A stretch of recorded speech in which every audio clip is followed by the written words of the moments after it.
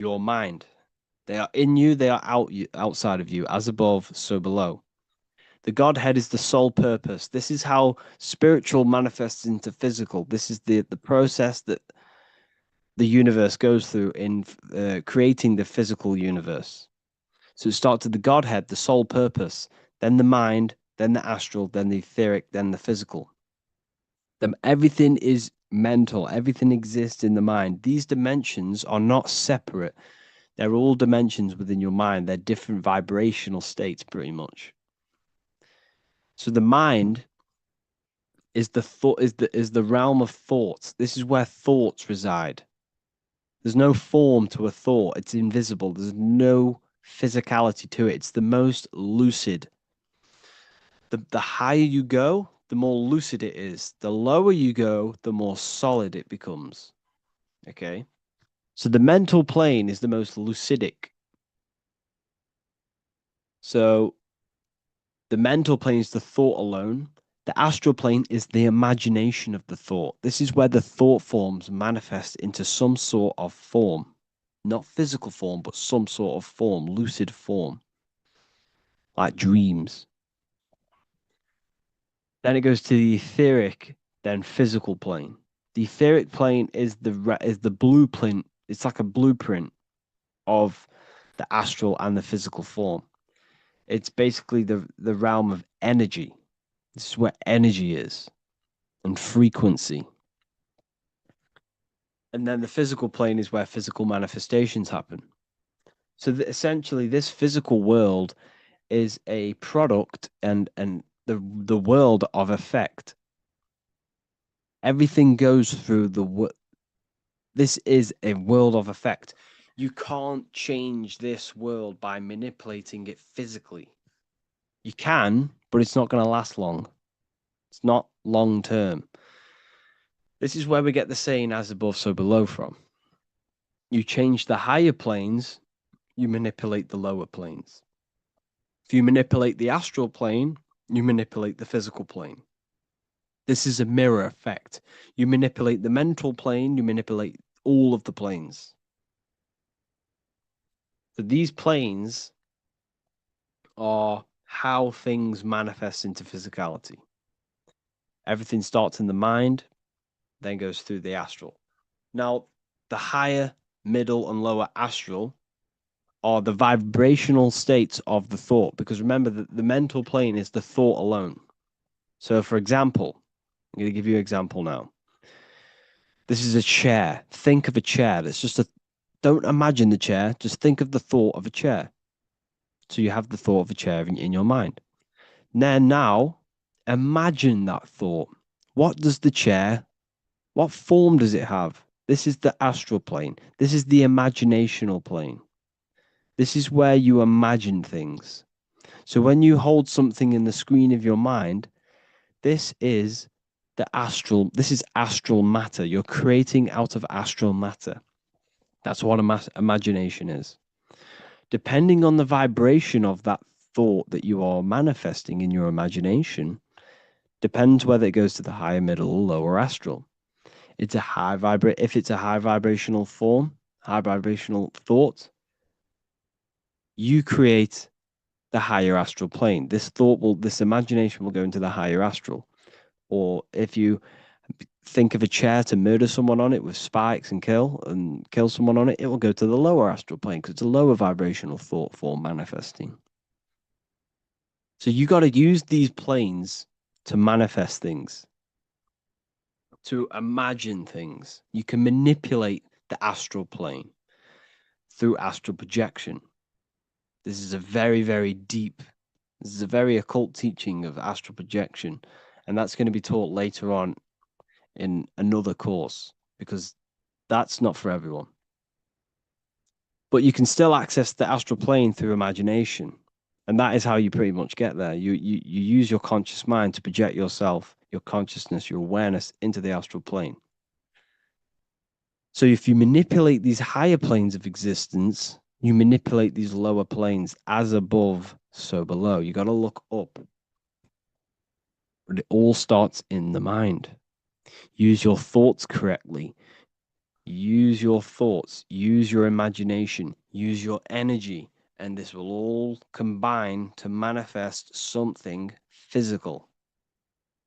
Okay? So use these planes to manipulate this physical world, because whatever you do in these planes, you manipulate the lower planes. It's like a mirror. So that is the planes of existence. They all exist inside of you. They're outside of you. They're as above, so below, as within, so without. They are everywhere. They are inside of you. They're not separate. They're all aspects of your mind.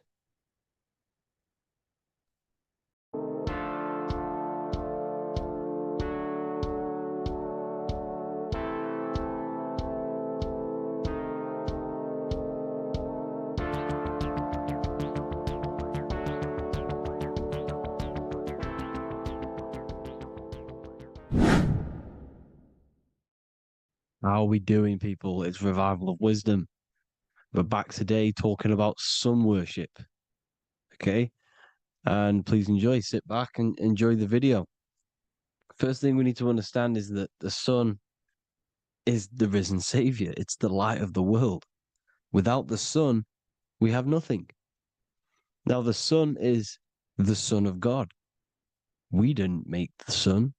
No one owns the sun. But who created the sun? Obviously, the Creator created the sun. Therefore, it is the Son of God. And that is what Jesus is symbolizing in the Bible. The Bible is a metaphorical story. That's why it's called the greatest story ever told, because it is a story about the sun, the Zodiac. It's about you, the systems in the body. It's about everything that is sacred in this creation. Now you can see the suns behind Jesus' head in all of the ancient portraits, even the ones that are more modern. You still see a sun on the back of his head because he is the sun. He's the light of the world, our risen savior. And this is what Christians are lost because they don't realize it's a symbolic story and they think Jesus was a historical person. He's not a historical person. Okay, this is what we need to get out of our mind. This wasn't a historical person. It's the Son, our risen Savior. The Son is the soul. It's the soul of this creation. Because what is a soul? A soul is pure life force, pure energy. Whatever a soul inhabits, it gives life to. Like our soul feeds our body. The sun feeds the earth because the sun is a soul, and that's why the ancients called it Sol. Because it's the soul and it's in you and it's the light of the world. It's the light of everything. It gives life to all things. Here's Jesus and his 12 disciples. The 12 disciples symbolize the 12 zodiac signs. Aries, it rules the head region because the 12 zodiac constellations rule specific regions of your body. Aries, the ram, you have a cerebram in your head. This is Aries on the head of the table. His Gemini rules the arms and the lungs. The two twins, Gemini. He's holding up two hands for the two hands and arms. The twins. Cancer has a knife in his hand. It's not so clear, but he has a knife in his hand. Cancer is the crab. Crabs have claws. And he's pointing at Virgo's Adam's apple, saying there's no Adam's apple there. It's a woman. Who's the sixth sign? The sixth sign is Virgo, the Virgin, the only woman in the painting. Now, notice how there are three people in four groups for the 4 seasons and for the 3 months and 3 zodiac signs in each season: spring, summer, fall, winter. Matthew, Mark, Luke, and John with the suns on the back of their heads because it's the 4 states of the sun. The 4 states of the sun. Now, sixth sign, Virgo, the Virgin, the only woman in the painting with no Adam's apple. Then we have the sun, Jesus, red and blue, red shift, blue shift, electromagnetism. The ancients knew this. He's got one hand open, one hand down, because the sun gives and retrieves. The sun rises and it falls. It gives, then pulls away. That's what the sun does, and that's what he's doing. His arms are out, symbolizing the rays of the sun, casting down onto the earth, giving and then receiving. Libra, his two hands are equal, holding his arms out equally, because Libra is the two balanced scales. Libra is when the sun is balanced between the summer and the winter. It's being judged. The sun isn't balanced. That's what Libra is, the two scales. Capricorn is the goat. Goats have two horns, and you can see the two horns on his head here. See? So this is astrology. This is what Leonardo da Vinci is depicting here. It's astrology. And he knew the story of the Bible is all astrology. It's all based on astrology. The Son of God, the real sun. Now here are some Bible verses. I am the light of the world. Obviously, that's the sun.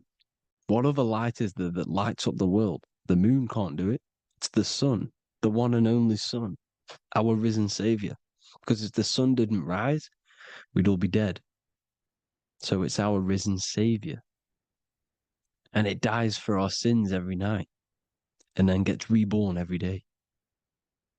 Now, Jesus calms the storm. Mark 4:35-41. The disciples are all on a boat and there's a heavy storm. But Jesus is asleep. The disciple says, Jesus is asleep. We need to awake him. They wake up Jesus, and Jesus got up and rebuked the wind and said to the waves, quiet, be still. Then the wind died down and it was completely calm. Well, when Jesus was asleep, this is the sun not being risen. It's not risen yet. Because in the night times, that's when the storms happen on the sea and the ocean. And when they awake Jesus, Jesus rises because he's the sun. He rises and everything calms. Because when the sun comes, the storms go. You see? So it's the sun. It's all about the sun. Here's another, Luke 22:10. A disciple asked Jesus, when will we know it's the end times? And Jesus says, as you enter the city, a man carrying a jar of water will meet you. Follow him to the house that he enters. Well, this is clearly talking about astrology, the topic that Christians think is satanic, when they don't realize the whole thing's based on astrology. Because the end times is the end of Pisces, which is the two fish, which is the age we've just gone out of. And you can see all these ancient churches here with two fishes, because they knew it was the age of Pisces. There's an ancient photo, ancient artwork with the two fish, Pisces. And the end times, as it talks about in the Bible, when Christians think the world's going to end or something. But no, it's just the end of Pisces. As you enter the city, a man carrying a jar will meet you. Follow him to the house. The house is the Zodiac sign that he enters. And the Zodiac sign is Aquarius, because that's what it is, a man carrying the water. We know this is astrology because a woman, that is a woman's job in the ancient times. In the ancient times, the woman used to get the water. You would never see a man collecting water back then. That was the woman's job, whilst the man builds the houses, for example. You see, so we know it's talking about astrology because astrology is the man holding the bucket of water. It's the end of Pisces. Now we are in Aquarius. And of course, Luke 24:36, the risen Savior, the sun. Now, the sun is also born on the 25th of December, a virgin, just like Horus, Mithra, Buddha, Krishna, Hermes, and thousands of other gods, all born on the 25th of December. Well, it's because the sun moves 1 degree northward on the 25th of December. And on the 22nd to the 24th, it stays in the same degree because it's moving south. But then on the 22nd, it stays in the same degree on the Southern Crux constellation. And the ancients called this the sun dies on a cross, because the cross is the Crux constellation, the Southern Cross. And it stays on that same degree for 3 days on the cross. The sun dies on a cross, and then on the 25th, moves 1 degree northward, bringing back the summer, the light, the warmth, the growth of crops. And this is the sun being reborn again, a virgin, because it's pure. And here's Mithra.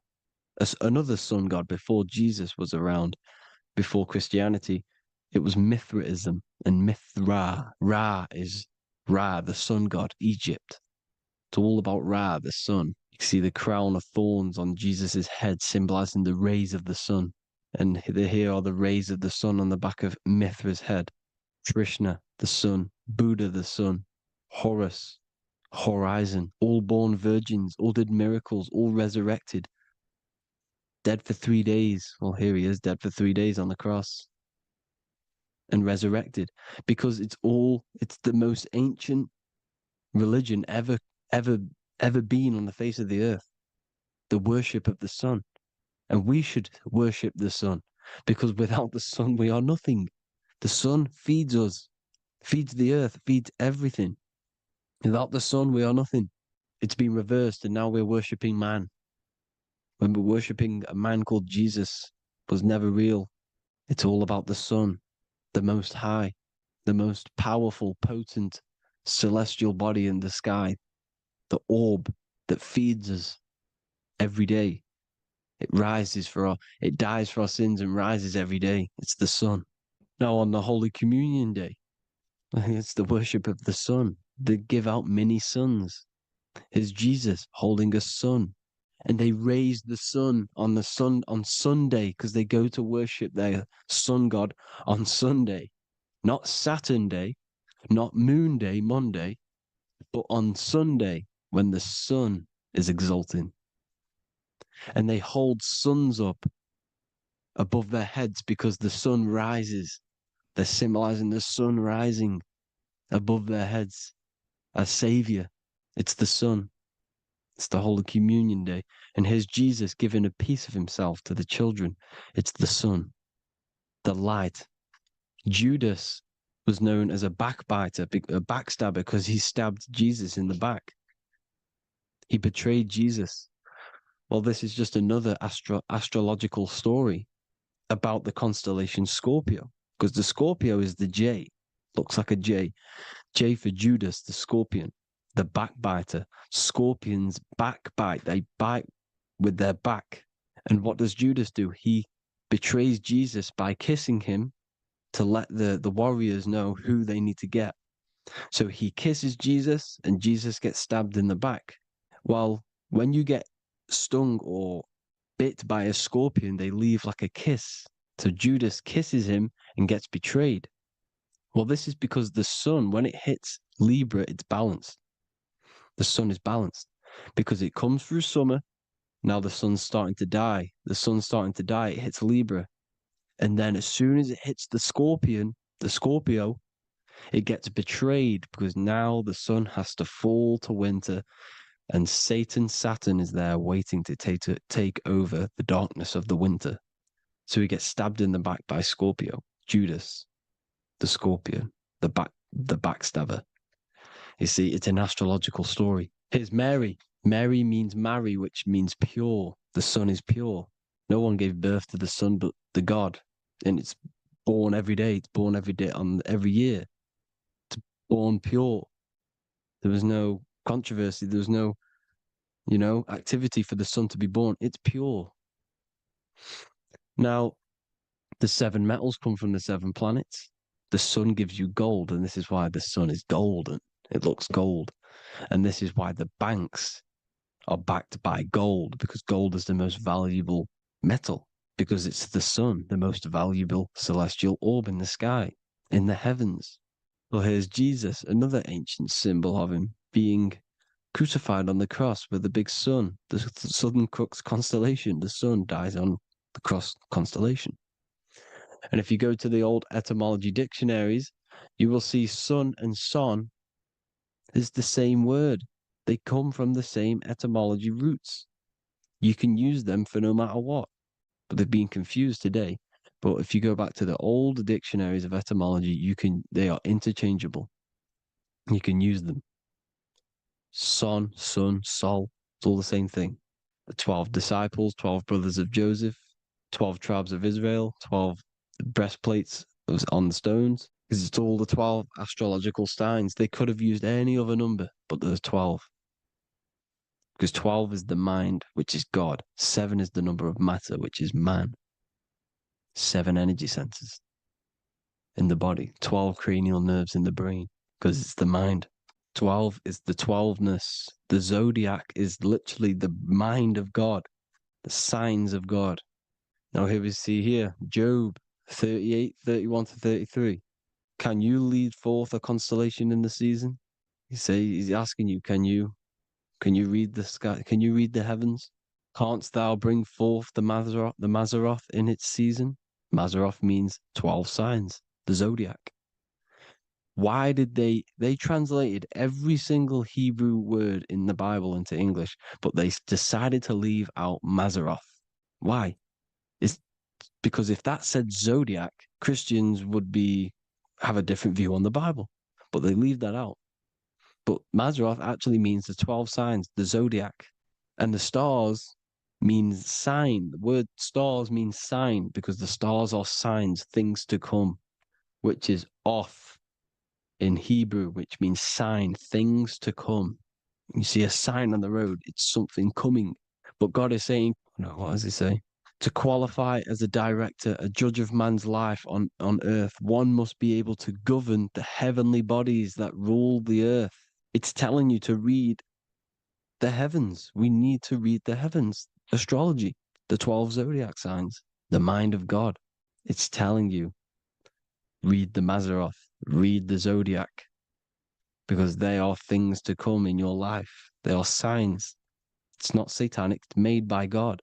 God said, let there be lights in the firmament of the heavens to divide the day from the night, and let them be for signs. Signs are things to come. The 12 zodiac signs. It's all about astrology. Here's Mary holding the sun. His son, her son. It's the sun in the sky. The one and only, the most high. The soul, the solo because it's on its own. The most powerful, Ra, radiance. Here's the Pope holding the sun. All 3 popes holding the sun because they're sun worshippers and they know the true meaning and origins behind Christianity. Sun worship. Is the Vatican is a sundial. Yes, this is literally a clock. Your watch is a sundial. It's got 12 sections on it for the 12 zodiac signs. 12 hours, 12 Horuses. Now here you see Jesus walking on water. Well, it's the sun, and here's the beard of the sun.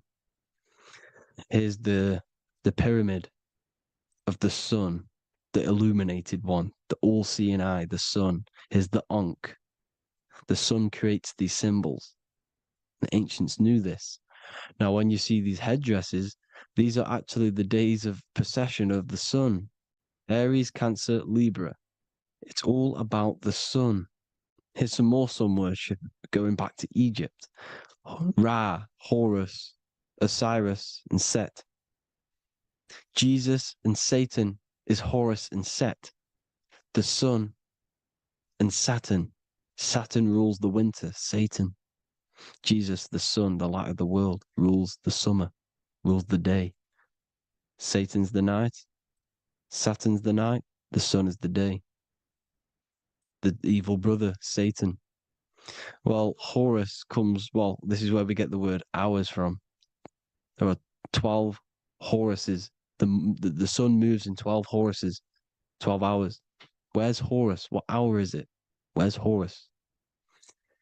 His Ra, 12 noon, Ra, radiates, powerful, the most high sun. That's why he has a sun on the top of his head. These are the 4 states of the sun. Set, sunset. This is why we say sunset, because the sun is setting. His sunset, his Horus, horizon, the Horus is rising, Ra radiating, and the sunset. Then midnight is Osiris. Here's another ancient symbol for the sun, the scarab. Ra, the sun, scarab. It's got the word Ra in it because it's the sun. And here's the sun on top of the scarab with the wings.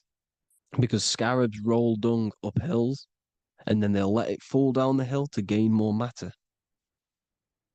To gain more bigger, like a snowball effect. And this is the ancients saw this as a process of the sun, because the sun climbs up the hill and then it falls. So they used the scarab to symbolize the process of the sun. The sun climbs and falls. Here's an ancient Egyptian cat cutting off the head of the serpent. Well, the cat is cutting off the head of the serpent, symbolizes the sun cutting off the nighttime. When the sun rises, it cuts off the nighttime. It cuts off the serpent. The serpents represent darkness or evil. Oh, there's some more symbology of the sun and the heavens, the arch, the royal arch, the firmament, the sun inside the firmament. These are all ancient churches, and they all depict the firmament with the sun inside. Is the ancient cosmology, you see, because it's all about the sun. Everything's about the sun, because the sun is our orb made for us to sustain life in this, inside of this creation, inside of this firmament, the royal arch of heaven. Here's the Freemasons depicting it. Here's the Masonic royal arch, but you can even see the Zodiac signs. Here's Cancer, the checkered board. It's the royal arch of the firmament. Obviously, they don't want to tell you that. You live in space, apparently. Some more sun worship. Here's the beard of the sun on the water. They all have this long beard. And why do they say amen? Amen at the end of every prayer. Amen is a sun god, a creator god. It's all about the sun. So thank you all, people. Hope you all enjoyed. Hope you all gained some knowledge and insight. Please give me a follow, drop a comment, drop a like. Have a good day. Love you all.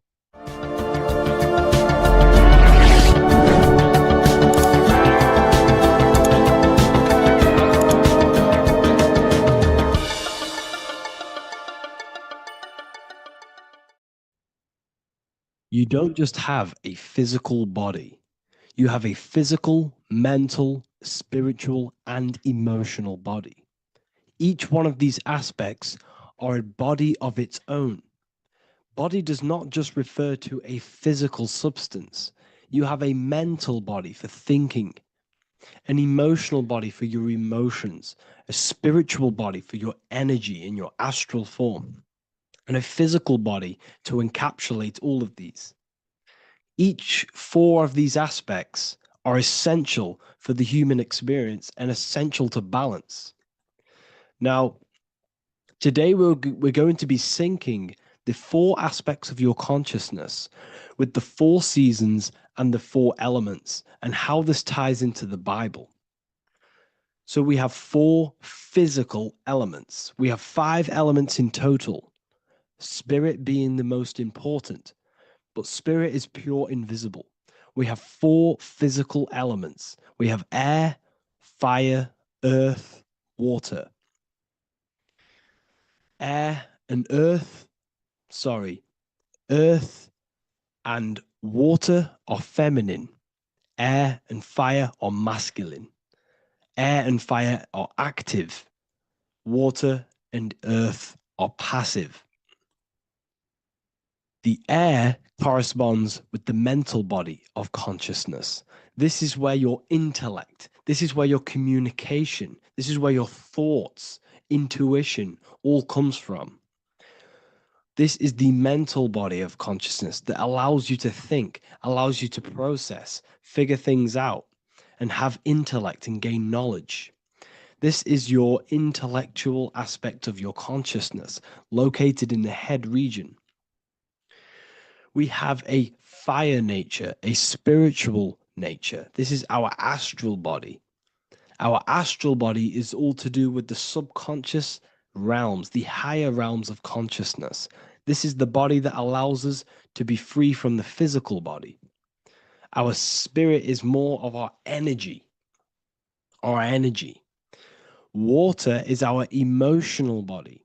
This is what allows us to feel things, that allows us to gain intuitive feelings of conscience.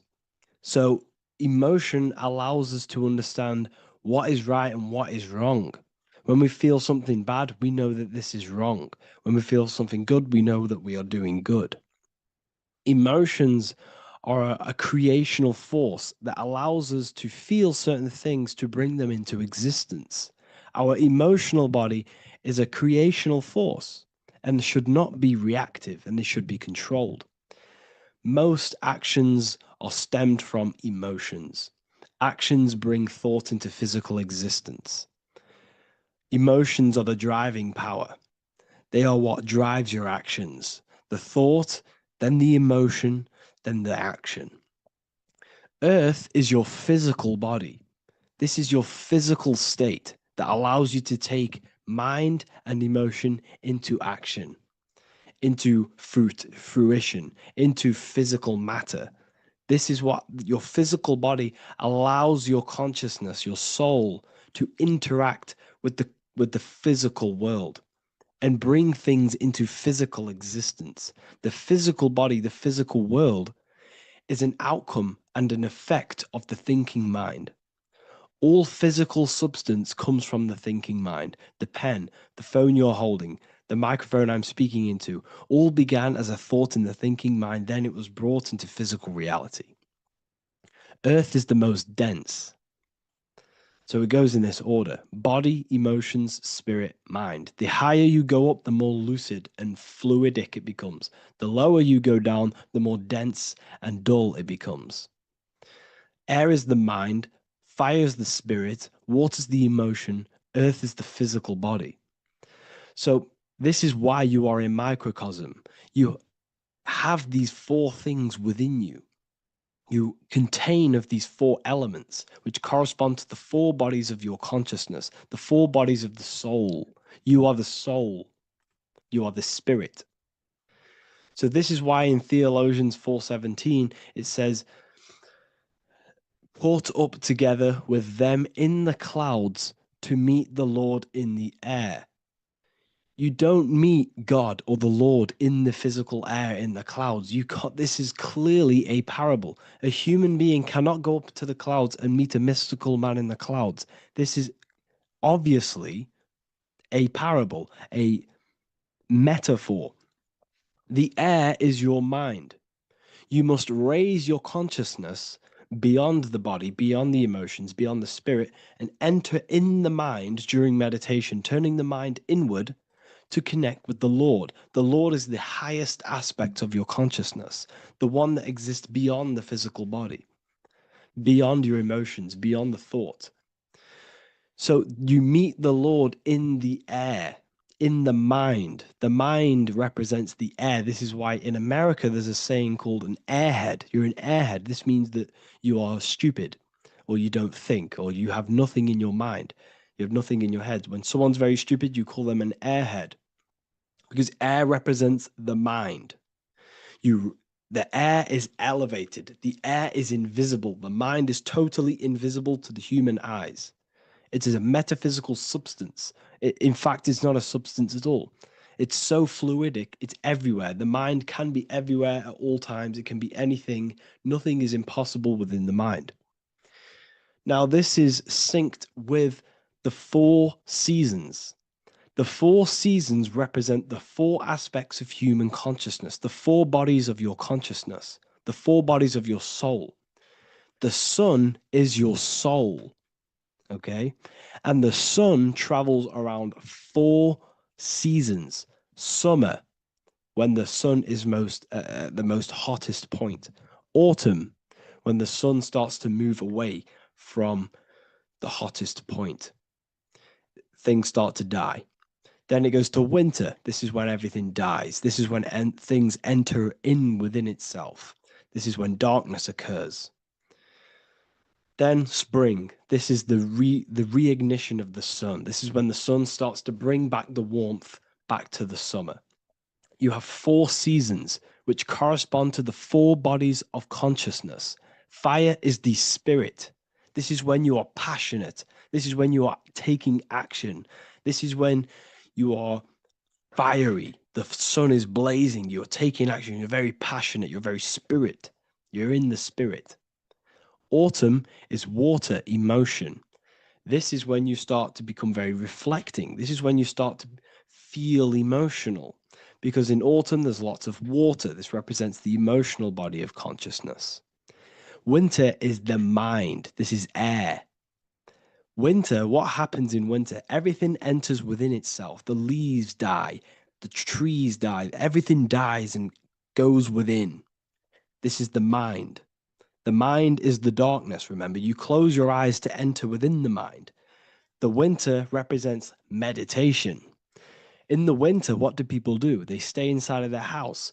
They research more. They read more books. They become more intellectual. They think more in the winter because we are so we're stuck inside. So we're more reflective. We're thinking more. We're more communicative. We're more intellectual. In the spring, this represents the earth, the body. This is when we start to come out of the mind and we awaken to the body, and things start to grow again. The plants start to grow. The earth is growing again and reborn again.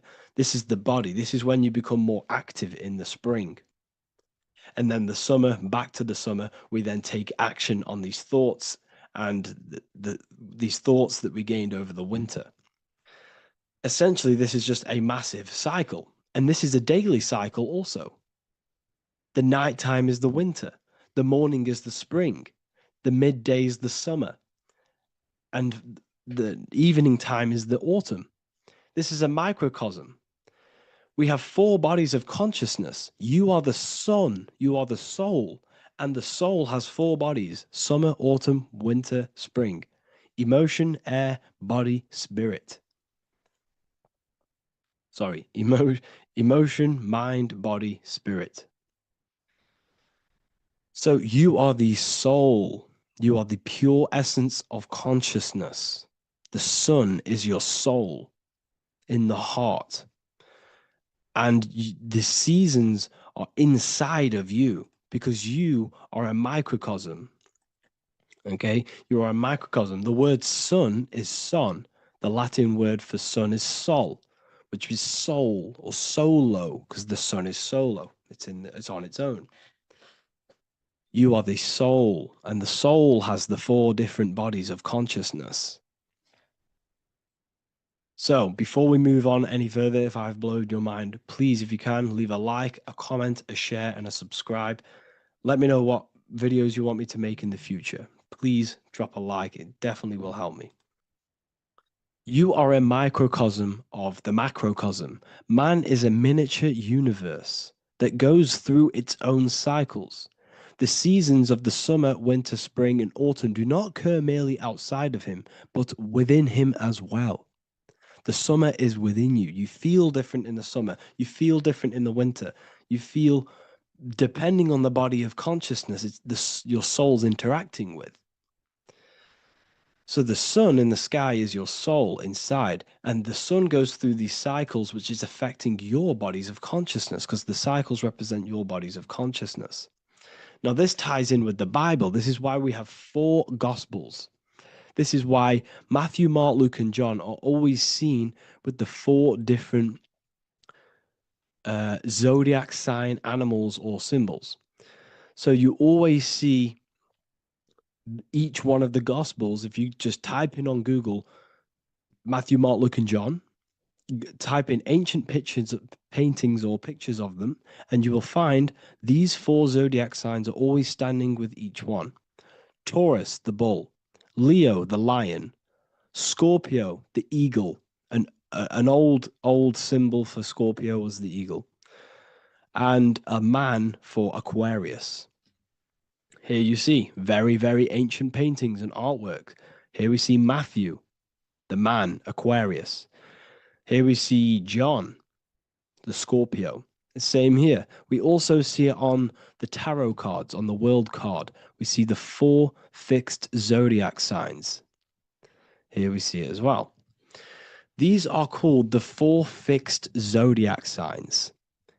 Now, when we look at the zodiac, we're no longer looking at the sky, because what you must understand is as above, so below. What is above you is inside of you. What is above is what is below. What is outside of you is within you. The zodiac is inside of you. The zodiac revolves around the sun. The sun is your soul. These are different energies of your soul.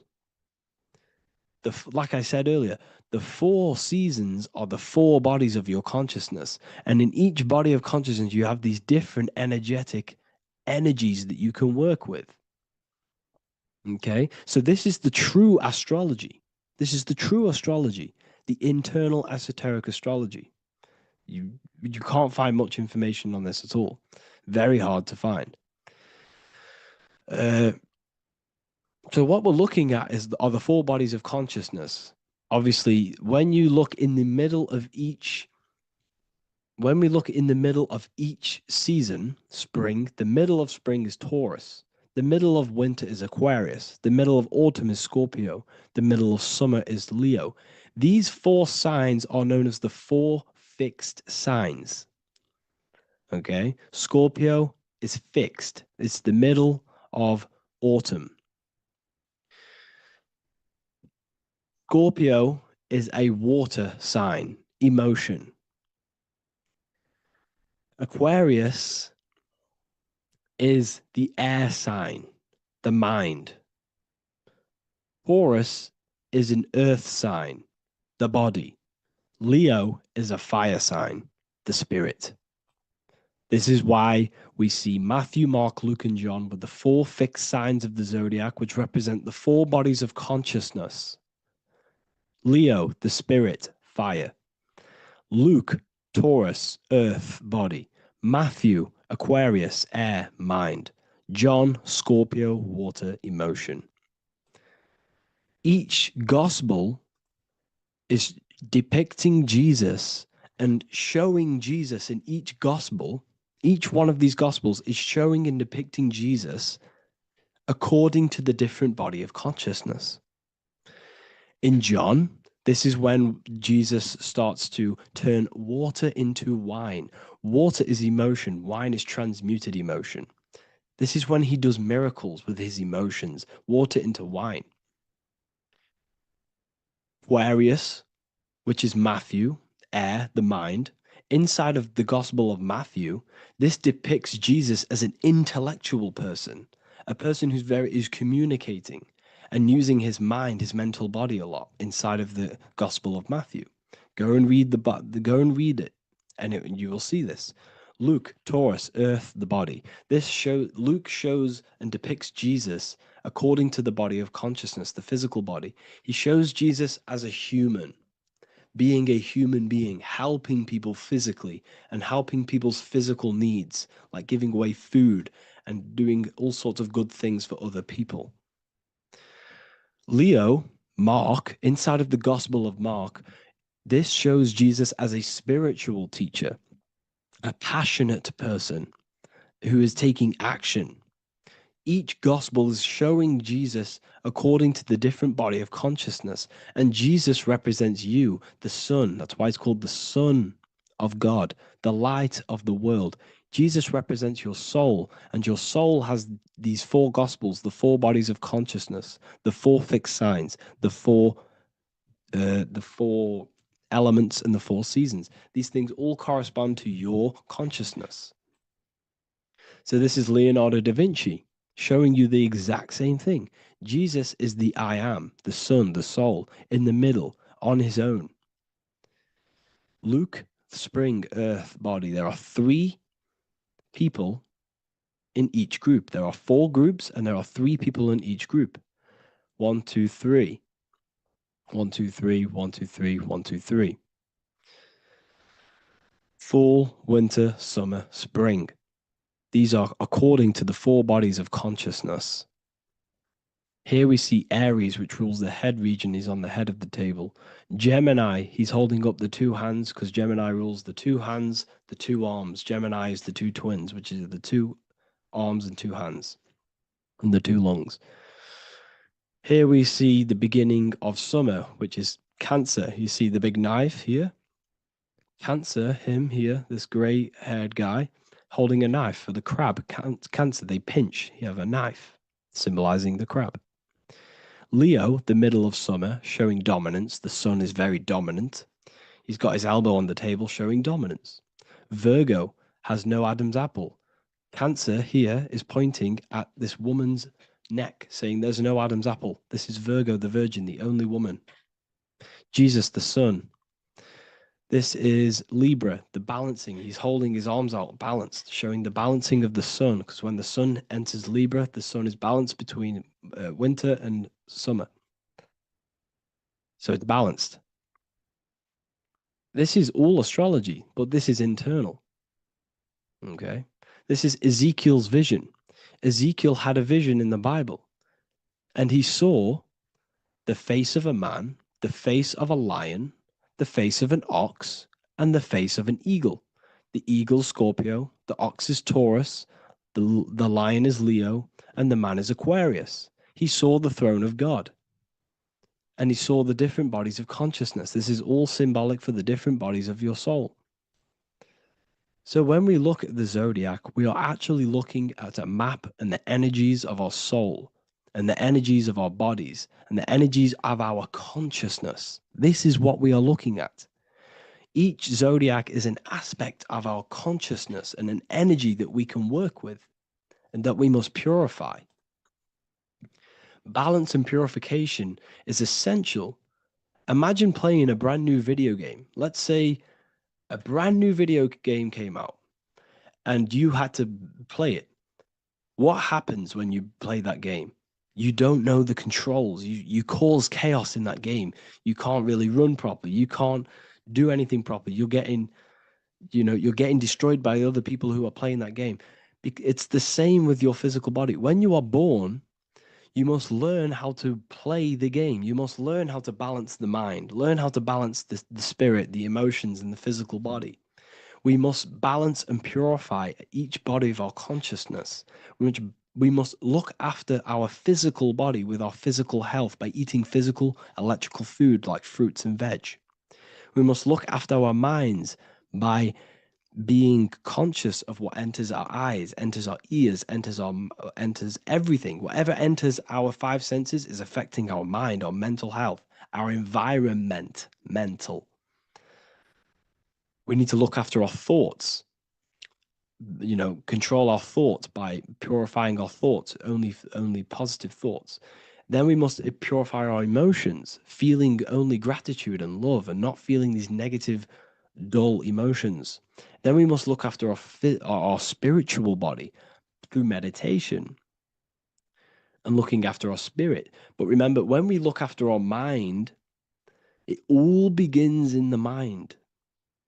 Each body of consciousness is interlocked with the other. If you have if you have an unhealthy body, you have an unhealthy mind, spirit, and emotions. If you have an unhealthy mind, you have an unhealthy body, spirit, and emotions. If you have an unhealthy emotions, you have an unhealthy spirit, mind, and physical body. They're all interlocked. You must balance each one of them. Look after your physical body, look after your thoughts, look after your emotions, look after your spirit. But remember, the mind is the most powerful one. It's mind over matter. Once we look after the mind, because once we start to control our minds and control every thought we think, this will then turn into discipline in our physical body. Because once we learn how to discipline the mind, we learn how to discipline what we eat, we learn how to discipline what we feel, we learn how to discipline our spirit. This is all interlocked, but work on the mind first. Work on the mind first. All of this knowledge is inside of the brand new Book of Wisdom, Volume 2. This is a revolution of human consciousness. If you've read it, please leave a review down below. If you've read Volume 1, leave a review down below. This is the next revolution. I don't see this information anywhere. This is the next revolution of human consciousness. And of course, if you are serious about this and you truly want to gain enlightenment and join an amazing community where you can connect with me on live calls, lectures, the Manifestation Mastery course, you can gain access to my library with over 45 PDFs plus my books. And if you do join the university, you can order a Volume 2 free of charge. All you have to do is to pay for shipping. If you truly take your knowledge serious and you want to take advantage of life, join the university. This is where truth seekers belong. Just want to say thank you all. Please leave a comment. Please leave a like. It's going to help me a lot spread this knowledge to the world. And yeah, share this with a friend and subscribe. Thank you all. In this video today, we're going to be breaking down some Freemasonic artwork, what we have here on the screen. And particularly, this is called the Freemasonic Royal Arch. Now, this is the archway that we're going to be breaking down. Now, this is what we call complex symbolism. Now, what do I mean by complex symbolism? This consists of many different symbols all together producing one piece of artwork. It's many symbols used together to portray one meaning. Now we have checkered floor, we have pillars, we have an eye, we have an archway. This is all complex symbolism. It's painting a picture, an overall symbol. Now, when we're talking about Freemasonic symbolism, it's all about how to gain enlightenment and more self-awareness. Now, that is the aim of Freemasonry, of the spiritual path that you are walking, consciousness and gaining higher awareness. Because this is the eye. The eye is conscious. The eye sees, it perceives. It's about gaining more consciousness, more light, more awareness of yourself, understanding of your power, the power of the mind, the power of yourself, the power of the body. Okay, so this is symbolism and instructions. These symbols are hiding instructions on how to gain higher awareness, which is symbolized as light. Okay, so when we look at this image, the thing that stands out the most is that we have these two pillars. We have a left and right pillar. The left pillar represents masculine forces, because normally we have like a sun here and a moon here in their different artwork. But in this one, we don't have a sun and moon. Okay. So everything in the universe has masculine qualities and feminine qualities, including consciousness. Okay, so remember, this is all about gaining more consciousness, gaining more understanding. We have masculine traits of consciousness and feminine forces of consciousness. Okay, so the left masculine force of consciousness would be direct action, the physical world, the physical body moving. That's a masculine force. Okay, and what else? We have action. We have the material world, the material body. This is what we can see with our two eyes, the material world. We can see our action. We can see physical reality. However, we have a right pillar, a feminine pillar, which represents what we cannot see. This is the feminine pillar. This is more of things that we can't see, the forces of consciousness that we can't see, such as thoughts, emotions, visualizations. These are internal qualities. Because remember, we don't have one world.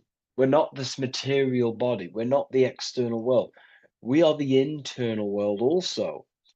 The internal world is a mirror of the external. The external mirrors the internal. So this is why these two pillars stand the same. However, they're different. They are mirrors of each other. Your internal world of consciousness produces the external world of material reality. It is the inner forces of thoughts, emotions that shape our external experience and our external actions.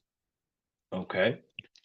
So essentially, what this is showing you here is these two masculine and feminine forces within us. The inner world, the feminine pillar, more emotional, intuitive, and the external world, the action, physical action, what we can see. Okay. And they're mirrors of each other. However, most people on surface level base consciousness is what the occult and esoteric call it.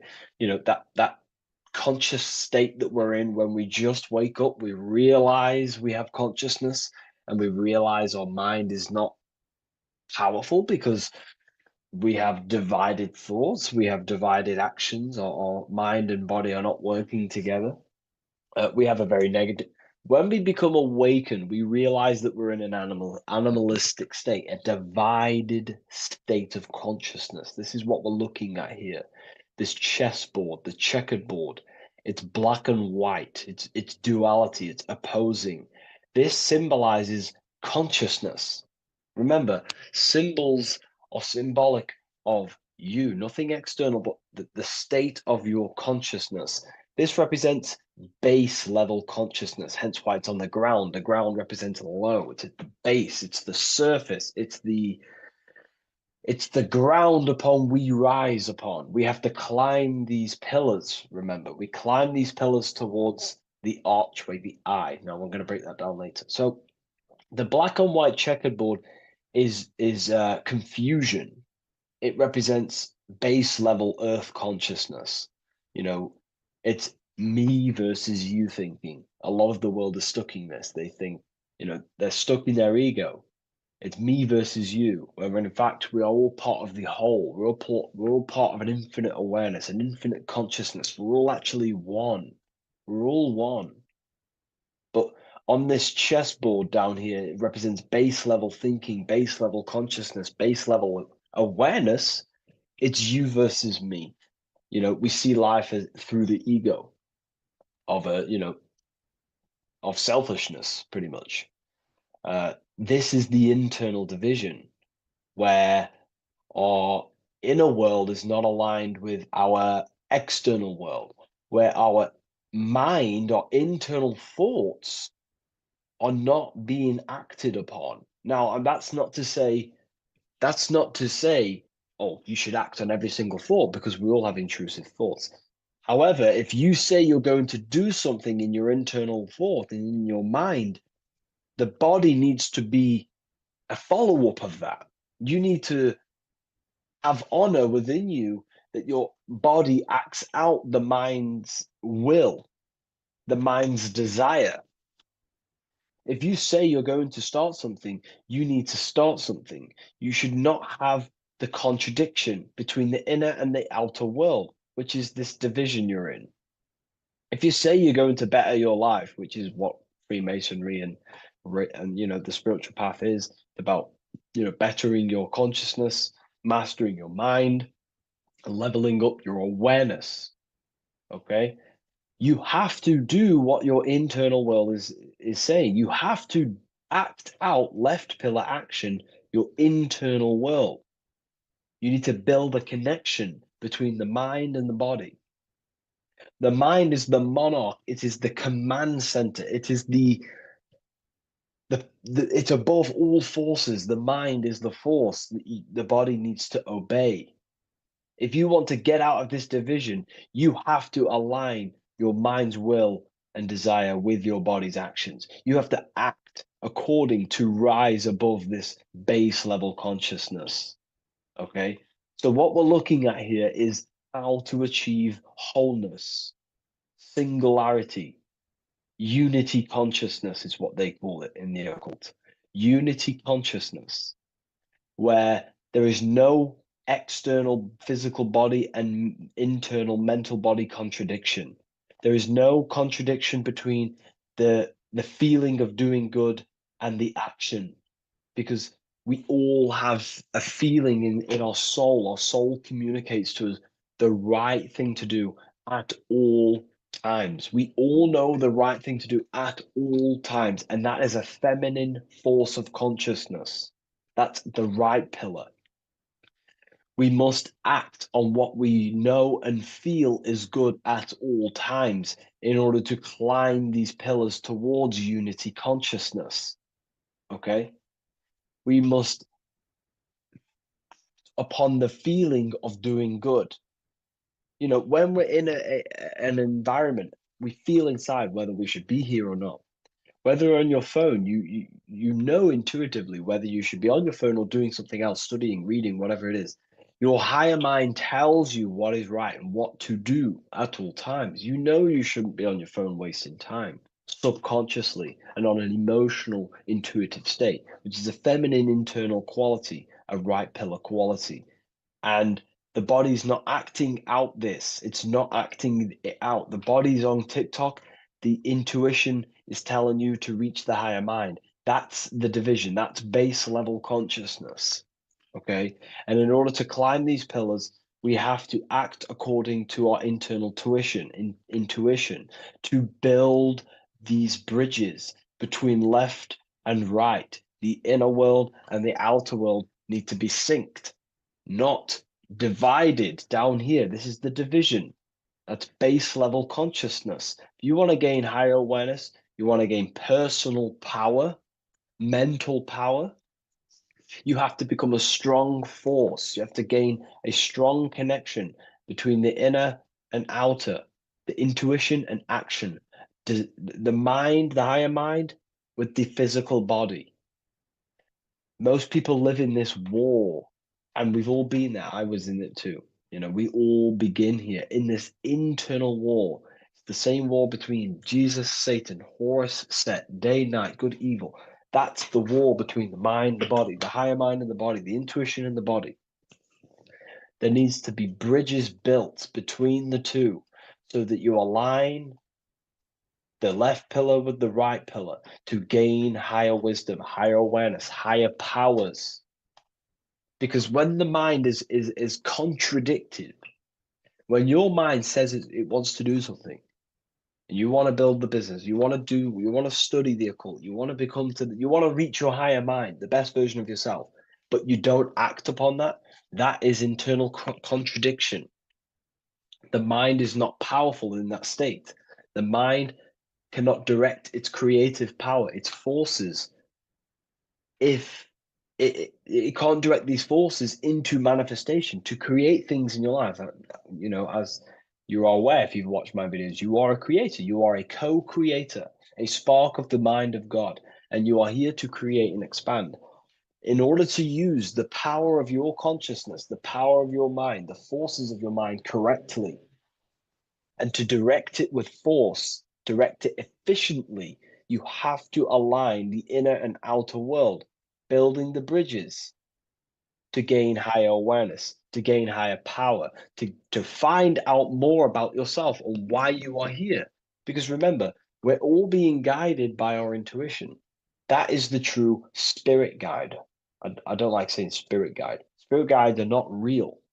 There's no force outside of you guiding you. It's your own soul guiding you through intuition, through emotional communication, the feeling of goodness, the feeling of what is right. Down here in division, you don't understand right from wrong, light or dark. But when you awaken, you start to understand right from wrong. You gain higher awareness. And this is what you need to act upon to climb these pillars, to align the left with the right, the inner and the outer, the masculine with the feminine, the action with the emotion. Okay? And this is why we have this symbol here. Because remember, let me draw this for you. Upward triangle represents fire, which is masculine, left pillar. The downward triangle is water, which is feminine. And together they combine to create this symbol, which is, again, symbol of unity consciousness. And when you gain unity of the inner and outer world, and you climb the pillar, which takes time, you don't just take one action and you end up all the way here. It takes time. You have to go up and up and up. Then you build the bridge between the left and the right, the inner and the outer, and you gain power. This is the unification. This is why these two angels are holding hands here. They're unifying, they're holding hands, they're working together. This is symbolic of the collective consciousness also. Our life is shaped by the collective consciousness. We need to work together. The elites are using this symbol as chaos. It's a symbol of chaos, internal division, chaos. And they keep us divided. They keep us on the chessboard. Why? Because we're weak on the chessboard. When you have chessboard-based consciousness, you're manipulated by the people who have higher awareness of the mind. You see, life is a mental game. Life's a mental game. We live in a mental universe. Life is mental. Okay? And the ones who use the mind more, the ones who know about the mind more, win the game. It's throughout history. You can moan about this, you can whine about this, and it's okay. But this is life at the end of the day. The ones who know the forces of consciousness, the ones who know the mind, always rule over the ones who do not. We can moan about it. I used to moan about it. However, it gets you nowhere. This is the game we're in. This is the situation we are in. We have to learn how the mind functions. And if we do not, you will be moved by the chess master, by the people with higher awareness, and you will be stuck in division, you versus me, light versus dark, racism, division, all just division tactics for us to be manipulated. Because we're not working together, that's when we're easy to be manipulated. So in this state down here, you're easily manipulated because you don't know how your mind functions. You have a base level awareness. You live to survive. In fact, you're not living. You're just experiencing. Okay. You don't question whether you have consciousness or not. You take consciousness and life for granted. Okay. And you don't realize the power of consciousness and the forces of consciousness and the forces that are shaping your life, such as thoughts and emotions and visualizations. Okay. So I was there too. Everyone begins at this point. It's okay. If you're at this point, that is completely fine. I'm not, saying anything bad. We all start at this base level and we rise up. Okay. And we have to take action. So this is a massive misunderstanding in the spiritual community today is that, most people just focus on the left pillar, meditating, visualizing, trying to manifest things, or they sit around visualizing all day, hoping something's going to change. Action is just as important as visualizing and meditation. It's just as important. They come hand in hand. Masculine, feminine need to be unified. Okay. This is why we have these tools up here, right? We have the spade and a pickaxe. These are Masonic tools. The spade does what? It digs. It digs down.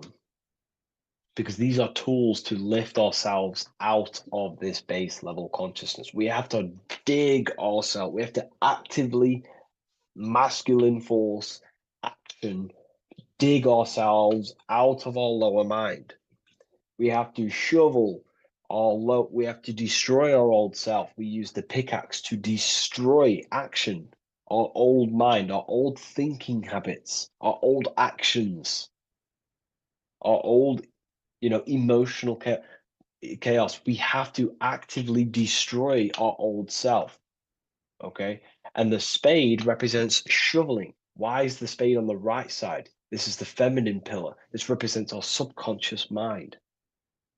We have to actively seek into our subconscious mind, dig deep into ourselves, and question, why am I taking certain actions? Why am I posting on social media? Am I seeking validation? Where are these actions coming from? Am I actively seeking a relationship with someone to actually love them? Or am I actually secretly, subconsciously fulfilling a childhood trauma of being alone? We have to actively seek within our subconscious and question and go deep within ourselves with the spade to question, where are these lower actions, these low level actions coming from? What forces are driving our actions that are keeping us stuck in the lower mind, in the division? You have to question our subconscious.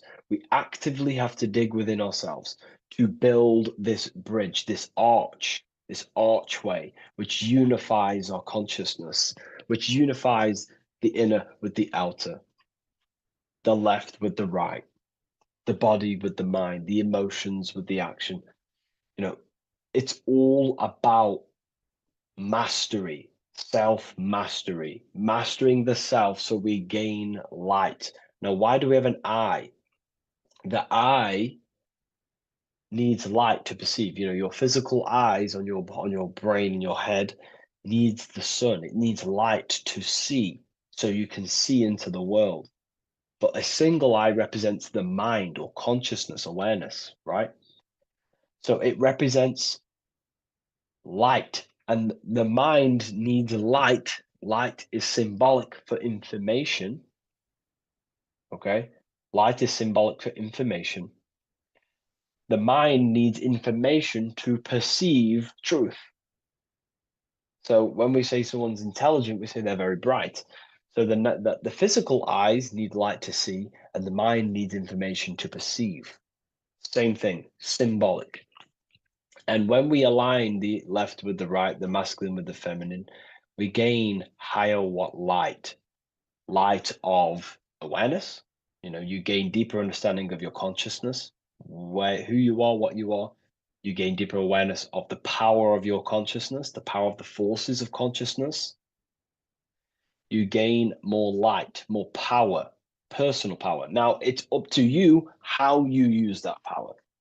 Do you use that power to manipulate others because of the others that are not aware of your, forces of consciousness? Or do you use that power to create goodness in life? That's completely up to you. Okay? And how you use that power. This is why secret knowledge is hidden, because you gain a lot of power, personal power, when you can direct the forces of consciousness properly. They're very powerful. In fact, it's the most powerful force in the universe, consciousness. It is. It shapes all things. It's created all buildings, all creations. Okay, so I hope this has gained you a better understanding. Please leave a like, comment, and a subscribe to the channel, and I'll see you all in the next one.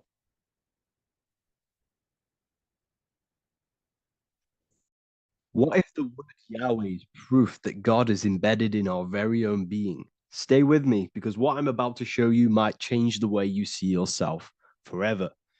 Today's topic is decoding the mystery name of Yahweh, the sacred name of God from the Hebrews. By the end of this video, you'll uncover the true meaning of the word Yahweh and how your connection to it unlocks your own personal power. When we look at the word Yahweh in Hebrew, we flip it on its side.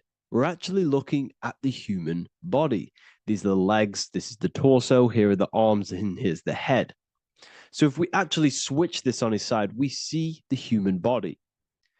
The Hebrew name Yahweh often translates to I am.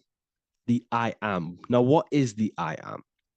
The I am, when you say I, you're referring to your highest self. Everything with the letter I in the beginning, most of them words are referring to our inner self, inside, intelligence, internal, in. The I represents the inside self, the invisible self. You cannot see the I am because this is the spirit, this is our consciousness. It's the intelligence controlling the human body. When you say I, you're not referring to your name, your job, your reputation, your ego, or your thoughts. You're referring to the observer who is beyond the thoughts, the one who's observing the thoughts. That's the soul. Look at the word Yahweh, Yahweh, the sacred name of God. Yahweh can be observed in the natural rhythm of the human breath. When inhaling, we subtly hear Yah. When exhaling, we hear Way. Do this yourself. Breathe in through your nose, you'll hear Yah. Breathe out, you'll hear Way. And in fact, the letter H, H, when it's pronounced, it carries the soft sound of wind or breath, a gentle exhale that mirrors the very essence of life, giving air. Breath is the spirit of life. It's what connects us with consciousness. If we stop breathing, we lose consciousness. The body shuts down. We're breathing the spirit of breath. We're breathing in the spirit of life. It's the very essence that gives us physical existence, and we're constantly staying connected to this breath at all times. Now let's look at Yahweh. 1, 2, 3, 4. There are 4 letters.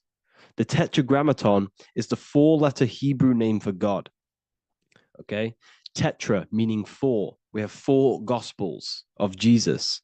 Jesus is depicted with a cross with 4 sections. Jesus has the 4 sacred animals around the side of him, always depicted with these 4. A bull or an ox, an eagle, a man, and a lion. These are the 4 fixed signs of the zodiac. Aquarius, the man; Scorpio, the eagle; Leo, the lion; Taurus, the bull or the ox, which are related to the elements. Leo is a fire sign. Aquarius is an air sign. Taurus is an earth sign. Scorpio is a water sign. These are the 4 elements. And the 4 elements correspond to the 4 bodies of consciousness, as we see here. This is fire. This is air. This is water. This is earth. So we are made out of the 4 elements, which represent the 4 bodies of consciousness: mind, emotion, spirit, and body. The soul is incarnated into 4 sections. Hence why Jesus has 4 gospels. Hence why Yahweh is a four-named word, because we are tetraform. We have 4 bodies of consciousness. There are 4 pillars to reality: the mind, emotion, spirit, and the body. So what we're actually looking at here is the name of the very essence of the self. Yahweh represents the universal consciousness that we're all tapped into, because the body is like a radio. The body is basically a radio antenna, which is picking up the stream of consciousness, and we're all the same consciousness, just experiencing it in a different body.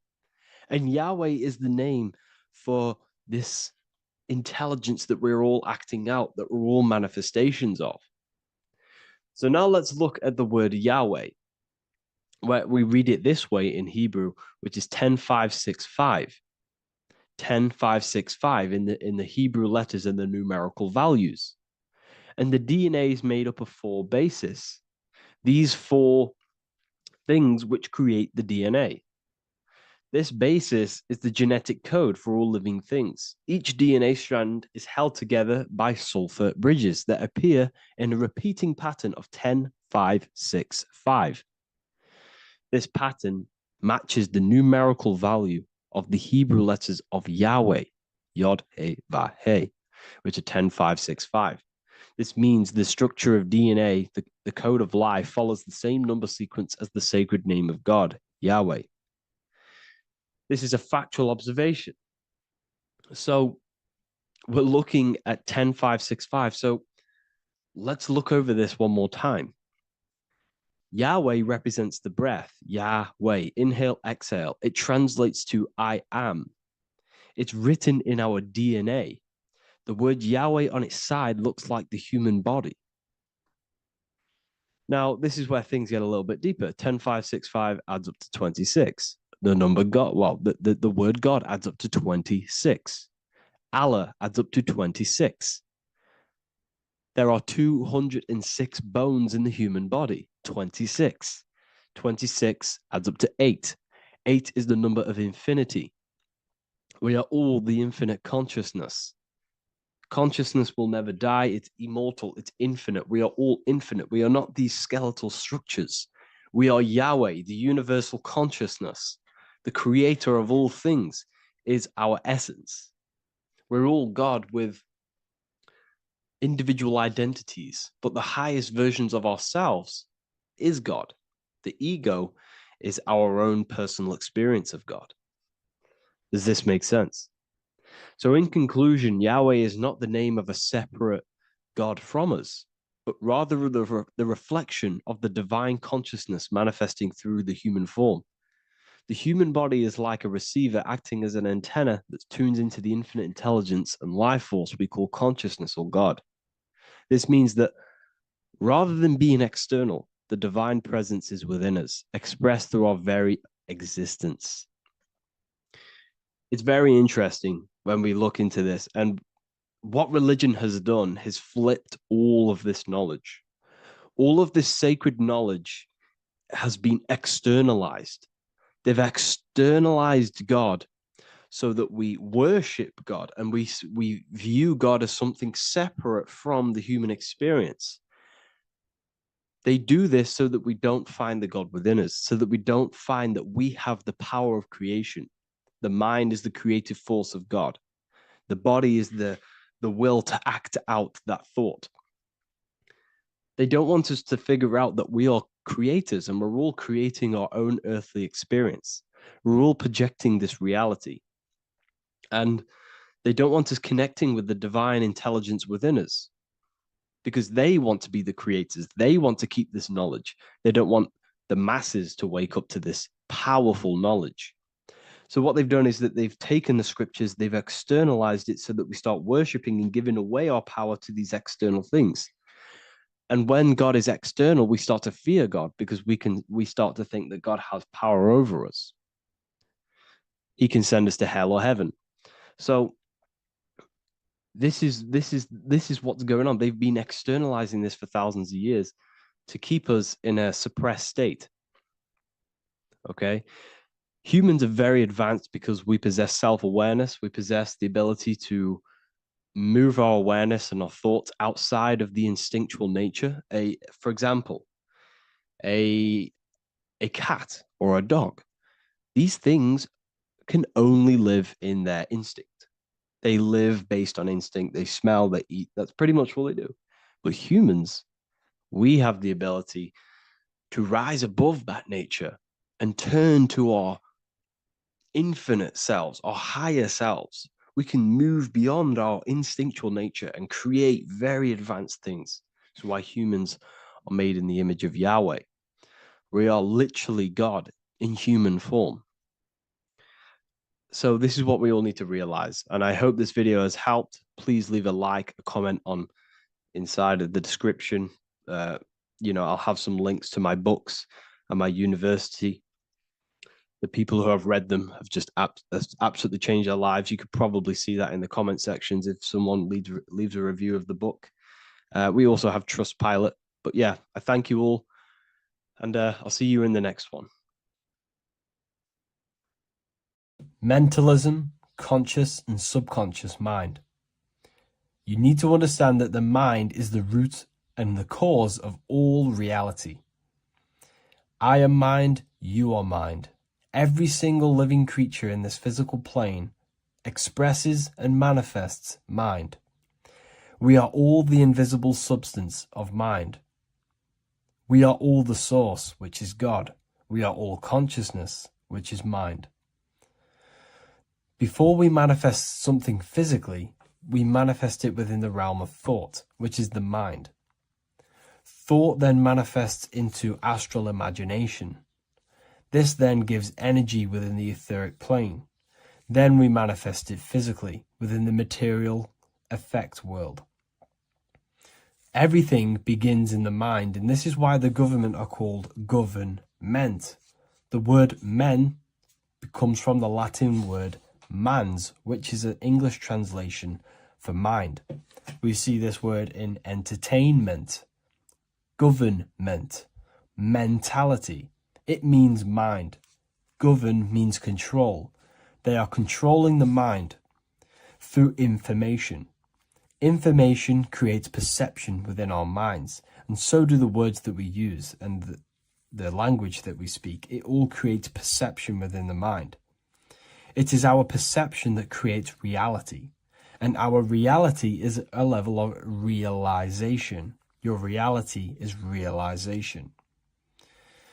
Everything begins in the mind. This is why they are controlling your mind through many different things. Okay? So essentially, they understand how the mind works. So this is why they manifest all things through mentally and not physically. Okay? You have a conscious and a subconscious mind. The conscious mind is what you are consciously aware of. It is the 10% of your mind. It is the mind that keeps you alert. A part of your conscious mind is for survival. A part of it is your visual field. A part of it is your just five senses.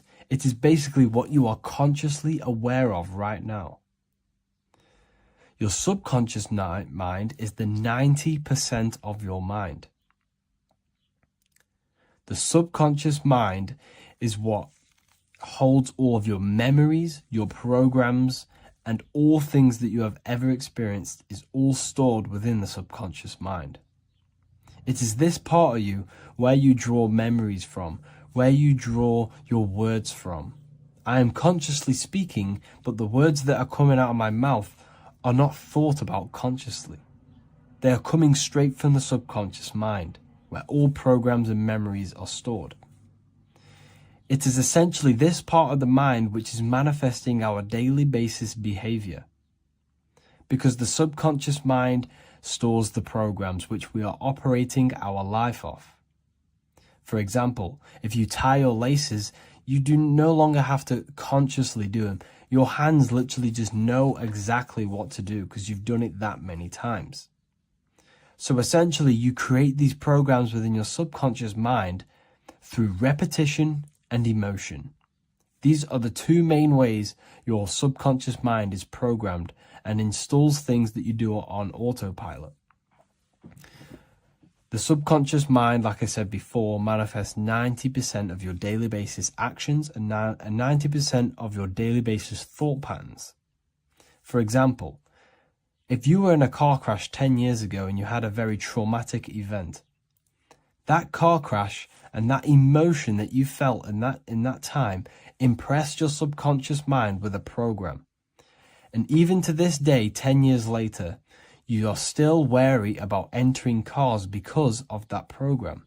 Even though you may be not thinking about the car crash, you are still wary about entering cars because of that program, because of that emotion impressed upon the subconscious mind.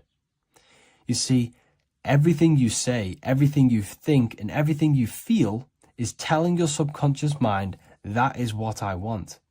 The subconscious mind takes everything literally. Even if you are talking about someone else, your subconscious mind only knows you, and it only knows yes, and it only knows the now, the present moment. So this is why the golden rule back in the ancient days was treat others like you want to be treated. Because the way you treat others is telling your subconscious mind that is how you want to be treated. And this will create subconscious programs within you, affecting you. So, before you go to sleep every single night, what you want to do is to impress your subconscious mind with thinking and feeling of something that you want to become.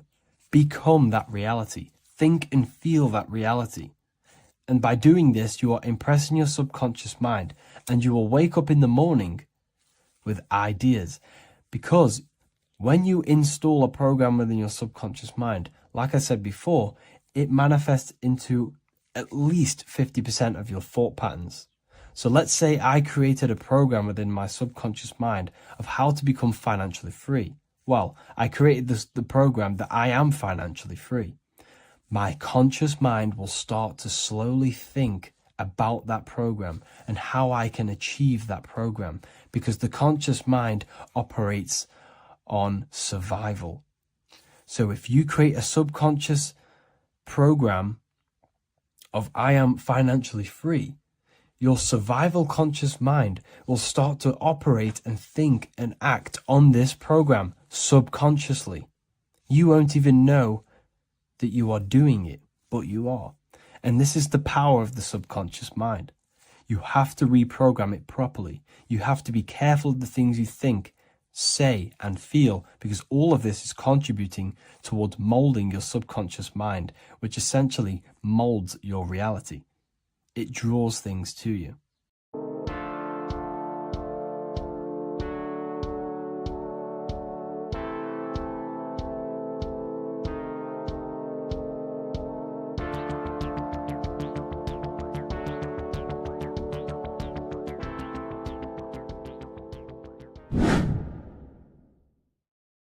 What are we all doing, people?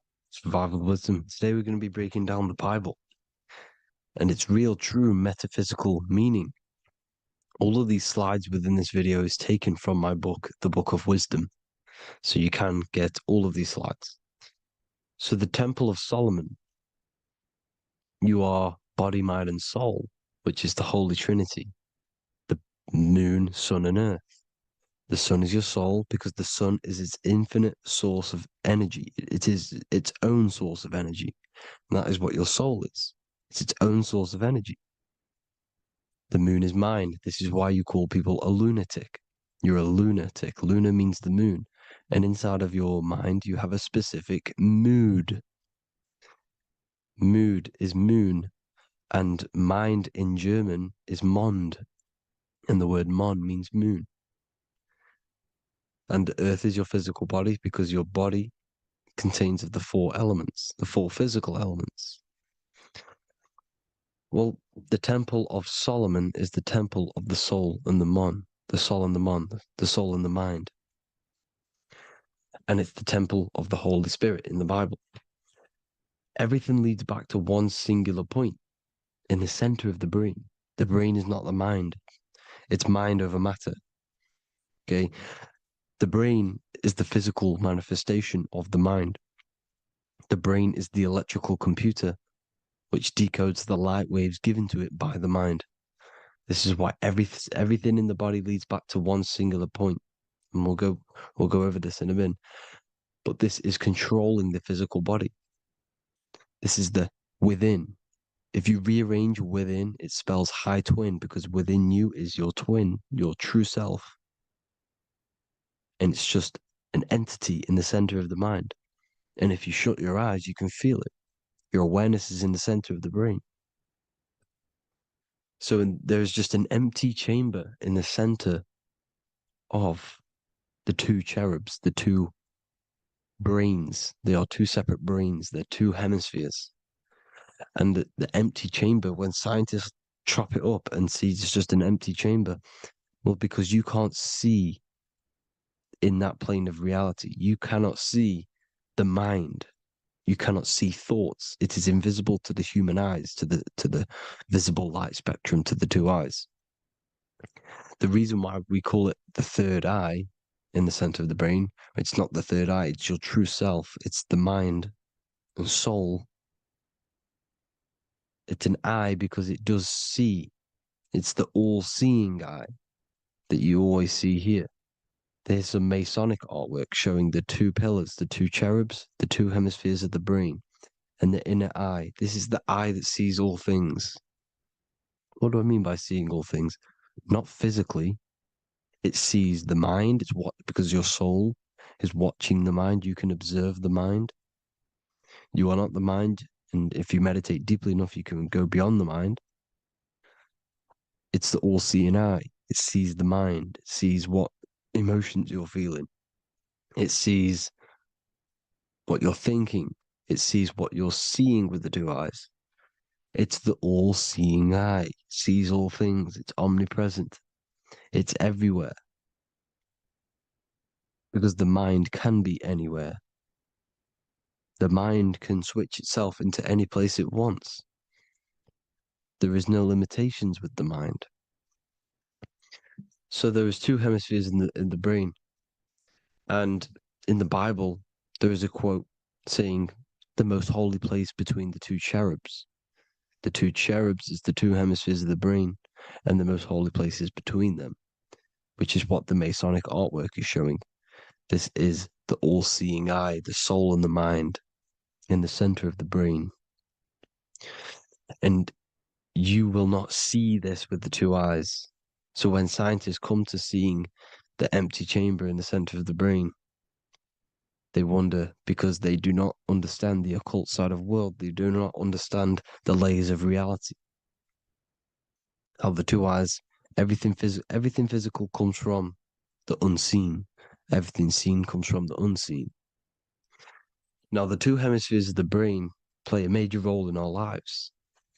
The right hemisphere is the artist. The left hemisphere is the scientist. The right hemisphere controls the left side of the body.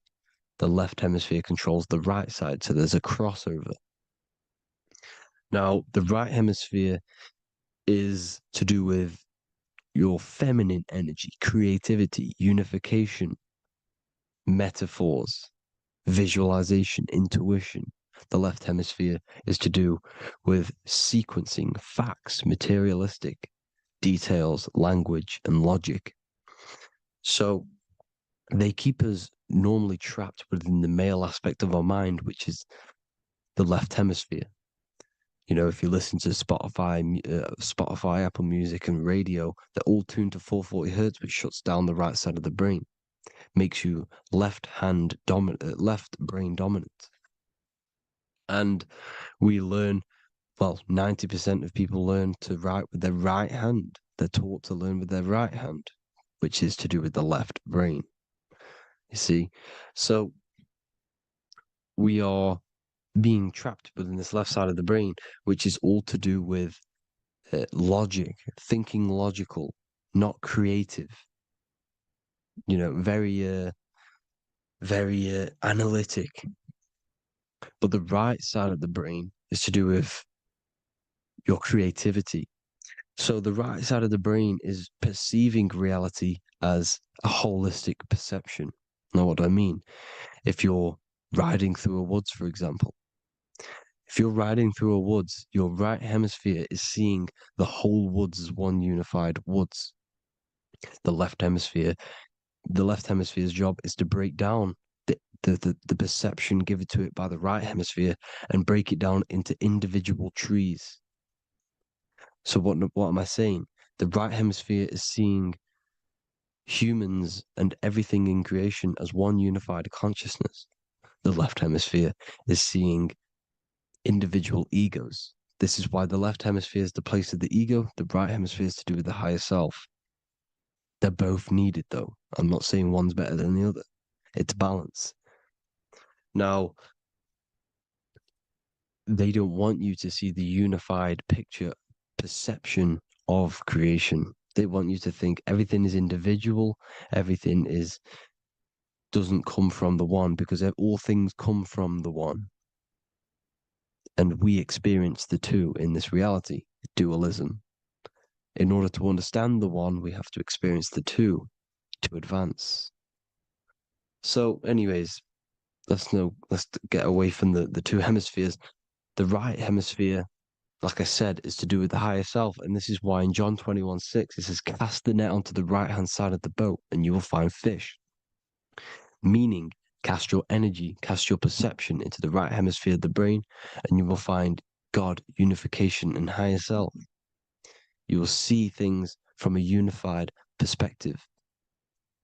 How we are all one, because we are all the same consciousness. The same spark that is in me is in you. This is why I am you and you are me. We are all the all-seeing eyes of God, just split up into individual bodies. We are all made up of the same essence, consciousness. And that consciousness, that mind and soul, is in the center of the brain. You are just in different avatars. And until we see this, we'll forever be divided and conquered. Until we figure this out as a collective consciousness, we will forever be divided and conquered and ruled over. This is why the Bible says, ye are gods. You are the sons of the Most High, because we are. We are the Word made flesh. We are God made flesh. Mark 16:19. So then after the Lord had spoken unto them, he was received up into heaven. Head is heaven, H-E-A, and sat on the right hand of God. God is the consciousness in the center of the brain. Heaven is the head, and the right hand of God is the right hemisphere of the brain, meaning he sees things in unification, creativity, intuition, the higher mind, the higher brain. When Moses crosses the Red Sea is the corpus callosum, moving from the left to the right hemisphere of the brain to see unified perception of reality. Head, H-E-A, heaven, same root word. This is why the ancients always depict God in the center of the brain. Here you see ancient Christian artwork showing God in the center of the brain, the light.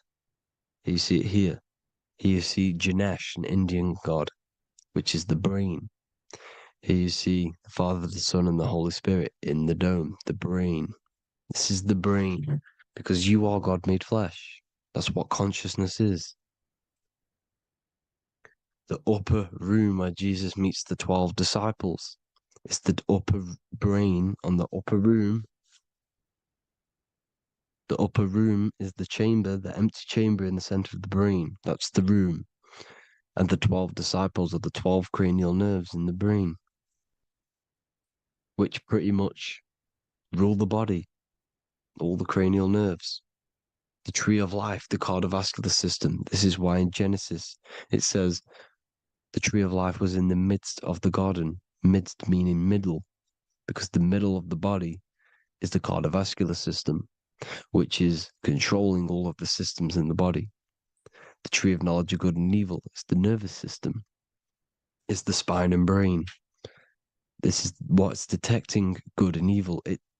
The brain is the electrical computer with the left and the right hemisphere, decoding the dualistic world, decoding the light waves given to it by the external world.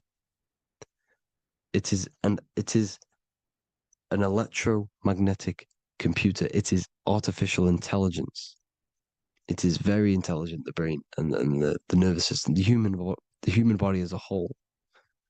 But the tree of knowledge of good and evil is the nervous system, because it is the tree that detects good and evil, makes you learn good and evil in this dualistic reality. Here you see Adam and Eve around the tree of knowledge of good and evil.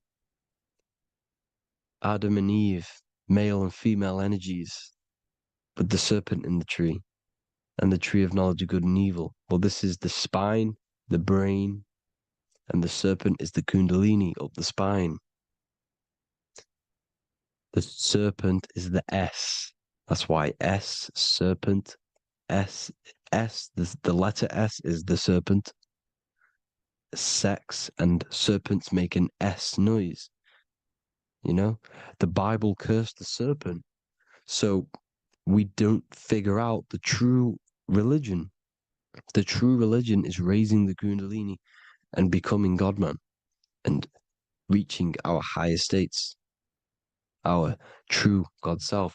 Because once the Kundalini is saved and hits the pineal gland, it activates 100% of the brain when we're only using around 20 to 10% as of right now without the Kundalini awakening. So when you use it, you're activating 100% of the brain. You're activating all the dormant brain cells. You're regenerating the body. And this is the serpent in the tree of knowledge of good and evil. This is the spine, brain. This is Adam, Eve, the male and female energies. The light of the body is the eye. Therefore, if thine eye be single, thy whole body should be full of light. Matthew 6:22. This is the single eye in the center of the brain. It is not the pineal gland. It is what's inside the pineal gland. You have to go beyond the physical world, and there are no words to describe things that are not physical. Metaphysics. And the whole body should be full of light. Well, this light is the same pyramid that you see. You are the pyramid with the all-seeing eye on top.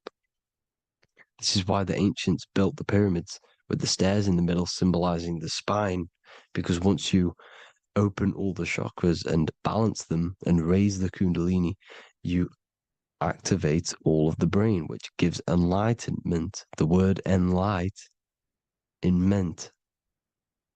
Ment means mind, light in the mind. Enlighten the mind. And this is enlightenment. We are the temple. And Jacob called the name of the place Pineal, for I have seen God face to face. Within spells high twin.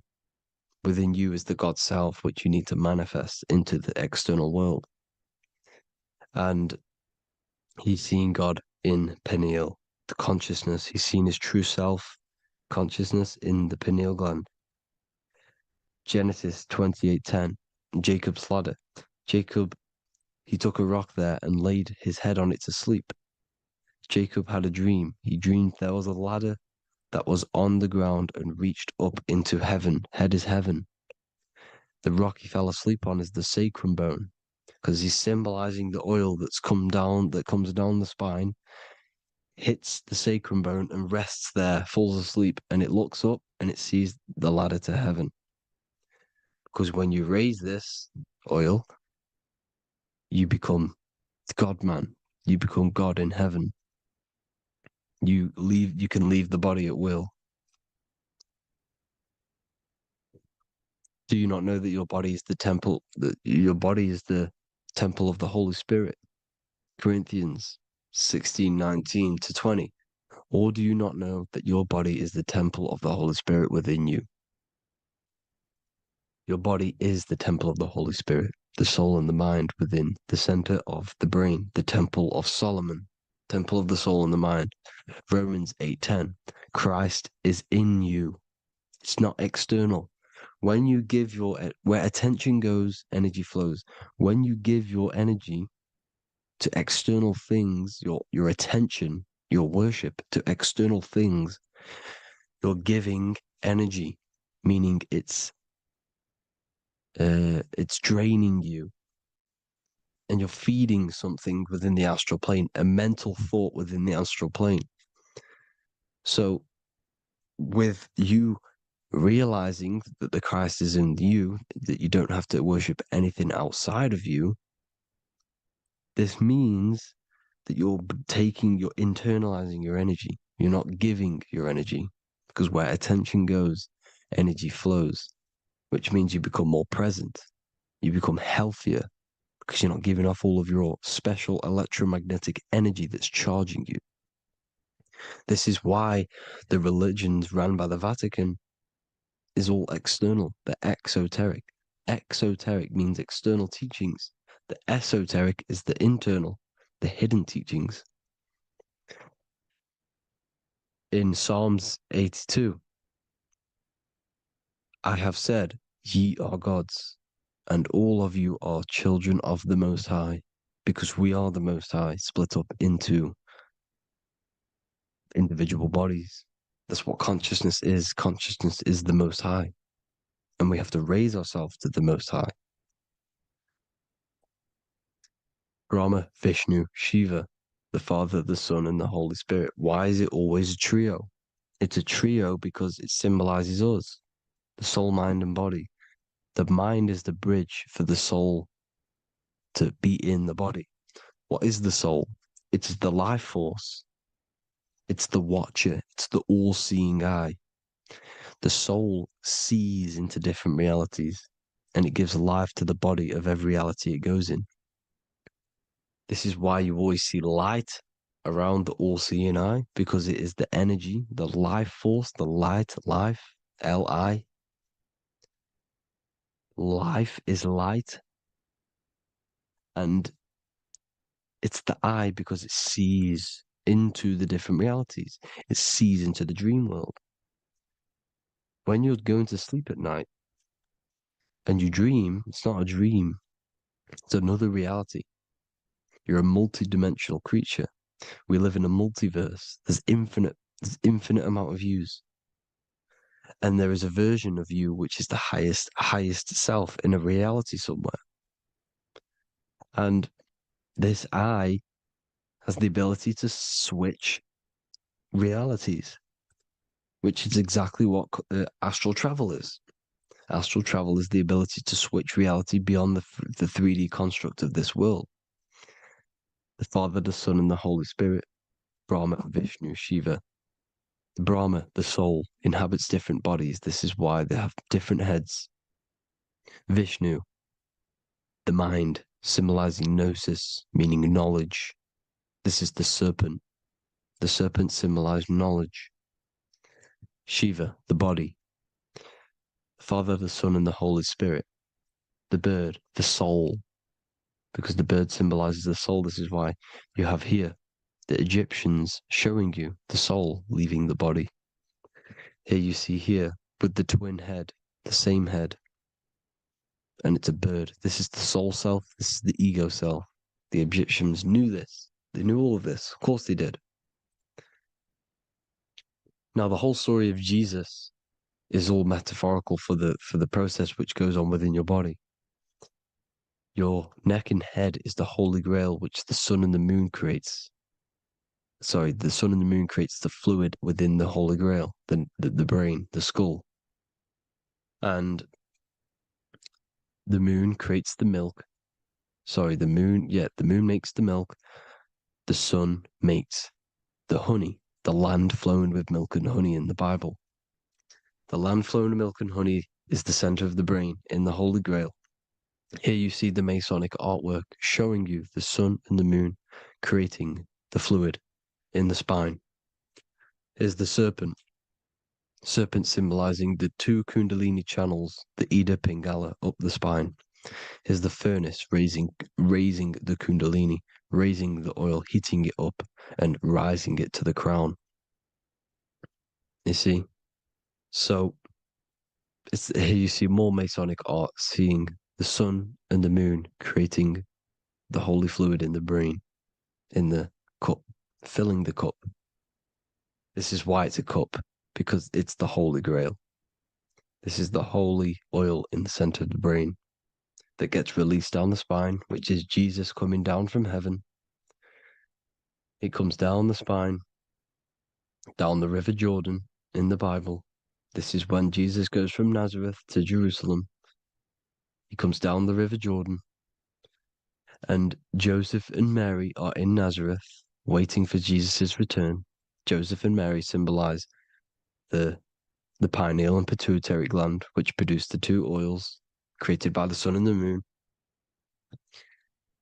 And he returns. When he returns, he gets crucified at 33, because there's 33 vertebrae at the back of the spine, and it crosses the vagus nerve. The crucifixion of the oil past 33 vertebrae creates God-man, and it creates your higher self, and it activates 100% of the brain.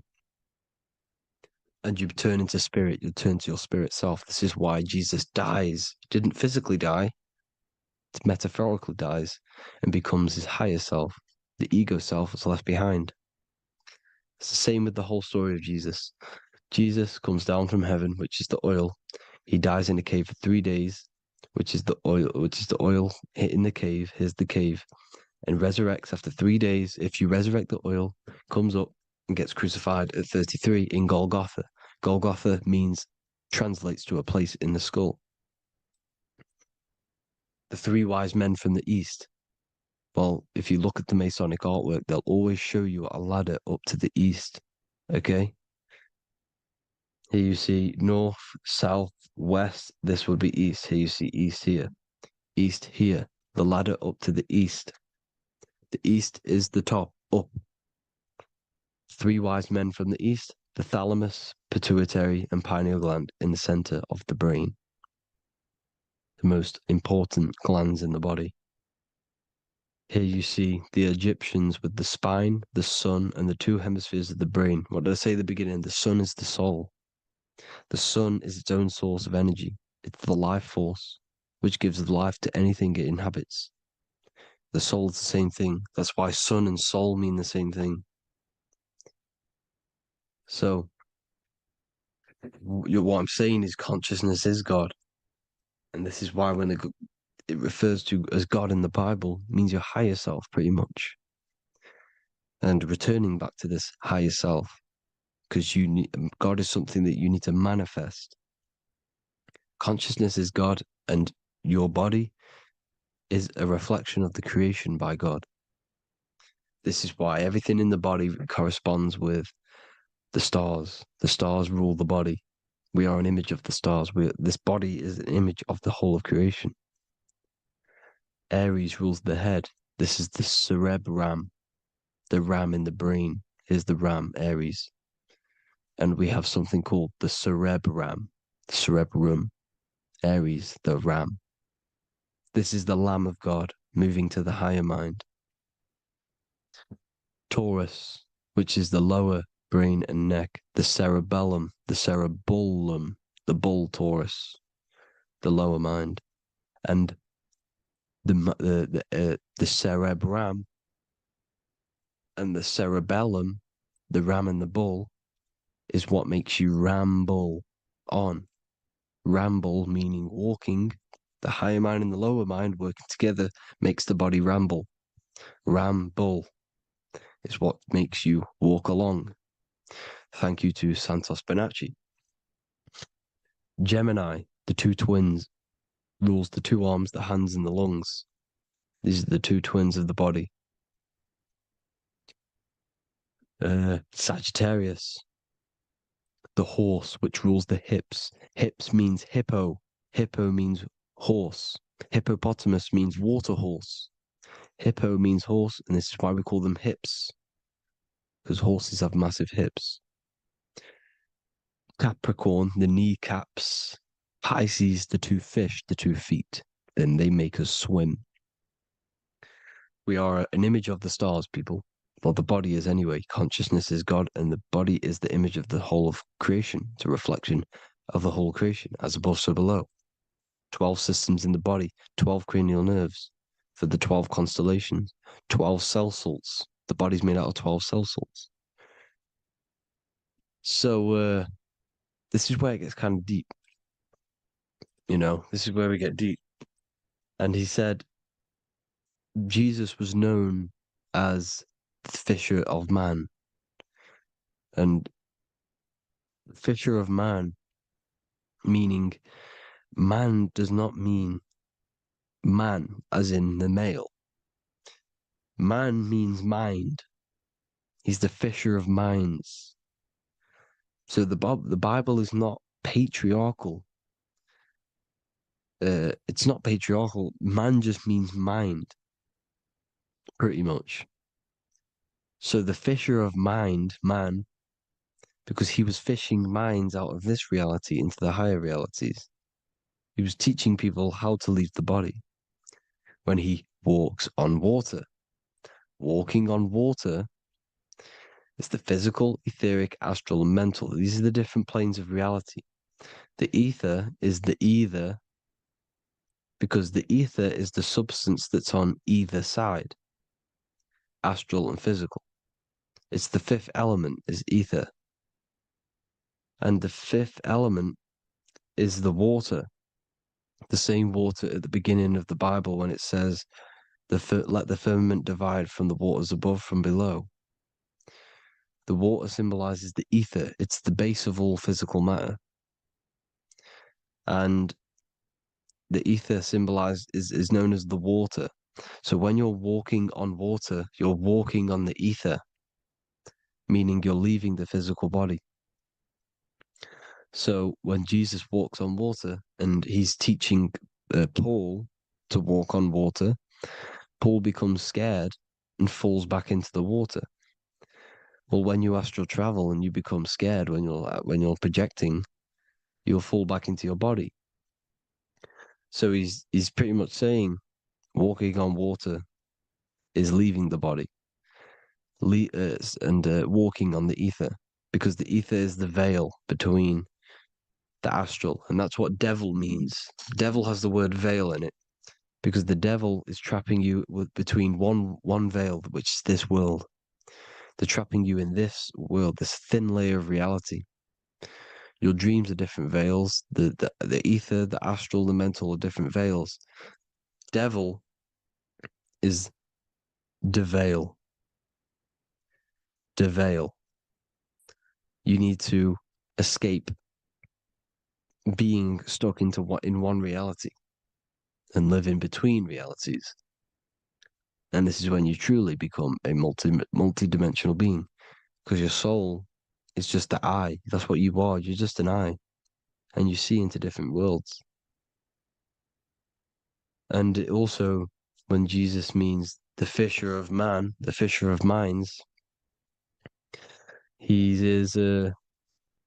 I truly believe, because of my research, that there is other worlds. It's not just this one. There's higher worlds. There's an infinite amount of you, and you've been in them dreams. You call dreams. Them dreams are other realities that you are in. That's why when you're there, you don't feel like you're in a dream. You feel like it's 100% real, because it is real. So this is why the ancients always depicted the many different heads, because there's many different versions of you. And this I, the soul, the watcher, is switching itself into different bodies at all times. Well, when you sleep, when you astral project. And this is what the ancients were doing. They understood the multiverse and they could switch bodies at will. And this is what the 7 seals are in the Bible, also known as the 7 chakras. These are literally portals within us to these different worlds. We're in the heart at the moment. Earth, rearranged spells heart, meaning middle. This is where good and evil exist. It's the middle point, the midpoint of realities. So I hope you all enjoyed the video. All of this knowledge that I've give you in this video is inside of my book, the Book of Wisdom. The Book of Wisdom gets updated every single month with new pages. It's a one-time payment for a lifetime worth of research and knowledge by me. So if you do want to get it, the link will be in the description. But I hope you will gain some amazing insight. Please like, comment, and share to help the algorithm, and drop a subscription. And for more lectures, every 2 days, I drop lectures and knowledge within the Patreon. If you want to support the channel, join the Patreon. Everything's in the description because we are not monetized on YouTube. Thank you all. Have an amazing day.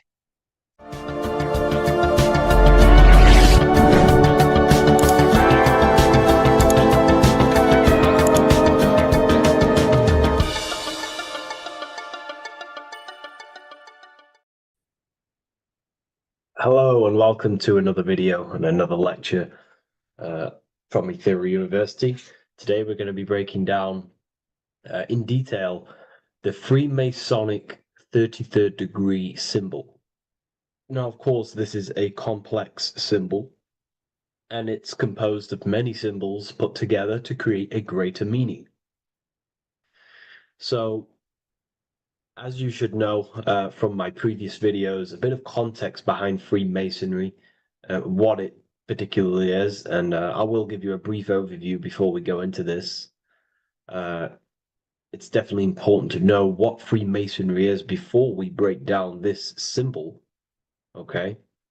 Because without the knowledge of Masonry and what it is, it's difficult to understand what the symbol truly means. So Freemasonry is all about building. The word Mason means to build. And we're either building with light or we're building with darkness. So that we have good Freemasonry, we have good Masons, people who want to spread the truth, people who want to help people awaken their mind and liberate them and bring them up to higher consciousness. Or we have Masons who want to divide, keep the knowledge to themselves, create walls, build walls in people's minds, construct illusions in people's minds for their own personal gain. Okay, so we're either building with light or you're building with darkness. You're either building with light or bricks, spirit or matter. God and the devil, same thing. You're either uplifting people or dividing people. Each and every single one of you is a Freemason. Well, a Mason. Not a Freemason, but a Mason. You are a builder. And you're either constructing division in you and other people, or you're either creating oneness. Everyone is doing this. Everyone is building. Everyone is contributing towards the world and building our reality. So Masonry is a craft, and that craft is to craft a better mind and heart, a higher consciousness, a higher understanding of the self, building a higher perception of yourself, getting to know who you actually are, why you are here. Every action, behind every single action, behind every single cause is choice. You chose to be here. whether you know why you are here or whether you do not know. You chose to be here in this time, in this period of life on the earth, on this physical dimension. You chose, you, the mind of yours chose to be here in this body at this specific time. You are playing a role, you are building in this world at this specific time. So Masonry is all about getting to know the self, to know what you actually are through gnosis. Gnosis is direct knowledge obtained and extracted from direct experience. Knowledge extracted from direct experience. Knowingness. You know you have hands. You don't believe you have hands. You know you have hands. That's what knowing thyself truly means. To go within the self. To dwell in meditation for long periods of time. Not even meditation. To dwell, closing your eyes and thinking internally. Not thinking externally about anything outside you, but thinking and questioning internally, and you shall find answers. Seek and you shall find. If your heart is truly set on knowing, on getting to know true knowledge and knowing yourself, then you will find it. Okay, so because that's what the heart is. The heart is where we find our treasure. It's why it's inside of our chest. Our chest holds the treasure. What is your treasure? Your treasure is your physical manifestation. And whatever you act, whatever your heart cares about, your body follows. Your body takes action towards what you care about in life. This is why we say follow your heart, because your body follows the heart, what you care about. If you do not care about something, you do not take actions towards it. Whatever your heart loves and has that love energy for, the body follows. If you truly want to become enlightened and truly want to reach higher consciousness, then you will. You truly care for that, then you will find it. You have to go within. Okay, so this is what Masonry is about. It's about going within and finding out your true nature and constructing a higher consciousness by dissolving walls and blockages inside your mind and heart, purifying the self. Because you can care about sick and twisted things. Okay? We can see that in society. People like killing people. It's psychotic, but I know. So we can be corrupted. Okay, so going into this symbol, what does the symbol mean? What is it trying to portray? Okay. Before we go into the symbol, particularly, we're looking at the Scottish Rite Freemasonry. So we have the the first degree all the way up to the third degree is Blue Lodge Masonry. Then from the fourth degree of Freemasonry to the 32nd degree is what we call Red Lodge Freemasonry, the Red Lodge degrees. So again, that is that symbolism of that red and blue, the left and right, masculine, feminine, water, fire. It's that symbolism again of the two polar opposites of reality, of masculine and feminine qualities, solar and lunar, the left and right hemispheres of the brain, the inner and out world, inner and outer world, the brain and the heart. These are all polarities, okay? Spirit and matter. We have to unify these. But we're looking at the 33rd degree. This is the end of the Scottish Rite of Freemasonry, and it's considered the illuminated degrees. Illuminated.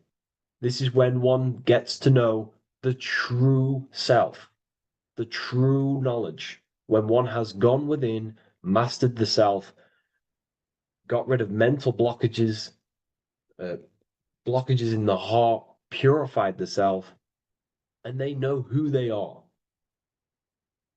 They have higher consciousness. And in this breakdown today, I'm going to show you how they have higher consciousness through this symbolism. Okay, so I was going to say something, but I totally forgot what it was. But anyways, we'll move forward with this symbol. Oh, that's what it was. Water melts. Well, ice melts at 33 degrees, symbolizing ice represents solid matter, ego, the physical body, left brain thinking, physical reality identification, identifying self with the ego, the name, the job, the reputation. That's the ice, that's solid, that's ego thinking, left brain thinking.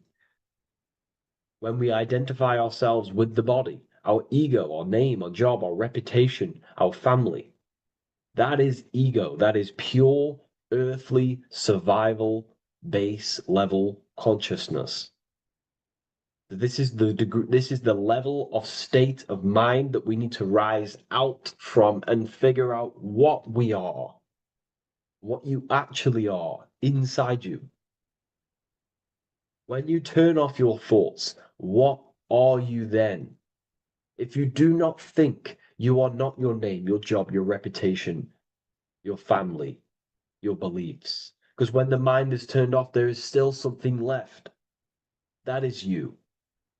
And that is the substance that we have to get to know through gnosis, through going within and thinking internally and dwelling within.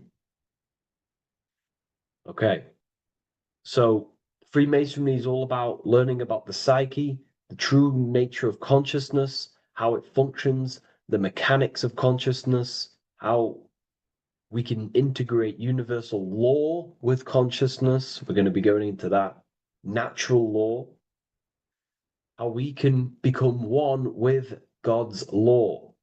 We can become one with the universe and integrate universal consciousness into yourself. Okay, so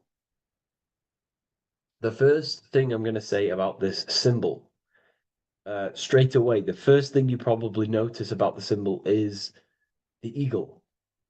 The eagle is a bird. Okay, what do birds do? They are high in the air.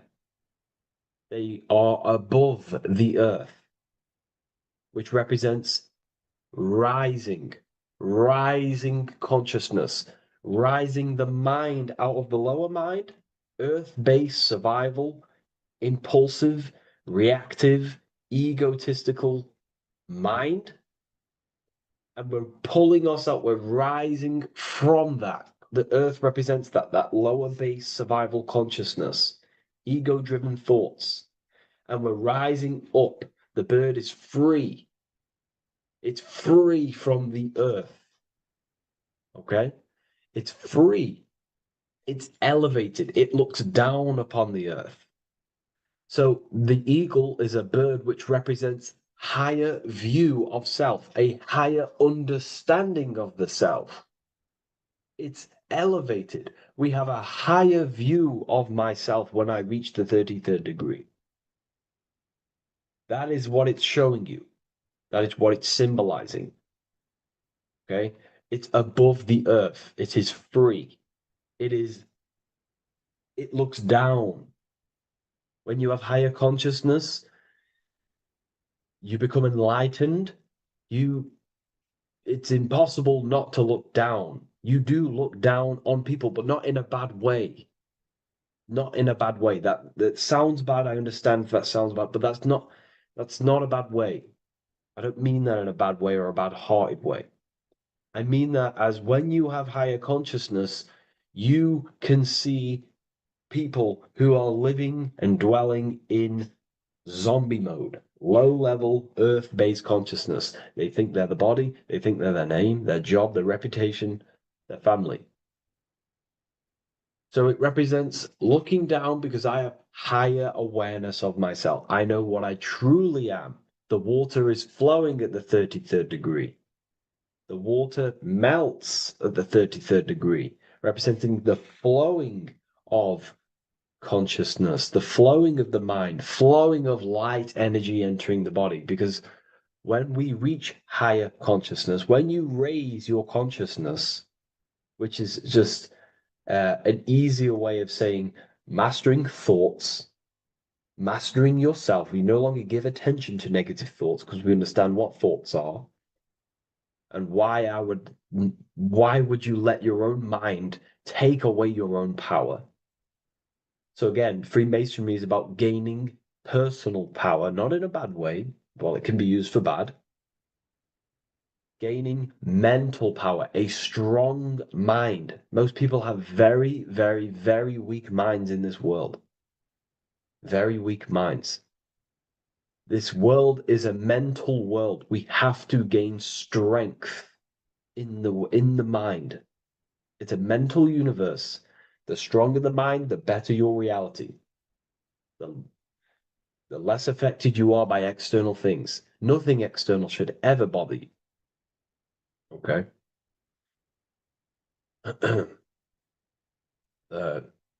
So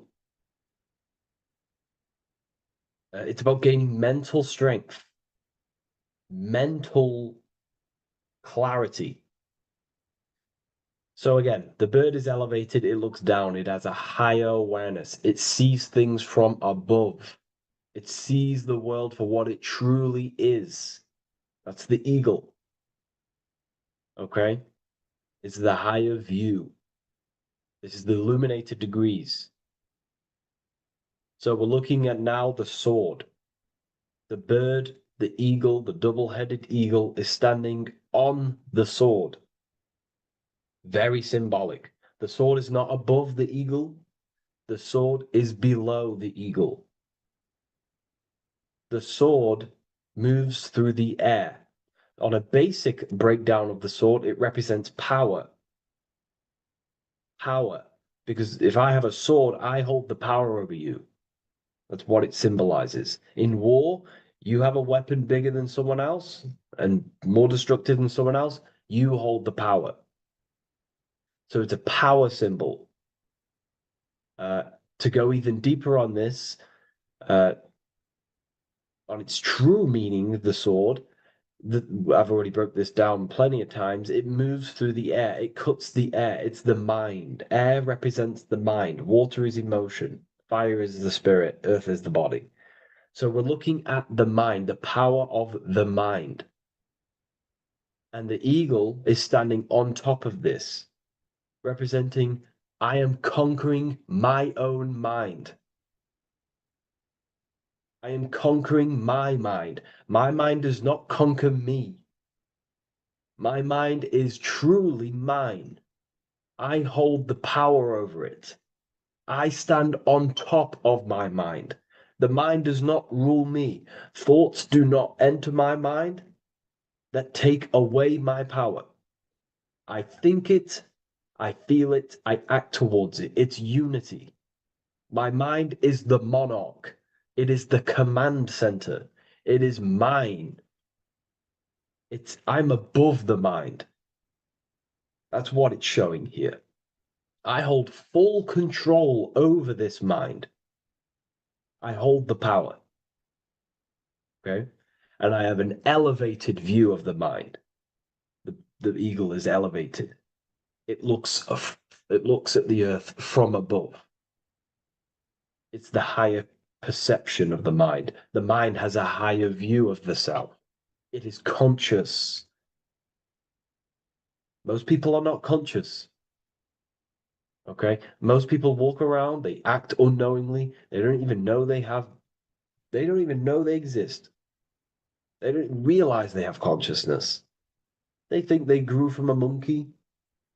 They're born on a spinning ball in the middle of space, and they think they're the body. That is the level of earth-based consciousness. And it's saying, I hold the power. I hold my mind to what I want to direct the mind's forces to. I create with my mind. I carve reality. I shape my reality with my mind and thoughts and my intellect, my communication. Okay, that is what we're looking at here with the sword. It's on top, meaning I control it. When you stand on top of something, you are the top. You are on top of it. You hold the power. You rule over it. When you are the boss of your business, you rule the business. That's what we're looking at here. The sword needs sharpening. It always needs sharpening. You can't use a sword forever. You need to sharpen it. The mind will not stay powerful and strong and and aligned with what you actually want unless you continuously refine the sword. The mind needs to be refined or reminded. If you stop doing affirmations, the mind will fall back to old ways of thinking. If you constantly meditate, you constantly implant the messages into your subconscious mind, you constantly visualize, you are keeping the mind sharpened with what you want in life, what you are trying to create. And the mind will continue to think with that power, with them words, with them visualizations. If you fall off, if you stop meditating, you will lose control of your own mind. Okay? This is symbolizing you have to keep on top of the mind. You have to keep control. This is what the world is. The world is like Minecraft. You ever played Minecraft? You're a builder. Okay? What do? You control the man in the world. That's what you are. You need to control this body in the world. It's all about control. You are in a game. It's like Grand Theft Auto. You don't know how to use the buttons. You're going to create chaos, and you're not going to have that much fun in the world in GTA if you don't know how to work the buttons. Same with this world. You are in a world, and you need to learn the buttons of the body, the mind, the soul, the heart. How will these things function so you can actually live a better life and create what you want in the world? Aligned with natural law, of course, unless you want to walk down the path of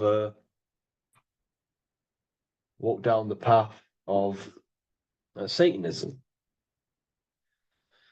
So this is what we're looking at with the sword. Now, moving on, we're looking at this little banner here. This says "God and my right" in Latin. God and my right. What is your right? Natural law is your right. What is natural law? You already know the natural laws. We all intuitively know the natural law. What is natural law? Do good.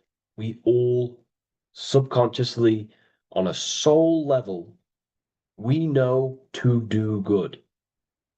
We know to do right. It is wrong to hurt people. It is wrong to control people. What is your natural law? What are the forces that you hold power over, that you have full control over? You have full control over what you think, what you feel, what you act. Thought, emotion, action. If you start to try and control things outside of them three forces, that is now you breaking natural law. If I try to control and manipulate someone else, that is now breaking natural law. I'm going against my inner law. My soul tells me what is right and wrong through emotion. So it's about aligning the self, my actions, my thoughts with my emotion, my intuition, my natural law. These are your rights. Your right is to think, feel, and act with the law, with good, with God, with love, with care for one another. Am I building with light to bring good things to the collective? You see, most people are stuck in their left brain And the left brain only sees me, me, ego-driven thinking. That's why they trap us in our left brain. They train us to be left brain. They tell us to write with our right hand to strengthen the left brain. They call it writing. Everything in this matrix is to activate your your left brain. Why? They need you in ego consciousness so you can be controlled and manipulated. So you do not recognize patterns. That's the right brain. The right brain recognizes patterns, symbolism, metaphors. They don't want you reading between the lines. They want you logical. They want you divided, because the right brain sees the whole. The right brain sees the woods. The left brain sees the trees. And that tree is your ego. And the woods is the collective consciousness. They want you only thinking about you, because that way you are divided from the collective consciousness. And we're all one consciousness family. We're all God. We're all God experiencing himself. And we are all building this world. So it's about aligning the self with my right, with God, with natural law. It's what Freemasonry is about. True Freemasonry, light Freemasonry, not dark Masonry or evil Freemasonry, whatever you want to call it. The crown, royalty. Royalty wear crowns. And what do the royalty have?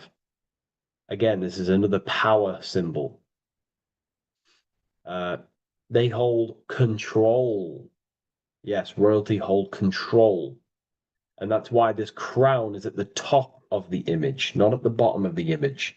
It's at the top, representing I control the left, I control the right. I control my left brain and my right brain, the two eagle heads, the two views. The eagle has one eye on each side. It's looking, it's seeing. And that's symbolic of the left and right brain. We see, not physically see, but I mean perceive. We perceive reality with the left brain and we perceive reality with the right brain. And it's about unifying these two brains so we can see and perceive reality from a true lens. Because if we see reality only from the left brain, and a left brain dominated brain, we see everything as divided. But if we see everything from a right brain perspective, we see everything as whole. When everything is in the middle, you need to see reality from the middle. Yes, I have my own personal consciousness, and yes, there is a collective consciousness. So I need to balance between that. I need to see reality between the line, between the left and right brain, and align this worldview, and align my thoughts, align my actions with this. Because if you're left-brained dominated, you're only going to take action on ego. You're only going to take action on me. You're only going to think about me. But if you're right hemisphere brained, you're only going to take action for the collective, which is, yes, that's good, but you also need to think about yourself. Why did you come here? Your life has a meaning as well. It's not just about the collective, it's about you as well. But we need to balance this. You see? This is what we're looking at. The crown is in the middle, representing the balance, the power over the two. Okay? It's the balance, it's mastery, it's control. Royalty hold control over society, royal families. So it's about controlling the self. It's control over the eagle, control over the sword, over the mind. It's about personal power we're looking at here, self-control. Now we're looking at a upright triangle, which represents the element of fire, which is masculine. Masculine is all to do with action, the physical body. We're looking at fire, which represents spirit or transformation. Fire is a very transformative element. It transforms things. Okay, so we're looking at self-transformation through action. This is what we're looking at here. Fire is a very, very masculine force, a very penetrating and transformative force. So we're looking at transforming the self, not through knowledge, but through action. We have transformed the self, 33rd degree. I've reached the 33rd degree and I have now fully transformed. Now, there are higher degrees than 33rd degree, but we're just breaking down the symbol. That's a whole of a lecture. But this represents full transformation. 3, another, if you watch my video on numerology, you know 3 is all about what? Transformation. Thoughts, emotions, actions. These are the transformative forces that turn and create reality. Jesus dies and dies and resurrects after 3 days. Transformation from dead to the awaken. Rama, Vishnu, Shiva. God is threefold. 3, 3, 3, 3, 3, 3. Electricity, magnetism, dielectricity. The 3 forces that pretty much create physical matter.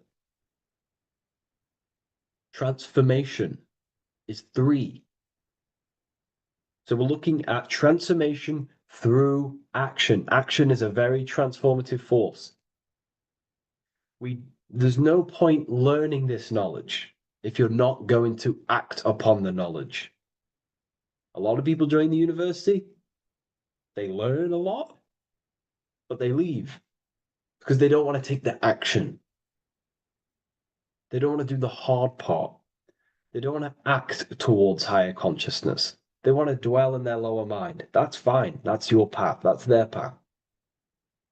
But if you truly want to raise your consciousness, you have to act upon it. You have to actively not take the action. It's about what you do and do not do, because not doing something is also an action. If you are not participating in the low level pleasures like sex, casual sex, masturbation, going out and getting blind drunk. These are low level pleasures. It's going to keep you on a low level frequency and a low level consciousness. That is also an action, not doing that. It's about what you not do as well, which is very important. You have to act upon it to reach this degree. You will not reach this degree if you have not taken a lot of action towards reaching higher consciousness, reaching self-mastery over the mind, controlling the mind. This is what, again, it's about taking action on actually controlling the mind, controlling the self, gaining your power. Okay? Okay. This is another fascinating part about the eagle head and wings. It also represents the past, present, and future.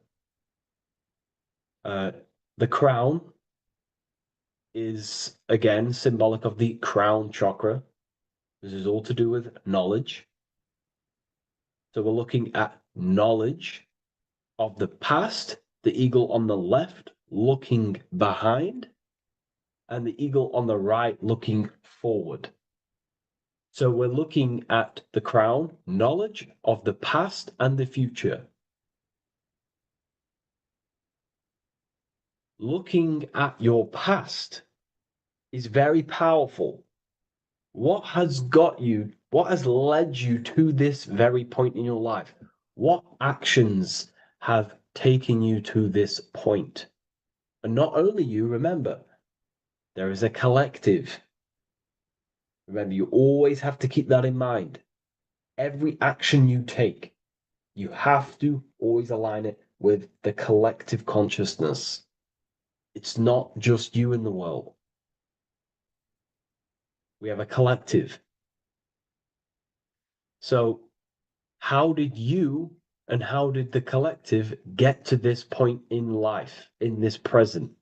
How did we get here? How did we get into this mess? Humanity is in a mess. A straight up chaotic mess. And if you think everything is perfect and everything's divine and everything's just, there's some people out there in the spiritual community saying, everything's divine, everything's meant for this purpose. No, there are people actively manipulating and using mind control methods to control this reality. How have we got into this mess? So we have to look into the past to analyze patterns so we can take action now in the present to change the future of the collective and your personal life. That's what we're looking at here. So the eagle looking left is looking in the past, representing analyzing the past, analyzing the actions in my life and the collective life.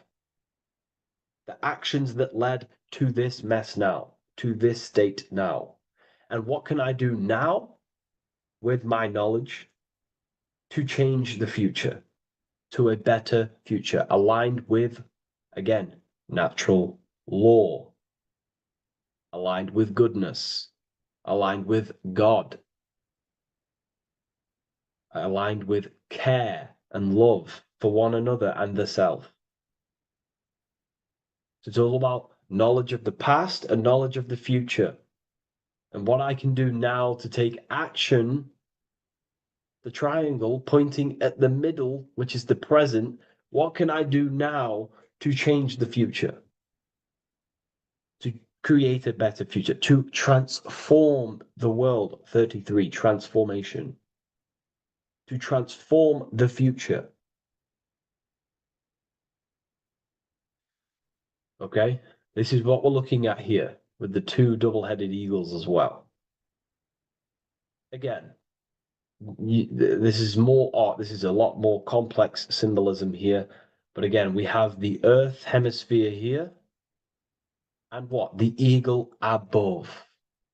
It is raised above the earth, above material pleasures, above the material thinking self, above the ego. Not to say we get rid of the ego. We need the ego. But balancing, control, power over the ego, power over the two hemispheres of the brain, power over my past and my future, power over time. What am I using my time towards? Time is your spiritual currency. Okay? It's elevated. It sees things from a higher perspective. It is higher consciousness. We're also looking at the astral body. Birds on a deeper level represent the astral body.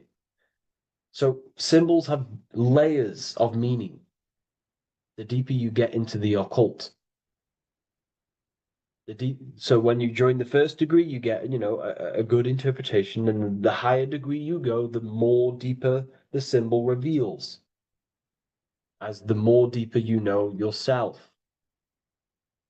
So we're looking also at the astral body, the light. What is the light? Light is a massive symbol in Freemasonry. It's knowledge, gnosis.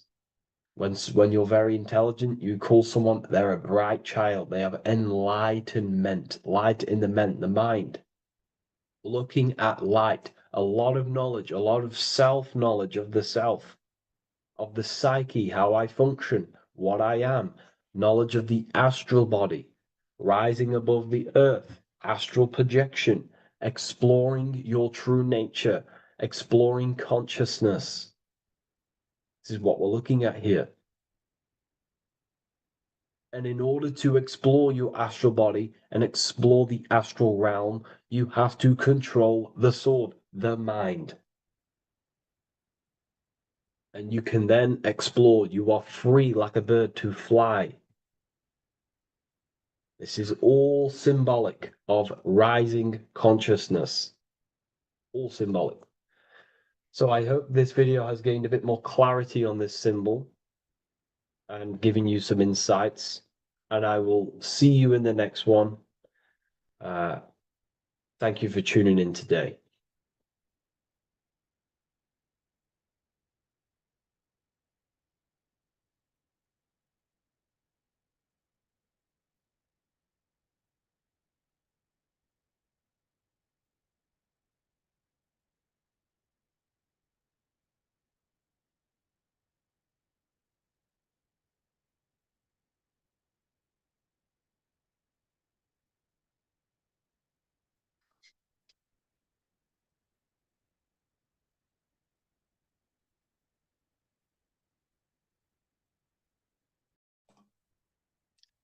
So this is known as the bag of the gods.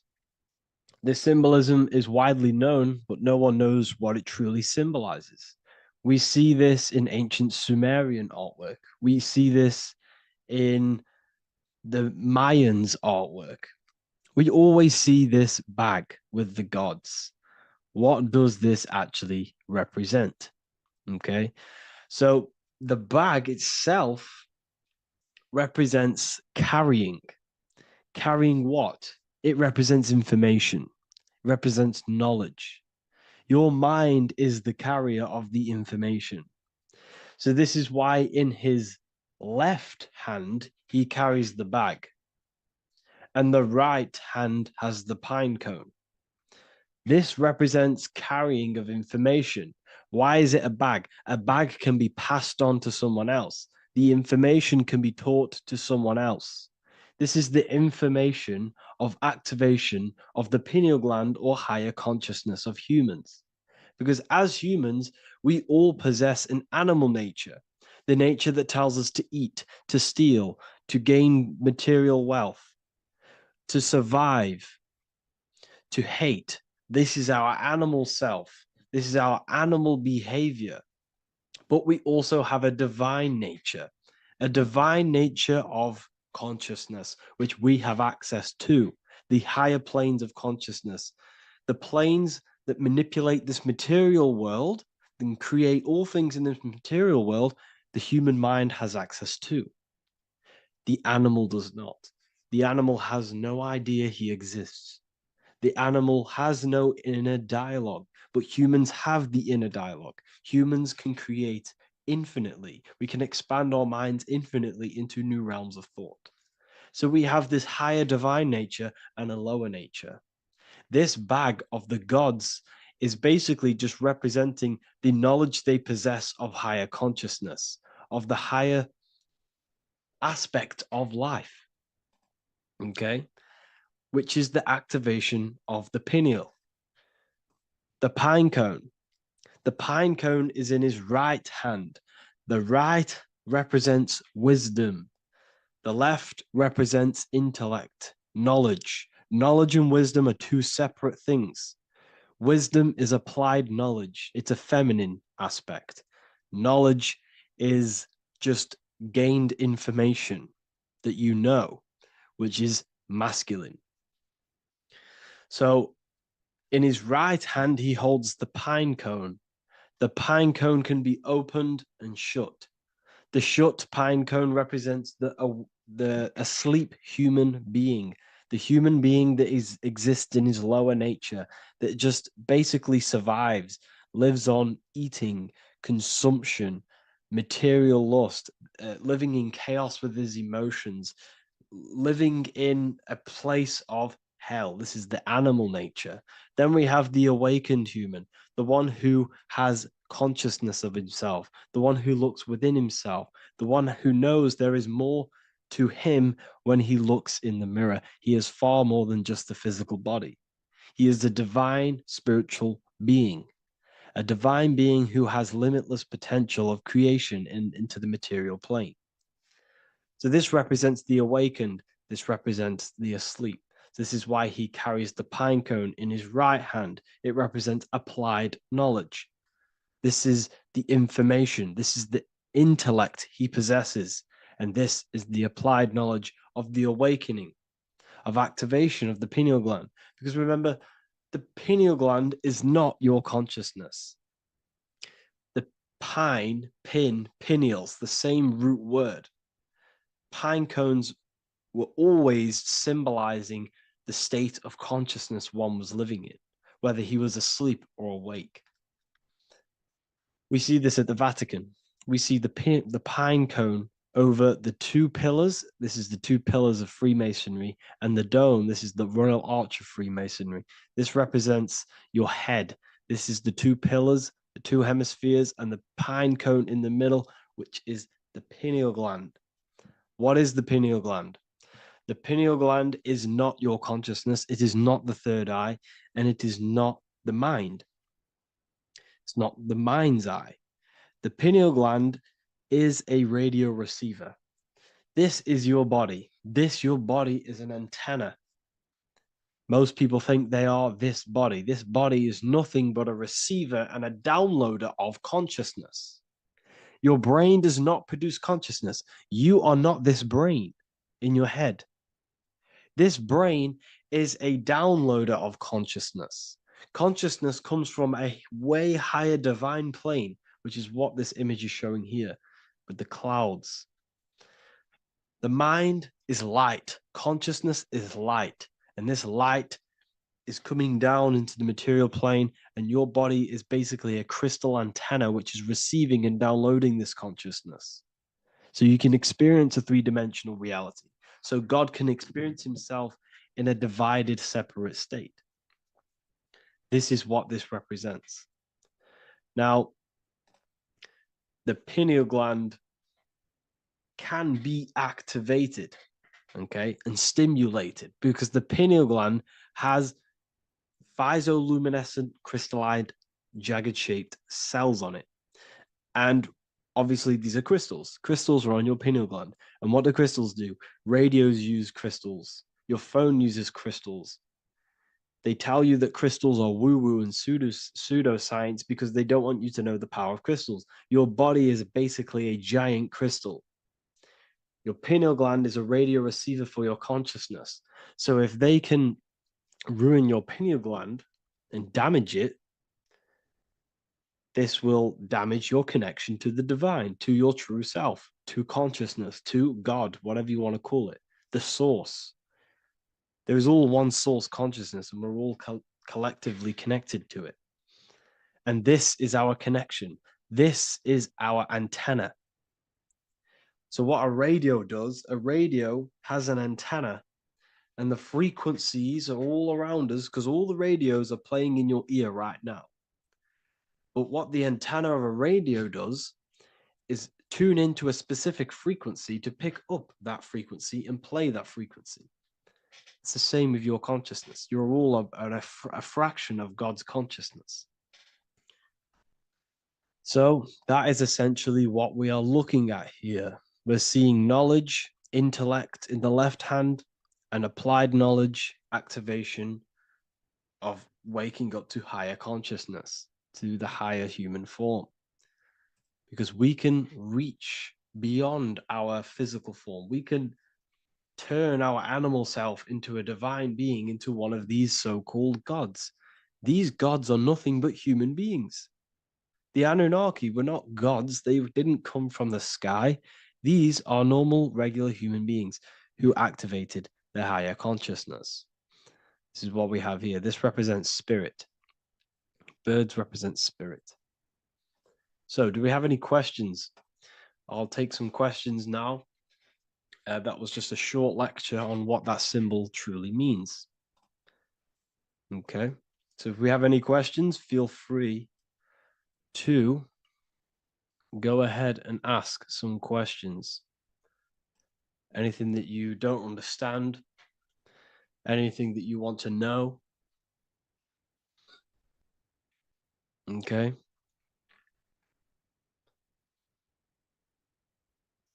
So base reality would be where source resides. Yes, the base reality is your consciousness. Are these lectures available in the university? There's a whole section, basically inside the university, there's a whole section with like over 30 long form lectures like this. So the base reality is where the source resides. Yes, the base reality is your inner world, your consciousness. That is the only thing that exists. Your outer world is just an effect of your consciousness. Your consciousness, everything that has gone on within the mind and emotion is pushed outwards into your reality. You have thought and felt your way into your external circumstances. Your life is a direct correlation of every thought you thought in the past. Therefore, your inner world of consciousness is creating and molding your outer world.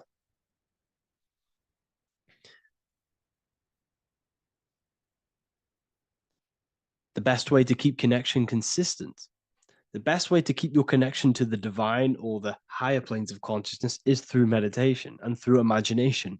Imagination is the fourth dimension. It is the astral plane.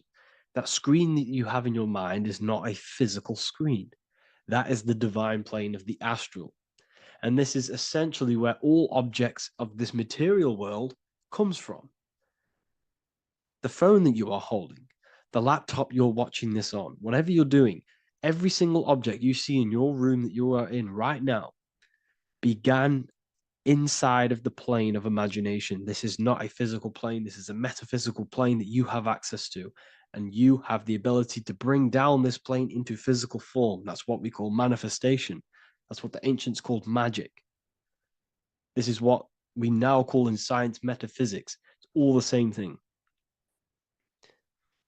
So yes, you all have access to the divine planes. Unlike animals, this is why humans are so advanced.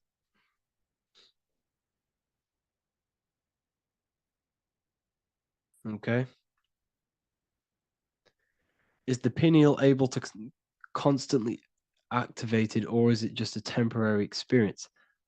I don't fully understand that question, unfortunately. Maybe you could word it in a different way. The real meditations on the university, legit, y'all, yes.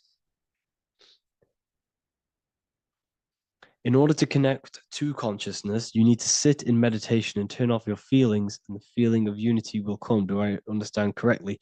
Yes, that is correct. So when you sit in silence and in stillness,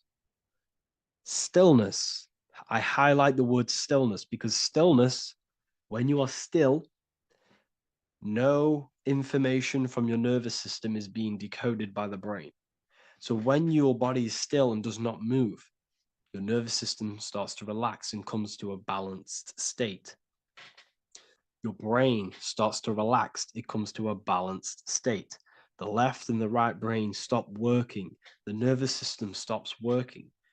Then, once the body, the material body is shut down, you then have access to consciousness.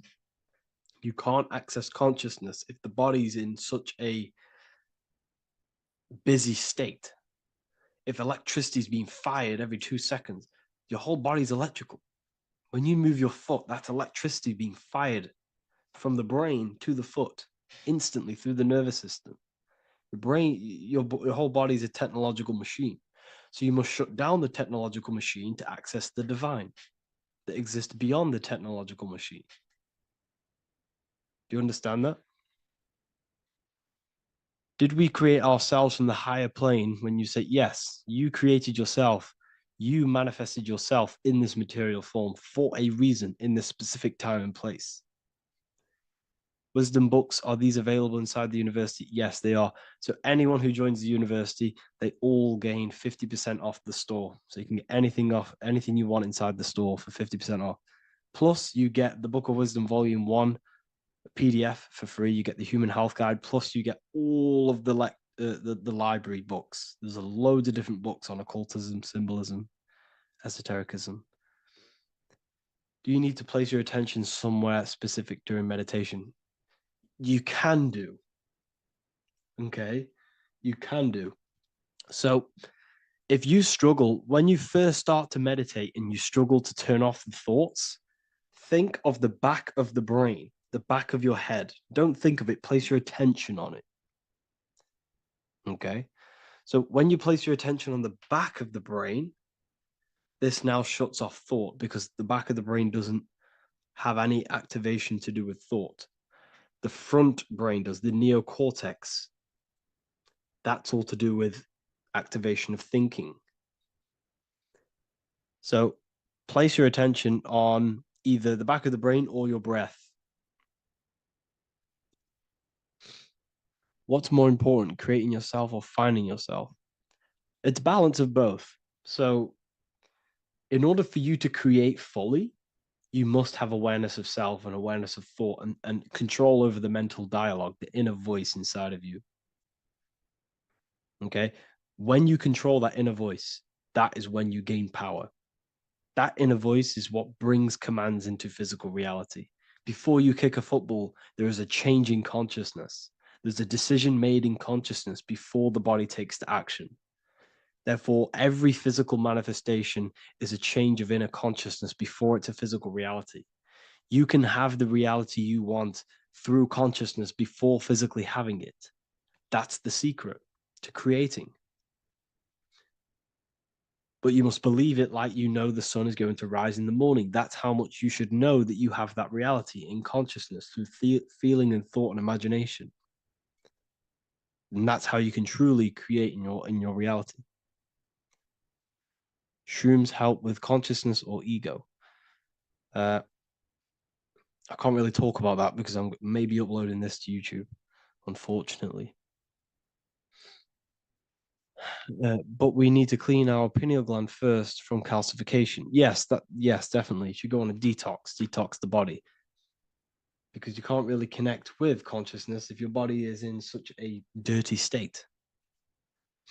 Because the brain is, your nervous system is in a state of fight or flight, trying to fight off all these toxins.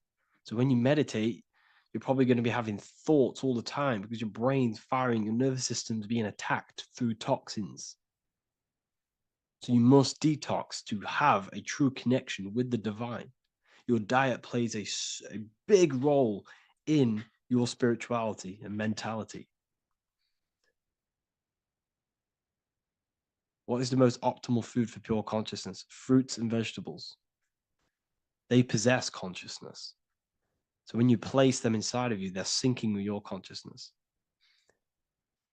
How to check the cleanliness of your body, your skin, your teeth, your tongue, your mouth.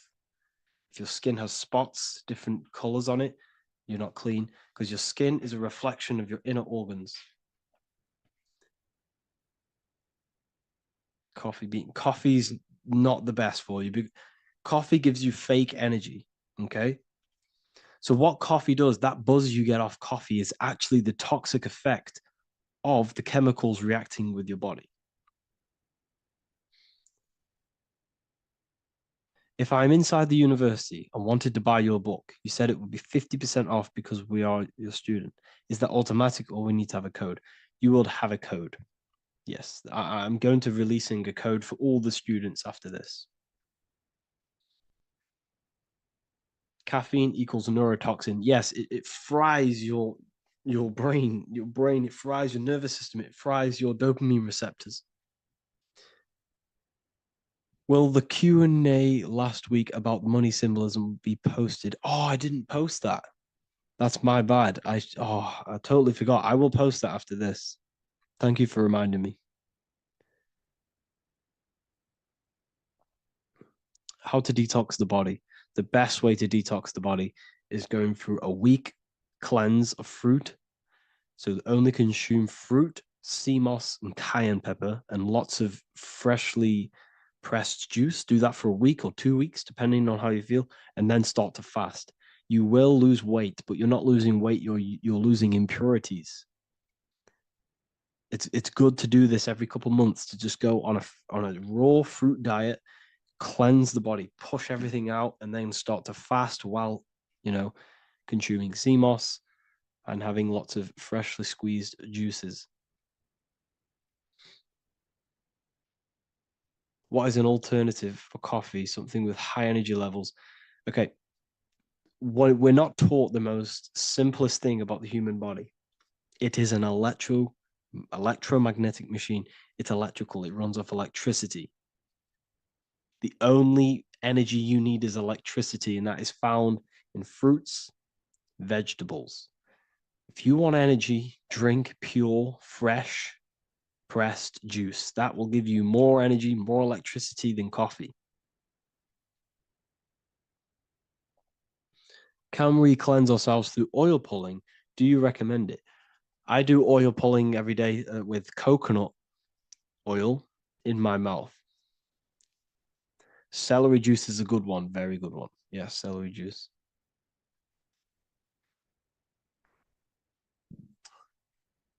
Any more questions? What kind of music do you listen to when lifting? For me, rap, hip hop push me work harder, but I know it's terrible for my subconscious. Yes, very. At least you're aware of it. You should be definitely try and stay away from the hip hop music. Try and stay away from anything that's talking about anything negative, because it's all programming your subconscious. And your belief system is your reality, people. Your belief system is your reality. Okay? So look after your subconscious. That's what's controlling your actions. 90% of your actions on a daily basis are controlled through your subconscious beliefs. Okay? I listen to a lot of Pastel Ghost. I listen to a lot of... Let me get my playlist up. It's all like background music for TikTok. Do you know what I mean? Like Pastel Ghost. That's mainly what I listen to. That sort of music. I don't know what it's kind of called. I don't know what that genre is called. Does anyone know what that genre is actually called? Because there's not much words in it. The reason I listen to it is because there's not much words in it. And, you know, it helps the subconscious. And I just love that music.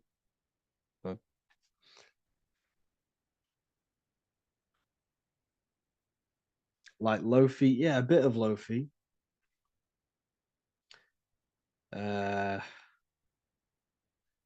Most people won't even know this type of music.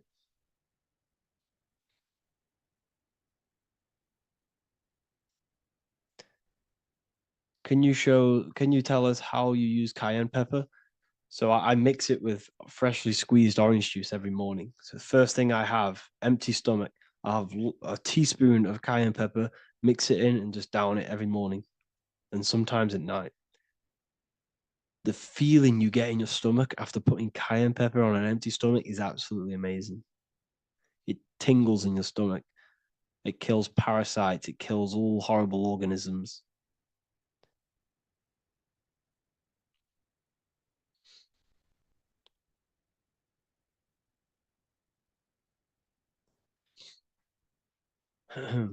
Mix it with hot water. Yes, hot water and key lime water. That I bet that's powerful. If you mixed warm water with key lime with cayenne pepper in first thing in the morning, I can imagine how powerful that is. I've never done that, but I'm going to try that. Do you use sea salt? I don't know what to think about sea salt, to be honest. I try and stay away from it. I don't know whether it's good, don't know whether it's bad. I'm kind of mixed on it. Mixed information. You know, I've heard people have benefits. I've heard other people say stay away from it. So I don't know. I just stay away from it. Just I'm not too sure on it.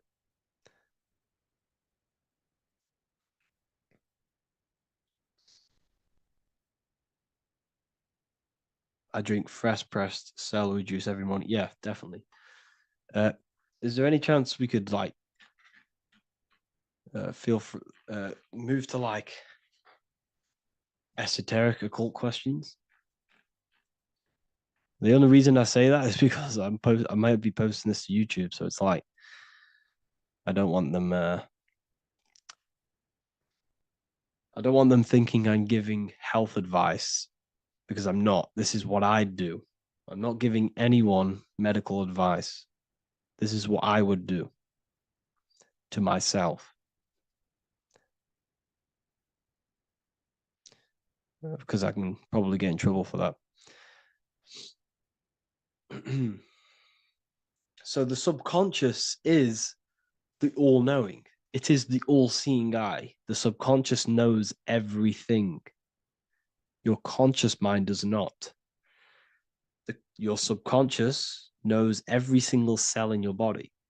Your subconscious is making your heart beat. It's talking to your heart. It's talking to every organ, every cell in your body is being connected and spoken to by your subconscious mind. It is the all-knowing. The subconscious has access to the astral plane, imagination, the fourth dimension. It has access to the mental plane, thoughts. It has access to the ethereal plane, energy. And has access to your physical body. It's the door. It's the portal. The subconscious is the portal to the divine. You must go through the subconscious in order to access the divine. Any coupon codes for book 2? Yes, inside the university, there will be a 50% off coupon code. Speaking of ancient civilizations, why did they use symbols to give us true knowledge? This is a very, very good question. Very good question indeed. The reason they use symbols is because symbols are their keys. They hide meanings. They hide things. For example, if it was written down, if all of this sacred knowledge that I'm speaking now was written down, it can be easily taken. It can be easily misused. Someone can take it, read it, and steal it and misuse it and abuse the world and create horrible things. The reason they use symbols is because they're hidden. They hide the teachings. Only the ones who possess the key, that possess the knowledge, can read the symbol. So the symbols act as a guard towards this higher wisdom, this higher knowledge, which gives you power. All of the knowledge I teach you gives you power. And you can misuse it. You can misuse your imagination. You have no clue, unless you've put this into action, how powerful your inner consciousness is. You can become a Okay, listen. If you hate your job, it's not the job that you hate. Think about it. It's not the job that you hate. The hate is coming from your inner consciousness. It's the state of consciousness that you hate.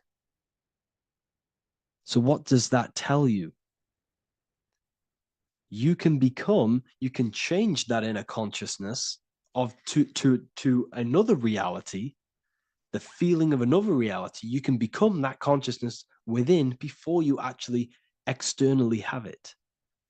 And by becoming and knowing that reality, that's what produces effect on shaping your outer world. When you really, truly know that reality inside of you, of being free, of being wealthy, of having abundance, your outer world has no other choice but to rearrange itself to your new inner state of consciousness. That's what magic is. It's manipulating your inner state of consciousness. It's convincing yourself that you already have it, not believing it, knowing it. Okay? Knowing is different than believing. Believing is a lie. You should know thyself. Okay? So we can say that human overpopulation is intentional. There is no human overpopulation. We're all cramped in these cities. We're all cramped into one little place. We're not supposed to live like that. We're not supposed to live so cramped. This is why there's so many weirdos out in public. So many weird people doing weird things. This is when things start to go weird, and we shouldn't be living in this state, in this condensed state. We should be spread out. Okay. There is no overpopulation. It's just an illusion, because we all lived in such. Have you ever been on a plane? Have you seen how much land there is? It's crazy. There's no overpopulation. And how many people do they say there's in the world? There's not that many people in the world that they say. I think it's like 8 billion. I think they say there's 8 billion people. There's not 8 billion people. There's probably more like 2 billion. And the reason I say that is because I have a friend who only has like 300K followers. That's a lot of followers, okay? And he gets recognized everywhere he goes. And he's into all this stuff. And he says, listen, the population is definitely not 8 billion or whatever they say. I think it's like a couple billion. It's probably more like a billion. How to properly manifest intentions. Thought, emotion, and imagination are the key. You must know that you have that reality. Don't believe it. Become that reality within your consciousness. All day long, as much as possible. Feel it. Imagine it. Say it. and have zero doubt. How to have zero doubt. You can't, well, okay, so the doubt, that little voice that will seep into your mind saying, you can't do that. You can't do this. That's your old voice of your subconscious program. Listen, the reason why most people fail in life is because they have trained their subconscious that they will fail. They have told and believed that they will fail. The reason I will succeed for the rest of my life is because I have trained my subconscious to say, I will win, I will succeed, I will solve any problem. That's my belief system. And if my belief system is that, then my external reality, my conscious mind will seek a way to fulfill that belief. It will seek to control and create that belief in my external world. It will seek to solve any problem. I've trained my subconscious mind to know that I already have the reality, to know that I'm abundant, to know that I have everything that I already need. Therefore, if any problem comes, I can sort it straight away. But most people have a different belief. It's not your fault. We've been kind of manipulated and told this, that they will fail, that they can't do anything, that it's too hard. And that basically casts a spell on the conscious mind, where your conscious mind is just like, no, I can't do that, because of this subconscious belief that you hold. So you must reprogram your subconscious that you can do it, that you will solve any problem, and that you are abundant. That's the reason why successful people succeed. It's because they have a complete different mind state, a complete different belief system in their subconscious.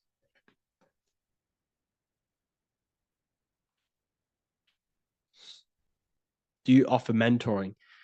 Yes, I do offer mentoring, but it's mainly for people who want to grow their online presence,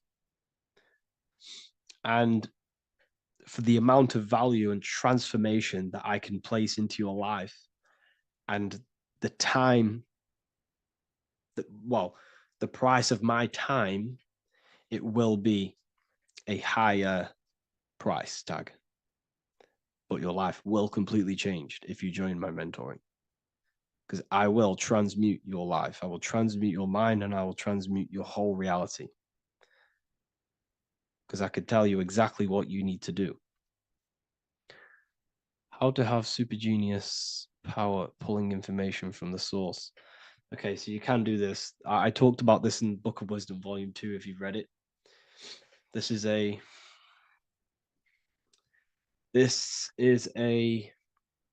technique that Albert Einstein used. This is a technique that Thomas Edison used.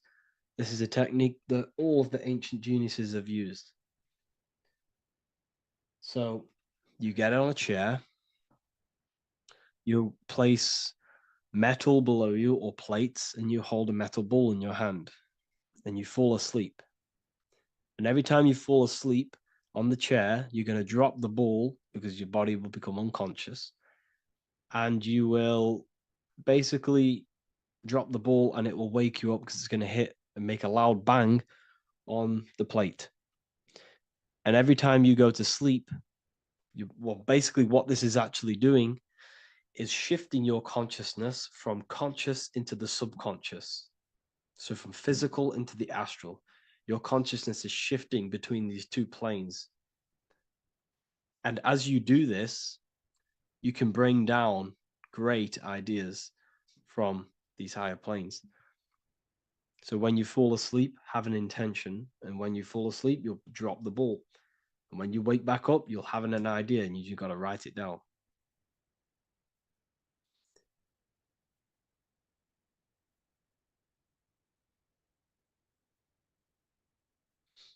How to balance chakras. Don't focus on balancing your chakras. Focus on the mind. The mind is the cause of the chakras being blocked. If you have a blocked throat chakra, this is a problem in your mind, not the chakra. You see, the chakras are a result of the mind. You transmute the mind, you can transmute the chakras and cleanse them.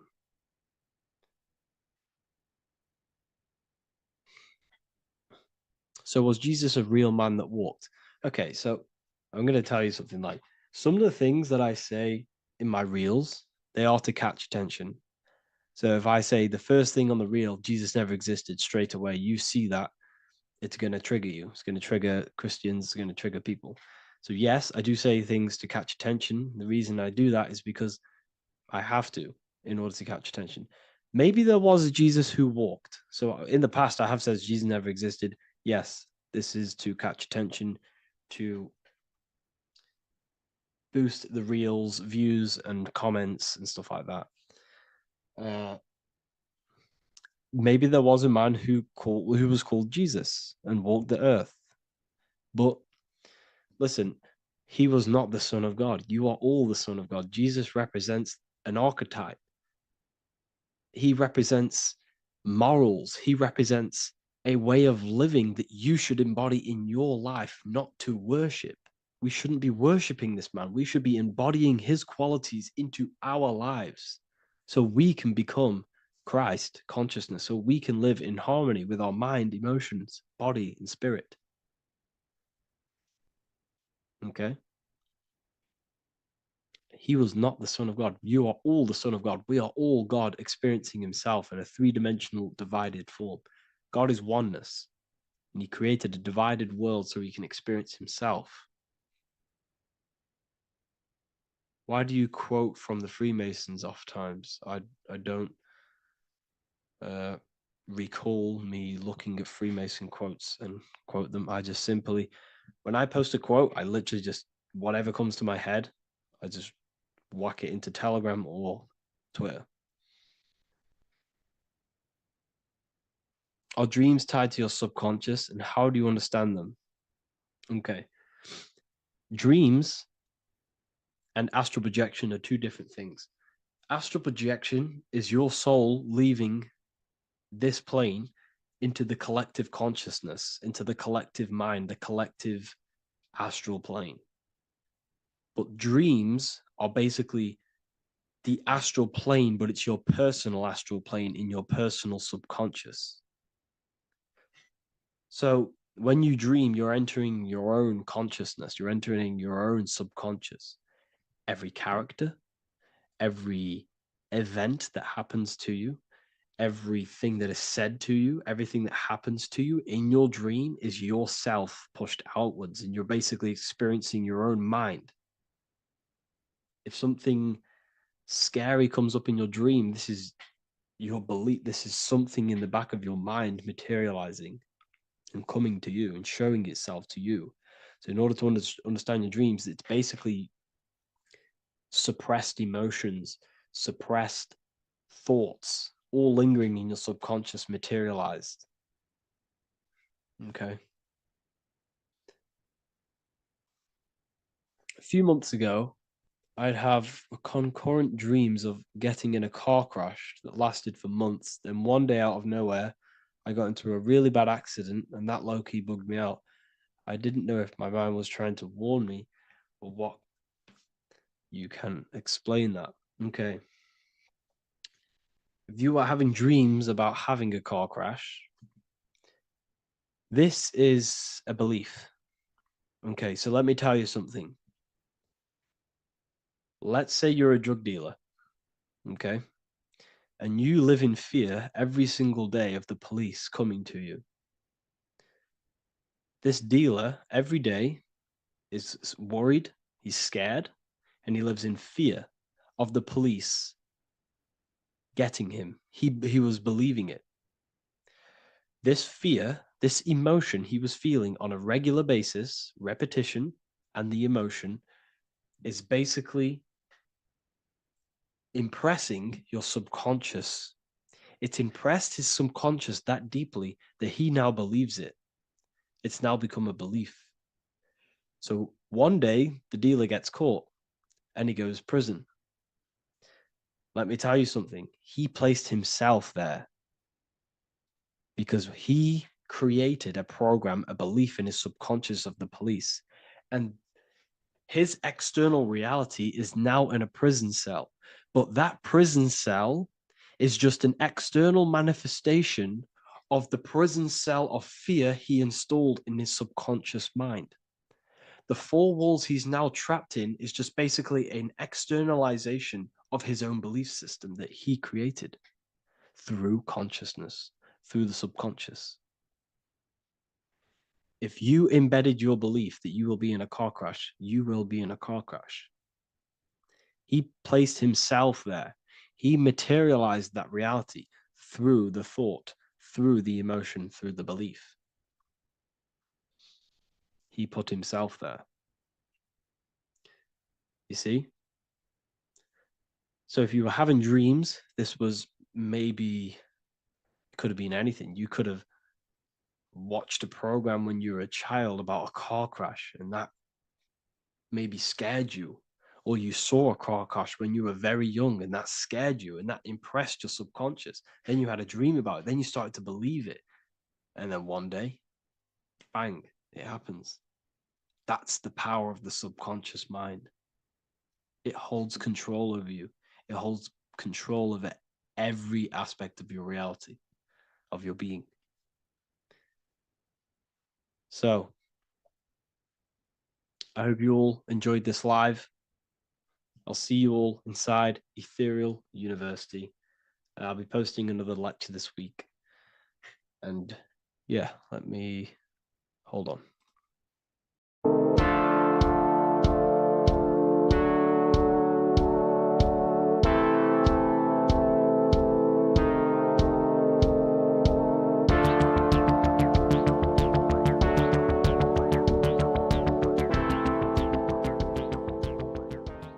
Welcome back everyone to another video. Today we're going to cover everything that you need to know about the mind, starting with the two aspects of the mind, the conscious and the subconscious. The male aspect of your mind is the conscious. This is the 10% of your mind. The conscious part of your mind is only aware of everything around you, your vision, your sight, your smell, your taste, your hearing, and your current state of emotion and thought. Every thought that you consciously think about has an emotion directly attached to it. That emotion is then impressed onto the subconscious part of the mind. The subconscious part of the mind is the female aspect of your mind. It is also a whopping 90% of your mind. Subconscious mind is controlling all of the subconscious processes which happen within your body. For example, your subconscious mind is controlling your heartbeat, your digestion of food, and all of the things that you do not have to tell the body to do. It is the hidden part of our mind which is controlling all of the hidden things. The subconscious mind is like a recording supercomputer. Everything that you have experienced in your life is all recorded and stored within the subconscious mind. One of the most important things about your subconscious mind is that it stores your mental programs. Everything in the subconscious mind manifests into behavior and actions within the body. Your daily basis routine and habits are all mental programs within your subconscious mind. These mental programs are created by mainly two ways. 1, repetition, and 2, emotional impact. The repetition is fairly simple to understand. The more you do something, the more it impresses onto your subconscious mind and becomes a program. That program will then manifest into your behavior. However, with the emotional programs, they work a bit different. The stronger that you feel an emotion, the stronger it is impressed onto the subconscious mind. And then that emotion becomes a program. For example, you had a very traumatic moment happen when you were a young child. The emotion that you felt was so strong in that moment that it impressed into your subconscious mind so hard that you can recall that moment like it was yesterday. That traumatic event that happened to you when you were young will still manifest into your daily basis behavior even to this day. However, it manifests subconsciously. For example, if you were in a car crash, you will be wary to enter cars with certain people. All because of that traumatic emotion that you felt and impressed onto your subconscious mind. Another example of the subconscious manifesting into our behavior is posting on Instagram. Most of the time, the reason why you post is because your subconscious mind is seeking gratification. So before you actually do something, question yourself and find out the root cause of why you are doing this. Another thing that you need to understand about the subconscious mind is that it takes everything you say and hear literally. So for example, if you go and say, "You are an idiot" to someone, your subconscious mind will only pick up the word idiot. It only knows yourself. It doesn't know anyone else. You are casting a spell on yourself just by saying that to someone else. This is why the golden rule is to treat others like you'd like to be treated. Now, you can rewrite these programs which are already in your subconscious mind. However, it does take consistency. You have to change these programs which have been running for years. And by changing these programs, you change your behavior, because these programs manifest into your behavior. The best way to do this, personally, is to listen to affirmations first thing when you wake up in the morning, and do this for 10 minutes every single morning. Then at night time, you want to think and feel that you are becoming the reality that you desire. The more that you feel this reality, the more it will become a program and impress your subconscious mind. For example, you're trying to gain financial freedom. If you trick your subconscious mind into creating a program saying that you are financially free, this will manifest into your behavior. You will start doing more work. You will start looking for ways to make money. Your mind will be set on the frequency of money and financial freedom. Therefore, you will receive thoughts based around this program. If you take enough action, your life will dramatically change because of this program that you created in the mind. This is why we call it a mindset, because your mind is a frequency tuner which sets its frequency onto different thoughts, because thoughts are frequency. If you fill your mind with a specific frequency, you will gain thoughts and ideas based around that frequency. To create a stable mind, you need to master your emotions. You need to change your mindset. Everything that you experience is neutral. Based upon the mindset that you see it, you either give it a positive or negative charge. By understanding this deeply, you will then control your emotions. I hope you gained some wisdom and enjoyed this video. Please, if you can, leave a comment and a like, and subscribe to the channel if you like this content. Love and light to you all.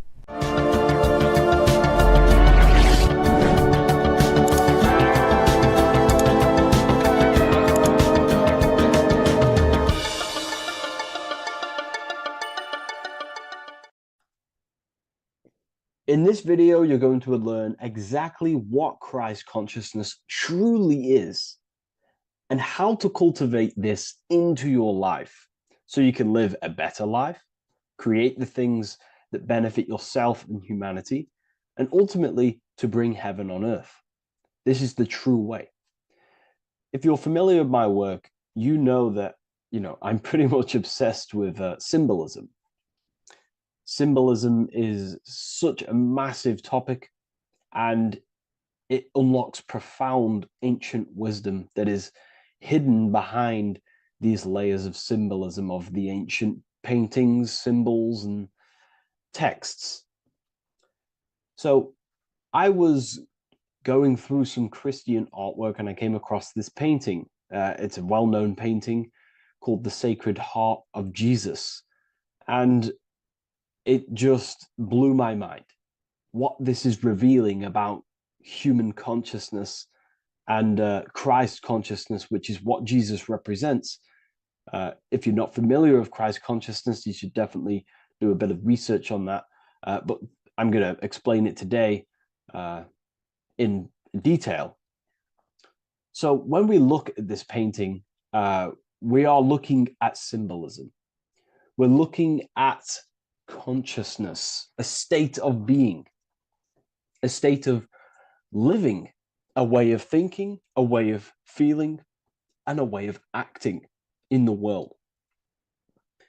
As I've said this many times, we're all creators. We all create and generate reality.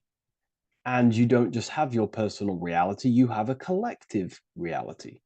Your reality is affected by the collective consciousness.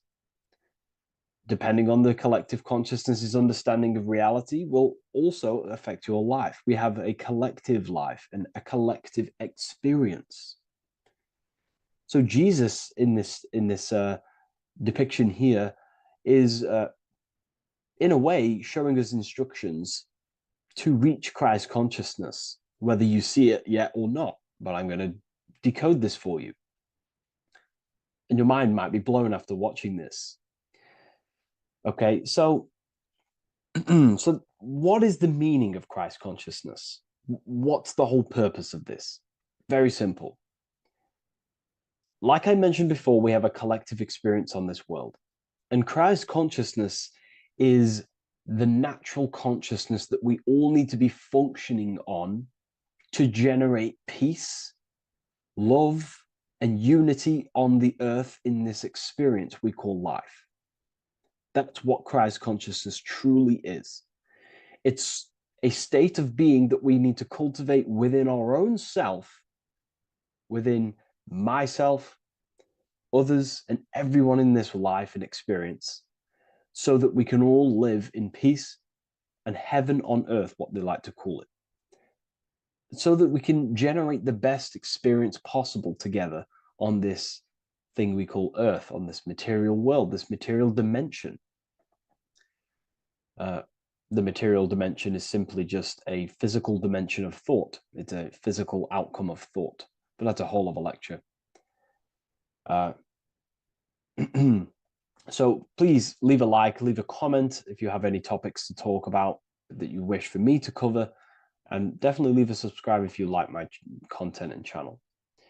So to go deeper into this, right, we've explained what Christ consciousness is and what it actually, will do to the earth and what it will do to reality and our collective experience. And it's also representing a profound understanding of self, a deep understanding of the true nature of self, the true source of self, what the self is, pure consciousness, pure God. We are all Jesus.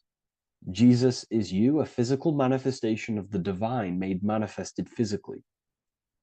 A physical manifestation of consciousness, okay, of spirit descended into matter. However, Jesus is a symbol that should not be worshipped, but something that we need to cultivate, maybe look up to, and cultivate within our own mind and hearts and actions. So he is someone that we should embody into our own very own being. We need to reach a level of intellect, the mind, a level of emotional understanding, and ultimately this creates Christ consciousness. Okay, and now I know that was very, very vague what I just said, but I'm going to explain a bit more. I don't want to give it fully away yet because you need some more information, more keys. So let's observe the top end of this painting.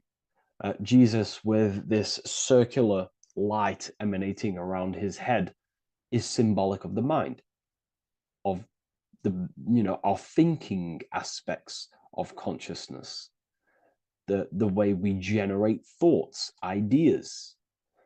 The mind is also good at also ruling communication. It also rules what we give attention to. Okay, so this is symbolizing the mind of every human being.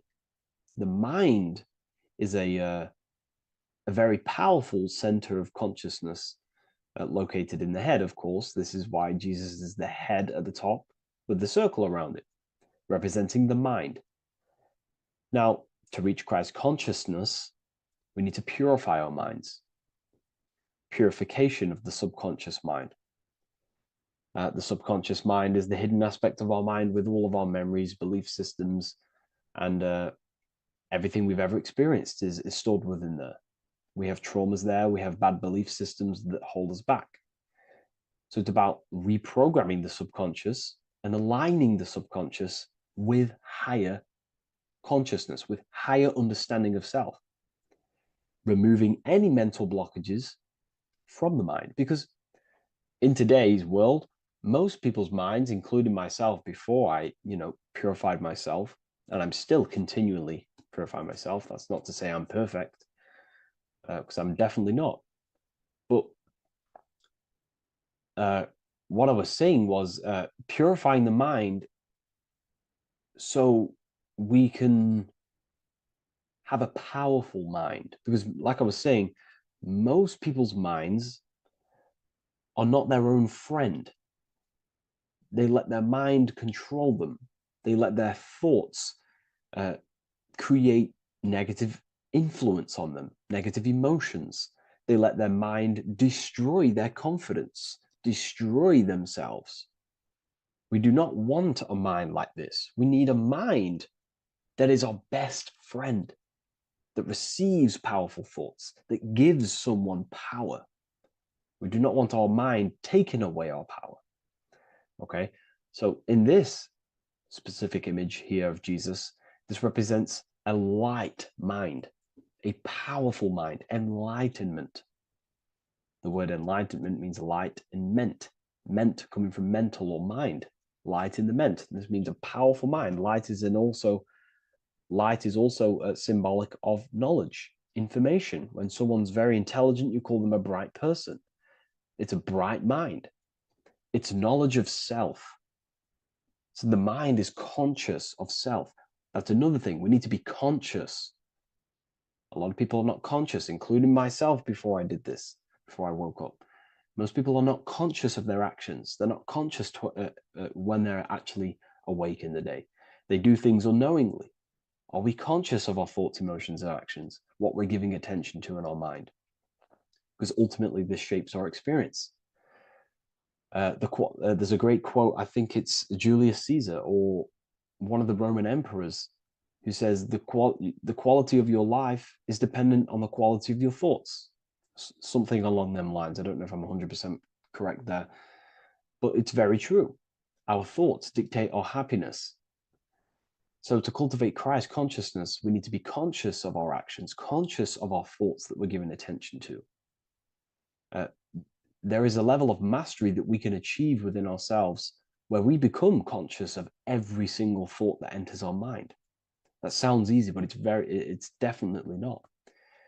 But that's a high level of mastery that we can achieve and cultivate within ourselves. So we're looking at a powerful mind here from Jesus, a powerful mind, a purified mind. And we purify the mind through, affirmations, meditations, ritual work. Rituals are things we do every single day with an intent in our mind and an emotion in our heart to impress that state of consciousness into our subconscious, so it can slowly rewrite our consciousness and align our consciousness and sync it with higher thoughts and higher emotions, with love. We can sync our consciousness with love, which is ultimately what Christ consciousness truly is. Well, now we're going to go on to that now.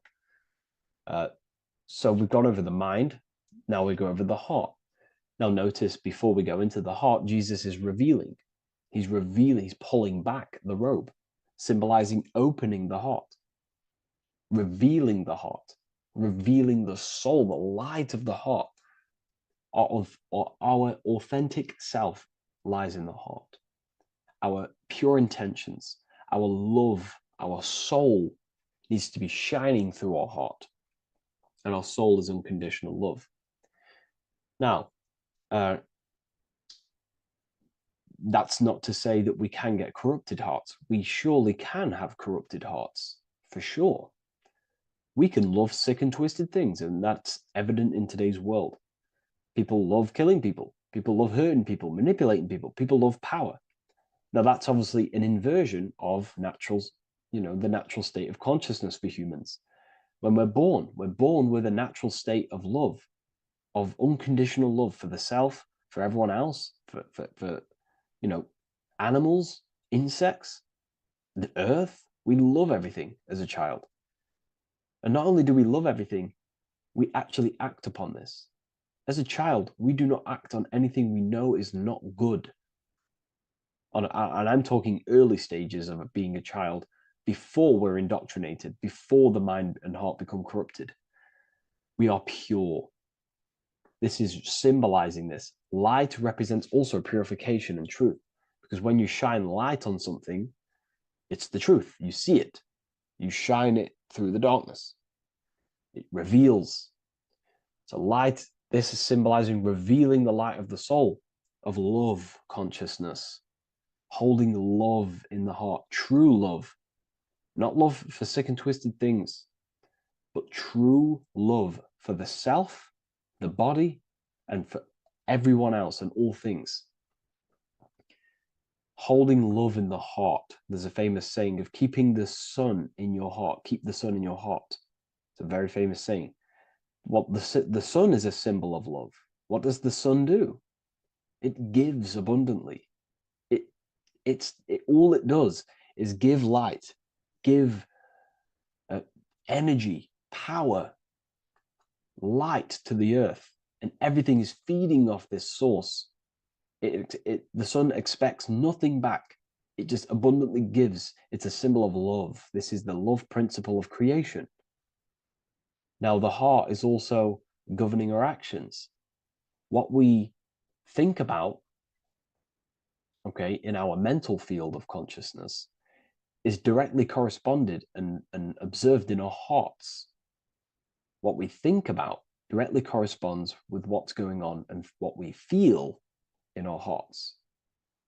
Okay? Thoughts produce emotions. So if we give attention to negative thoughts, there's no wonder we're having negative emotions in our hearts.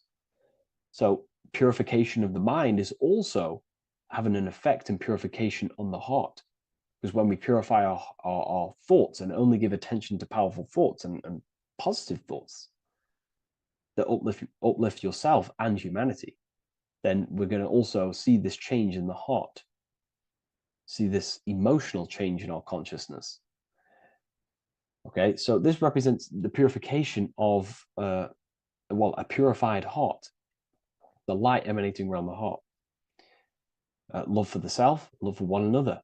And you're revealing this, you're shining the heart on others.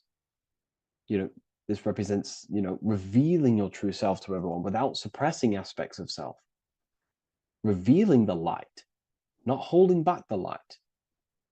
Because people in darkness will look at people who are spiritual and say, oh, he's into the woo-woo stuff. It's about revealing that and not caring about others. Because when you shine a light, you're also planting seeds in other people. Now, I'm going to tie this together with the hand gesture. Now, what we're looking at here, we're looking at a hand gesture with two fingers up. We have the middle finger and the index finger upwards. And notice how they're crossed over. They're crossed. They're not separate. They're crossed, representing unification. Unification here. This is a unified two fingers. Two represents division. Crossed over represents oneness. It's the unification of the mind and the heart. A lot of people talk about this, but not many people go into detail about it because, for many reasons. But this is the unification of thought with emotion. This is how we truly reach Christ consciousness.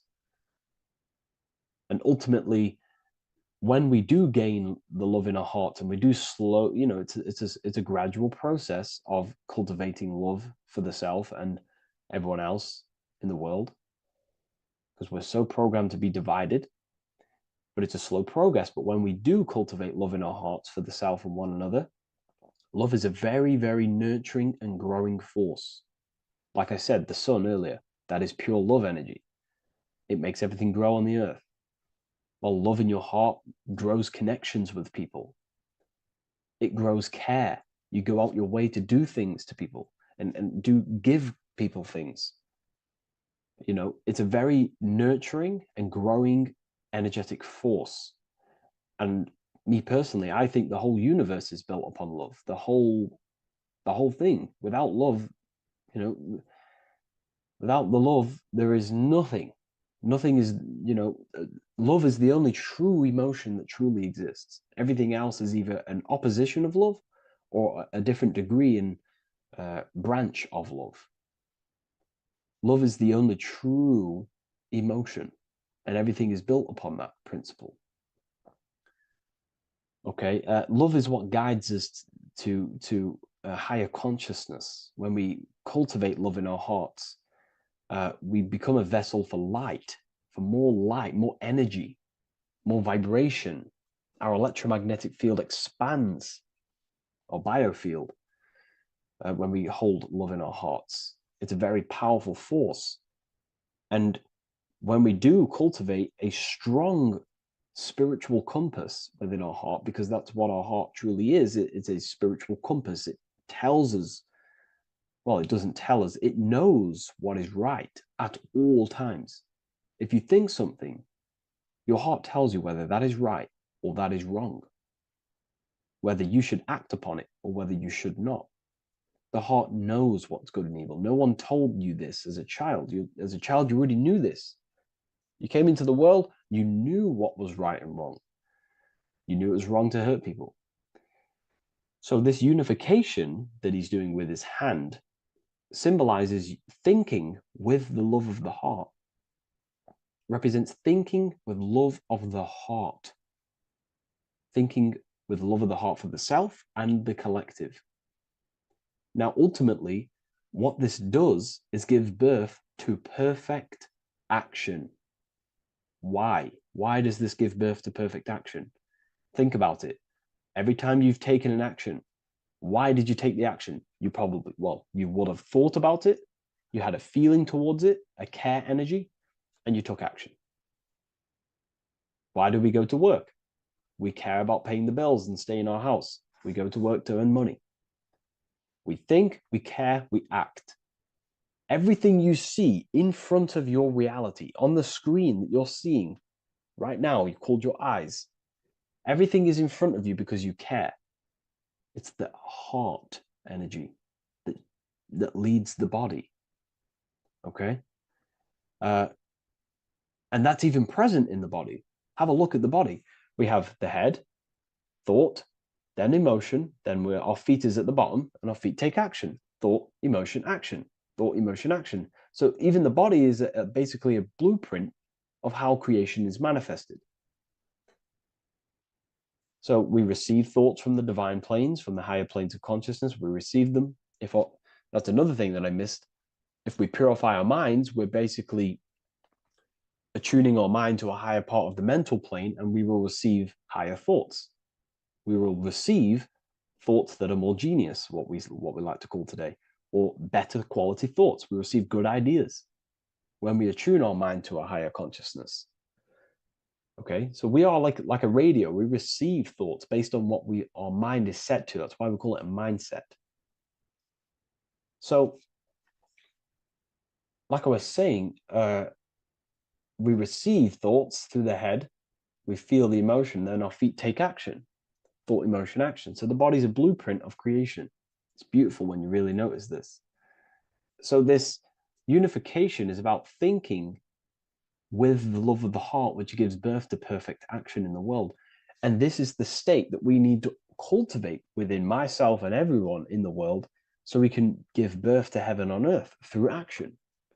Because ultimately the world is molded through action, physical action. And them actions are molded from thoughts and emotions. Now,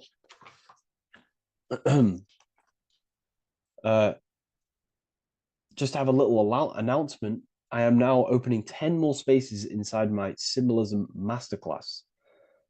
With 10 more spaces, you're going to learn about a lot more about symbolism. It's very affordable. I'll leave the link in the description if you wish, if you care about gaining more information and learning the ability to read symbols. So what is the inversion of this?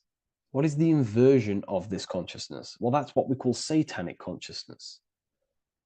Satanism. Satanism on its true level is the opposite, the opposing the natural state of consciousness that we are born into. It's about thinking with no emotion, thinking and acting. This is what the Skull and Bones represents here. So the Skull and Bones Secret Society, this is their main logo.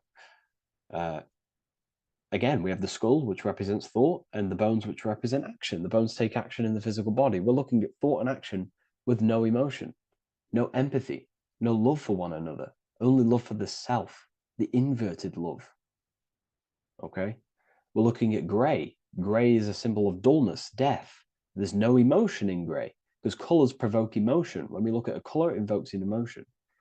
Grey has no emotion. So we're looking at dullness of the emotions. I'm not going to go too deep on this subject. I'm going to create a whole new lecture for that. In fact, I think we have a great lecture inside Ethereal University on Satanism. We're going very into depth of what Satanism is and what Satanism consciousness truly is. And again, it's just the cross inverted. Satanism is just it's the invertation of, I don't know if that's a word, but it's the inverse of natural law, natural consciousness, of love consciousness that we are born into.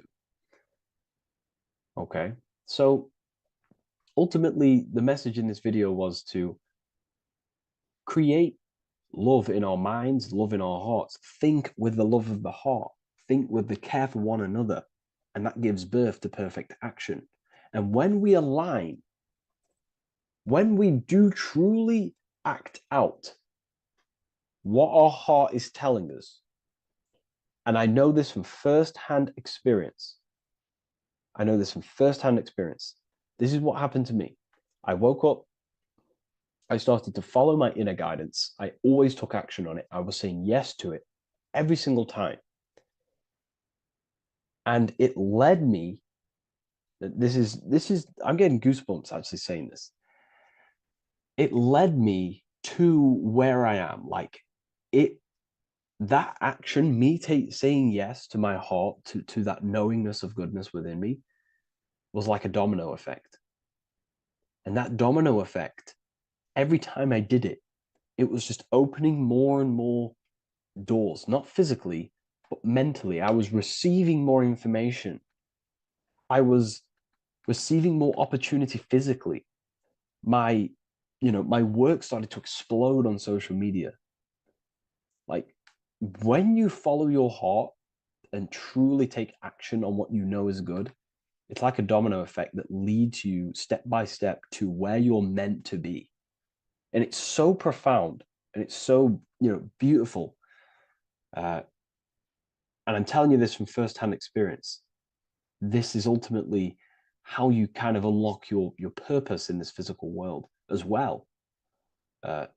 So not only is it going to create a better world, it's also unlocking your true soul form and soul purpose while you're here. It's very beautiful. So I thank you, everyone. Please leave a like, comment, and share, and subscribe to the channel. And I'll see you all inside Ethereal University if you decide to take your studies to the next level. Take care. Religions were made to hide the truth about yourself, God, and the universe. You see, religion teaches there is a God separate from you. He created the universe separate from himself. They did this to truly disconnect you from consciousness, from God, and from yourself.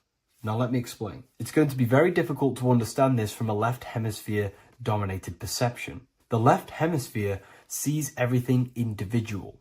The right hemisphere sees the whole. For example, if you're walking through a woods, the left hemisphere sees individual trees, leaves, twigs, and branches. The right hemisphere sees the interconnectedness of the whole woods. We've been trained our whole life to be trapped in the left hemisphere, to think logically, scientifically, with evidence. This way of thinking traps you in illusion, division, and separateness from everything. Plus, in science, they teach you the universe exists outside of you. You exist in a universe, and the universe exists whether you exist or not. This is completely false.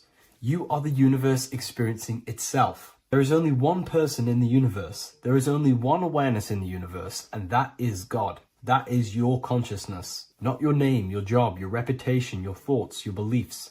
That is not God. God is the infinite awareness that you are, the alertness, the essence of life. You are an individual. You have a dual nature, an inner world, consciousness, and an outer world, this physical body.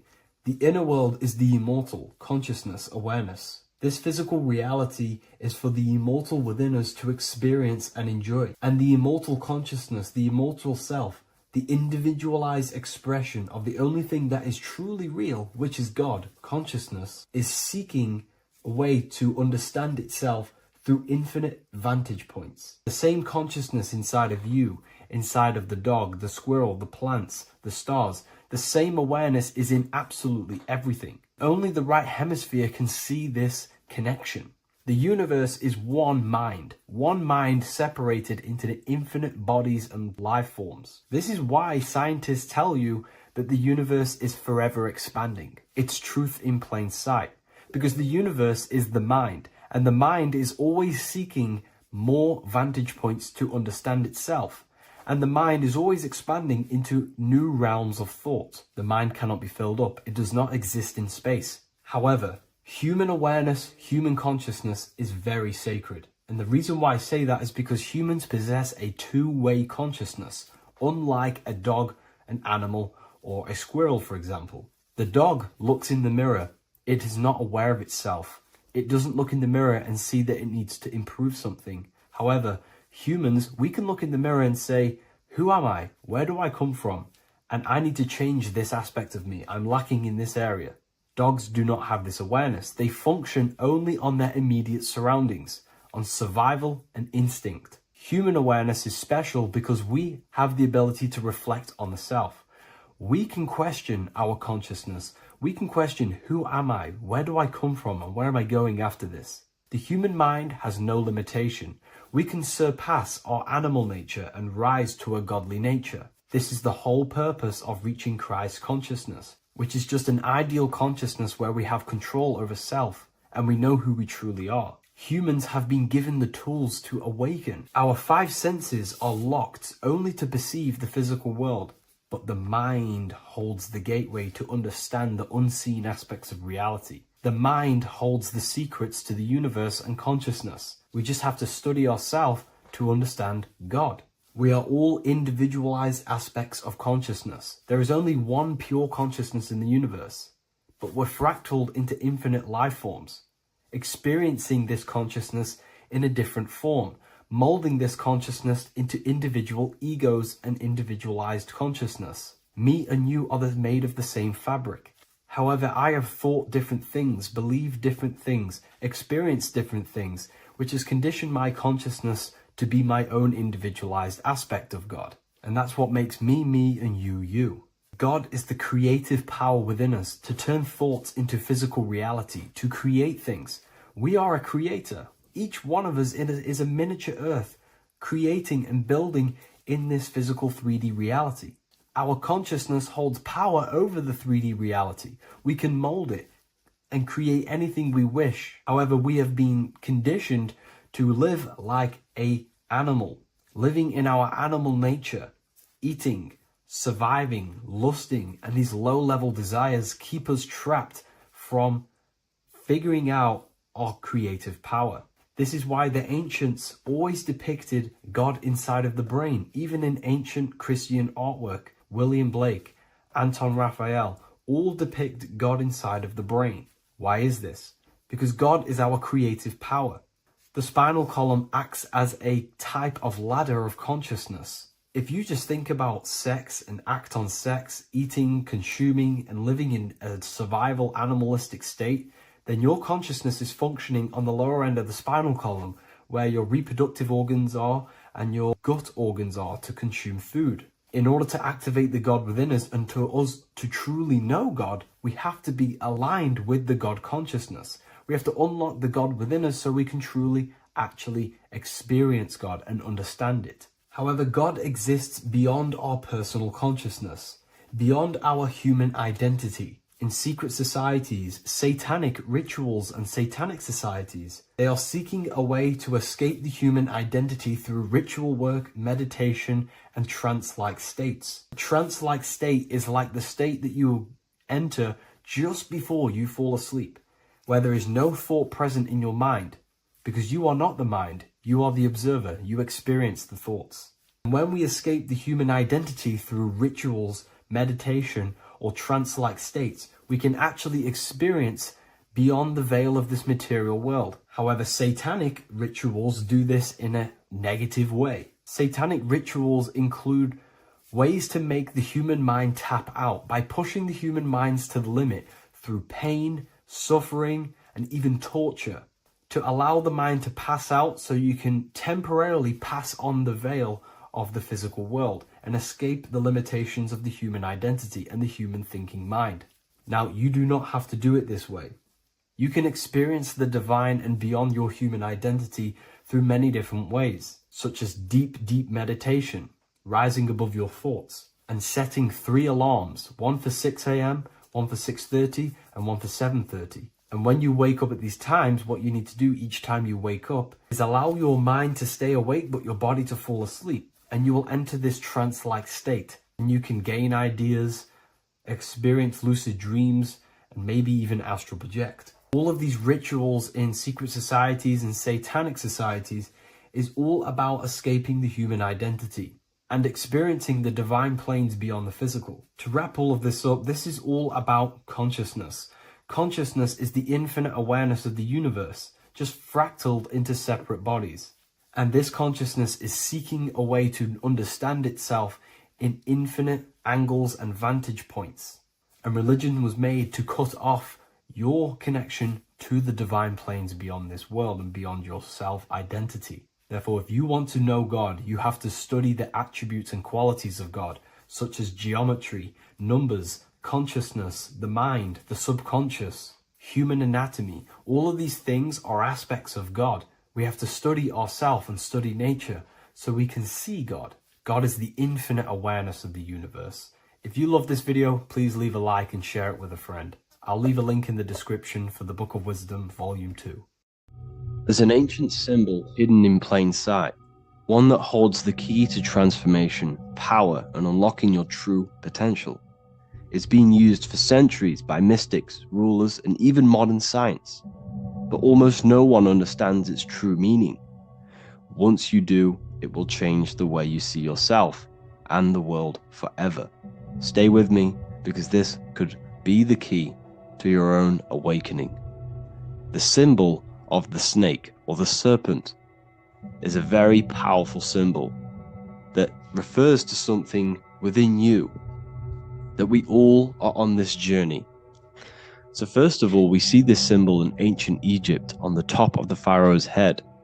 We also see this with Buddha, with the snake on top of the Buddha's head and below. We also see this in Rome, with the Roman god Mercury holding the staff with the snake. We see this in Adam and Eve story with the snake tempting Eve. We even see this today on the medical facility. What does this mean? Why is this symbol being used for thousands and thousands and thousands of years? It has a very deep esoteric meaning. We see this in the Caduceus staff, and we even see the snake representing the Kundalini. What does the snake actually mean? A lot of people think it represents the Kundalini, which it does. However, there's a deeper interpretation of this symbol, and it goes very far beneath the surface of what the snake actually represents. Okay? So first of all, when looking at symbols, we need to observe what the snake does in nature. The serpent sheds its skin. The serpent shedding its skin is a sacred symbol of an inner transformation. It transforms from its old self to a new self. It sheds layers of itself. As the snake discards its old exterior, it mirrors our own journey of realizing outdated beliefs and patterns, paving the way for a renewed, authentic self on the esoteric path of awakening. Essentially, it represents transformation, but not transformation of our physical bodies, transformation of our inner world. Now, this is where things get a little bit tricky and you may become a little bit confused, but I'm going to make this very clear for you. The snake symbol, or any symbol, can be used for different context. For example, the Kundalini. We see the snake representing the Kundalini. We all know that energy can't be destroyed, only transferred. Like I said, this is a transferring of energy. It's a changing, a transforming, shedding its skin. It represents transformation. Sexual energy is energy, and we can transform the sexual energy into a Kundalini awakening to activate dormant brain cells in our brain and to activate the human light body, which is the spirit. We can cultivate, save, and retain our sexual energy, transmute it up the spine to activate the brain. This is a symbol of transformation, of energy in this context. However, when we go to the emergency services, this does not mean the same thing as the Kundalini. The snake in this context represents transformation of health. When we are picked up by the emergency services, we are looking for a transformation. We are unwell, and now we need to transform to well-being. This is why they use this symbol. It represents transformation, especially with the pole and the snake climbing. It's climbing, it's transforming from the bottom to the top, shedding its skin, shedding old layers, transformation. We see this in the Bible with the snake tempting Eve to eat the apple of the tree of knowledge of good and evil. Well, what does this mean? Where's the transformation in this? Well, this is a very hidden one. The transformation takes place in Adam and Eve's consciousness and their mind. They go from a pure, whole state of consciousness, from being tempted by the snake, and they eat it and they transform into knowing the good and evil, into the dualistic ways of thinking and the dualistic meaning of this world. Let me rephrase that. They understand the dualism of this world, and they now understand the two good and bad ways of thinking. They know the knowledge of good and evil, of duality. They shifted from a whole state of consciousness into their consciousness being split into good and evil. This represents the journey of every single soul that incarnates into this world, including yourself. When you were a child, you were whole. You had no understanding of good and evil. But as you grew older, you eaten the fruit. You grew to understand the knowledge of good and evil. Your consciousness split from a whole into a separate and divided way of thinking and divided understanding of the world. We suppressed aspects of ourselves to fit in with society norms, and we just limited ourselves with limiting belief systems. We knew the knowledge of good and evil. Our consciousness split from a whole state. This is what Adam and Eve is symbolic of. We see this with the Roman god Mercury, with the snake. Mercury represents intellect, communication. He's always flying in the air, which represents the air, the mind, the intellect. He's holding the snake to represent transformation of the mind. This is what we call mental alchemy, turning base metals into gold, turning the unenlightened aspects of our mind into enlightened ones, turning our negativity into power and control. We see this with Buddha, and Buddha is all to do with transformation of the inner world, transformation of the mind and the soul and the emotions. And it also represents the Kundalini. We see this in ancient Egypt. We always see the snake on the head, representing the place where the third eye is, representing the intellect or the mind's eye, the third eye, whatever you want to call it. This is the place of the invisible intelligence within us. This is our mind or intellect. And this is the transmutation of the mind. This is why the snake is on the head, representing the transformation of the mind, going from the unenlightened into the enlightened, going from the uncontrolled to the controlled mind, so that we can control the very fabric of reality. I've kind of just given that away. Why is this important? Humans are creators. We're the architects of creation, endowed with the divine power to channel the fourth dimension, which is the imagination, into reality. Each thought and intention is a seed. When nurtured with focus and clarity, transforms the unseen into the tangible experience. This creative process bridges the gap between the ethereal and the material. Humans are creators. It's impossible for you not to create. Whether you're doing this consciously or subconsciously, you've been creating your whole life, turning non-physical thought into physical reality. We are creators. However, the mind cannot create in a state of chaos. The mind cannot create with limiting beliefs. The mind cannot create with thoughts that come and destruct our minds. The mind cannot create consciously and effectively if there are impulses within our mind and we have no control over the mind. So this is where self-transformation comes from within. This is where the snake comes in. The snake represents the transmutation of our mind from the uncontrolled to the controlled. In this context of the Egyptians with the snake on their head.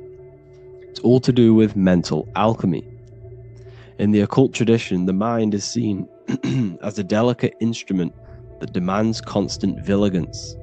Left unchecked, it reverts to archaic and destructive thinking patterns. Like a finely honed blade, it must be continually sharpened through discipline and self-refinement. In this unending process of unveiling and mastery, we learn to shape reality, harnessing the power of our thoughts to manifest the highest potential. It's all to do with mental alchemy, and this is how the snake is connected to you. And what the snake represents to you, it represents the transmutation, the changing of ourselves, of our consciousness, so we can gain control in this 3D world. If we lack control, then we'll constantly be manifesting chaos.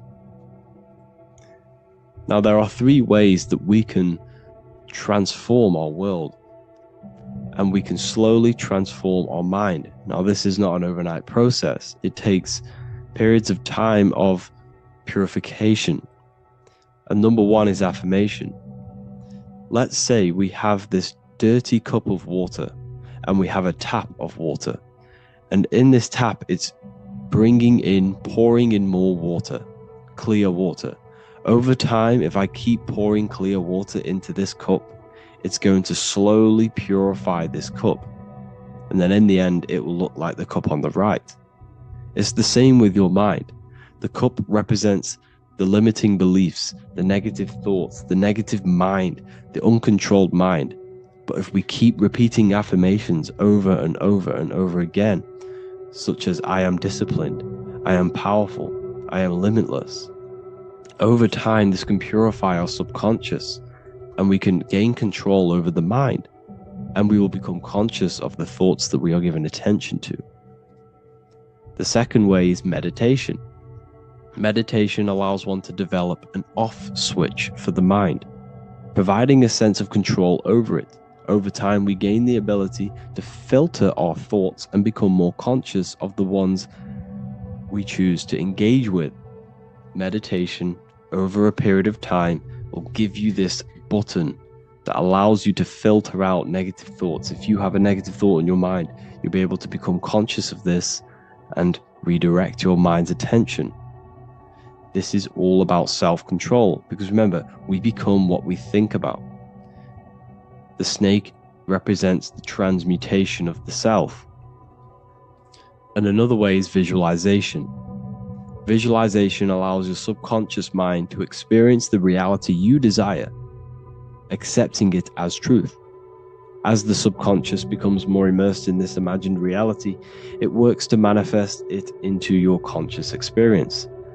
Your visual eye, visual eye. You're using the mind's eye to see and mold your future. That's what imagination is for, to create in your future. You can become your future now in your imagination.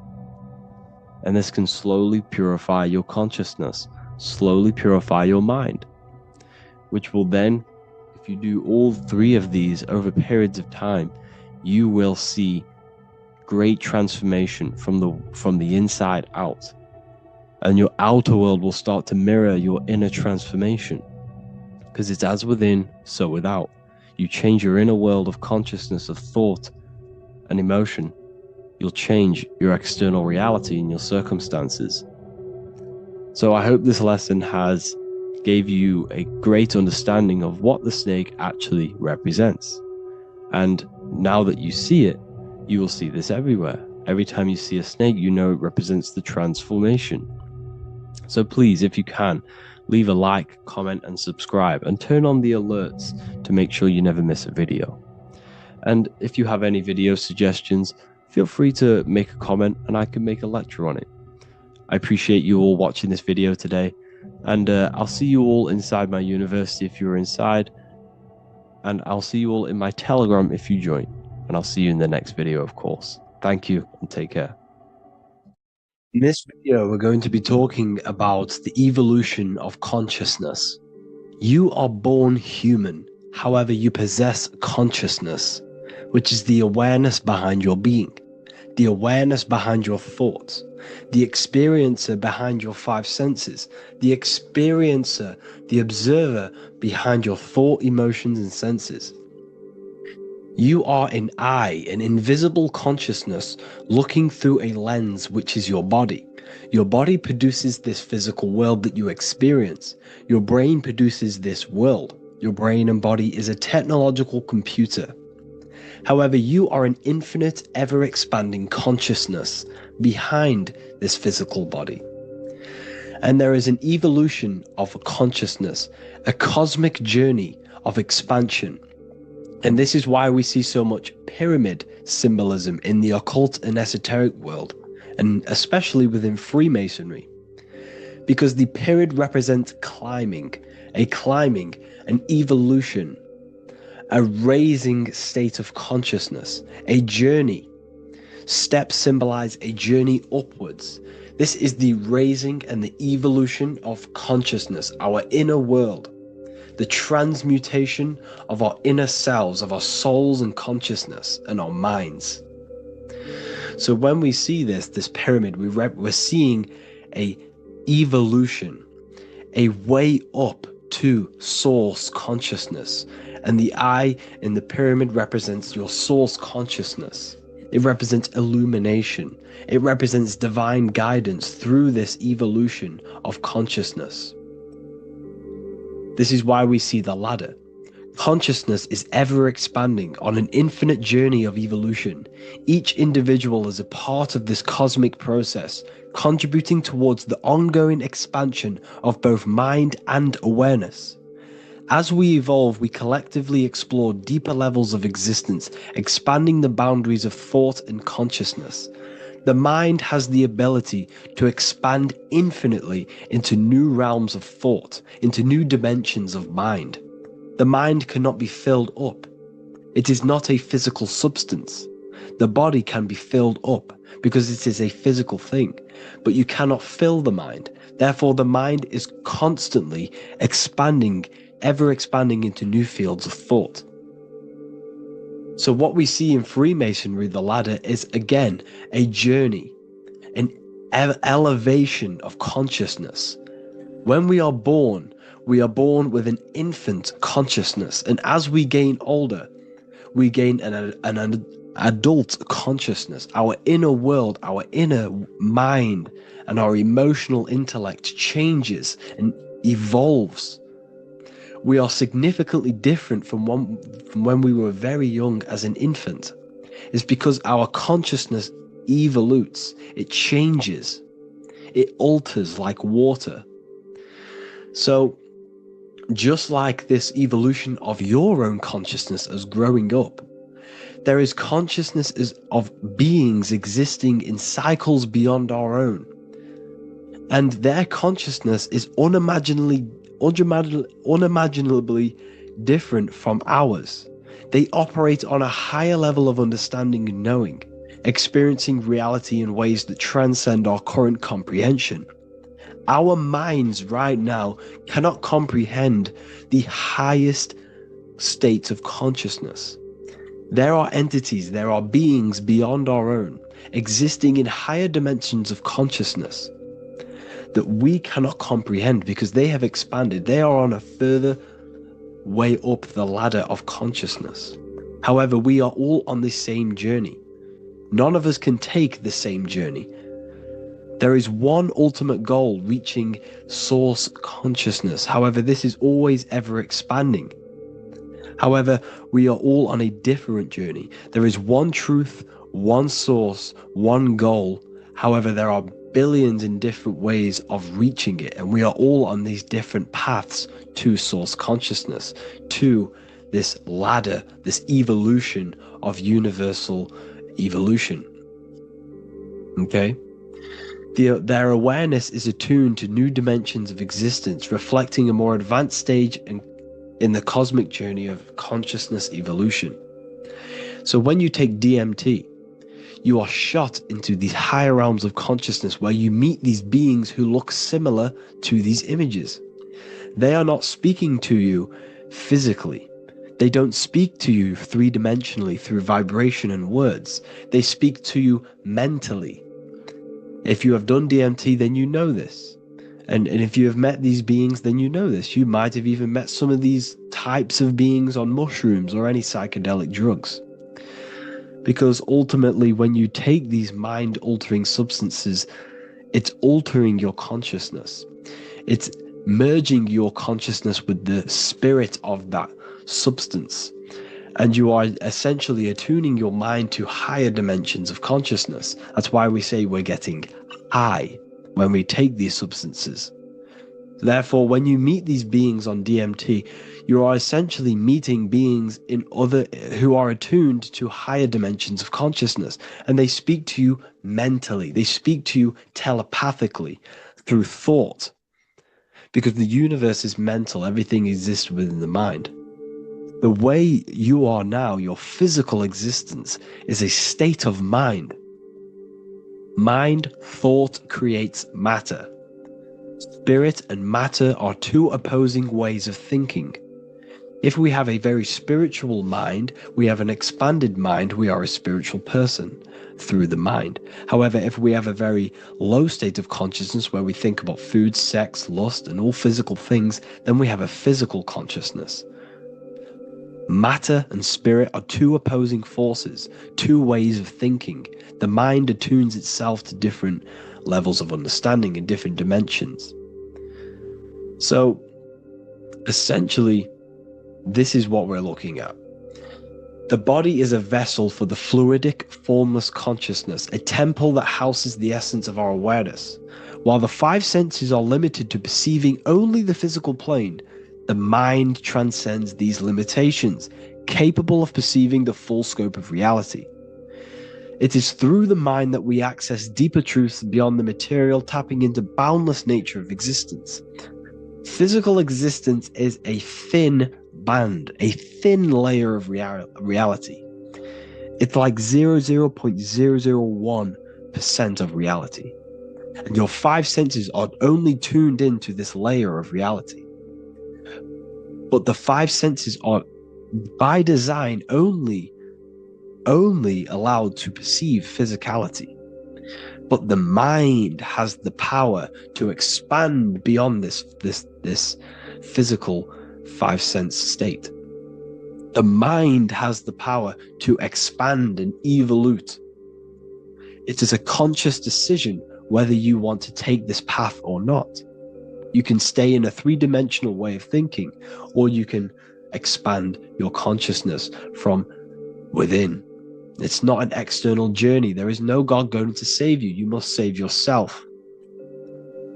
Therefore, behind every single one of these eyes is the same source consciousness. However, we are all different cells in a different journey. The organs in your body, the cells in your body are all alive. They all possess same consciousness, universal consciousness. However, we are all on a different journey of evolution. As above, so below. As the baby is in the mother's womb, when the baby becomes conscious, there is a world outside of its mother. What does it do? It presses and seeks a way out to be born in the other world outside of its mother. It is the same with your consciousness, your mind. When your mind becomes aware that there is realities beyond the immediate surroundings, it seeks a way out. And this is exactly what I'm doing to you now. I am now expanding your mind and telling you there is other ways of reality. There is other dimensions of consciousness which you can access through inner transmutation, through different ways of thinking, spiritualism, and meditating and connecting with yourself and detaching from external things, we can upgrade our consciousness. Your body is a womb. Why Jesus says you must be born again to see the kingdom of God, because you are born physically and then you must be born again spiritually, awakening your inner consciousness. So like I said, as the baby is in the womb, it's the same principle, as above, so below. You were a baby, you were in your mother's womb, and you figured out there is a world outside of your mother, so you seek to weigh out your mother to be born in another world. It's the same now. You must do this now. This is your spiritual evolution. This is the evolution of consciousness. It's ever expanding.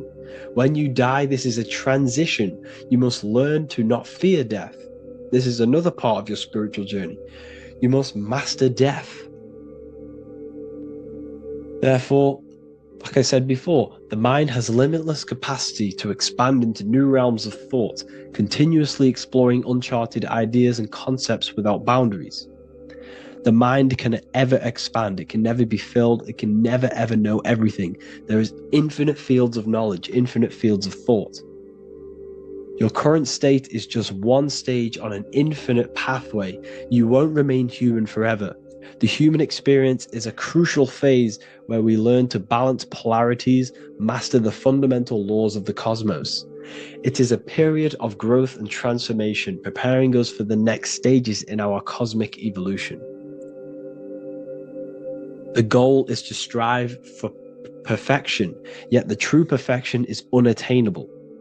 It's like a tunnel, and there is a light at the end of the tunnel. And as you walk through this tunnel, the light is ever moving backwards.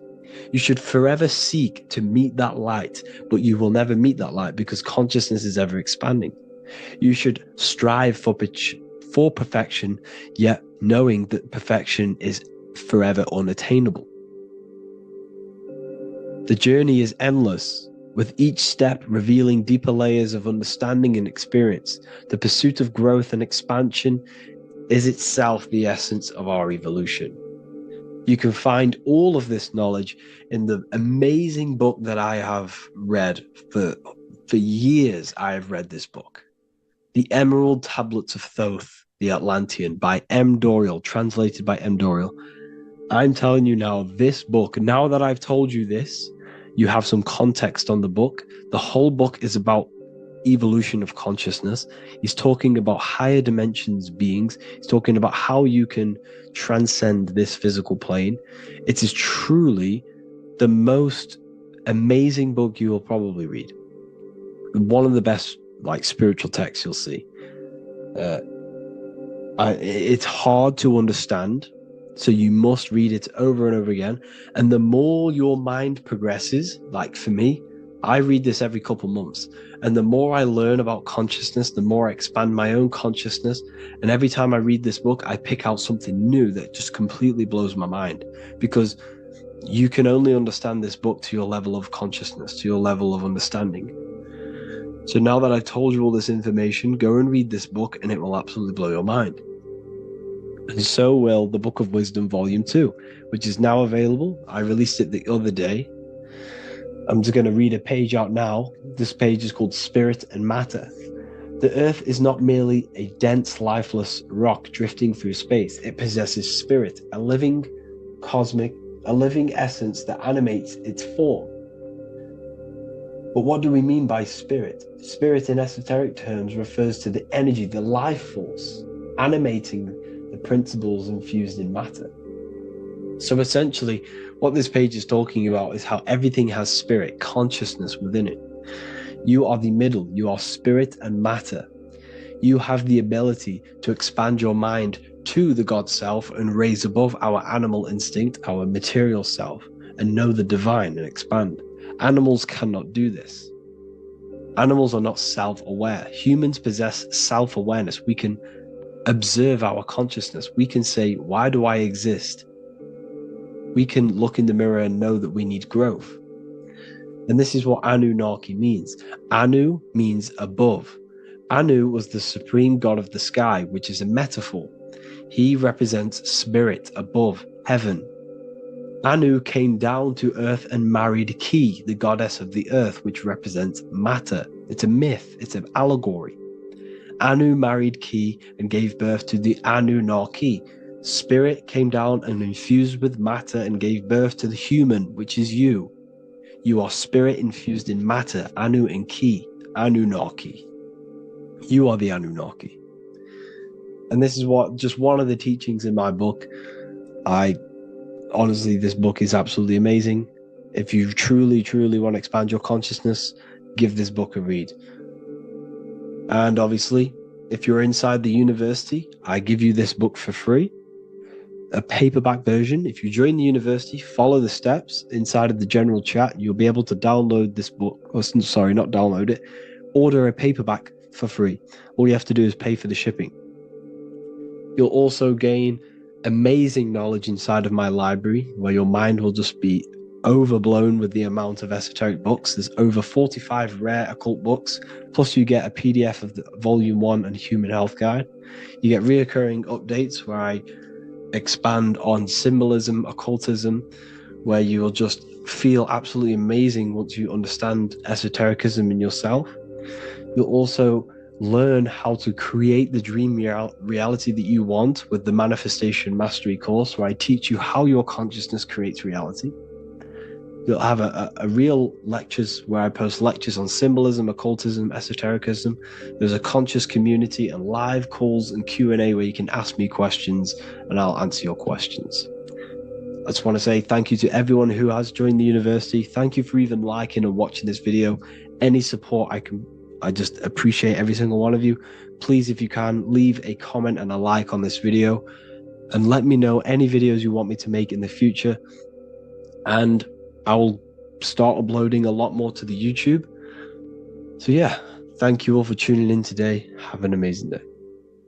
Welcome to Revival of Wisdom.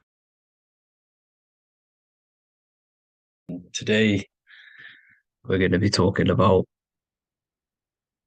portal symbolism, what portals are, okay, and how they show them to us, because they have to tell you the truth, guys. This is the thing with the universal law. They have to tell you the truth, and they tell you through symbols, they tell you through movies, and different things like that. But let's jump straight into this. So first, I want to talk about the Freemasonry symbols. Okay, so first we got, obviously this is some Freemasonry art, but notice how you've got the ladder with a key. Okay, so this is ladder symbolism with a key. So maybe this is talking about ascending. Okay, because look, because this is ascending into the heavens, because it's a ladder with humans going up it with a key. In order to ascend, you must have the key. Okay, so what else do we have with a key? Well, the Netflix show Lock and Key, which is all about portals and keys. Because what the keys do, they open doors, gateways. Okay, so what's interesting about this is that they've got this key here, which represents the Kundalini energy rising up the spine. Okay, but we'll come back to this. But it's that same portal key symbolism. We've also got the Vatican. The Vatican is in the shape of a key. Okay, so you can see the start of it here and the end. So this is key symbolisms. Keys open doors. And notice how it's got the 8-pointed star. Okay, what is the 8-pointed star? Okay, we'll come back to this. This all ties in, guys. I'll break it all down for you. But then you've also got the god Janus. Janus okay, is known as the god of the doorways. He's an ancient god of Rome, and they worshipped him. However, he's not a god, he's more like a high-level ranked demon. Because he is the god of the doorways. And notice how he's got two faces. Because doorways always have two sides. You're going into somewhere, there's always two sides of a door. And he's always depicted with two sides of a face and a key, because he holds the key to the doorways, to the portals, to other worlds and realms. Okay, as you can see, he's always got two faces and a key. Okay, so now we have the Sumerians, the Anunnaki, and they are always depicted with the two faces. Why do they have the two faces? Because they're symbolizing doorways, and the Anunnaki come to Earth through doorways and portals. So these are what these gods are symbolizing in their artwork. But they always have the 8-pointed star. Okay, what is the 8-pointed star? You see how they always have. Look, let me try to find another one. It's the 8-pointed star. This 8-pointed star is Polaris. Okay, Polaris, just like the Vatican has the 8-pointed star with a key. Polaris is the center star. Polaris is a fixed star, it doesn't move. Okay, so the Anunnaki's symbol is also the 8-pointed star. So this is symbolizing the portals and doorways that they come through in order to get to the earth. But Polaris is that center star which does not move. It's always symbolized with the 8-pointed star, just like a compass. Why is a compass the 8-pointed star? Because at the center of our realm is where the most electromagnetic energy is stored. As you can see, we have an aura field, an electromagnetic aura field. So does the earth. And in the center, so like our heart, for example, is where the most energy is stored. And like the center of the earth, this is why all compasses point to the center, because this is where the most electromagnetic energy is stored. It's at the center of our realm. Okay. So like I was saying with the lock and key series, see this here? The Kundalini energy rising up the spine, just like your Kundalini energy rising up the spine. Let me try. I can't zoom in, but you know what I'm trying to say here. Let's go back to Polaris, because at the center is where pole.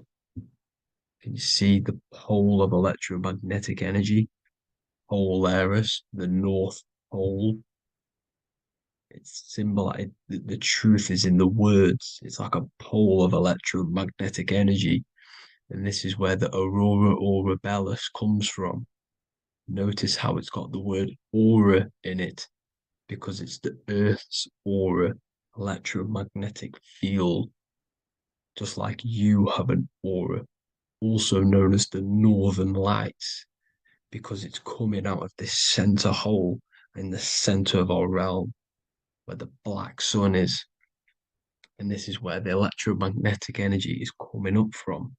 And this is what the aurora borealis is, or the northern lights. It's just electromagnetic energy. And it's symbolized through our symbols, the original O. Okay, because it's like a pole through the middle. Polaris. So this Polaris is the sky vault. It's the portal into this realm, because this is what the Anunnaki are always talking about. always symbolize it with the 8-pointed star. And just like a compass, it's the 8-pointed star pointed to the center, to Polaris. Okay. See here on the Sumerian tablets with the 8-pointed star again. And how we know it's talking about portals with this 8-pointed star is because CERN 666 are opening up portals to the underworld, letting in demonic entities into this realm. How do we know it's a portal? Because their Hydro Collider has 8 points, just like the 8-pointed star. So they are creating synthetic portals to the underworld to let these demonic entities into our realm. But what is the key? Because if we're talking about ascending through Polaris, notice how here on the masonry art, this luminary here, so this is the sun, that's the moon. This is Polaris because it's a luminary with what? 1, 2, 3, 4, 5, 6, 7, 8 beams coming off the luminary, just like the 8-pointed star. So you see the ladder with the key going up to Polaris. It's symbolizing ascending out of Earth. So what is this key that they're keeping from us? Because it's a human holding a key going up the ladder to Polaris. Well, chakras. We have 7 chakras. Okay, so this is what they are telling us in the lock and key symbolism. The Kundalini energy rising up the spine. Okay, just like they have 33 vertebrae on the back of your spine. Okay, this represents the Kundalini energy going up your 33 vertebrae, just like in masonry has 33rd degrees. Okay, so what is the key? Your chakras. Your chakras have to be unlocked. Okay, you have to unlock your chakras, and you can't unlock this one without going through this one. You have to go through them all. It's like a ladder, just like Jacob's ladder. You can't go from the bottom to the top. You have to unlock each one.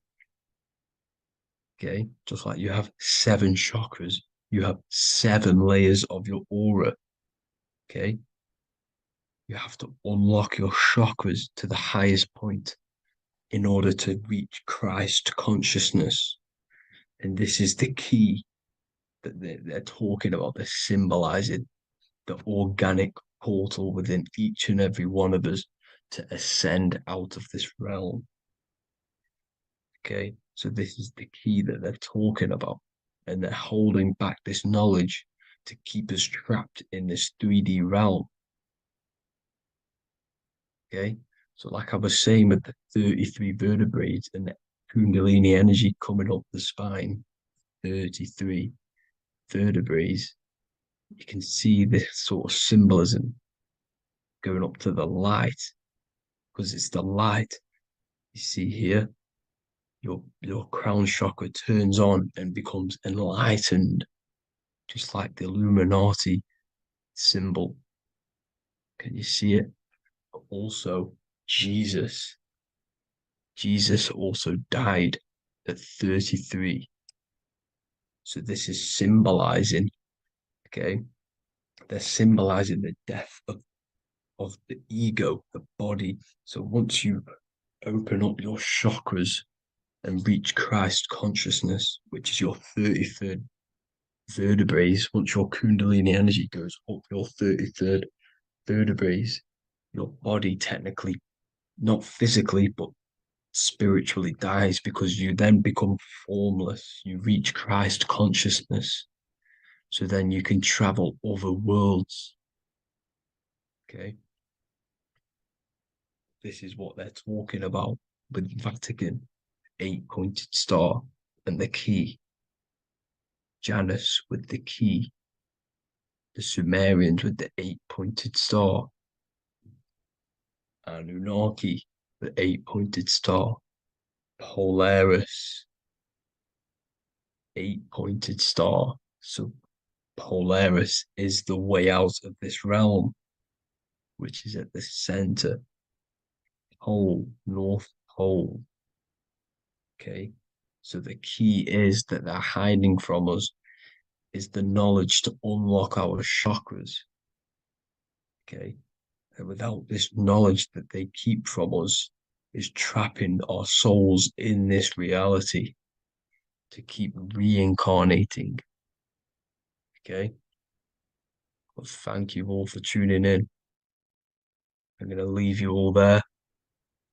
Make sure to leave a like and a comment in the comment section. Let me know some topics to talk about so I can break it down for you. God bless you all.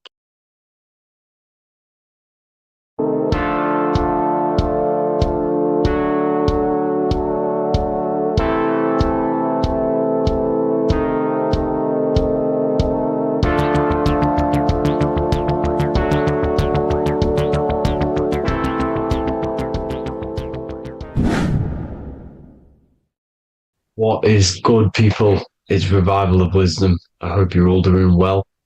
Now, this video is how to raise your holy oil or your Kundalini. Let's get straight into this. So this is a monthly cycle. Every month, when the moon is in your zodiac sign, this oil is released. Now, the moon is in control of monthly cycles. For women, it's the menstrual cycle, and as well, this holy oil cycle. The moon changes sign every 2 and 2.5 days and passes through the zodiac signs in 27 days. So the moon tells the day, the sun tells the time, the stars tell the month.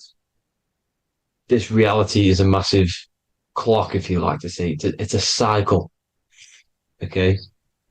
The moon controls the night, emotions, water, fluids, and the mind. Okay. So this oil is produced in the claustrum. It's produced in the claustrum, which is here, right?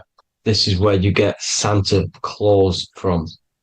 Now, the claustrum is at the center of the brain, and it is next to the pineal gland and the pituitary gland. Once it starts in the claustrum, this is the holy present. This is the present that Santa gives to us, Santa Claus. And it goes to the pituitary gland and the pineal gland. And what's connected to the pituitary gland and the pineal gland is the Ida and the Pingala. The Pingala is the pineal gland's nerve, which is the honey, which is the positive charge, electric. And the pituitary is the Ida nerve, which is the magnetic charge. This is the milk, the land flowing with milk and honey. This is the brain, the heaven, heaven, okay? And it travels down the spine using these two nerves, these electromagnetic charge. And this is what the ancients symbolized with the two serpents wrapped around the spinal cord, the Ida and the Pingala. And this travels down to the sacrum or the solar plexus. Okay. So once it's here, okay, the spine is an elongation of the brain. So the spine is pretty much the brain. It's an extension of it. And it's kind of a microcosm of how we descended from heaven to physical reality, to physical matter, which is our consciousness has done. Our consciousness has descended from heaven into physical matter. And this is a microcosm of it. Okay. So once we're in the sacrum bone, this holy oil, like I've just explained, this holy oil starts in the Santa claustrum, goes down the chimney, to the sacrum. This is the sacrum, the solar plexus, and drops the present off at the sacrum. Now, once we're at the sacrum, we need to raise our vibration to take this oil back up the spine. Okay, and the River Jordan symbolizes this in the Bible. King Herod wants to kill Jesus in Nazareth, which is here, this is the River Jordan, is Nazareth. He goes to be born in Bethlehem and then goes back up to Nazareth to Joseph and Mary.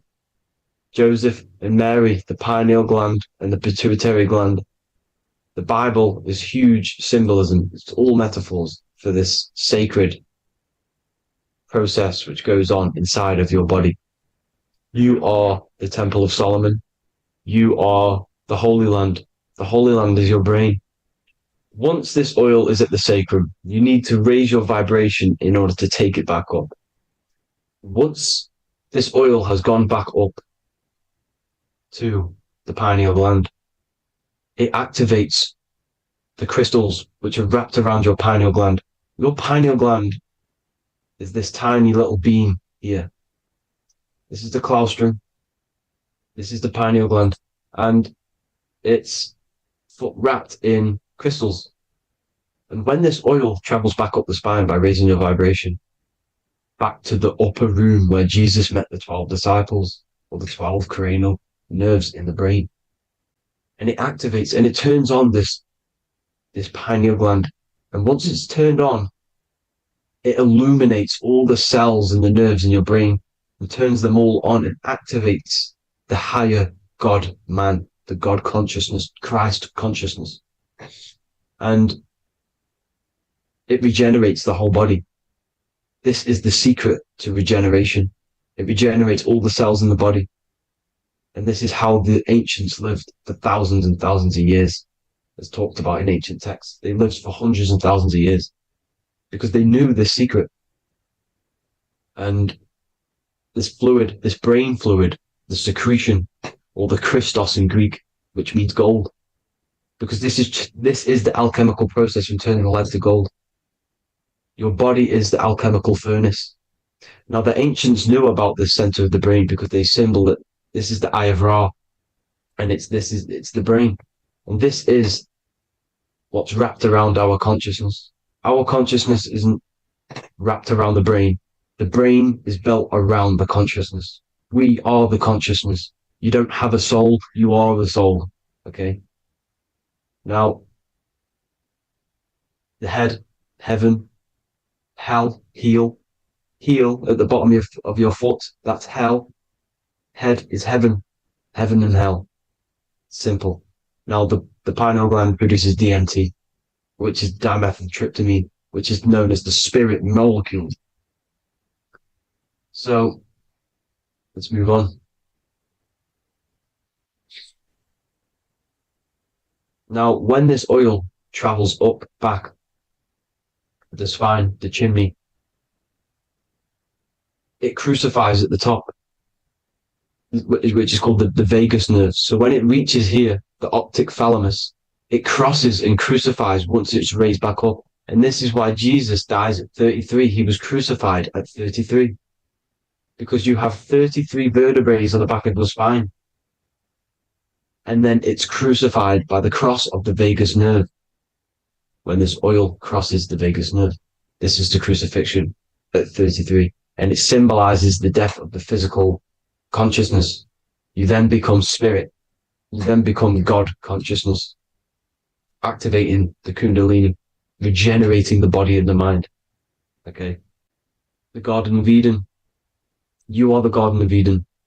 The land of milk and honey is upstairs. The pituitary, which is the milk, the pineal gland, which is the honey, which is DMT. It even says this in the Bible. As he brought us into the place, and he has given us this land, a land flowing with milk and honey, which is also symbolized as the sun and the moon. The Bible also says, the light of the body is the eye, not the eyes, the eye. If therefore thine eye be single, thy whole body shall be full of light. This is the activation of the pineal gland by raising this oil back up to the pineal gland, to the center of the brain. Neither shall they say, see that here, or see there, for behold, the kingdom of God is within you. So he's saying, don't look out there. Nothing is out there. It's all inside of you. Everything's inside of you. You're the universe. Now, how to raise this oil back up to the pineal gland? Every month, like I said.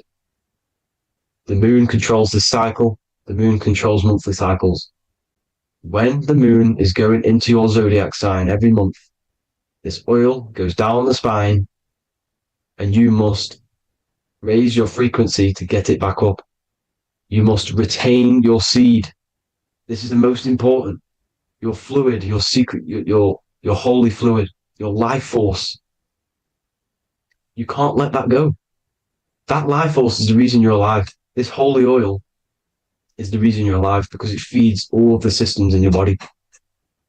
It feeds all the systems in your body. You have to retain your seed, alkaline diet, positive thinking, and meditation. Okay? When you retain your seed, you will live longer. The moment you release it, you're killing yourself. You're killing a piece of yourself every time you release your seed. Every single time. You're killing a part of yourself. Okay? Now, this could be why this could be the illumination, the single eye on the Illuminati's symbol, the Freemasonic symbol, the illuminated eye, the triangle, which could symbolize the body, mind, and spirit, but the eye illuminated. Now, in the Bible, it talks about the two trees, the tree of knowledge and the tree of life. The tree of knowledge is the tree of good and evil, which is the most important system in your body, which is the nervous system. The nervous system, the most important. The tree of good and evil. And the tree of life, which is the cardiovascular system. Now, this oil, when it's released every month, feeds these two systems, and these two systems feed everything. Now, it's important you understand that. Okay? The ancients knew all of this knowledge. The Bible's telling you this knowledge. But it's in a metaphorical way. You have to understand the context behind it so you can read it properly. Now, eating of the tree of life, which is when it talks about in the Bible, eating from the tree of life is actually symbolizing a bad diet, ejaculation. Because you're eating from these two systems. You're killing yourself with a bad diet. You're killing yourself with an ejaculation. Okay, so that's important to understand. Now, this is Jacob's ladder in the Freemasons. Jacob's ladder, which is the spinal cord, it's the stairway to heaven. And this is Jack and the Beanstalk when he goes up the beanstalk and finds the golden egg in the grey clouds. The grey clouds symbolize the grey matter in your brain. Now, the Garden of Eden talks about the 4 different rivers in Garden of Eden. As we see here, the North Pole map, the ancient North Pole map, because the center of the earth is the center of the torus field. Everything's the torus field. Atoms are torus fields. Everything's torus fields. You are the universe. Everything is within you. The North Pole is your spinal cord. This is why they say Santa Claustrum comes from the North Pole. This is the North Pole. And the Santa Claustrum is the center of your brain. Now, these 4 rivers which come from the Garden of Eden is the blood, the Christ oil, which is the oil we're talking about, urine, and saliva. These are the 4 sacred oil, 4 sacred fluids in your body. And these are constantly abused in today's society. These secret societies are targeting these fluids. Okay? This is why porn is free. They sexualize society through Disney. Go and look at some of the Disney movies. There's so many subliminal messages which sexualize these children because they want you sexualized. So you release your seed, which is one of the holy fluids in your body. especially your semen, your sexual energy.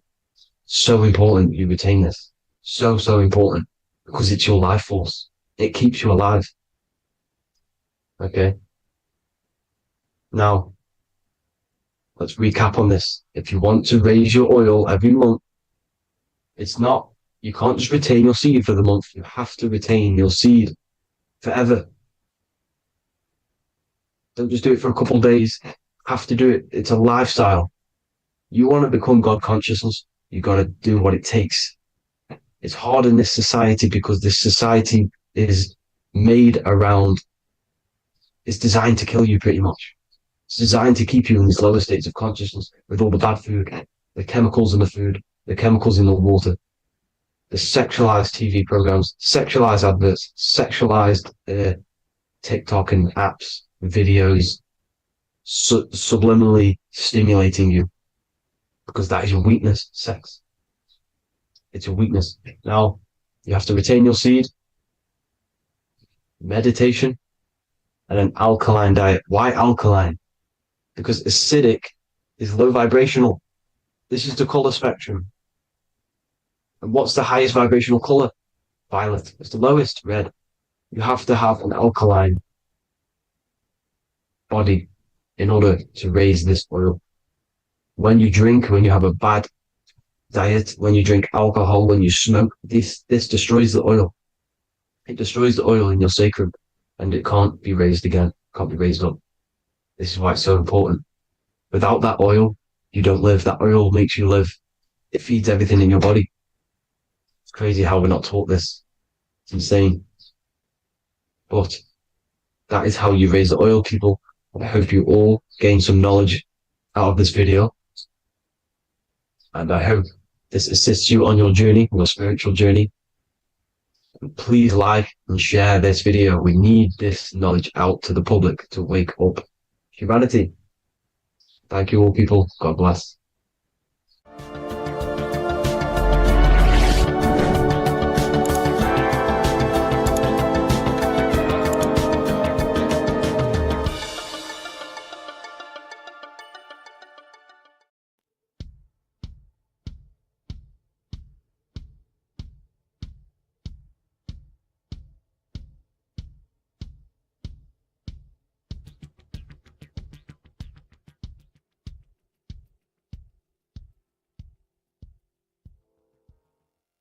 Welcome people, we're back with another video.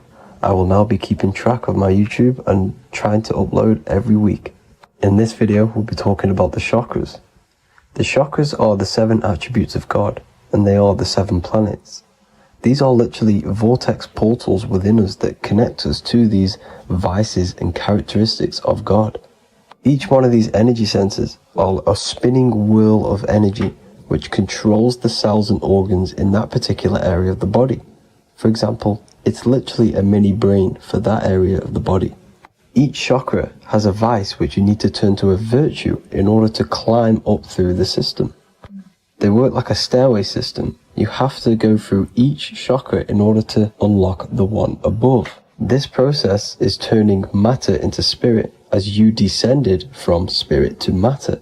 Saturn is Satan, that's why it's the lowest chakra, and that's why the devil is red, because red is the lowest vibrational color. When you are in these lower states of consciousness, you are in your animal nature. This is your physical side of your nature, and you are mainly being driven by your animal instincts, or your ego. Moving back to your higher self, or your spirit self, is not an easy process. It takes a while. However, with discipline, consistency, and motivation, you can achieve this, and this is what the ancients called Christ consciousness. Once you have achieved this, it is basically a state of mastery of the mind. You no longer lust for the lower animal nature things.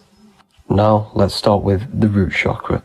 This is located at the base of your spine, and you can feel this chakra by tensing your anus.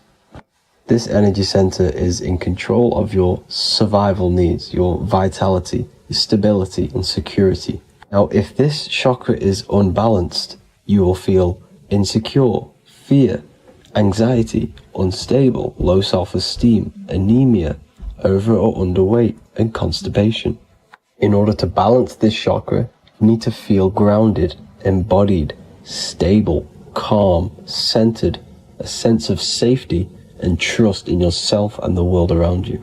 The next chakra is the sacral chakra, which is located around the belly button area. You can feel this chakra just by sucking in your belly. This chakra is to do with relationships, self-worth, creativity, empathy, and most importantly, sexuality. This is the most important one in order to start to raise your vibration overall, is giving up the over-sexualized nature. In order to balance this chakra, you need to come into harmony with all the toxic relationships that you have. Get rid of the fear, the anxiety, the isolation, and 100% get rid of the over-sexualized nature. Lust is one of the most lowest vibrations you could possibly feel. It is literally manifesting hell. In order to work on this chakra, you need to feel self-worth. You need to do creative things, empathy, healthy relationships, and 100% being confident. The next chakra is the solar plexus. This is to do with personal power, will, metabolism, eating, happiness, and your self-esteem and self-identification. You can feel this chakra just above your belly, below your ribs, and you can suck in this area. If this chakra is blocked, you will feel lack of confidence, difficulty in manifesting your desires, low self-esteem, misuse of power, misuse of dominance, weak will, and shame in yourself. Biggest one for this chakra is overeating, as it's to do with metabolism. If you are overeating, you are literally unbalancing a lot of your lower chakras, not just the solar plexus. In order to work on this chakra and balance it, you want to have a positive self-identification. You want to feel happy, a happy self-esteem, effectiveness to people, not overeating, and a strong willpower. Now for the heart chakra, one of the most important chakras. Chakra is to do with love, understanding, trust, hope, openness, compassion, balance, and forgiveness. The most important because your heart is the tree of life in the body. It is the center of the toroidal field. It is the most powerful chakra. Your heart is 5,000 times stronger magnetically than your brain. Once you have hit the heart chakra and you start surpassing the heart chakra, you are now turning matter into spirit, as the lower three chakras are dense and physical, and the above the heart chakra are turning to spirit. As you can see already, this is a hard and long process of working on yourself physically and internally. The symptoms of a blocked heart chakra would be lack of love or too much love, difficulty to accepting or giving love, lack of compassion, loneliness, and lack of emotional fulfillment. Finally, a lack of connection with a divine or to nature. In order to balance this chakra, the most important thing and the most powerful thing you can do is loving people, accepting and giving lots of love. Second most important thing to balance the heart chakra is balance. You need a balanced life. You need balance in all aspects of your life. Now for the throat chakra. This is a very important chakra as it's to do with communication. A symptom of this being unbalanced is a lack of self-expression and putting on a front all the time, acting with the ego. In order to balance this chakra, you need to constantly self-express yourself. You can't be putting on a front. That voice inside your head, you have to let it come outward. Don't just block it off with a wall. Self-expression will lead to you gaining friends who actually like you for being you, and not these fake friends that you have to put on an ego for. In order to balance this chakra, you need to express yourself, express the word that's within you. Don't be lying to people, don't deceive or be deceptive. The next chakra is the third eye chakra. This is starting to get very advanced and you are coming very close to spirit. Just before we head on, I want to announce the PDF is now available, containing all the presentations I've ever made, all into a condensed 38-page PDF. The link will be below this video for you to access. And if you want to learn how to create reality using your mind, how to attract your desires, how to get out of the situation you are in, the link will also be there for the Manifestation Mastery course. Now for the third eye chakra. The third eye chakra controls the pineal gland, which is your first eye. It's to do with your psychic abilities, channeling, telepathy, astral travel, visions, and connection to the higher self. You need all of the chakras aligned to get the full potential out of your third eye or pineal gland chakra. For example, if you're astral traveling and you fear something, you will be instantly shot back to your body. So you need to master all of the chakras before you go on and try and do these higher spiritual activities. Symptoms of the third eye chakra being blocked is lack of imagination, lack of vision, lack of concentration, blocked or clouded intuition, can't see the big picture, and especially overly reliant on logic and intellectual thinking. A good way to work on this chakra is imagining things, vision things, trust your intuition at all times, always follow that inner voice. Cut out the tap water which contains fluoride. Fluoride blocks the pineal gland.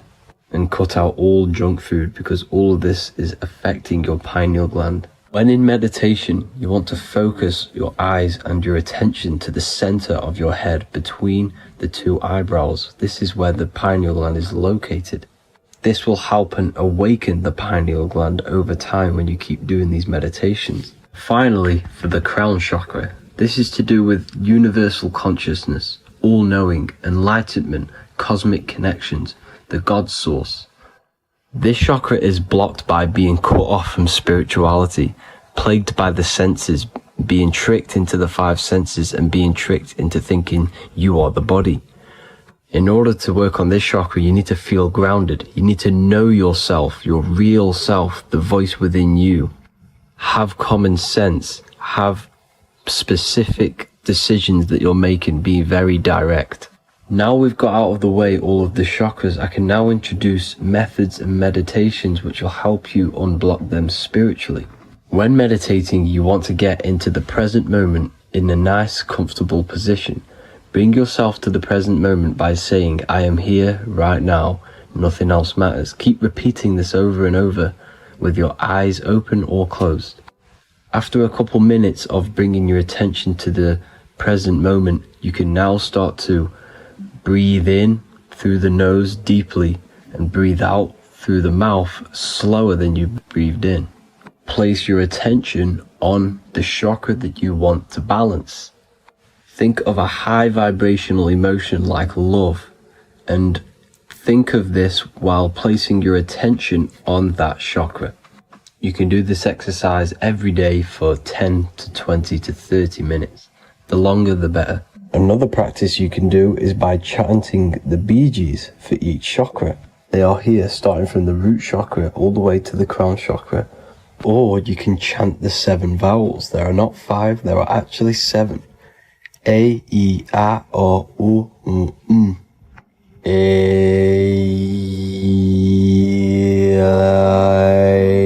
O.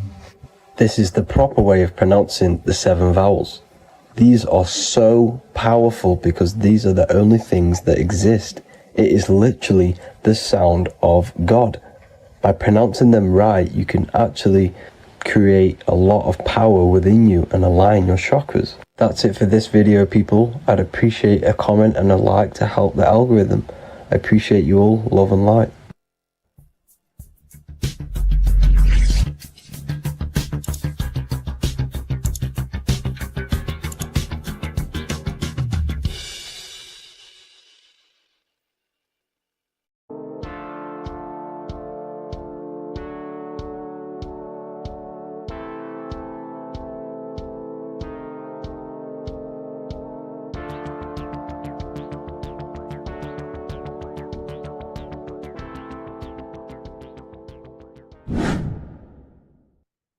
Left and right hemisphere, and what are they doing? How does it contribute towards your perception in this world? And this is what we're going to be talking about in today's video. We're going to be breaking down the 2 hemispheres of the brain and how they function in your life. So first we have the left hemisphere.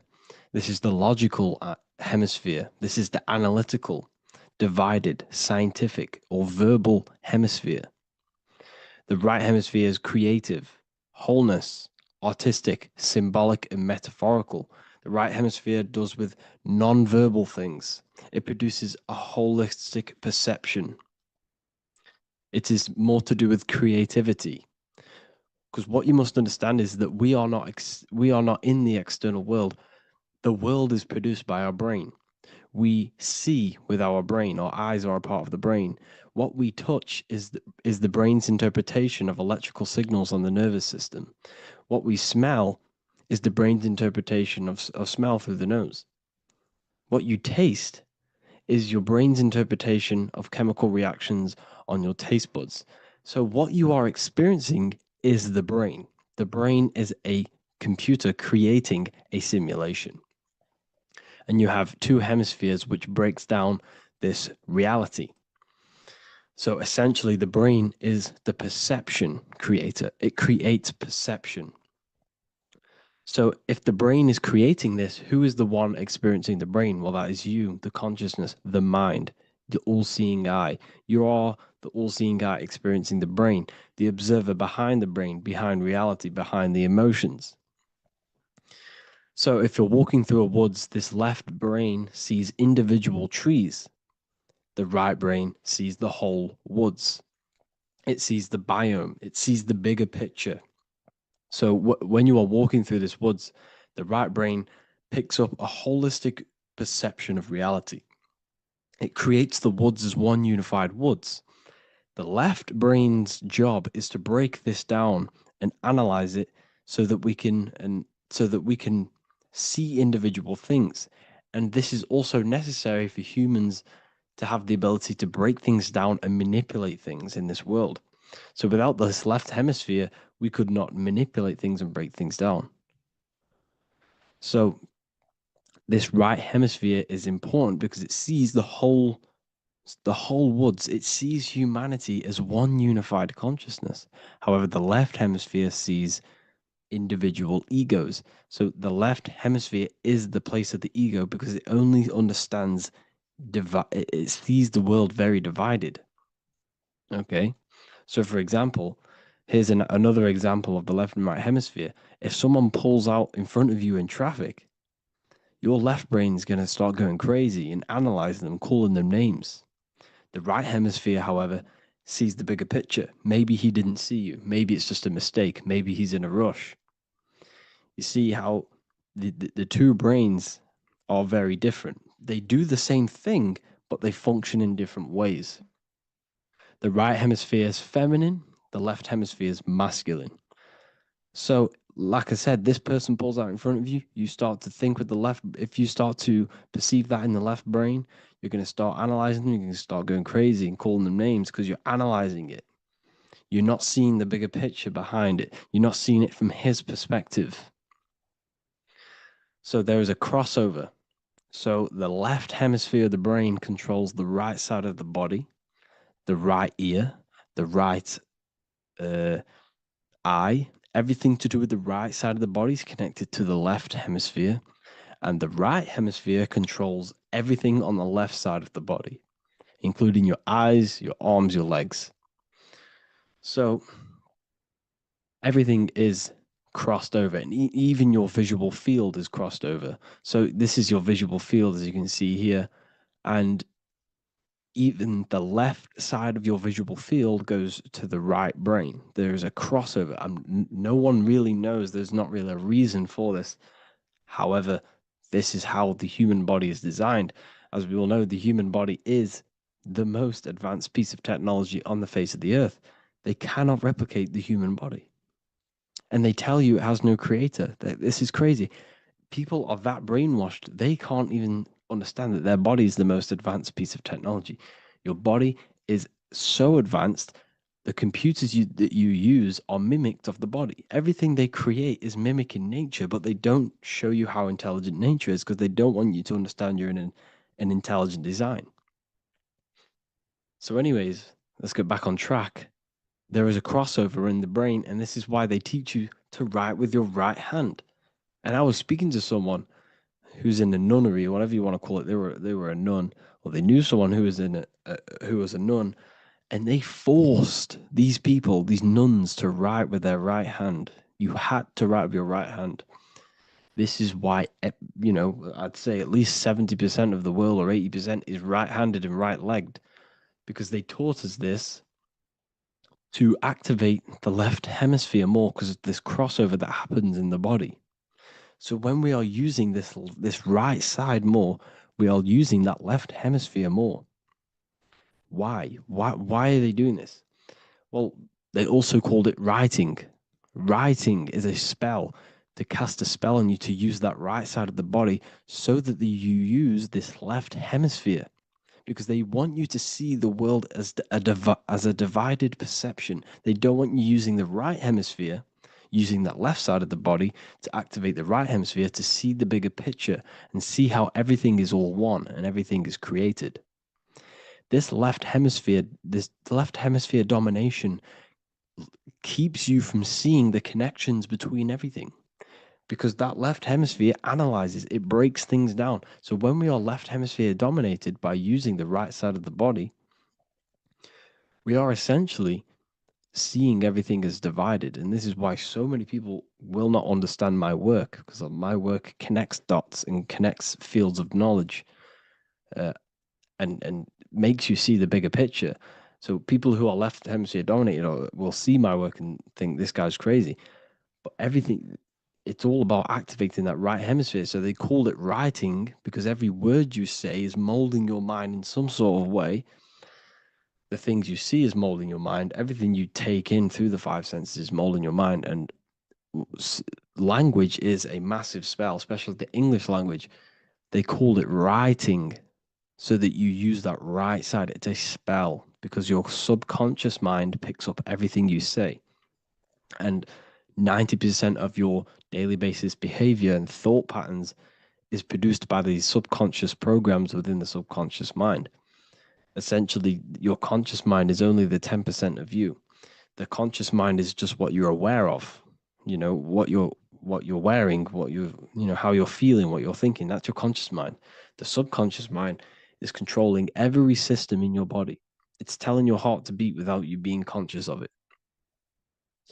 So essentially, this is what they're programming. They're programming this system in the back of the mind, which is controlling everything through the words. And this is what spells are, because it's all about creating perception in the subconscious. So they want you to use that right side more. I truly believe the ancients, they were balanced. They used the left and the right side of the body. They didn't have a stronger side because they understood this science of the body and how the body works. So this is actually called phonetics. It's not etymology. Etymology is the study of root words. Phonetics is the study of how words sound similar. The way words are spoken. So phonetics, phone, is why we call them a phone, because you speak into a phone. So this is write and writing, to use that right side to activate the left hemisphere more. So your hands are a manifestation of your brain. The left hand is the right brain, the right hand is the left brain. And as a child, we were always taught that when you place your hands together like this is the size of your brain, which is true because your hands are a part of your brain. They're an extension of your brain. Every part of your body other than your brain is an extension of the brain. Everything's working and feeding back information to the brain because you're experiencing the brain. So another trick that you can do, or another exercise, is looking in the mirror and closing one eye at a time. If you close your right eye, if you take your top off, for example, you'll analyze your body if you close your right eye, because you're using that left hemisphere. Sorry, other way around. If you look at yourself through your right eye, you'll use that left hemisphere, which will analyze yourself. You'll see individual body parts. If you close the right eye and use the left eye, you'll see your body as a whole. You won't really analyze it. This is how you can analyze yourself using these two hemispheres. So this whole system is created to keep you thinking logically and to restrict you from creating and restrict you from understanding symbolism, allegories, metaphors, and teamwork. They want you stuck in a logical way of thinking and a logical way of seeing the world. This is why when you go to school, you are told exactly what to do. You're told to think this way and no other way. You're told to do orders, do this. It's a very left-brained system, because if we all started to open up this right hemisphere, we'd all see, wow, everything is all one, everything is all connected. And this is what my work is doing. I'm showing you everything is one. The physical world is an illusion of duality, but everything comes from the one source, the one mind. The universe is a giant mind. I am mind, you express mind. We all possess mind. Behind the physical body is the same mind consciousness.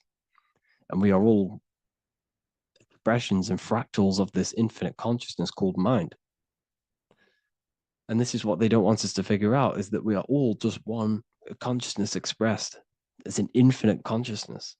It's even in the squirrel, it's in the dog. All of these different animals, they're just different bodies, but behind the bodies is the same consciousness, which is mind. That's what the pineal gland is. The pineal gland is not the mind, and it's not the third eye. The third eye is your mind. If you have a closed third eye, it just means you have a closed mind. If you have an open third eye, it just means your mind has expanded from beyond physical things through astral projection and mystical experiences. This is how you gain an open third eye. It's just an open mind. A mind that has astral traveled, that has explored the realities within the mind. So everything they do is to keep us in a divided state. Divide and conquer, right? That's their motto.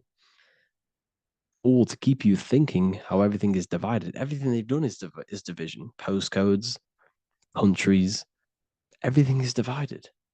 Like football teams and all this stuff. It's also a natural process when you grow up, because as you grow up, your brain is constantly analyzing the world. So this is sort of a natural process of how you become more left hemisphere dominated, because your brain is always analyzing. And unless something awakens you, you can awaken that right hemisphere where you can start to see the bigger picture. Even the music, all tuned to 440 hertz, shuts down the right hemisphere of the brain. 440 hertz, Spotify, Apple Music, the radio. Every time you turn on the radio, it's tuned to 440 hertz. This was specifically tuned. It never used to be tuned to this. It was in the 1950s. It was changed. The standard music tuning was changed to 440 hertz because it shuts down that right hemisphere of the brain. They don't want you thinking, seeing the world in this way and perceiving things as one. And I'm going to show you. It tells you this in the Bible. Cast the net onto the right-hand side of the boat and you will find the fish. What was Jesus saying? This is, you see, people read the Bible and they don't understand it. If the Bible is not talking about you, then it has no meaning. The Bible, everything you read in the Bible is about you and how it can better your life. It occurs to you. So if Jesus says, cast the net onto the right-hand side of the boat, this is an allegory. The boat is your body. Cast the net. It's the awareness, the perception onto the right hemisphere of the brain, and you will find the fish. What's fish? What do fish do? They swim deep in the ocean. It represents the knowledge. Deep knowledge. Cast the net onto the right-hand side of the boat and you will find fish. You will find the wisdom. You'll gain understanding when you cast that your awareness into that right hemisphere. You will see that I am you and you are me. We are all one consciousness. You will see everything. You'll see that the trees are the same patterns as the nerves in your body. You'll see everything is connected. Everything is a fractal of the one infinite consciousness. And how many fish did they catch? 153. That adds up to 9. This is now numerology. The Bible's filled with numerology. Adds up to 9. What's 9? Human consciousness. It represents consciousness. You're in the womb for 9 months. Feminine. It's all about consciousness. And in Revelation 14, And I looked, and behold, the Lamb standing on Mount Zion, that's the spines, the mountain, with him 144,000. 144 adds up to 9, it represents consciousness on top of the spine. You see?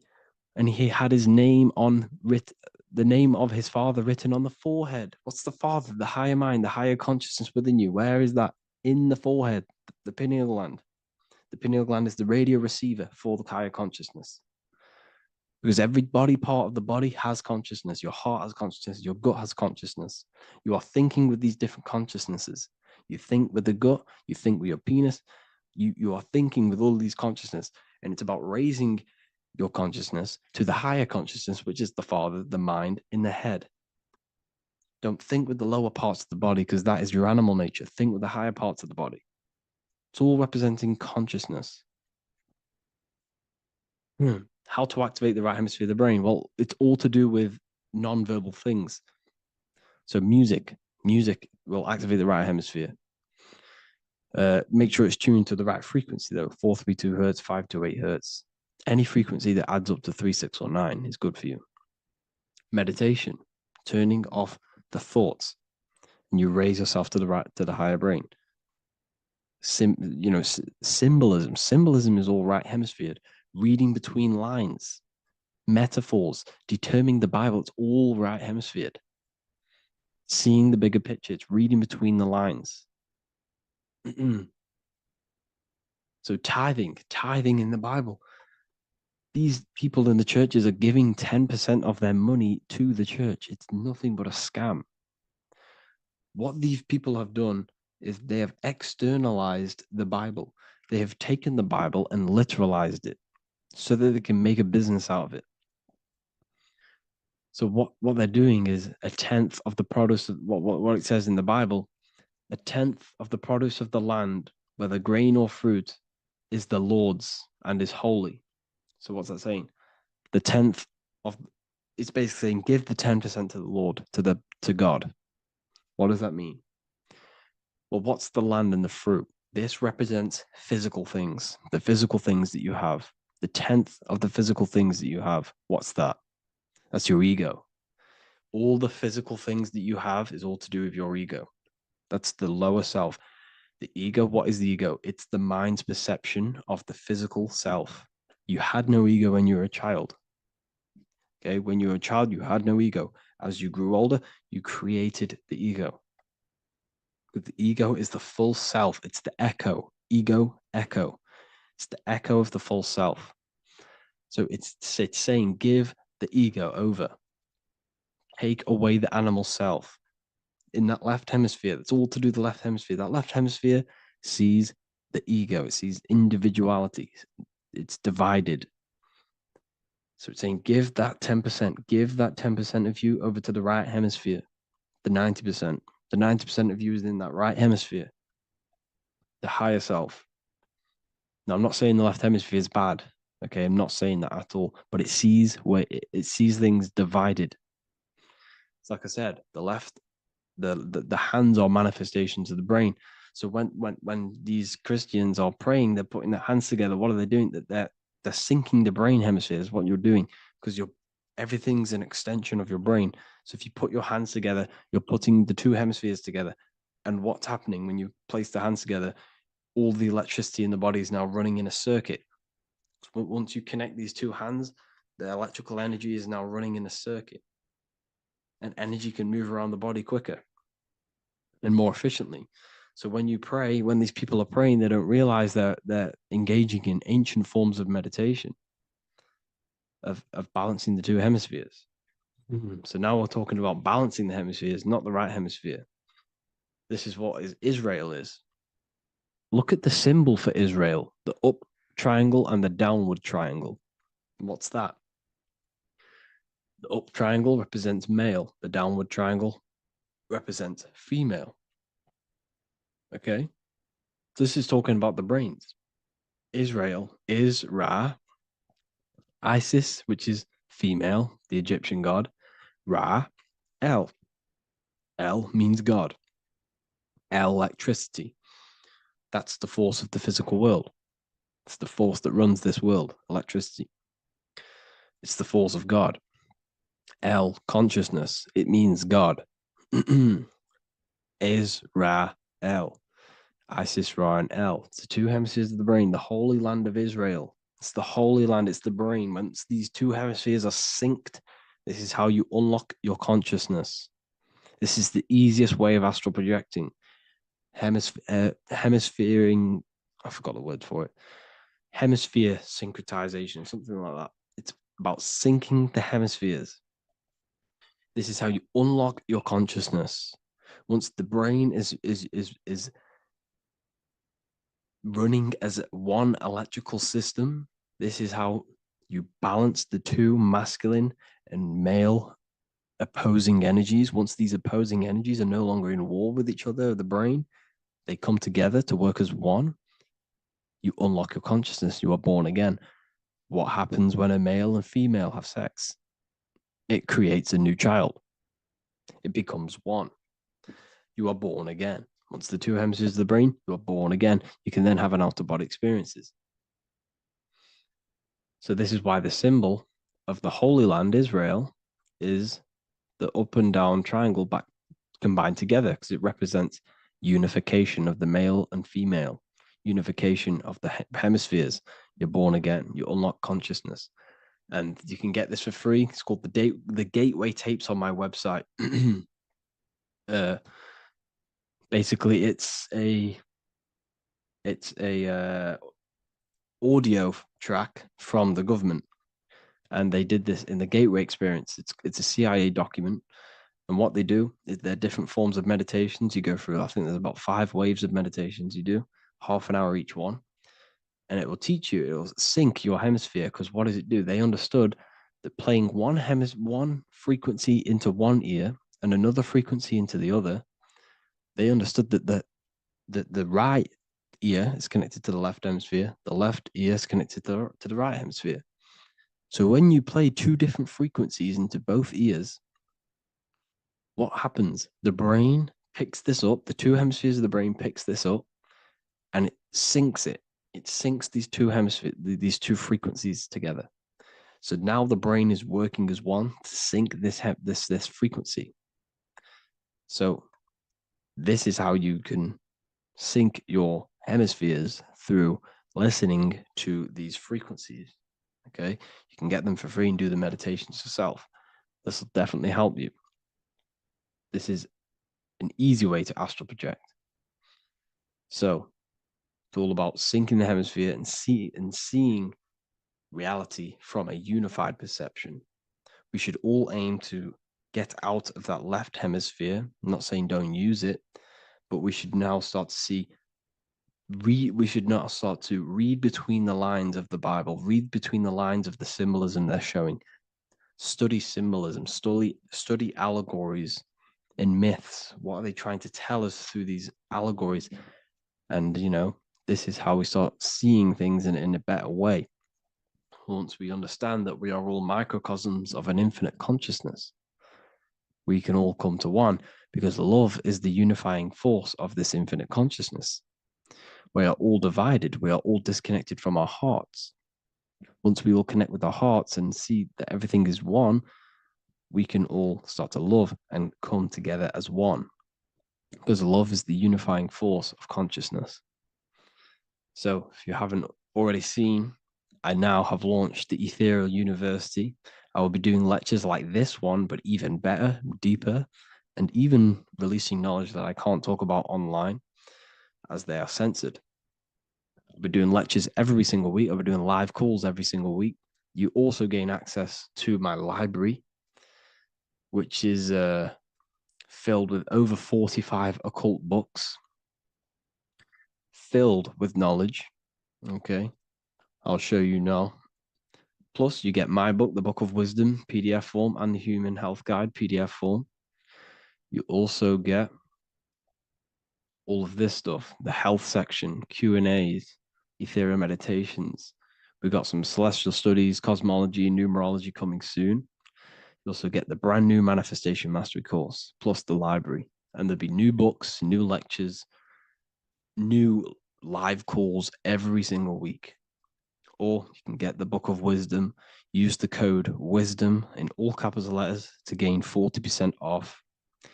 This sale will be ending very, very soon. So if you're watching this, be very quick to get yourself a physical version or a PDF of my book. You can get it in all these languages. Hope you enjoyed this video, people. I'll see you inside the ethereal university, the real university. Have an amazing day.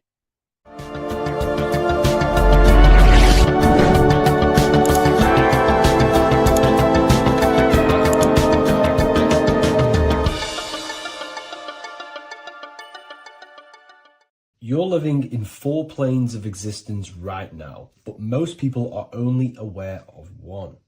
And that's why they feel lost, disconnected, and stuck in cycles they can't explain. If you don't understand the blueprint of reality, you'll keep trying to fix the physical, while the real causes lie in the unseen dimensions that you have direct access to. You must understand that the universe only exists in the mind. Everything is a projection of consciousness. Therefore, consciousness produces everything.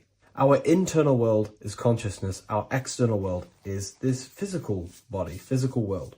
Everything is an externalization of consciousness. For example, this was a thought. Now it's made physical. But before this was invented, it was existing in someone's mind, in consciousness, invisible. Then it was made manifest, made physical. So everything in this physical plane is the effect. The cause is consciousness, mind, the mental plane. So now I'm going to explain these different dimensions of consciousness. You don't just exist in this physical plane. The physical plane, in fact, is the lowest plane there is. It's the illusionary plane. So first of all, we have the Buddhic plane. This is the nothingness. So think of it like this. Absolute nothingness. If you turn off thoughts, there is nothingness. This is the void. And out of the void springs infinite potential, which is the mental plane. Now, your mind has no limitation. It can think anything, be anywhere, anytime, any place. In the whole world, there is no limitation with the mind. This is the realm of infinite possibilities. This is the realm of thought. Thought is a dimension, information and thought. To go a little bit deeper on this, there are pockets of thoughts, what we call in the occult fields of thoughts. Your mind does not think thoughts, it receives them. Your mind is like a radio. Whatever the mind is tuning into, setting its mindset, setting your frequency or setting your mind, you will receive thoughts based on that set, whatever you set your mind to. So there are pockets of thoughts that we penetrate in the mental plane. The mind is the mental plane, the infinite possibilities. This is the spark of creation. This is where all things begin to manifest as an idea in the mind as a thought. So if you want to gain certain information, you need to meditate or do thought exercises where you are penetrating that dimension of thought, that pocket of thought. For example, if you want to find a way on how to make financial wealth, you would use your mind, set your mind on wealth and money and think, close your eyes and think about that specific topic and see where your mind takes you. And you will expand your mind into different pockets of thought and gain information. So this is the mental plane. This is how you can use the mental plane. You can use the mental plane to do this. Then we have the astral plane. We have higher, middle, and lower astral plane. The astral plane is the body for thought. So every dimension, physical, etheric, astral, mental, Buddhic, is a body for a dimension above. Each dimension below is a product of the dimension above. So for example, the astral plane is imagination. This is the lucidic realm of imagination. This is where thoughts begin to manifest into some sort of form. It's not a physical form because this is physical, but imagination is a lucidic form. It's not really physical, but it's there. It's a projection of light. It's astral matter condensed by the willpower of the mind. So depending on the vibration of that thought, will depend whether it manifests in the higher astral plane, middle astral plane, and lower astral plane. If you think about more material things and visualize material things, this will manifest on the lower astral plane because material matter is low vibration. Now, that does not mean it's evil. That does not mean it's bad. Okay? It just means low vibration just means more material. But if you think and imagine more spiritual things, this manifests on the higher astral plane. So the astral plane is the screen in your mind that allows you to vision an apple, that allows you to vision anything. It's that mental projection that's inside of your mind. Now, this is what we call the third eye. It's an eye because the eye is the mind, and the mind can see into the astral plane. It perceives this spiritual world, this lucidic realm that we have access to. This is where also infinite potential takes place. This is the realm of spirits, demons, jinns, whatever you want to call them. Spiritual entities exist in this because this is where thought forms manifest into form. This is where thoughts create bodies. Think of it like this. The mental plane is a thought of a chair. The astral plane is the imagination of that chair and all of the different possible chairs that could possibly be.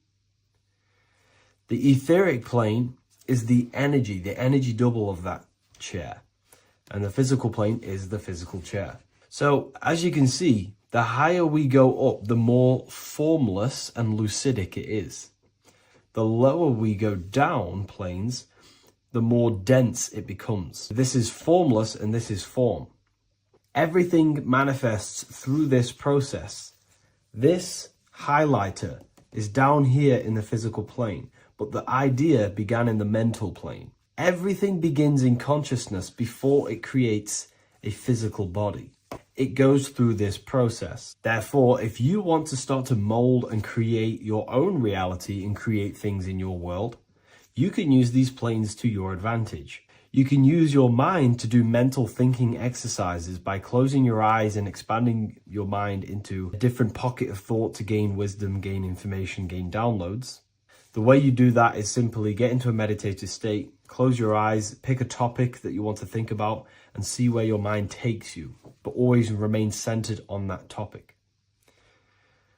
And you can do this for maybe an hour or two or half an hour, and your mind will take you places where you will unlock information. You can even use this to make decisions in your life. Think of the topic and see where your mind takes you. You'll gain information. This is how you use the mental plane for ideas. The astral plane is imagination. You have to reconnect with your imagination very vividly. Your imagination, your consciousness is infinite. It's not a three-dimensional plane. It's an infinite plane. You can think and make form anything in your consciousness, in your imagination. You can think anything and you can imagine anything in the most vast details. You just have to reconnect with your imagination. I have a free book on my website. I'll leave the link in the description. It's an ebook. It's called Activating the Inner Eye. This is going to help you reconnect with your imagination. It's a practical guide on how to imagine. So once you know how to use the mental plane and astral plane, thought and imagination, you pretty much need to use the physical plane to take physical action with this physical body that you have and start to manifest these desires you have in the higher planes. Now, it's very important that we master the mind because the mind is the very fabric of reality. We become what we think about. Your life is a product of every thought you thought in the past. It is the mind that directs the flow of consciousness. And wherever this consciousness is flowing is what you will create in your life. Consciousness is the most potent force in the universe, and the mind is pretty much the universe in a microcosm form. It is infinite potential, and your mind will continue to expand into new realms of thought forever and ever and ever. You are eternal. You are not this physical body down here. You are consciousness, literally dreaming that you are in this physical body. So everything begins with the mind. We need to be conscious of the thoughts that enter our mental field of consciousness. There is a level of self-awareness that you can reach where you can become conscious of pretty much every single thought that enters your mental field. Now, we have over 7,000 thoughts a day. You can gain such mastery over your mind where you can become conscious of every thought you think. And that is when you gain superior power. Because when the mind is fully under control of self, you can direct the mind's potent force into a specific goal. Most people's minds are dualistic. They want something, but their mind is thinking something else. They have limiting belief systems. They have the little voice that comes in and says, you can't do this, you're a failure. That is a fractaled mind. The mind needs to be singular. It needs to be on your team and not an enemy. Do not let your own mind take away your power. Your mind should be on your team, giving you power, giving you the best possible thoughts and the best possible beliefs. When the mind is in this condition and on your team and not taking away your power through the destructive thoughts, it becomes a potent, powerful force used for manifestation to create anything. And the way we get the mind on your team is through constant meditation to learn how to control the mind and turn it on and off. Subconscious reprogramming through visualization, affirmations, cultivating emotions associated with your goal. All these three ways we can reprogram the mind slowly over time so that it becomes powerful and becomes on your team and doesn't give you negative contradicting thoughts. When the mind is fully aligned on one thing, it can create massive empires and things in your physical reality. So I hope this video helps, and I'll see you in the next one. Welcome to Revival of Wisdom. Today we're going to be breaking down Saturn worship and how the occult are linked in with Saturn. Okay, so first of all, let's start with the celebrities. All these celebrities are doing 666. Okay, covering the one eye, which also symbolizes the all-seeing eye, which is another occult symbol. But we're focusing on the 666, the 6 with the 3 fingers. Also, we have CERN with the 666 within their logo.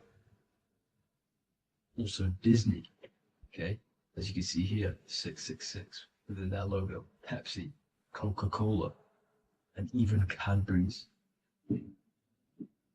Monster Energy with the 666 in Hebrew numerals. Unleash the beast. So what is 666 to do with Saturn? Because on Saturn, there is on the north pole of Saturn, there is a 6-sided hexagon, okay? So Saturday is named after Saturn Day, the 6th planet.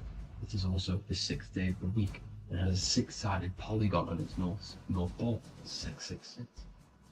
Not only that, when you create a star out of the hexagon, you will create a 6-pointed star, okay? With 6 triangles within the star, and a 6-sided hexagon, which all adds up to 666. Okay, so this is why all these symbols contain 666. So why do they worship 666? Saturn. Because Saturn is the god of time and death, okay, and order and lessons. Okay, Saturn is a very cold and dry being. That is the 6th planet from the sun. Okay, Saturn represents the winter, which symbolizes death, okay, because all nature dies within winter because the sun's not there. So it represents darkness and death. It rules the zodiac sign of Capricorn, okay? So, in the celestial cycle, Saturn is always opposite the sun. So it's the opposite of the sun. So they're worshipping this energy which is death-like, okay? This god which is death and does not bring life, okay? Also is the god of time, okay? Also in the Roman and in Greek it's called Chronos, okay, which is just a translation for time. It's also known as the Father Time, aka the Grim Reaper, okay? The Grim Reaper, keep that in mind, we'll come back to this. Here are some more logos with Saturn, okay? NAG, Internet, Wi-Fi. Okay, all these occult logos all worship Saturn. They are a satanic occult. They worship this death this death god, this evil god. Okay? This is where the cube now comes in. Okay? Because what colour is associated with Saturn?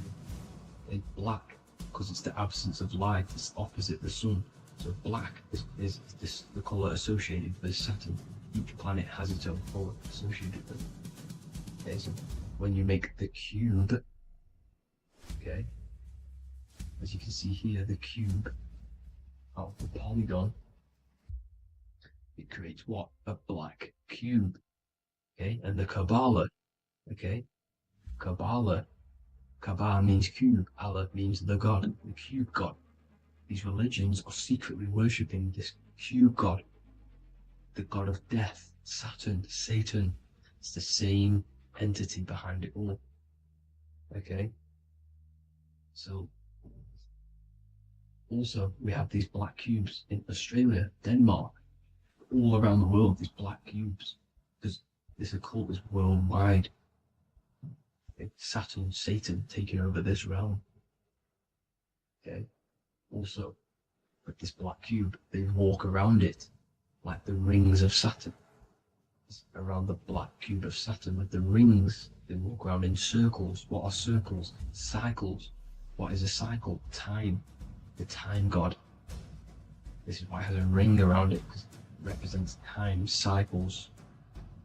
Okay? And this is another depiction of Saturn, always depicted with this Reaper staff. Okay, keep in mind this staff, just like we associated with aka the Grim Reaper. The Grim Reaper also wears a black robe, representing Saturn with the same staff. Can you see it? This is where it comes in. Okay, it's the same thing, look, the same staff. With the black robe, black representing Saturn, the god of death. Okay, the Grim Reaper, Satan. Okay. Also, when you graduate from university, what do? You wear a cube on your head, a black cube with a black robe. This is Saturn worship.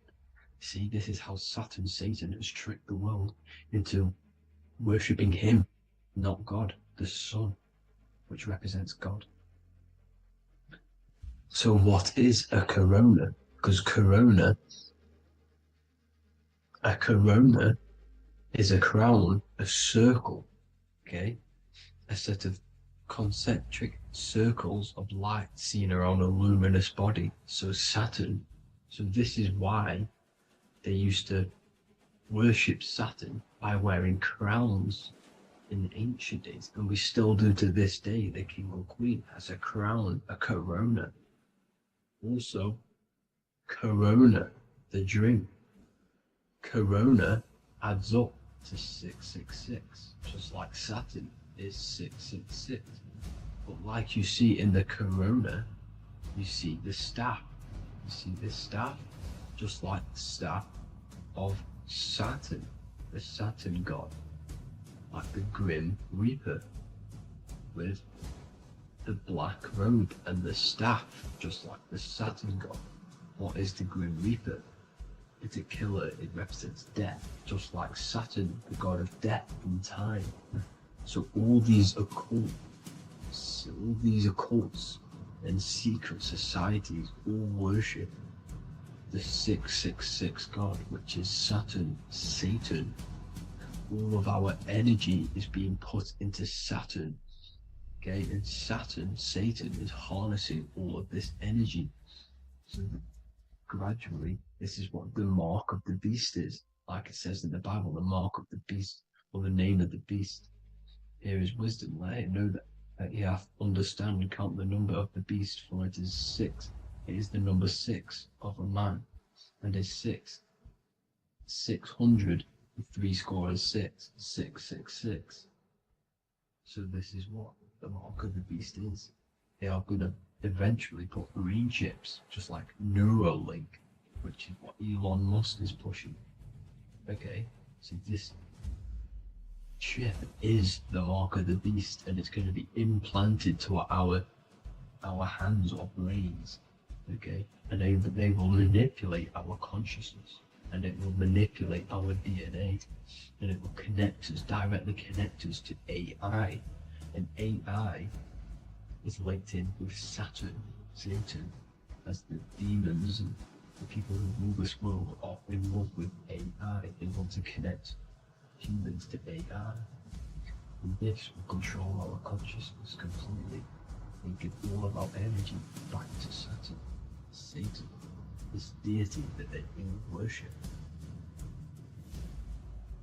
Just like when you get married, you wear a wedding ring, the rings of Saturn, over the finger, which represents the sun. So you're basically seeing Saturn over the sun. The sun is the son of God. It represents the sun, represents God. So you are putting Saturn over the sun. So thank you guys all for tuning in. I'm going to leave you guys here. Please leave a like, comment some topics that you want me to talk about.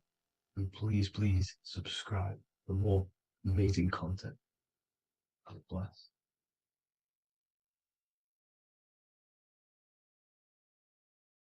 Welcome to Revival of Wisdom. Welcome people, we're back with another video. In this video we're talking about how Jesus Christ and Christianity is all sun worship. The Holy Bible of Christianity is not meant to be taken literal for history. It is a story and has lots of metaphors. Starting with the symbol of the cross of Jesus. This cross originates from this ancient cross of the sun. This symbol has been used for thousands of years, way before Jesus was a thing, in Europe, America, Asia, and all around the world. In fact, this symbol is still being used by Christians today, not knowing it represents the sun. This is a 4,500-year-old artifact, a golden plate with an equal-armed cross found in England. The gold to symbolize the sun, and the equal-armed cross for the 4 equal seasons of the year. So this is why in the Bible you have Matthew, Mark, Luke, and John, symbolizing the yearly cycle of the sun and the 4 equal seasons.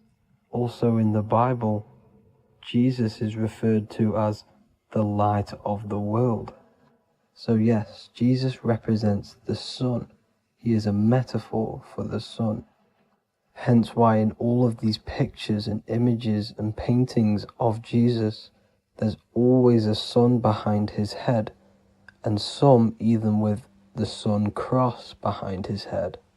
Jesus also has 12 disciples, which represent the 12 zodiac signs and the 12 months of the year. This is the Last Supper by Leonardo da Vinci. As you can see, the sun, being Jesus, is in the center, because the sun is in the center of the zodiac signs. There are 4 groups which symbolize the 4 equal seasons. Each group contains 3 people symbolizing the 3 months and the 3 zodiac signs in that season. There is only 1 female in the painting, which is Virgin Mary, who symbolizes Virgo, the astrological sign.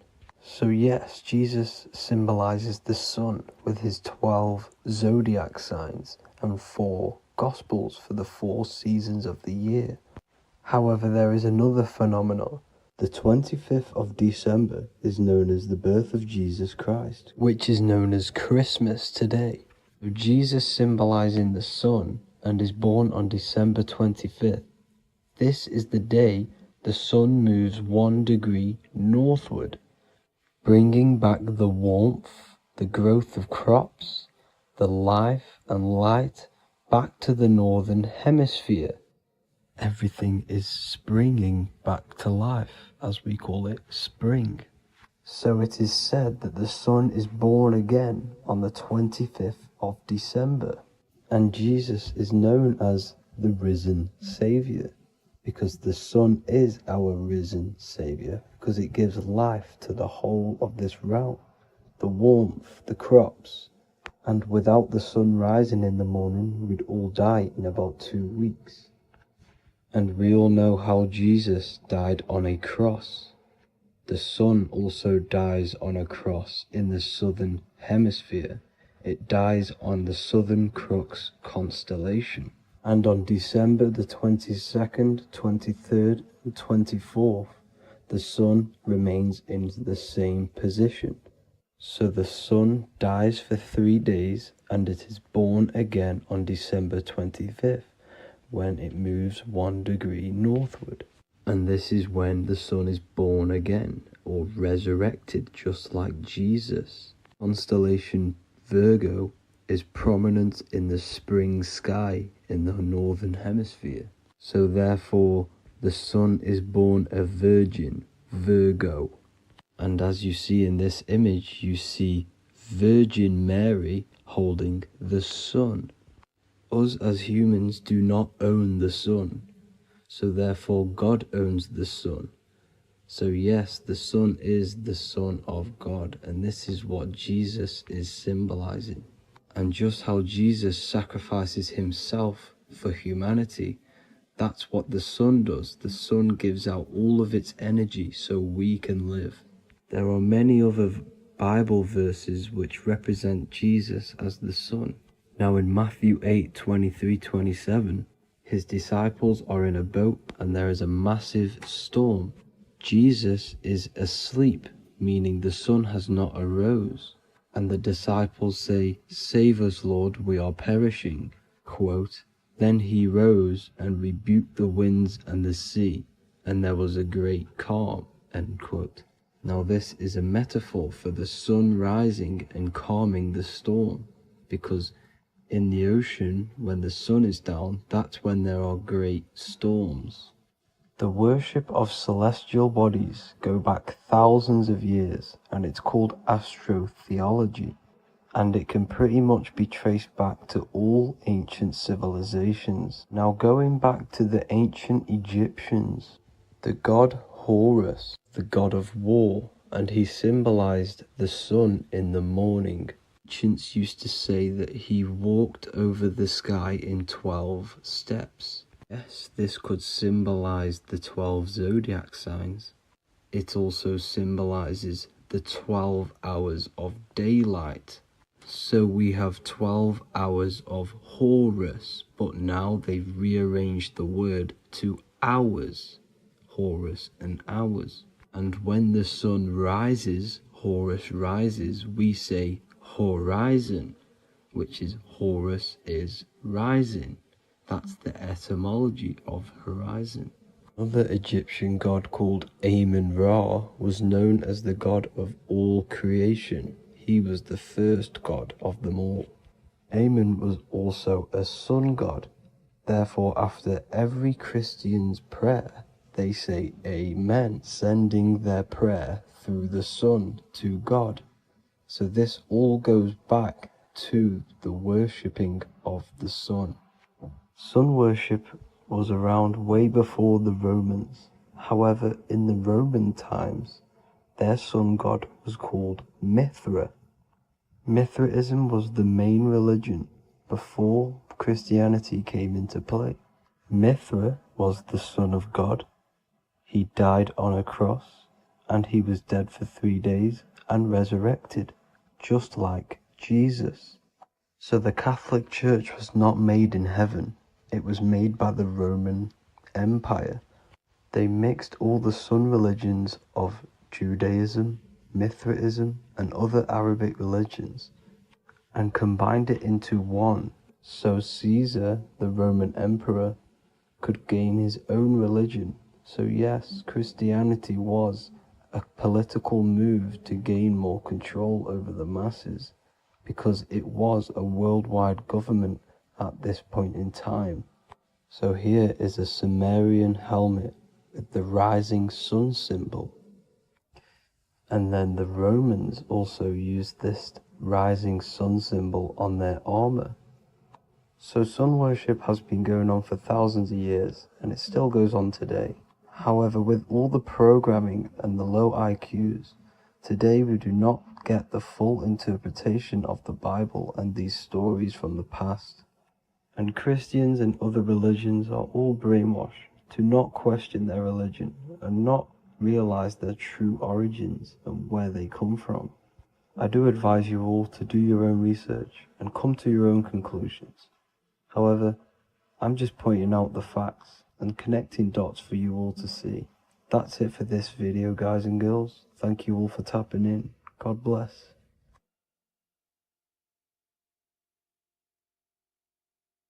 This isn't just spiritual fluff. Your words are vibrational commands that teach your subconscious what to believe and what to create in your reality. Now, I'm not going to sit here and tell you how words are these vibrational things that create reality. In fact, they are. However, the power of words does not hold in the vibration of the word. Yes, it has a little effect on plants. Yes, every word is a vibration that speaks to every cell in your body. However, this is not the main power of words.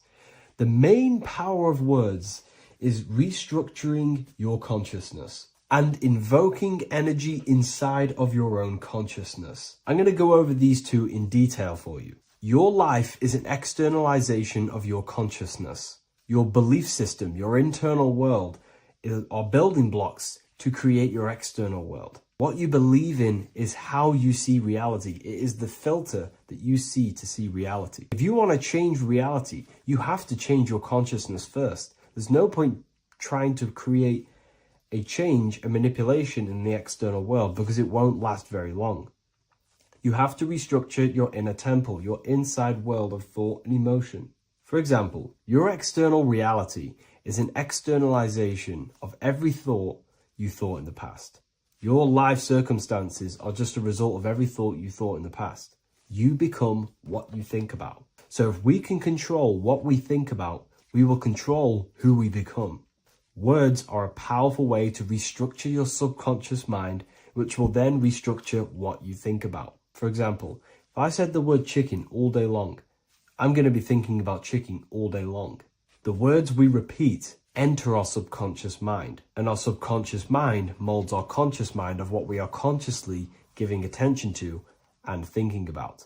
And that becomes our emotion. Our emotion becomes the energy, the charge behind our action. And all of this creates who you are and your reality. If you want to create a change in your external world, you need to repeat the end result as in an affirmation. I am abundant. I am disciplined. For example, if you're trying to stop a certain addiction, don't say, I am going to stop smoking. Say, I am disciplined. By saying discipline, the subconscious mind accepts the word discipline and not the word smoking. If you repeat smoking, I am not smoking, your subconscious mind will just pick up smoking and then do more smoking. So if you are trying to create discipline in your life and trying to stop something, say, I am disciplined. The reason for this is powerful because you're conditioning your consciousness. You're conditioning your subconscious mind and filling it with the word discipline. And I'm not going to say do this a certain amount of times a day or do this in the mornings. I want you to do this as much as possible. I did this as much as possible. Whenever I had free time, whenever I had a free minute, I would say these words either physically or mentally, just to condition your consciousness. Words are the most powerful way to restructure your belief system and restructure your inner world, which will then mirror in your outer world. Words are also a powerful way to invoke energy. This is why when you see these magic occult rituals, you see people chanting and doing these things. It's because if you slowly chant a word, you can actually invoke the emotion. There are three aspects of creation: thought, emotion, action. Emotion is energy in motion. By repeating a word over and over again, you can actually begin to invoke that energy, that emotion inside your heart. And you can start to feel the reality as if you are already living it. And this is just another powerful way to condition your consciousness to become a certain thing before you have it. This is what magic is. Magic is all to do with reprogramming the subconscious mind, aligning the subconscious with a certain belief or reality, which will then produce an effect in our thoughts, our emotions, and our actions. which will then create that reality. So if you want to create something in your life, literally just repeat, I am something. I am is referring to your consciousness. I am is the highest aspect of you.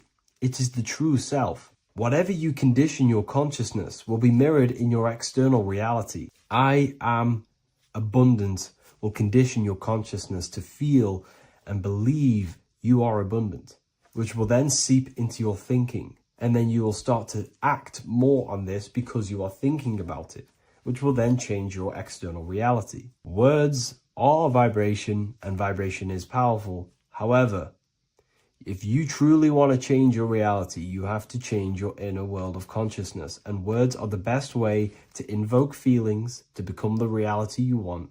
And words are the best way to condition your consciousness to a certain belief or a thought. And by doing this, you're actually creating a root cause. The cause is your consciousness, your mind, and you have to restructure the mind to create that reality. Words are a great way to restructure your consciousness and create reality. If you are struggling with the internal chaos, if you are struggling with emotional chaos, if you are struggling mastering your mind, or if you are isolated from your high intelligence, because intelligent people are not welcomed in our population today. I have created an amazing space, Ethereal University. Check it out. I'll leave all the links below. And I'll see you inside, where you can learn everything you could possibly imagine about occultism, esotericism. I'll see you inside.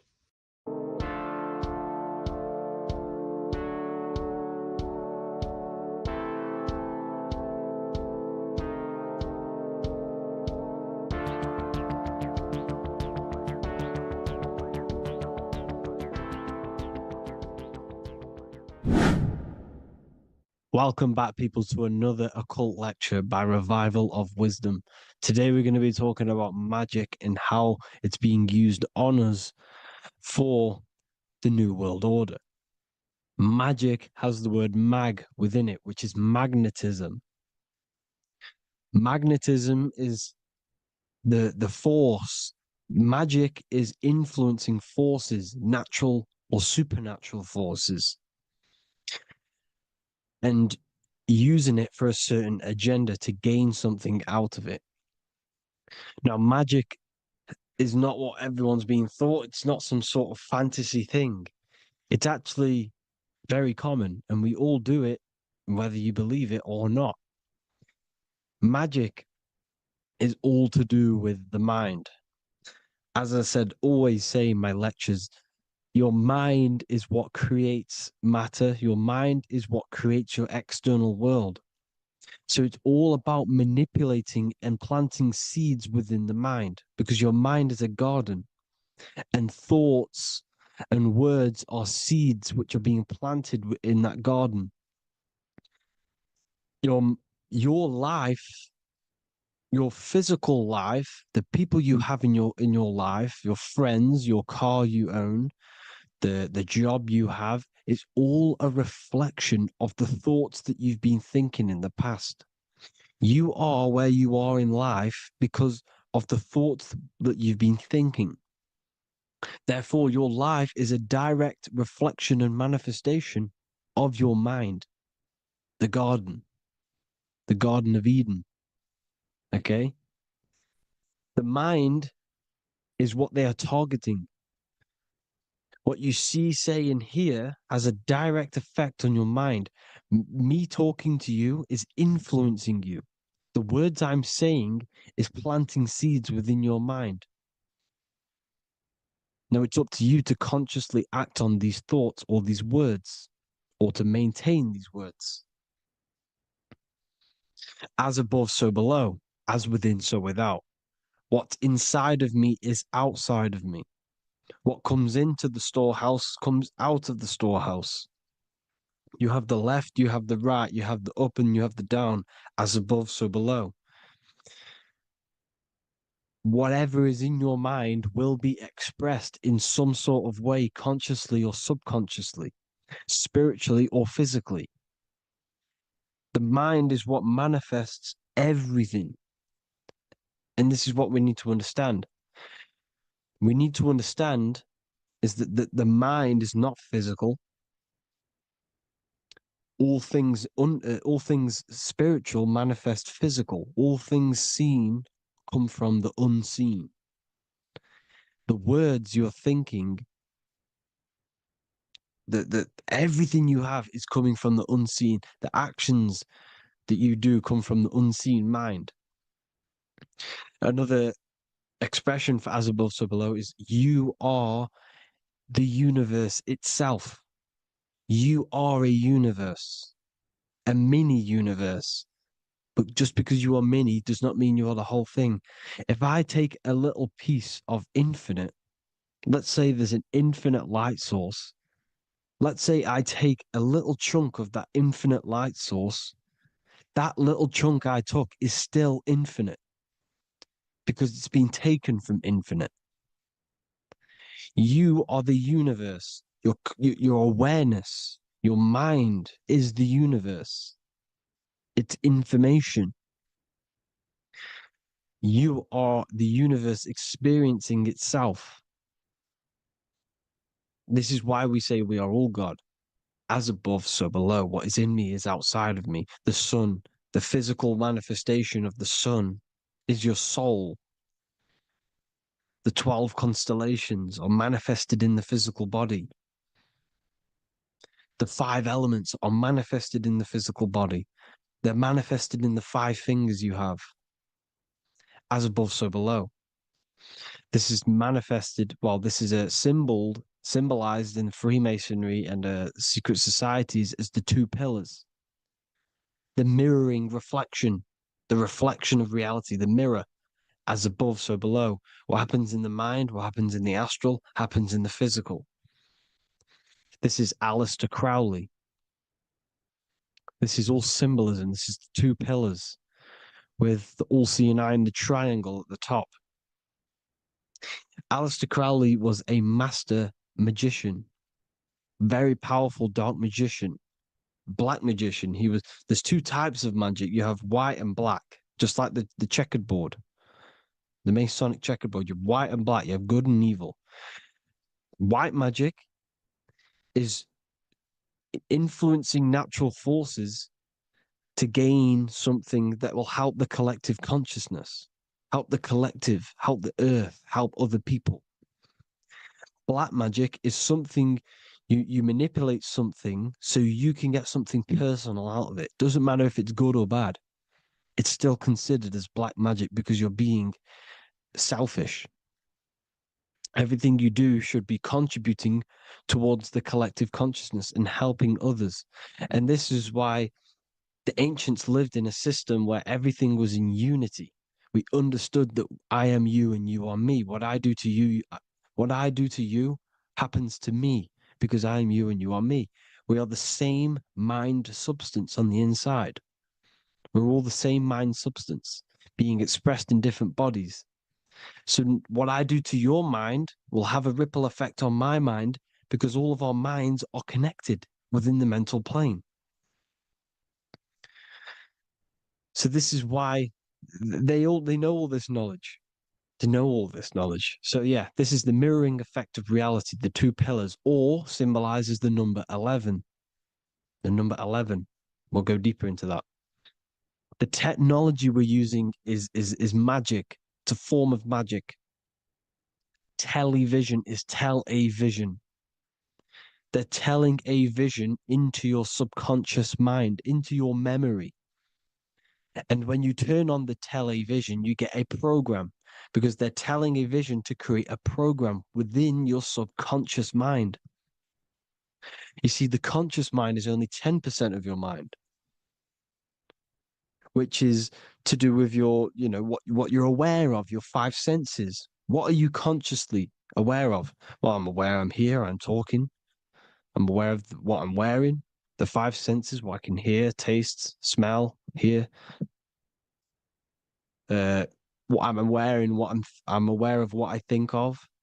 But the subconscious mind is the 90% of your mind. It's the hidden part of the mind, which is telling your heart to beat, telling your body to breathe. It's storing all of your emotions. It's storing everything you see, storing all the belief systems that you have. It has everything. It stores all of the habits you have, the values.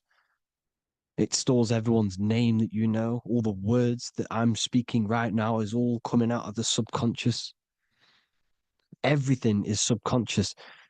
And it literally manipulates 90% of your daily basis behavior. Most people don't know this. What you did yesterday is what you will do today because of these beliefs and mental programs within the subconscious, stored within the subconscious. So the subconscious is what they're aiming at. They're trying to create programs within the subconscious because the subconscious manifests 90% of your thought patterns, 90% of your actions and words. They know all this stuff. So the subconscious mind is the most powerful part of the mind. Another way the subconscious manifests and influences your life is, let's say you were in a car crash years and years ago, 10 years ago. Let's say you're in this car crash, right? And you really hurt yourself. The emotion you felt in that time when you were injured in that car crash had a great impression on your subconscious mind. You see, the stronger you feel something emotionally, the stronger impact it has on the subconscious. You can remember and recall that moment and very vividly because of the impact it had on the subconscious. Another, for example, you become that terrified of cars that it manifests into your life today, that you are wary to go in certain cars. You don't want to go in cars at all, maybe, because of that moment that stood within the subconscious. And it will manifest into anxiety. It will manifest into not going into cars. It will manifest into depression, maybe. These things, these emotional, very emotional, traumatic events have a great impression on our subconscious and they control your life. This is why you need to meditate and let go go deep within yourself and let go of these internal, deep emotions that you may have repressed and keep pressing down and ignoring. But you need to address it and let go of these subconscious impressions you have, which are controlling your life, like anxiety, depression. All of these things are stemming from things that are stored within your subconscious years and years ago, more than likely. Broadcasting. They're casting spells to a broad audience, to news, north, east, west, and south. They're casting spells. No, if you watch the news, everything's red. Breaking news in red writing or the red background, everything's red. Why? Because red's the root chakra, which is all to do with survival. They want to stimulate this root chakra because they want you down there in survival mode. They want you in survival mode because you're easier to control. They control out of fear. And not only they're casting these spells as if, because most of the things they cast in the news hasn't already happened. They're constantly bombarding you with, there might be a war breaking out, war this, war that, kill here, kill there, murders. It's impressing, it's casting spells on your subconscious mind.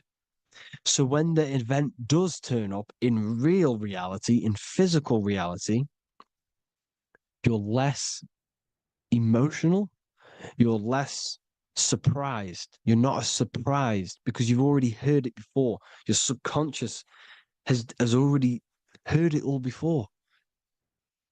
If you never heard of a war and then a war broke out, you'd be going crazy. So they subtly program your subconscious mind through the words, because the words they say is impressing your mind, has an effect on your mind, which will have an effect on your behavior, your words, your conversations you have with people. They're casting spells to north, east, west, and south on the tell a vision. They're telling a vision by broadcasting, by saying spells. This is why we call it spelling. Even the word, listen, the words we say cast spells. Bless. Oh, bless you. That's be less. The subconscious mind only picks up literal things. You see, when I say bless you, your conscious mind picks that up as, oh, thank you, you're blessing me. But your subconscious picks up as be less. You see? Because the subconscious it has no filter. It's just, it is what it is. Everything is factual in the subconscious. Therefore, if I call you an idiot, your subconscious, my subconscious will think I'm talking to myself and calling myself an idiot, and it will take that as true. That is truth. Everything is truth within the subconscious. And the subconscious manifests your behavior. The devices this is the biggest one.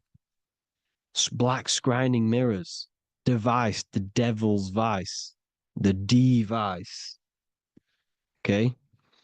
Black scrying mirrors, black screen is scrying. Black scrying mirrors were used to communicate with spirits within the astral plane in the medieval times. They're probably still, well, they're still being used now by black obsidian mirrors. And look at your phone, it's a black mirror. And there's some sort of, I'm not saying this is facts, but personally, I believe these are portals for spirits and ethereal entities to come into your life, to come into your surroundings. So this is the next big thing: the TVs, your iPhone, your iPod, all black mirrors. And mirrors are very, very powerful. Even just a normal mirror. Mirrors have an effect. Whatever you say into a mirror, what you say is energy. And when you say something into a mirror, you're saying it into yourself. It's an infinite cycle of words, of energy, because it's being reflected infinite times. When you say something into a mirror, it has a massive effect. You're saying it directly into your eyes, into your mind. So what you say in a mirror should be said with precaution. Never say anything negative into a mirror, because mirrors are very, very powerful ways for you to reprogram your subconscious mind for the good. You can say very positive things into mirrors and it will reprogram your subconscious mind. Okay? Manifesting is all magic. It's all magic. Everything is magic. But consciously doing it is what they're doing. They hid this knowledge. Your phone is magic. It manipulates your mind. The iPhone, okay. See, magic isn't all of this with wands and see, Harry Potter. Okay, that was created to give you this perception of a mystical and amazing form of magic with magic wands and all sorts of stuff like that. Yes, that stuff was true when the collective conscious minds were on a higher level and our belief systems believed in these things, because the universal mind, all of our minds contribute to reality. If the masses don't believe in magic, if the masses don't believe in a certain thing, it's going to have an effect on physical reality. So when the collective minds are higher and have more open minds, things like Harry Potter can come true. See, it's all in the mind. The iPhone, the eye is the symbol for the mind, the invisible intelligence. The triangle is the ethereal plane. Okay, so the eye in the triangle is the eye that sees into the beyond the ethereal planes. The square is the physical plane. So the iPhone, your phone, is a black box, just like the Saturn black cube. It's a black mirror. It's taking photos of you every 2 seconds. And it's your mind. Your mind is in that phone. Everything you like, everything you text, everything you type in Google, everything you say to someone, every conversation is all recorded on the phone. Therefore, it is a direct reflection of your mind. Your mind is imprinted into your phone because your mind, everything you think in your mind, you're manifesting into typing, saying, taking pictures into the phone, and it's collecting it and storing it. And what they're doing, and this is for all forms of magic, it's manipulating the mind. It's all manipulating the mind. Reels, Instagram, TikTok, this is all dopamine. It's all controlling the mind. Every like you get, every follow you get, every share that you get is dopamine within your brain. They're literally targeting your brain and mind. It's all manipulating because what they're pushing through the phones, through the media, through the news, through the televisions is visions and programs. You are the one manifesting the New World Order. They're not manifesting the New World Order. They're giving you the information so you can manifest the New World Order. Everything they say is contributing to your mind. For example, digital money and all the information they put out for you to see is contributing to your enslavement. Your mind is manifesting the New World Order. They know this. They don't manifest it. There's billions of us. We could easily run over them physically. But on a mental level, these people have the knowledge and they hide it from us and they let us manifest reality because we are the collective. They give us the information which manifests their agenda. It's all magic through the phones, the media, the television. So your phone is a manifestation of your mind. It's a record of your mind. Hollywood, holly tree, holy tree. They used to make wands out of holy trees, because it was the most holiest wood, the best for casting and transmitting energy. So they used holly trees to cast spells. That's what Hollywood is. And in Hollywood, they have the red tear, the blood drop next to the Hollywood sign, because it's all satanic. They're all black magicians. They use Hollywood to cast the spells through the music, through the films. You see, music is a form of magic. All of this is magic. Everything they do is a form of magic because they want an agenda behind it. But it's not black magic. They're letting us create our prison. This is what you have to see. Yes, they're evil, but they're not doing anything evil, or else they would face the karma. They let us manifest this agenda through giving in the information, by telling you what's going to happen in the movies. Everything that happens in a movie, it's all there on purpose to program your subconscious, to plant a seed within your garden, your subconscious, your mind. Because when the mind is already seen something, when it comes up and turns up in physical reality, you will be less shocked and you won't rebel. So they lure you slowly. They make you aware of these things over time. They make you gradually think it's okay. Like the technology, we never used to use these phones. How did we become so addicted and reliant on them? Well, because first they gave you a little flick phone. Well, no, sorry, they gave you a phone in your house. And then once you got used to that, they say, oh, here's the newest version of a little flick phone. You started texting your friends. Everyone was loving it in high school. They could now meet up without saying, let's meet on the weekend at this point at this time, like your parents probably did. Or maybe some of you watching this, you probably had to tell your friend to meet on the weekend at a certain time because you had no way of communicating. So everyone got these phones and got addicted to them. Then they slowly got addicted to the new iPod with the touch screen. Now they invented touch screen. Then everyone got addicted to touch screens. Then because all of this is producing dopamine in the brain, which creates you to become mentally addicted to things and physically addicted, chemically addicted. Because dopamine's a chemical. Your subconscious becomes a program within your subconscious, and your body becomes chemically addicted to these phones. And these phones are the enslavement of humanity, technology. Without this, we wouldn't be in this mess without technology. Because they're creating a hive mind. We're creating a hive mind. So back on track anyways, they program you.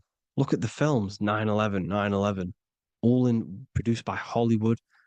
Here's the 11, like I said at the beginning, the two pillars which reflect reality. What happens in the mind happens in the physical. What happens in the astral happens in the physical.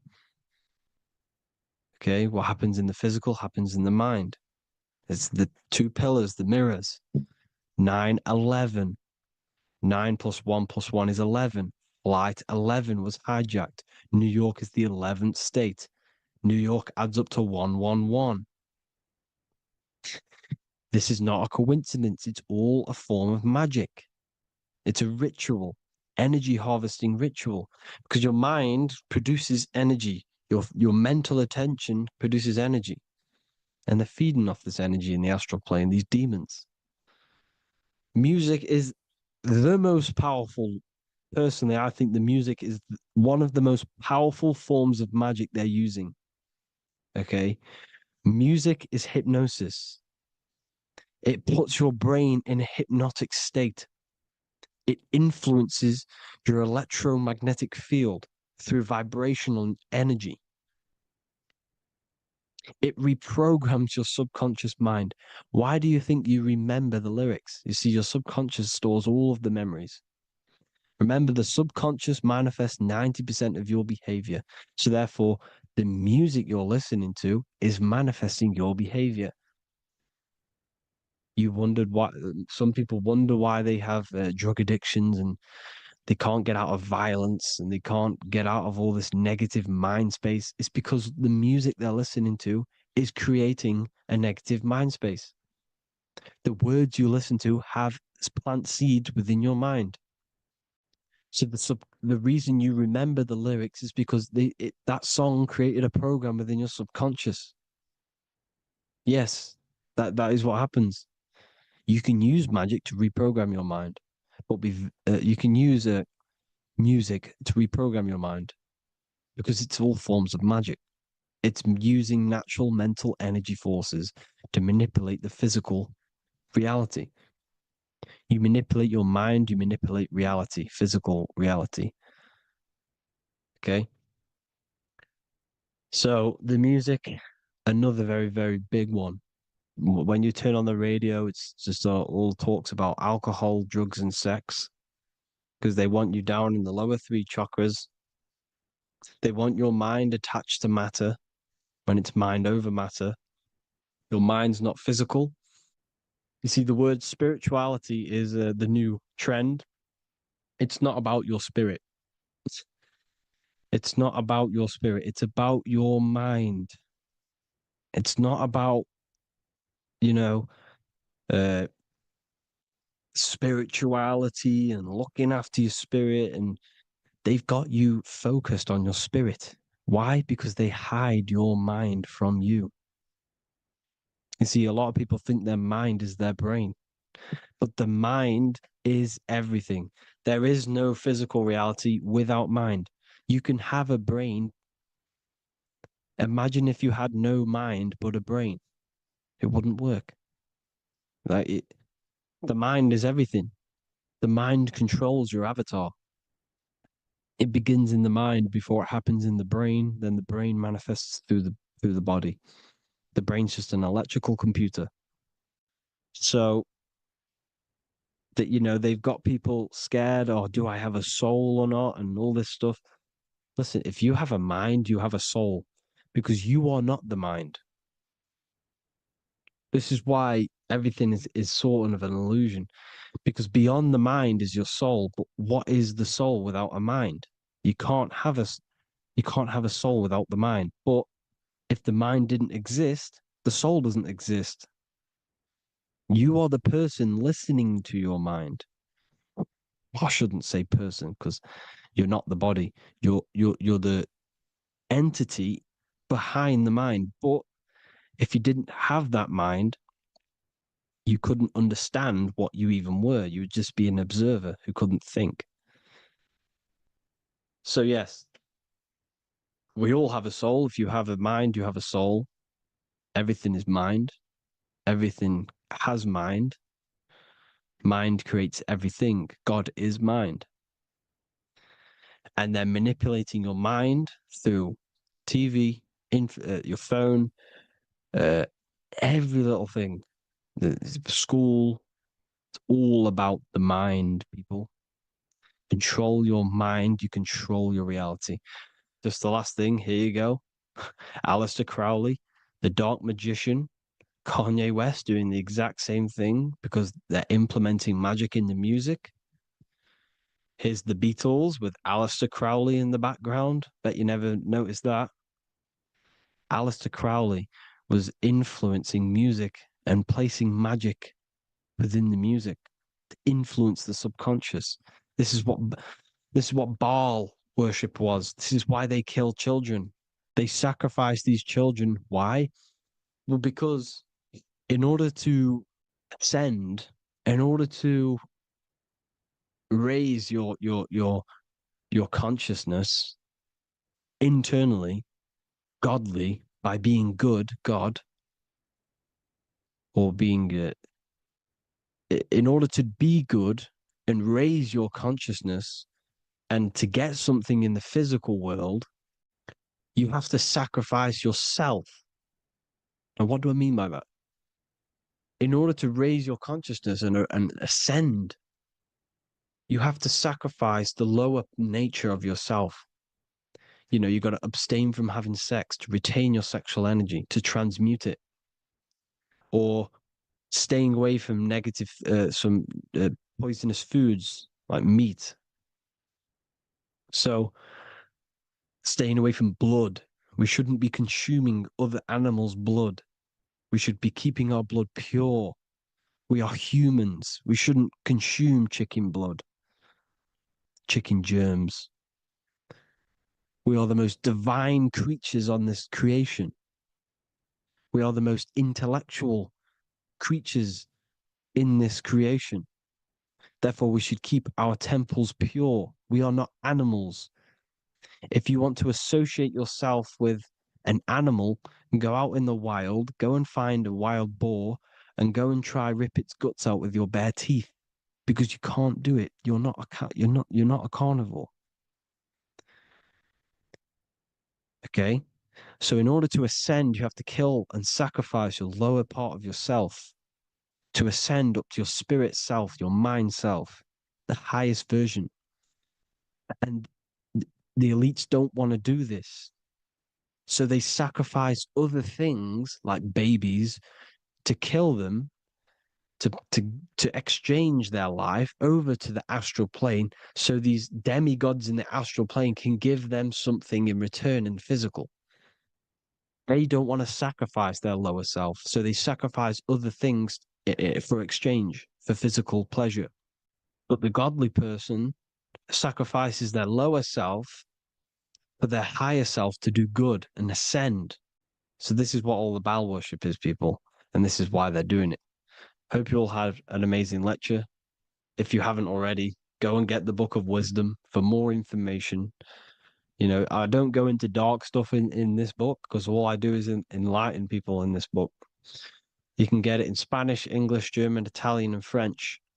Worldwide shipping, you can get the PDF or paperback. there is also a new one called the Human Health Guide 2.0. It gives you a list of all the foods, grains, oils, nuts, everything that's alkaline and positive for the body and not man-made and hybrid. It tells you all the products to stay away from, how to fast, how to improve vision, how to improve everything, literally. So the Human Health Guide has been released. If you want that, I'll pull all the links in the bottom of the description. Hope you all enjoyed the lecture, people. God bless you all.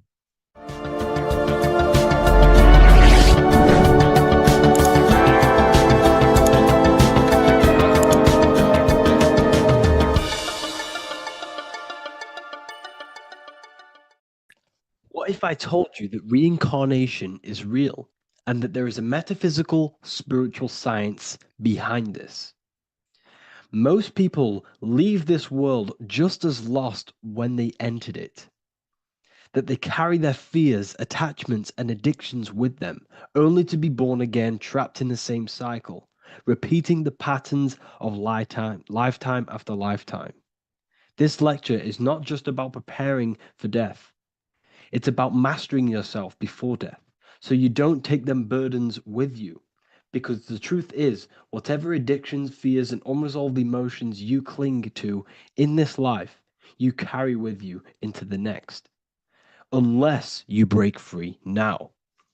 You must master yourself before death. Death is not the end. It is the great passage. But how we transition depends on our mastery of the self.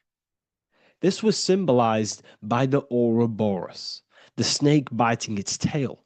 Every ending is a new beginning. It's an infinite cycle of consciousness. Now, your human body is basically an antenna tapped in to a stream of consciousness. Just like a radio is tapped into a specific frequency to play that radio. Your body is basically an antenna, a crystal picking up the consciousness of God. You are on an ever-ending journey, a journey of learning and expansion of the mind into new fields of thought. This was symbolized as the Ouroboros. When you die, it is a new beginning. It's a transitioning, not an ending. Everything is eternal in this universe as consciousness is formless and constantly transforms into new forms of life. Let's break down the word death. Death contains the word ether. Now, the ether can be found in the word heart or earth. Ether. Everything in this plane comes from the etheric plane. The etheric plane is the barrier between the physical plane and the spiritual plane, the astral plane. The astral plane is the screen that you have in your mind that allows you to imagine a red apple, for example.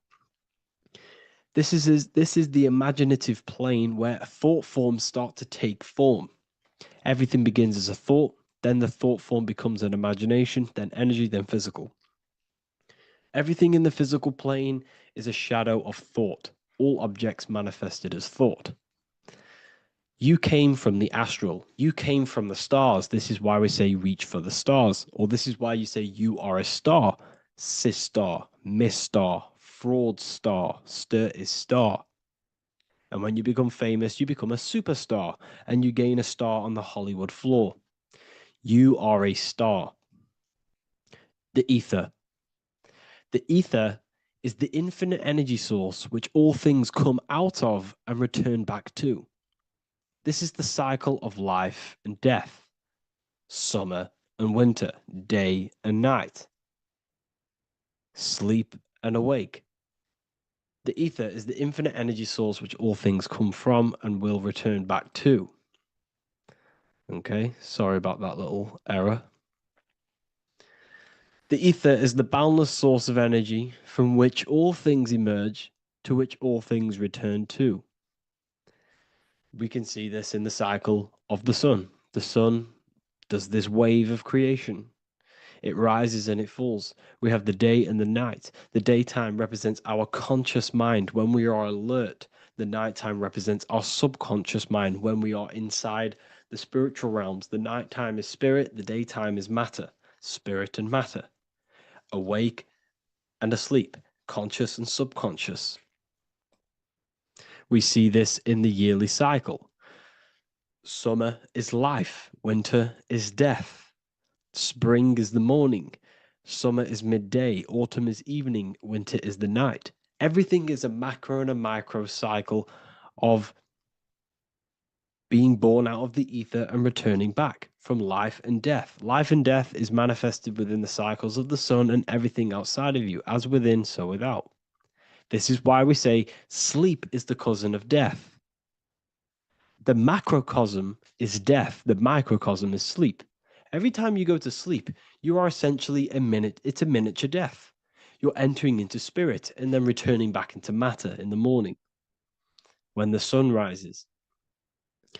Everything is a reflection of the macrocosm cycles. Preparation for death. The first thing we must do in order to prepare for death, for life after death, in order to stop being reincarnated in this cycle of materialism, in order to progress as a soul, because remember, you are a soul in a body. Just like the sun gives power and life to the earth, your soul gives power and life to your body. When you say I, you're referring to the soul. And your soul can be stuck underneath layers of false identifications.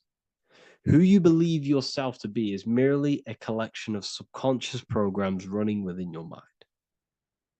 Now that's very deep. That is very, very deep. Who you think you are is a part of your thinking mind. Your name, your job, your reputation, your family, your friends. These things are not you. They're all aspects of the thinking mind. What happens if you meditate and you turn off the mind? Then all of these things do not exist. You're left with the pure soul, the pure awareness, the pure observation. If you turn off the thinking mind, you're no longer your body, you're no longer your reputation, you're no longer your friends, you're no longer your job and your labels. You are the soul. That's the true you, the observation of the mind, not the thinking mind. The ego is the echo. It's an echo of your true self. The ego is your mind's perception of itself shaped by experiences, trauma, emotions, and beliefs. It is merely an echo of your true soul self. The ego is not you. Your mind is not you. You are the soul.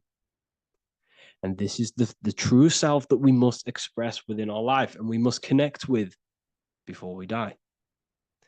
Because when we die under the echo, under these false layers of the emotions, the traumas, the experiences, the addictions, the emotional attachments, when we die underneath all of this, when we don't know our true self, the soul is still hidden.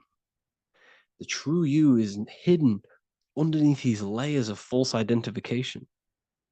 We must remove these layers of false identifications. We must remove them. We must destroy the echo. Remember, the ego, you never had an ego when you were a child. When you were a child, you were pure. You didn't, you didn't show off things. When you were a child, you were pure. You expressed yourself freely with you didn't hide anything. You didn't hide any aspect of yourself. You didn't suppress any aspect of yourself to fit in as a child, as a baby. Because the ego was not here when you came here. The ego grows with experience. The ego is a false perception of yourself while being incarnated in this material world. It's your mind's perception of itself and it's created through your experience. Remember, you are unconditioned consciousness, and your experiences, thoughts, traumas, emotions, and beliefs have conditioned your consciousness into believing you're only a physical body, but you are the soul. We have to remove these layers. How do we remove these layers? Like I said, the best thing, meditation. Meditation. There is a great meditation that you can do every single morning and every single nighttime. You can sit there and repeat over and over before you meditate. You can repeat that you are not this, you are not that, you are not this. You can label them one by one. Start with, I am not my body, I am not my job, I am not my name, and then detach from absolutely everything until you are left with nothingness. And when you start to meditate, detach from everything. Nothing matters. I am here right now. And what will be left? The only thing that will be left is the language that your mind is using. Now, this is very deep. Not many people will tell you this, but I've lingered in meditation many times. And I can tell you from experience that the only thing left once you detach from everything is the language that your mind is attached to. So whether that's English, Italian, French. Once you detach the language of the mind that that little voice in your head's using, you're left with the soul. Once the mind is switched off, you're left with the soul, and you have detached from all of these external things. You're left with the soul. That's you. That's the power. That's the source of all creation, where everything you've ever done has come from. Every thought, every idea has come from your soul. Number two, that's meant to say number two. Sorry about that. Mental addictions and emotional addictions. Okay. These two are very important. Mental addictions, this could be thought patterns, this could be the labels that we've just been talking about. Then you have emotional attachments, which is maybe you're too attached to an external thing. Maybe you're too attached to your phone. Maybe you're too attached to family. Maybe you're too attached to loved ones. Yes, I'm not saying don't love them, but what I'm saying is do not rely on anything in this world to make you happy, to fulfill your emotional needs.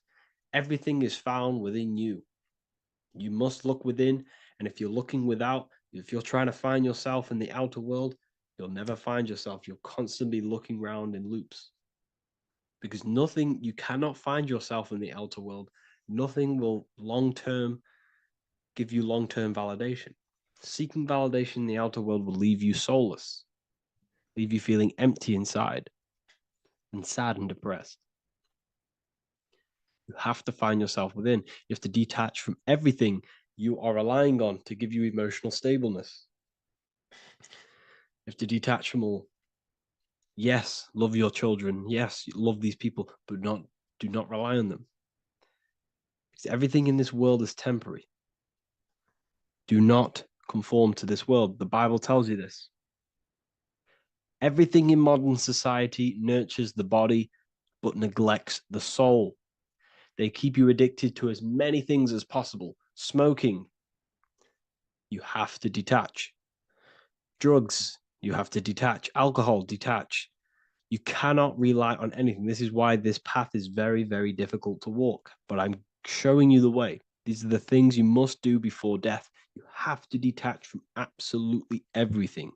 If you die and your mind and soul is still addicted to these worldly things, then you guess what? You're going to reincarnate. You're going to reincarnate because your mind is still thinking about these material earthly things. And if you are operating in that vibration, you're going to project that vibration and come back here. You have to detach. You have to master the soul and master the mind. Like I said, the matrix is designed to keep you addicted to as many things as possible. Your phone, food, smoking, drugs, alcohol, clubbing, all of these things. Everything in society is made to trap your soul and reincarnate in this world. That's why it's very, very, very difficult to walk this path. Very difficult. Matrix, matter tricks. John 2:15 to 17. Do not love this world, nor the things it offers you. For when you love the world, you will lose God. Do not love this world, nor the things it offers you. Do not conform to the pattern of this world, but be transformed by the renewing of your mind. Great quote.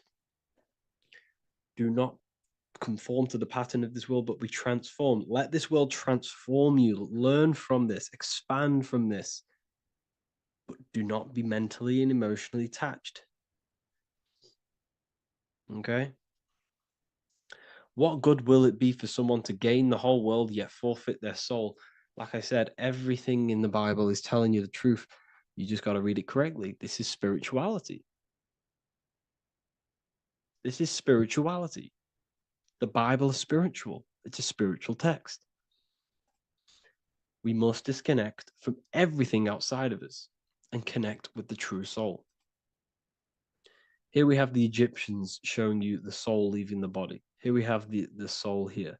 Here we have the Masons showing you the soul coming out. The soul is real. You are the soul. And when you leave this physical plane, you will go into the astral plane. That's where you came from. You came from the astral. You came from the stars. You incarnated into this physical body. Your consciousness fell into this material form to experience limitation, to experience a 3D world. So in order to ascend properly before we die, we have to let go of all the attachments. Every addiction you have, write them down.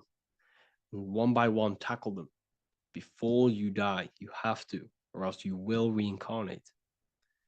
This is the teachings of Egyptians. This is the teachings of Masonry. All of these addictions contribute towards life after death. Everything must be controlled. And we must be attached to the soul. I'm not saying I'm perfect. I'm not saying I'm perfect, people. We're all not perfect. We're all under psychological operation by the government. We're all in a very difficult situation with this awakening.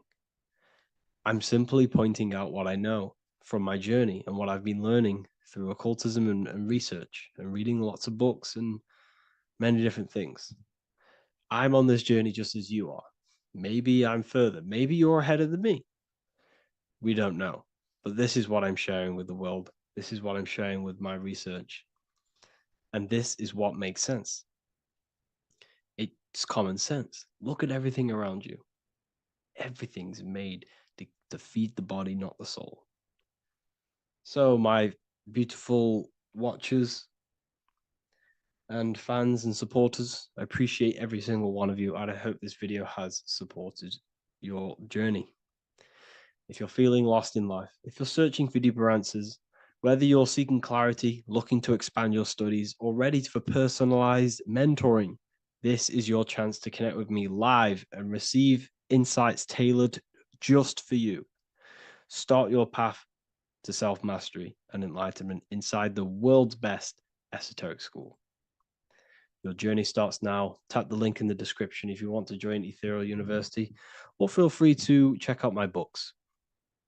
I thank you all, and I really appreciate for 100,000 subscribers on YouTube. I love every single one of you. Make sure to drop a like, a comment, and subscribe to the channel if you're new. Let me know some ideas for, lectures, anything that you want to know. I can make lectures on them. Just drop it in the comments. I appreciate every single one of you. Take care.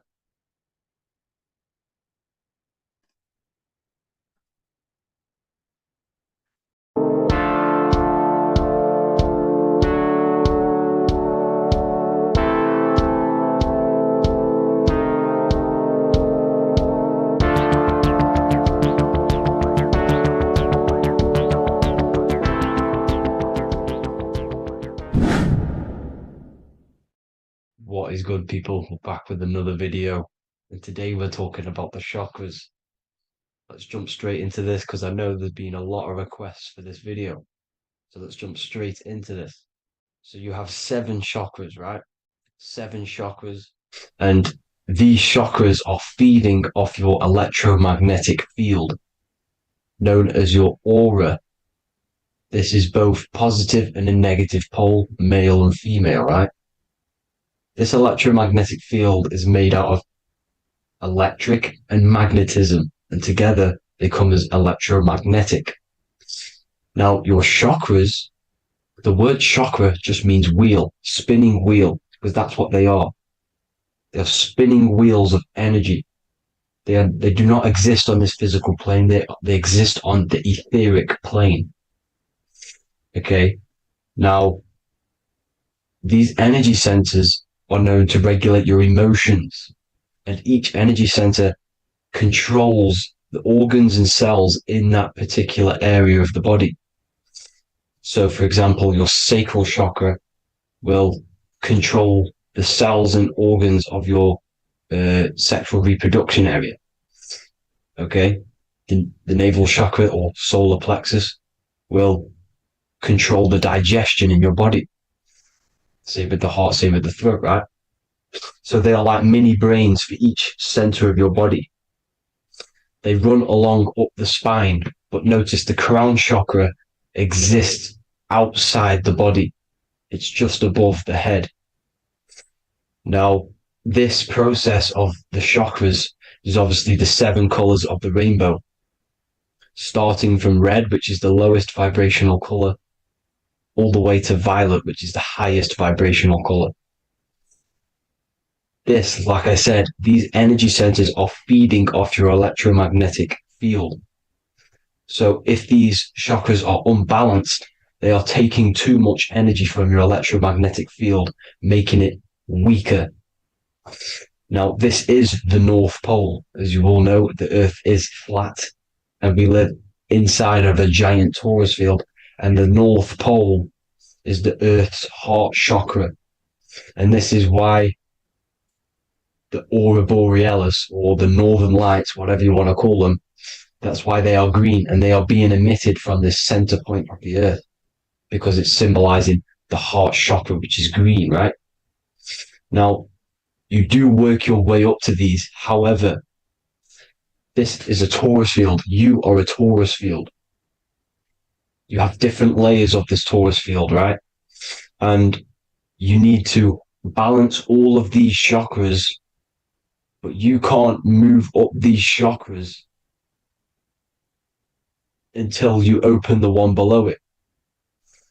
So it's like a stairway. You can't go to your solar plexus without going through your sacral. You see? So you have to work up these. However, you have to work up these and then live from the heart, because the heart is the center of the torus field. It's the balance between male and female poles, positive and negative poles. So you have to balance all of these chakras and then bring them all into one, which is the heart chakra. Now, they exist on the etheric plane. They exist on the etheric plane, and the etheric plane is a layer of the material plane. It's the one higher than the material plane. And then after the etheric plane, it melts into the astral plane. So they exist just between the physical and the astral aspect. Now, this is the yin and yang matter, which is the lowest root chakra, physical matter, and then to spirit, because high vibrational matter turns into spirit, low vibrational spirit turns into matter. So they're interchangeable. This is the yin and yang. Now, when you see ancient paintings with the halos, you see this is like a toroidal field coming out the top of his head, you see, with a halo. This was symbolizing in the old days, in the ancient days, that they've aligned their chakra, they've reached Christ consciousness, which is God consciousness, right? Now, this electromagnetic field is the apple that we bit out of in the Bible, because you see that apple is a torus field. So they were metaphorically or personifying the torus field. That's what the Bible is. It's a massive personification. It's all metaphors. You have to read it properly. It's got a greater meaning behind it.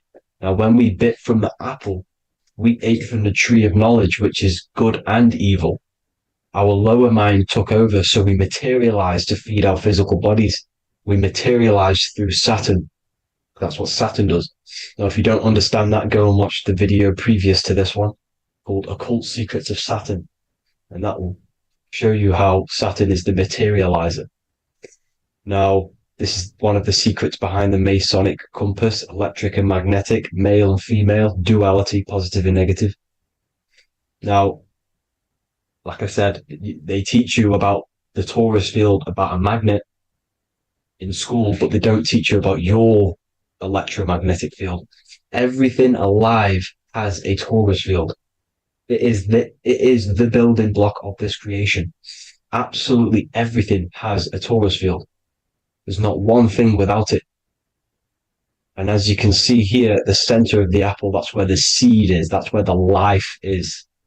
The reproduction of that organism. As you see, this is where the most electromagnetic energy is stored, in the center, because this is where the two duality, this is where the field meets at the very center. This is why the seed is at the very center. Now, your spine is a elongation of the brain. The brain is heaven, and the bottom of the spine is hell. So this is Saturn, which is the root chakra. The 7 planets are associated with each chakra. Moon equals mind. Okay. Now Saturn is physical matter, as I've just explained. This is the lowest vibrational color. And they want you trapped down here, which is your hell state, your animal nature, your physical nature. They want you to identify as the physical body. They don't want you to reach these higher states of consciousness. Okay? Now, in the brain, you have 12 convolutions. Now, this is what they were symbolizing in the Bible with the 12 disciples. And obviously in the Bible, it says the upper room where Jesus met with his disciples. This is heaven, the brain, the higher states of consciousness. Now, this is your North Pole. This is Jacob's ladder. Okay. This is why you have 33 levels of Freemasonry, because it's symbolizing the 33 vertebrae, which are these little things here on the back of your spine. Because once the Kundalini energy from the bottom of your spine rises to the top, this is when you get enlightenment and opens your third eye. Spiritual enlightenment. As you can see here, this is Jacob's ladder. This is the Kundalini symbol, right? And they're even showing you this in the medical symbol. They're putting it in your face. But the serpents are wrapped around the spine. Now, the serpents symbolize how the energy moves around the spine, because it's a torus field, you see? At the center of the torus field, it wraps around the center pole. It wraps around it, and this is how the energy moves up. So they're symbolizing it with the serpents. Okay? Now, every religion has a sacred river. For the Egyptians, it's the River Nile. For Christianity, it's the Jordan River, right? This river is the canal, the energy canal at the center of your spine, all the way leading to heaven, to the Holy Land. This is the chamber which the energy rises up, right?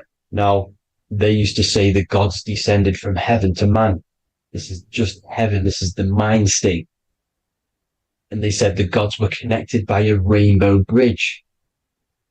That's the chakra system, the rainbow bridge.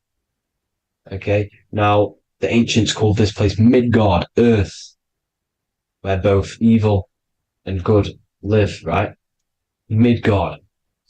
But you can go to heaven, which is a pure mind state, because once you're in heaven, nothing negative can ever bother you. That's completeness, pure Christ consciousness. Now, this is why Jesus dies at 33. He didn't actually die, but it's symbolizing the death of the physical body. Not the death of the physical body, but his consciousness rising above the physical body to, as I said here, matter to spirit. Matter died off and he came spirit consciousness. This is symbolized by the 33 vertebrae, which is obviously the 33 levels of Freemasonry. And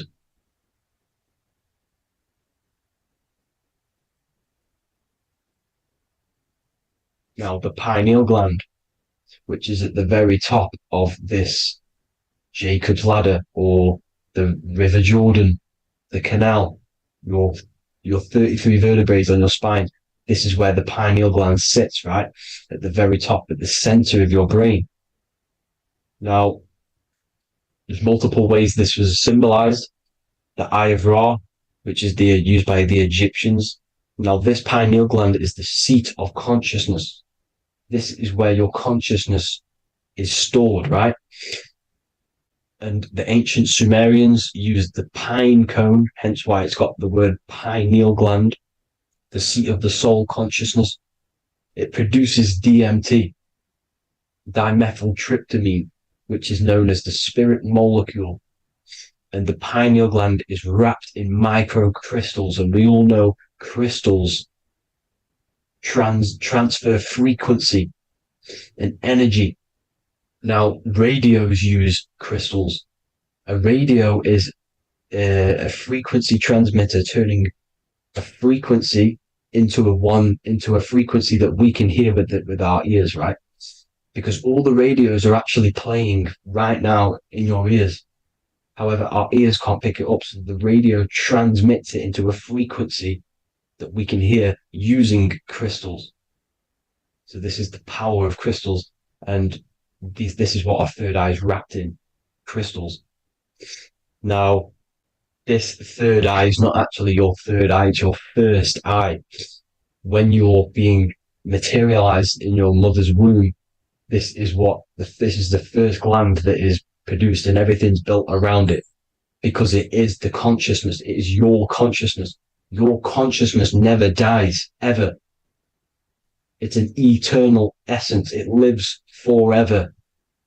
You never actually die. Only the mortal body dies. Now that's what we call life. Life is abided by time, and time is change, and change is what we call life, because everything's constantly moving and transforming into different things, right? Now let's not get off track. The pine cone is obviously, this is in the Vatican here. The pine cone is symbolized as the pineal gland, pine. And this is the opened pine cone. The opened pine cone means or symbolizes the awakened man, the awakened third eye. But the ones here, which the Sumerian gods are holding, these are shut pine cones, symbolizing the unawakened man. But let's not get confused, people. These gods were not gods. They are human beings just like you. They reached Christ consciousness. They are nothing more special than you. They just had the ability to reach Christ consciousness. And obviously their knowledge was far more intelligent than ours, far more advanced than ours. They knew the truth about this reality to the depths. Now, the ancient Hindus had a goddess called Kundalini, which is said that she descended by the means of a ladder or a cord from heaven, which is symbolizing the spinal cord. Now, this is what hickory, hickory dock, the mouse went up the clock and came back down. This is all these stories, like Santa as well. Santa comes up and then down the chimney.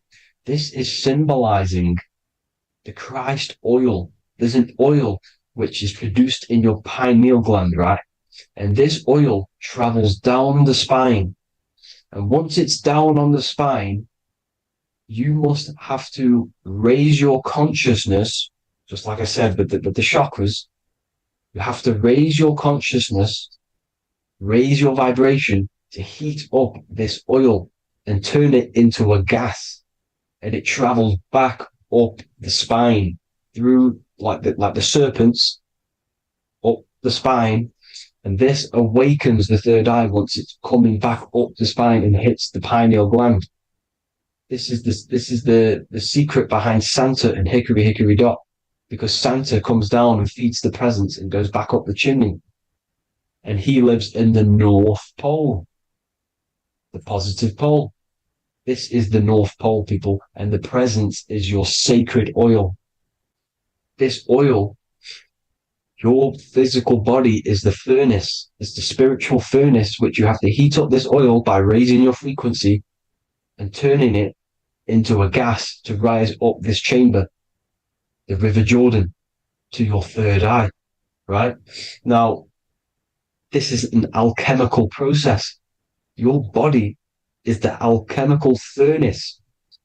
It says in the Bible, if therefore thine eye be single, thy whole body shall be filled with light. I shouldn't have cut that out, but that's what it says. The light of the body is thine eye. If therefore thine eye be single, thy eye shall be filled, their body shall be filled with light. This is symbolizing the pineal gland, enlightening the body, the spiritual body, filled with light. Now, as I said, they want you kept down here, which is the root chakra, which is your animal nature, which is obviously mind, matter over mind. This is the symbol of Saturn, right? As you say, we're built of body, mind, and spirit, the Holy Trinity. That is the sun, moon, and earth. The sun's your soul, solar. Moon is your mind. Earth, which is the cross, which is your physical body, the 5 elements, right?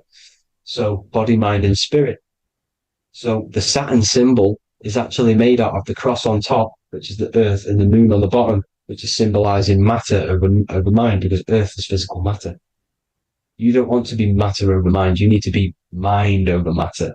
See, they want you identifying as your physical body. They don't want you to realize you're an eternal consciousness.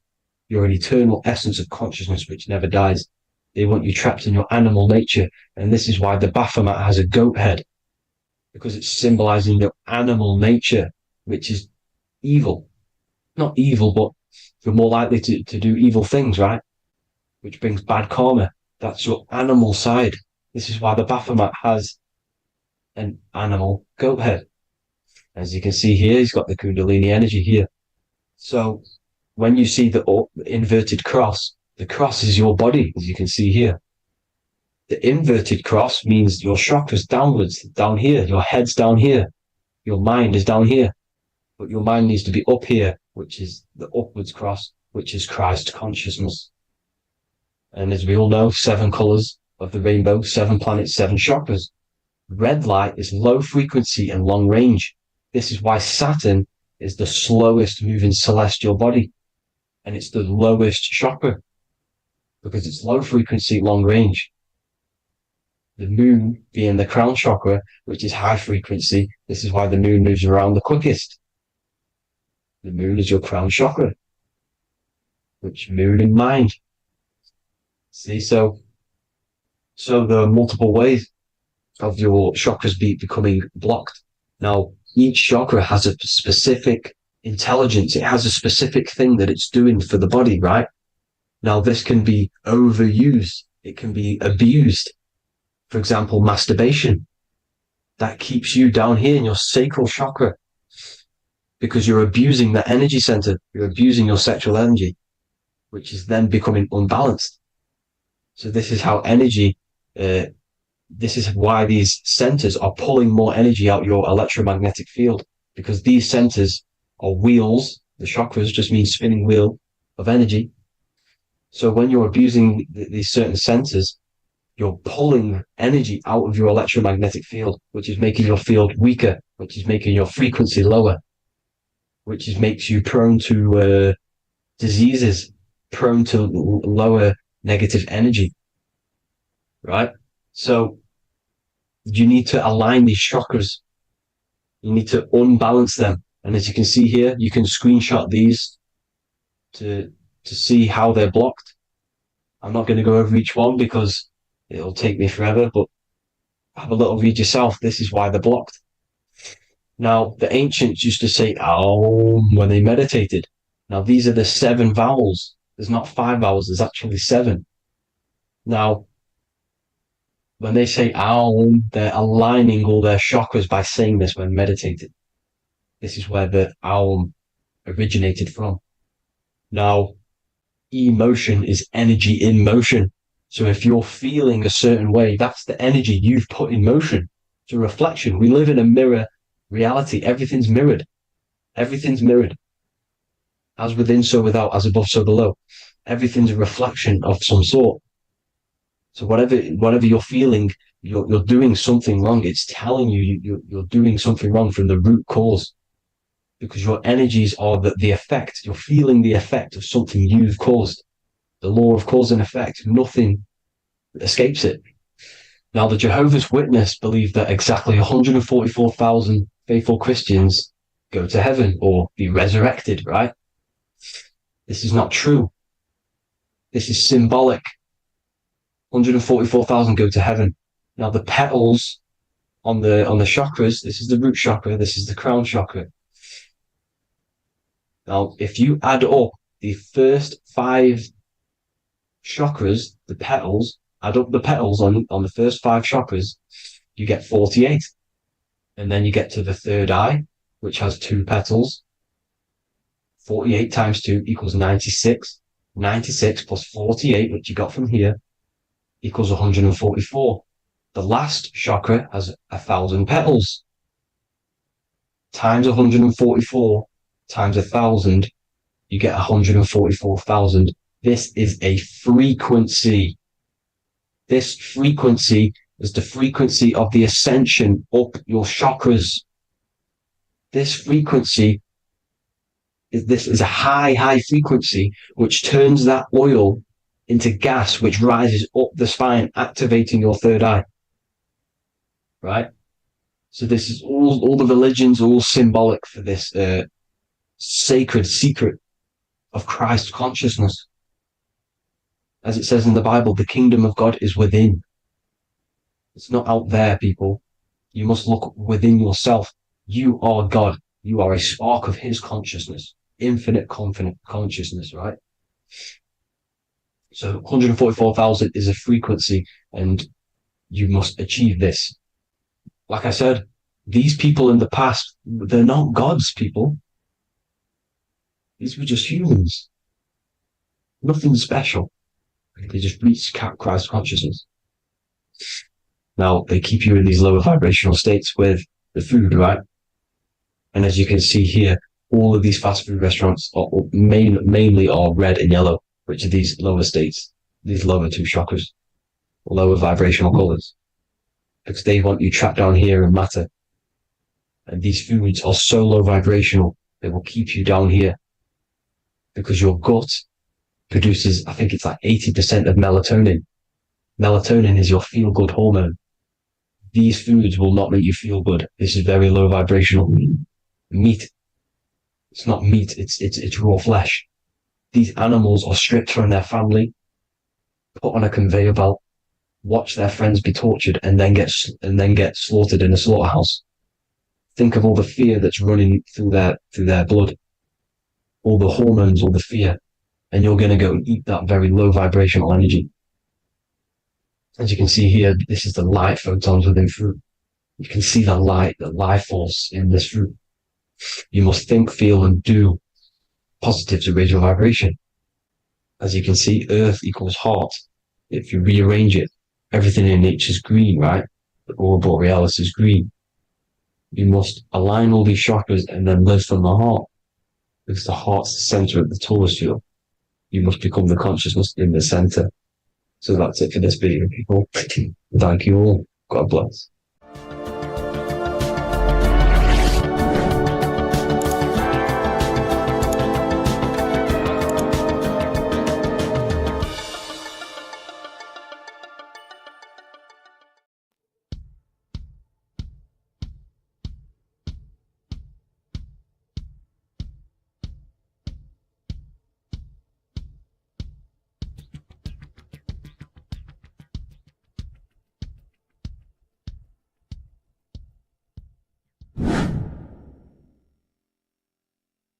What is good, people? How are we all doing? Today we're going to be talking about the different planes of existence, the occult side of the world, the things they don't teach you in school. And of course, you can only find that on this channel, so welcome. So you need to understand is that your consciousness moves through these different planes of existence, these different states of consciousness, which make up all of you. Okay? They are all interlocked planes. They are all interpenetrated into each other. They are all one. They melt into the plane above and below. You see, each plane is a product of each plane. As above, so below. Now, the higher you go, the more fluid, the more dreamy, the less dense it becomes. The lower you go, the more denser it becomes, the more solid it becomes. The lowest plane is the physical plane, which you are obviously aware of. You are inside of the physical plane now. But while you are in this inside of this physical plane, You are indeed inside of all these other bodies which you have not awakened yet. You have to awaken these different bodies. You have these bodies. Okay? It's like a ripple effect. And the center is the most dense, the most solid. This is earth, heart, the heart of the ripple. And the lower you, the further you go out from the center, the more dreamy, the less fluid, the more fluid, the more less dense it gets until you're one with the all. You see? And this is what it's like. This is what this system is. It's like a ripple effect. Now, let's jump straight into the planes. First, you have the physical plane, made out of 4 elements. 5 elements. The ether is the mother of the elements. It's the womb of the elements. It's the 5th element. And it gives birth to the 4 other elements. 4 is stability. Tables have 4 legs, and this is why the ether gives birth to 4, because it's the foundation of the physical world. Fire, earth, water, air. They are not pure. Each one of the elements melts into the other one. For example, earth and water both share cold. Water and air both share wet. You see, they compose of each other. They melt, they mold into each other based off the vibrational state of the ether. That's what it is. The 4 elements are the vibrational states of the ether. Okay? So you have the 4 physical elements making this, physical world. It's the lowest world. It's the world of effect. This world, whatever you see, whatever you experience, it's the effect. You can't change anything by manipulating this world. You got to manipulate the higher worlds to affect this world. You see, as above, so below. This is the lowest plane. It has 3-dimensional. It's the 3rd dimension. Space, height, and thickness. That's all it is. Front, backwards, upwards. You see, it's 3-dimensional. We cannot perceive the hidden side, which is the interior of this existence. We cannot perceive the interior from our exterior view. We are looking into this world. Okay? This is the exterior view. We can't see what's inside of that. That's the 4th dimension, which is the next one. It's the most gross and dense plane. 4 states of matter, the most slowest vibrational molecules exist in this plane. Above this plane, you have the ether. Okay? The word ether and either are the same thing, because either connects 2 scenarios in languages. I either support Manchester United or Liverpool. Either is connecting them 2 scenarios. The ether is doing the exact same, as you can see here on the planes of existence. It connects the astral world, which is very important, to the physical world. It's connecting these 2 worlds. So it's the ether. It's the ether. The ether is pure potential. Energy flows through the ether. It is pure energy, pure potential. Okay? The physical body is an exact copy of the etheric counterpart body. So every physical object has an etheric energy double. It's like a blueprint of that object. Every single object has an energy double, and that's the etheric double. Okay? The etheric body determines the shape of our physical body through its lines of force. All through life, it rebuilds and restores the physical body. Physical problems show up first in the etheric body, because as above, so below. You manipulate the higher planes, it will manipulate this plane. And this is why sorcery works. Contact with astral plane entities. We'll get into that a bit later. So the reason why we can't see this plane, this energy world, which is all around us, which we are inside of right now as we speak, is that the molecules that compose it are further apart than those of the physical plane, making it invisible to the 2 eyes. That we can't perceive it. Our eyes cannot physically suck in that sort of information, and our brain cannot decode it. This is why, they brainwash us with all these programs to keep us asleep, to keep these other bodies we have asleep, so we don't find out about these other bodies, and is to make you believe that everything's just a material. Only the material world exists. They don't want you to know is that everything that you see is a result of something you cannot see. As above, so below. There are realities within this reality. This is what I'm breaking down now, these different planes. on how this reality works. So your etheric double is your energy body. You can see here the physical, etheric, astral. Astral is your spirit. The ether is a part of the physical plane. It's like just above the physical plane, but it's still part. But then the astral plane is completely separate. It's another plane, but they're all interlocked. Don't think they're apart. They're all interlocked. They're all one. They all melt into each other. The chakras that we have are inside of our etheric body. They are our sense of organs which tune us to the fourth dimension. These 7 chakras connect us to the astral world, the fourth dimension. Okay? They are points for the flow of energy from the universe / 7 planets, because the 7 chakras are your 7 planets, and the 7 planets are connected to the astral world. They are feeding these 7 senses in our body. They connect us to the universe, to our etheric counterpart, and then to us, supplying the physical body. Because the energy comes from above. As above, so below. These 7 senses, these 7 etheric chakras, are being supplied with energy from the universe, the 7 planets, the solar system. Then it supplies the physical body. You see? So, the ether is very important. And this is, that the ancients understood the science of the ether, and they could, harness free electricity from it, because it's all around us. The ether is all around us. And this is what they were doing. They were harnessing free energy using the ether. The astral plane, the fourth dimension, very important plane. Very, very important. We've all been there. Every single one of you has been there. Okay? The fourth dimension is unseen of what we see. It's the interior of the exterior that we see. We see the third dimension, but we cannot see beyond what's making this third dimension. This is the fourth dimension. Okay? It's the dream world. This is where you go when you dream. Okay? This is where you go when you dream. It's the place of disembodied spirits or ghosts, entities, whatever you want to call them. When you hear ringing in your ears, that is not tinnitus. That is an entity around you. Okay? That is an entity around you. The fourth dimension is where thought forms exist. Mental images.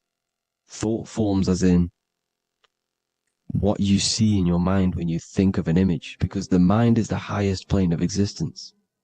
Mind is the highest plane of existence. And it manipulates all of the planes below. So it goes the mental plane, then the astral plane. So the thought is in the mind, the mental plane.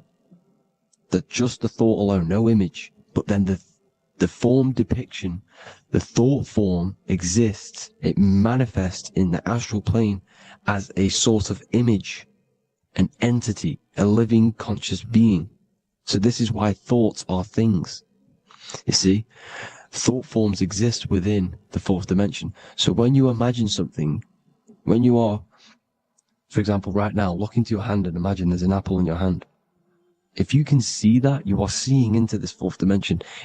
You can only see into this fourth dimension using the mind's eye, not the 2 eyes, the mind's eye. When you shut off the 2 eyes into darkness, the third eye opens. The mind's eye is open.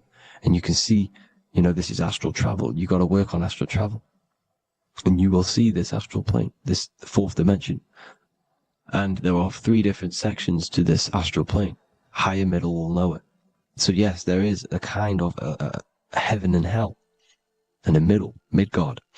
Heaven being the higher vibrational entities manifesting higher vibrational thought forms existing there, the lower vibrational thought forms existing in the astral plane. But these thought forms are beings.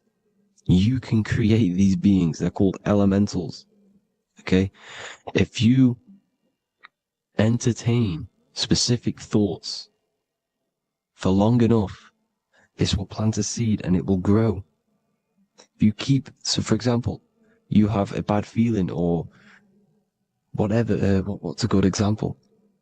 Unforgiving someone. You keep that energy inside of you for long enough, it will manifest in the fourth dimension. You entertain that thought long enough, it will manifest.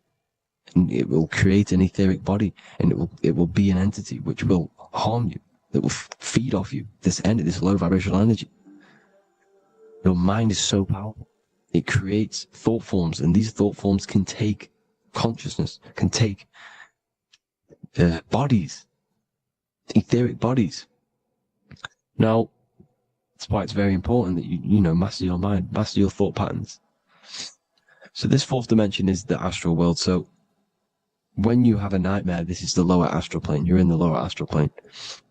Whilst this physical body rests at night, your consciousness, you awaken this other body, your consciousness goes inside of this other body, whilst the physical body lays asleep. You see?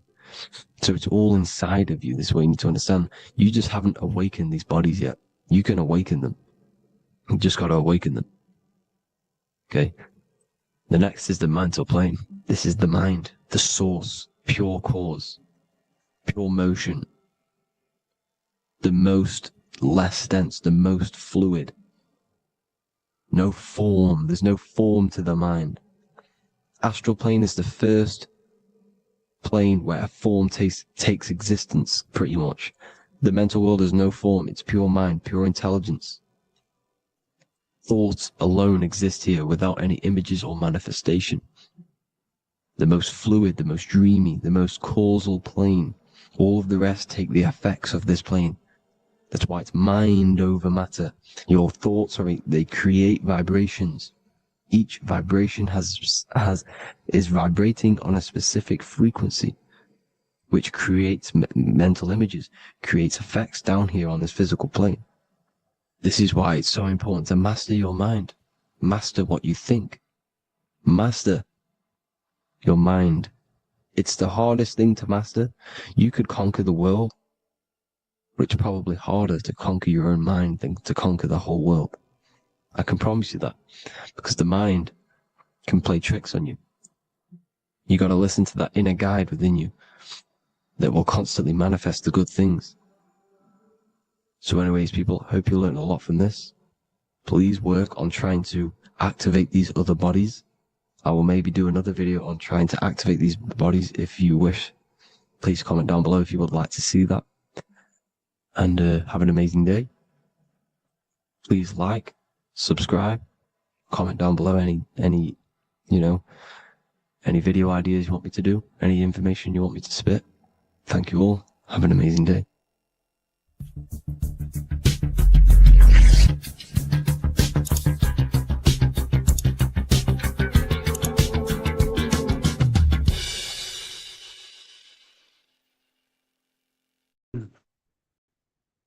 The third eye, or the all-seeing eye. This is an important video because there's a lot of misunderstanding when it comes to the third eye. People tend to think that the third eye is the pineal gland. The pineal gland is not the third eye. It is the radio receiver for our eye. It's not the third eye, it's the first. It's the eye where everything begins. So the pineal gland acts as a radio antenna or a radio receiver because the pineal gland has crystals on it. And crystals are used in your phone, they're used in radios because they pick up and transmit frequency. So the pineal gland is the radio receiver for the higher consciousness, for the thoughts, for the commands that come from within. Before you move your body, it begins mentally in the eye.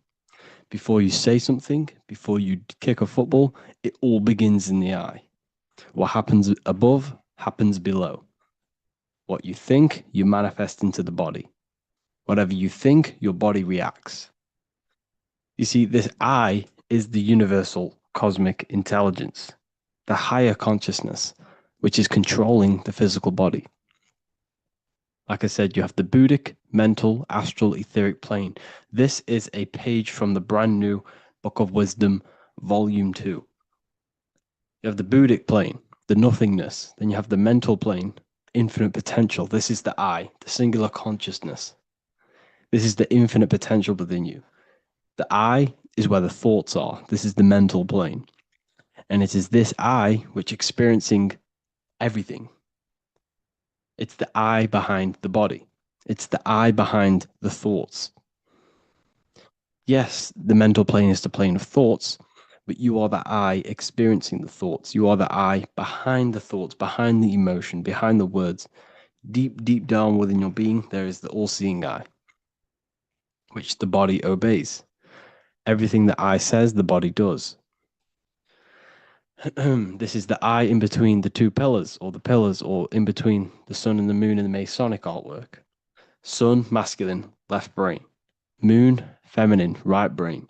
The all-seeing eye in the middle, consciousness, the I, the order, the intelligence, the infinite potential within you, the creative force within you that can create the good and the bad, the left and the right. So you are either creating negative or good. You're even doing good, which is God, or evil, which is, or the devil, which is do evil. You have this creative ability within you, which is God, the consciousness, and you have the choice to do the devil or the God. So the third eye is the human mind. It's the mind. It's the infinite awareness, infinite potential within you. And when you see it in the triangle, it represents the ethereal plane. This is the ethereal, the triangle. This is the eternal. This is the material. Because the physical plane is the box. It's the square. That's why we say think outside of the box. Because you got to think outside of the box to awaken your divinity. You see, humans have been given the tools to awaken to their true divinity. No other animal on this planet, or whatever you think it is, on the earth, has the ability to have self-awareness. Humans have been given the tools to understand the very, very complex things and understand who we are, what we are, and what the universe truly is on a higher level, not just physical. We have the ability to access planes beyond the physical world, which is unlike any other animal. This is why the humans are gods. So when you see the pyramid with the capstone on top, it's cut off, it's separate from the rest of the pyramid. This is the consciousness that is looking through the ether into the material plane. It's like I discussed down here with these planes. This is the I, the mental plane. Your consciousness, your I, is looking through the ether. It materialized through the ether into the physical plane, and you are now the I looking into the material realm. And when you come here, you lose that divinity, but you have to awaken. So you don't lose the divinity, you forget your divinity while you are incarnated in physical. So when you see the triangle with the I in it, this represents the I looking through the ether. It's materialized, but it also represents, when you see it's illuminated like this and it's separate, because this is separate from the physical plane. The consciousness within you, the thought within you, that intelligence within you, that voice is separate from this physical world. And everything above manifests below. Everything what happens in this realm of consciousness, of thought, manifests into the physical plane. It's separate. So you see the illumination. This represents the awakened self, because the mind is the third eye. So when you have a closed third eye, this just means that your mind has not experienced things other than physical. When you expand your mind, expand your consciousness from having an out-of-body experience or a mystical experience where you had experienced a higher plane of consciousness or a higher level of consciousness, this is now an open third eye, which is an opened mind. It's nothing separate. So when people say, working and opening the third eye by imagination and stuff like that, you're working on your mind. And to open your third eye, you do need to work on imagination, mental discipline, and all of these higher faculties, which we'll go over in another video. So that your mind has higher faculties which you need to work on. Visualization being one of them, imagination, and mental willpower. We'll go over that. But the illuminated eye in a triangle represents the illuminated mind, the awakened mind that has self-consciousness, is conscious of itself, and it's experienced higher planes of consciousness. Like I said, the I and the I. the idea. So when you see I on the beginning of words, it represents that inner self, that inner cosmic intelligence within yourself. That's why you say inside, intelligence, or idea. It's the idea, the I, the all-seeing eye. This is why the Roman numerals, I was one. And what is one? It's one line. The I is also one line. Because we are all the same intelligence with the same consciousness. If the universe is one, there is only one being in the universe, which is God. And we are all expressions and fractals of God. We are all manifestations of God. We share the same creative power as God. We all have the ability to bring non-physical thoughts into a physical reality, which is the word made flesh in the Bible. So when you see hovering the eye with the 666, this represents the eye stuck in matter, worshipping the physical body, the God in flesh, which is Satan. Satan represents God in flesh, yourself in flesh, because evil love bondage. And everything these artists and, actors are doing, they're part of these cults. They're promoting materialism to keep your eye, your consciousness, stuck in three-dimensional awareness. So this is what they're promoting. You see that the hand symbol creates 666, which is your body, the carbon. Your body's created out of carbon.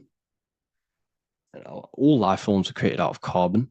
The I in it, the I in the 666, represents I being in material, keeping the mind in material. Matthew 6:22, the light of the body is the eye. Therefore, if thine eye be single, thy whole body should be full of light. But if thine eye be evil, thy whole body should be full of darkness. You see, this is a very powerful verse. A very powerful verse. The light of the body is the eye. This is the first part of the verse. This is where everything comes from. The mind. The infinite mind. The infinite potential within you. Think of anything in your mind. Nothing is impossible in your mind. As soon as you think of it, it's there. Infinite potential. It's the light of the body, because the mind is what gives life to the body.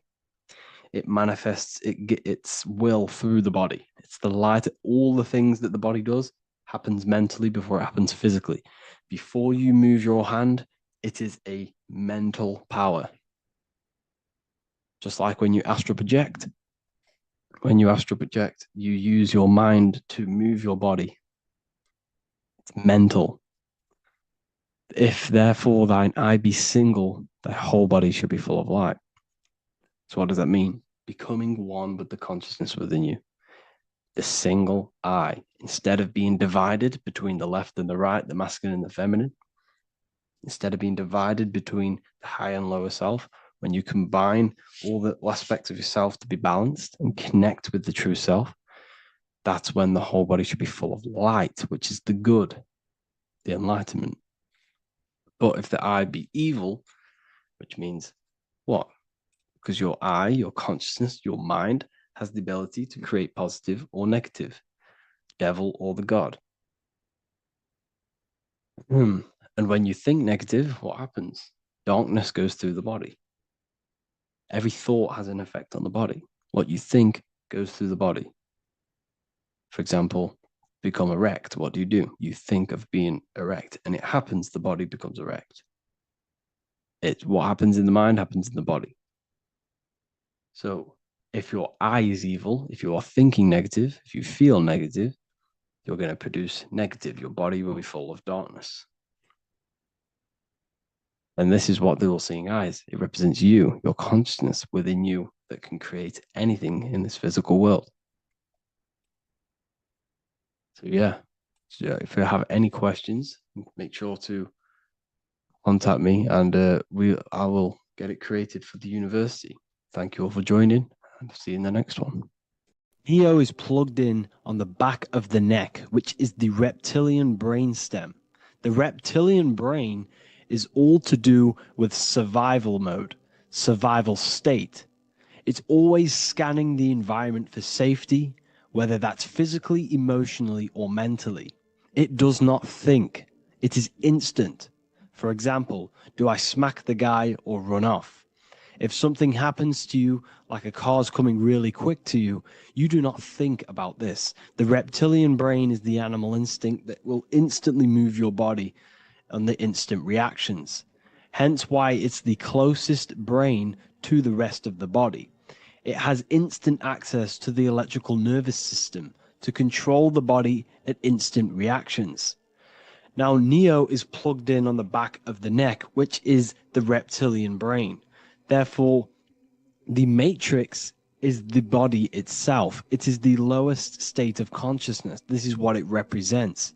The word matrix means womb. It translates to womb because your body is a womb.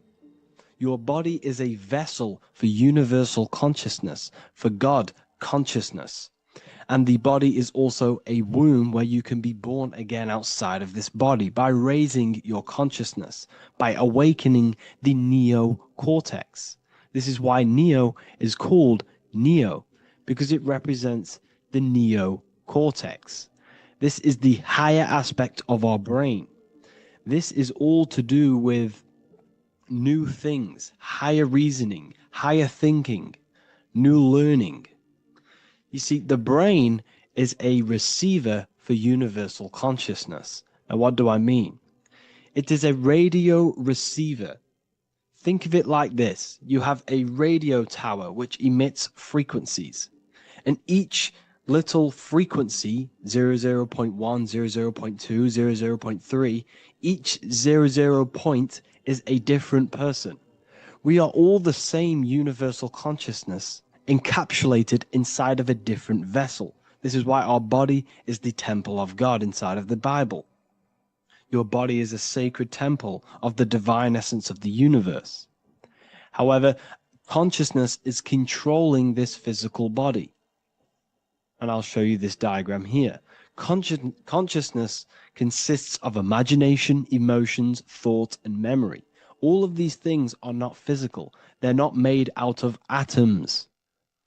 You cannot think with atoms. If I split open your brain while you are thinking of a cheesecake, I would not see a cheesecake.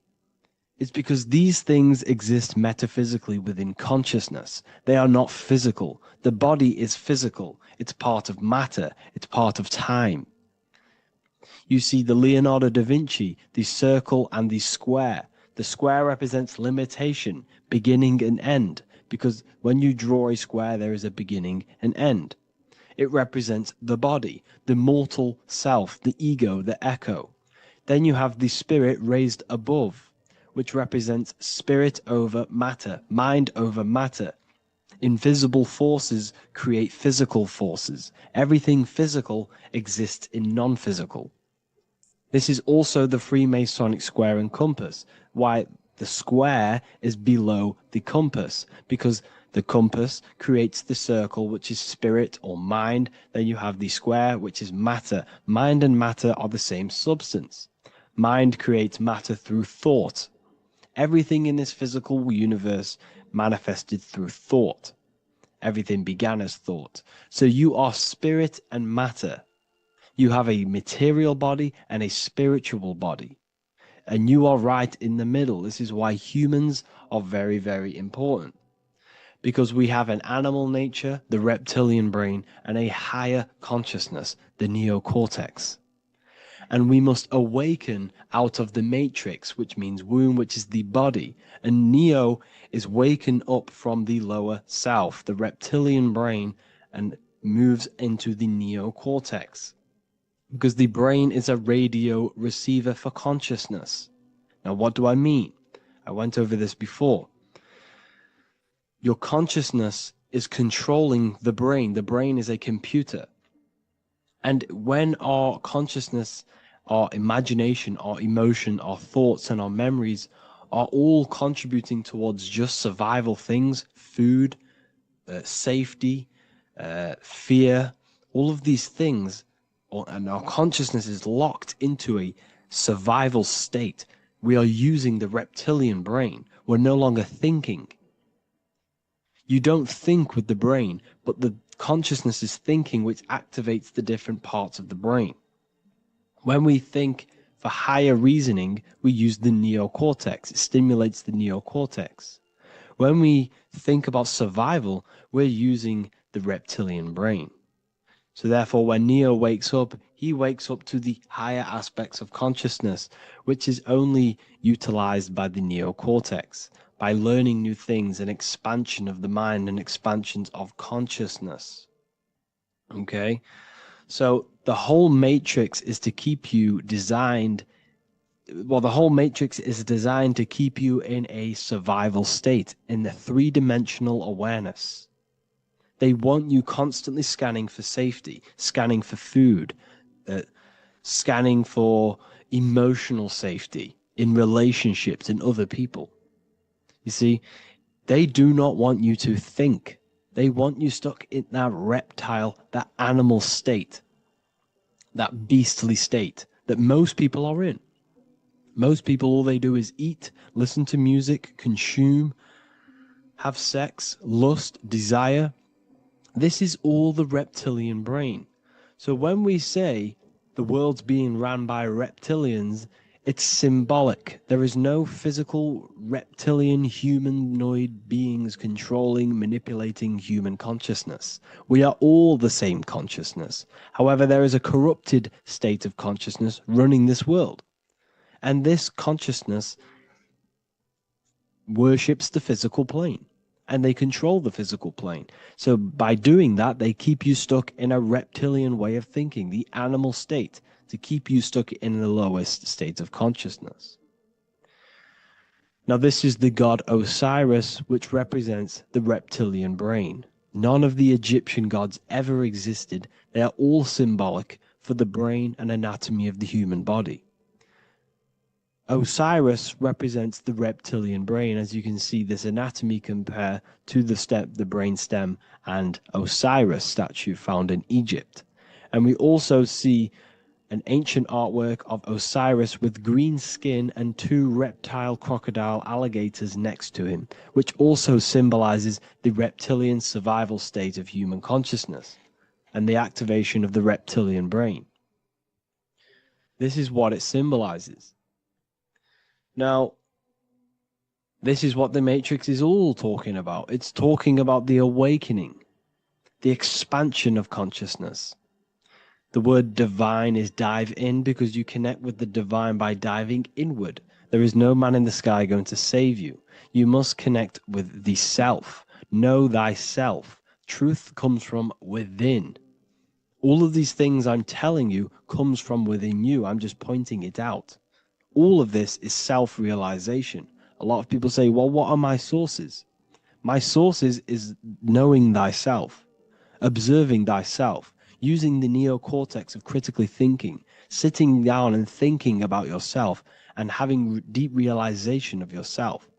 You can realize that your thoughts are not of this physical world. It's quite simple. The brain does not think. The brain does not imagine. The brain does not hold memory. All of these things exist in consciousness, the one consciousness, but we are all fractal, infinite parts of. This is the eye on the triangle, consciousness being given down to the rest. This is separate. Consciousness is separate from the rest of the pyramid. The pyramid is your body. Neo is the one consciousness. This is the Egyptians symbolizing the one consciousness giving Ankh, which is life, to all the different life forms. However, you can see that the central sphere is giving a big Ankh to the humans, because humans, like I said, possess the advanced consciousness, an advanced brain that allows us to turn above our reptilian animal self. For example, we can go against our reptilian lower animal nature and turn to our godly nature. Animals cannot do that. They are stuck in instinct. They are stuck in a reptilian animal way of thinking and operating. Everything they create is to survive. We can turn against our lower nature and create for amazing things like buildings, architecture, technology. We can use our creative consciousness for anything we wish, not just survival needs. And it's the same with your spiritual journey. You can raise your consciousness beyond this animal state that they try to keep you in through fear, consumption, food, and the reptilian brain. We must awaken, start to think critically, and awaken to our divinity, because the mind, the consciousness within you has infinite potential to expand. There are infinite fields of knowledge that you can explore. The mind can never be filled. It can never ever be full of knowledge. It always expands, and that's why you are alive. That's why you are part of this universe. That's why the science always says the universe is always expanding, because the universe exists in your mind, and the mind is always expanding into new fields of thought, new fields of knowledge and information. And that is your whole sole purpose, of expansion of mind and expansion of consciousness, and the exploration of the mind of God. We are living in the mind of God. You are a thought in the mind of God. You must awaken out of this body. This is why Jesus says you must be born again to see the kingdom of God. You must be born again. You must raise your consciousness beyond physical limitation and awaken to your divinity. And this is pretty much it for this video. I hope you all understand this, that this is all symbolic for consciousness.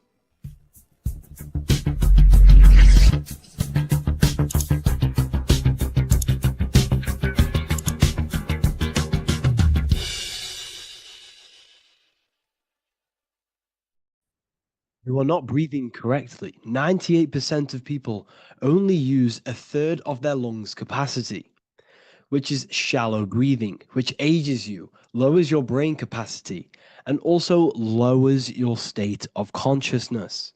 So it's essential that you breathe consciously on a day-to-day basis, because this is what truly elevates your consciousness. I am going to give you the key for you to raise your consciousness just through breathing alone. Such a simple thing, but yet the most effective way for raising your state of consciousness and becoming more spiritually and mentally advanced. So tune in for this video, and I'm going to show you exactly how to do it and the symbolism behind breathing. Air is more than just air. It carries electromagnetic energy. So now I'm going to give you the science behind this spiritual truth. This invisible force is what sustains all physical life, providing the life force energy essential for existence. Electromagnetism. Everything is fed off electromagnetism. Your body is an electromagnetic battery. Now, we can prove that air carries electromagnetism just by doing a simple test, a simple scientific experiment, by getting liquid oxygen and pouring it between a north and south magnetic pole, two polar opposite magnets. We see that the liquid does not fall straight through it. It is sucked, it is magnetically attracted to these two opposing forces, opposing magnets. This is proof that air, liquid oxygen carries electromagnetism. When you are breathing electromagnetism, the essential life force behind all living beings. This is known as energy or prana, chi, ether, or spirit. This is all the same thing. Air is not just empty space. It is energy. It is prana. It is life force. It is spirit. It is ether, chi, prana. You are an electromagnetic being. Your consciousness is in direct correlation with your electromagnetic aura or biofield around your body. Your state of consciousness is mirrored within this field around your body. Now, your breath, when you breathe in, you're breathing electromagnetism or life force. Breath is the vital link between the physical and the spiritual, bridging the body with the soul. Through breath, we connect with both tangible world and deeper, the unseen realms of energy and consciousness. Breathing deeply and properly elevates our consciousness, enhancing the brain's functions, heightening the sensitivity of our five senses. It also brings a profound calmness to the mind, creating a state of clarity and inner peace. Like I said earlier, breathing properly is the fastest way to elevate your consciousness. It is the fastest way because breathing, when you stop breathing, what happens? You lose physical consciousness. Your body will shut down if you do not breathe in this vital electromagnetic energy in the oxygen. If your body does not get this for 5 minutes or however you can last without breathing, this makes you lose physical consciousness. Your body will not survive without this essential life force energy. Therefore, air is one of the most overlooked things. This is why we see the symbolism of Buddha having a big belly. Why does he have a big belly? Because it's symbolizing breath work, proper spiritual breath work, the certain teachings of breath work, of when you breathe in through the nose, you have to breathe in through the nose. You don't want to breathe in through the mouth because the nose acts as a filter which catches dust particles and filters out the air before it enters the lungs. The mouth does not do that. The nose is for breathing inward. We breathe in through the nose, and when we breathe in, we breathe into our belly, not our lungs. When we breathe into our belly and our belly expands outwards, we are then moving this energy down from the nose down the spinal column. And when we breathe back out, the belly goes in, which is raising the energy up the spinal column, back out through the mouth. This is the true way of breathing, because when we breathe, we are moving energy. We are moving electromagnetic energy. When we breathe in through the nose, the energy travels down the spinal column. And when we breathe out, we are raising this energy back up the spine, some of it going out the mouth and some of it reaching the brain, activating dormant brain cells in the brain. But when we breathe, we need to make sure we are using 100% of our lungs' capacity, because the lungs is what transforms this special energy into consciousness, physical consciousness. So this is why Buddha has a big belly. It's not because he was fat. It's not because he was overweight. It's symbolism.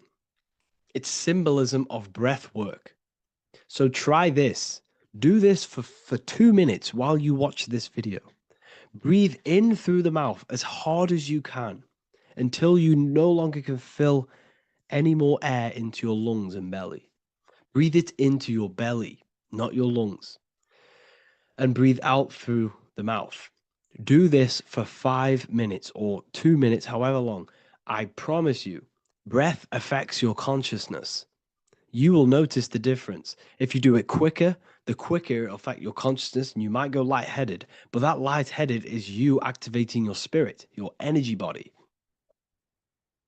So try this just when watching this video. When you breathe consciously, you are renewing both your energy body and astral body, aligning your consciousness with a higher state. This practice feeds new life force energy into the body, revitalizing and enhancing your overall well-being. Like I said, your brain requires the most amount of oxygen. When we have shallow breathing, this is reducing the brain's capacity. Because when we are not breathing properly, which 98% of people are only using a third of their lungs capacity, we are essentially only using a third of our consciousness, because your breath is directly correlated to your consciousness, your state of consciousness. When you breathe in through the mouth, out through the mouth, out in through the nose, out through the mouth, consciously and deeply for 5 minutes, you will notice that your senses are more powerful and sensitive. Your brain is quicker.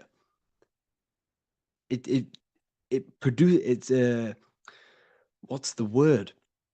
It processes information quicker. You become quicker, you become a superhuman, and you feel more spiritual because it activates your spirit, your astral and energy body. So when we meditate, it's definitely important to breathe in through the nose and out through the mouth as deeply as possible to align with a higher state of consciousness.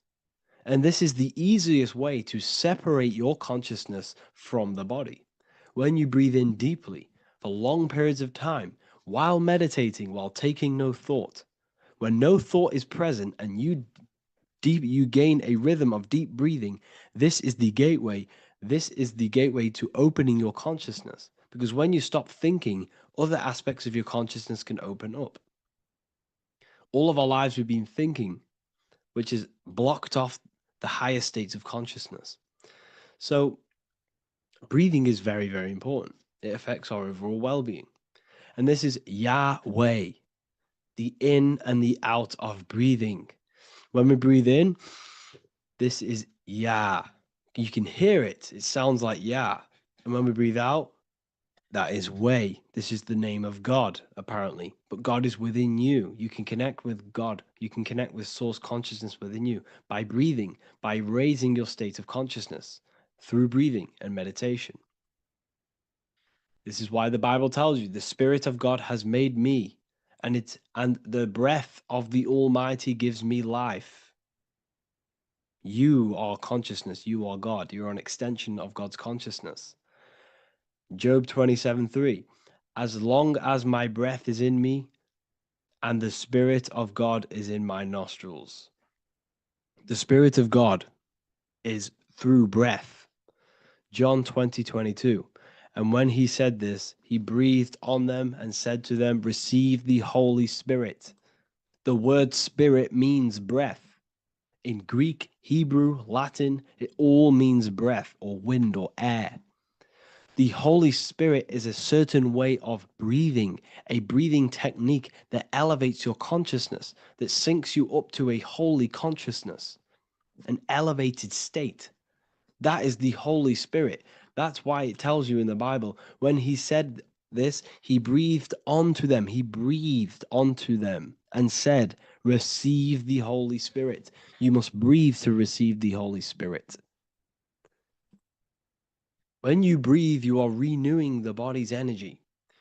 You're taking in new life force, which is regenerating your cells, regenerating your brain, nervous system, and also connecting with consciousness, pure consciousness. This is not something that we should be doing during meditation. Yes, it is. We should be doing it during meditation, but this is something that we need to apply all of the time. This is the fastest way you can raise your consciousness. I just want to say, all of this knowledge is inside of the Book of Wisdom, Volume 2. Make sure to give a like and a comment on this video to help the algorithm. And let me know what you think about the last book or this book if you have read them, to let the new people know what they're looking at with this book. This is truly life-changing, the Volume 2 and Volume 1 is truly life-changing. You can get them in a bundle also. Learn hidden knowledge inside of the Ethereal University. This is where truth seekers belong. I'm not here to try sell you this, but this is the place for truth seekers. And if you are serious about your spiritual journey and serious about gaining knowledge, which gives you the advantage over life, join Ethereal University. This will definitely help you. Thank you for watching this video. Please leave a like and comment. Make sure to give me any suggestions on videos you want me to make in the future. Thank you all. By the end of this video, you will understand the 3 expressions of consciousness, how to use them to create the life you truly want. You'll discover the hidden meaning of the word God, the secret power of the number 3, and how consciousness itself is the key to your reality. We have 3 main expressions of consciousness. We think, we feel, and we act. God is 3-fold. It stands for generator, operator, destroyer. The generator is the mind. This is what thinks, generates ideas. This is the beginning of all creation. This is the first expression of consciousness. It is the first form of consciousness, not a physical form, but a spiritual form. Then we have the operator, which is emotion. When we think something, if we have care or any emotion towards it, then we take physical action. The body, the destroyer. We think, we care, we act. Thoughts and emotions are the two spiritual forces which merge together and give birth to actions. Think about it. Why are you watching this video? Because you had a care to watch the video. Therefore, the reality in front of you is because you had a thought, you had a care, you took action to express that reality. Everything goes through this threefold process. This is why we say follow your heart, because the body does follow the heart. We think something in the mind, we feel something in the heart, and the body takes action towards it. Everything operates on the care energy of the heart. The body follows the heart. If you do not care about something, then you do not act towards it. It is the care energy that guides our actions in this world. Going back to the generator, the mind is a part of the mental plane, the infinite dimension of infinite information. There is no limitations in the mind. Everything already exists as a piece of information or a thought. This is the beginning of all creation, the spark of creation itself, thought, the mental plane. And our mind exists like a radio, our conscious mind. This is why we call it a mindset. What we set our mind onto through attention, mental attention, whatever we set it on, we receive thoughts that are very similar to what we set it on. The mind is like a radio, and whatever we tune that radio to, we receive that frequency and play that song. So if we purify our minds through ritual work, meditation, and affirmations, the mind can become a temple to receive higher thoughts, higher ideas, and better genius ideas. Going back to operator, this is the Holy Spirit. This is what we care about, our emotion. This is the feminine side of consciousness. Thoughts is masculine, the Father. Emotion is the Holy Spirit, which is feminine. And these two create a child, which is Jesus, the Son, which is actions. When thoughts and emotions merge together, you have a physical action, which is a masculine force, which is why it's a son. The Holy Spirit represents a purified heart, love consciousness, holding love in the heart. And when we purify our minds, we have an effect and purify our hearts. And the reason why I say that is because whatever we think in the mind directly corresponds to what we feel in the heart. As above, so below. Thoughts create emotions. If we think something and our heart tells us that is bad, we have a feeling that that is wrong, then we should not take physical action towards it. And if we do take physical action against the feeling of knowing it's bad, then you are going against the spirit.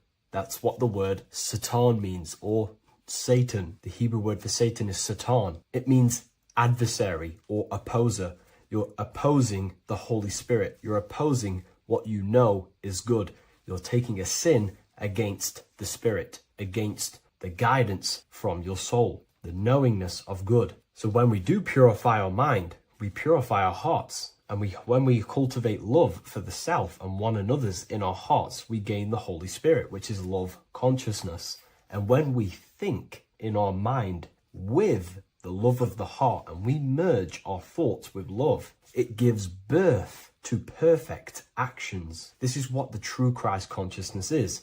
We think with the love of the heart and it gives birth to perfect actions. And if everyone did this in the world, we would live heaven on earth. Everyone would be balanced within themselves and the world as a whole would be balanced. So we need to gain full mastery over these three aspects of our consciousness, over our what we give mental attention to, gaining love for ourselves and the collective in our hearts, and gaining a strong disciplined willpower for our physical actions. And if you can gain full control over these three-step process, you can gain full control over your reality. The number 3 represents this 3 aspects of creation or transformation. This is a transformative process from going invisible to the visible. This is also why Jesus dies in a cave for 3 days. It's all about transforming the self. Transformation is the number 3. Me personally, I think the Holy Spirit has been replaced for the sacred feminine aspect of consciousness.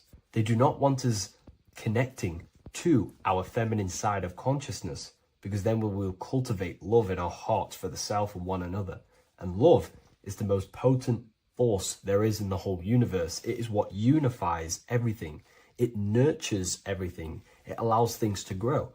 Think about it. When you hold love or care for someone, you grow relationships. The sun is the perfect symbol and representation of love energy. The sun gives abundantly, expecting nothing back, and allows everything on the earth to grow. It's a caring, nurturing, feminine force that allows things to grow and unify and come together. In today's world, we mainly have thinking and acting without emotion, without care, without the judge of our hearts. It's all about gaining unity consciousness. We think, we care, true care for one another and the self, and we act. And if you align these three forces towards something, your business, whatever you're trying to create, you will fully create that reality, because these are the three forces that you can use to generate a reality. You can do ritual work to create care in your heart about something, and then you will take more action towards it. The book I'm using here is the Book of Wisdom, Volume 1. You can get this paperback or PDF on my website. So I hope this video has helped you. Please leave a like, comment, and a subscribe on the channel if you like the content. Let me know what you think about the Holy Spirit and if it is covering up the feminine side of consciousness in the comments section.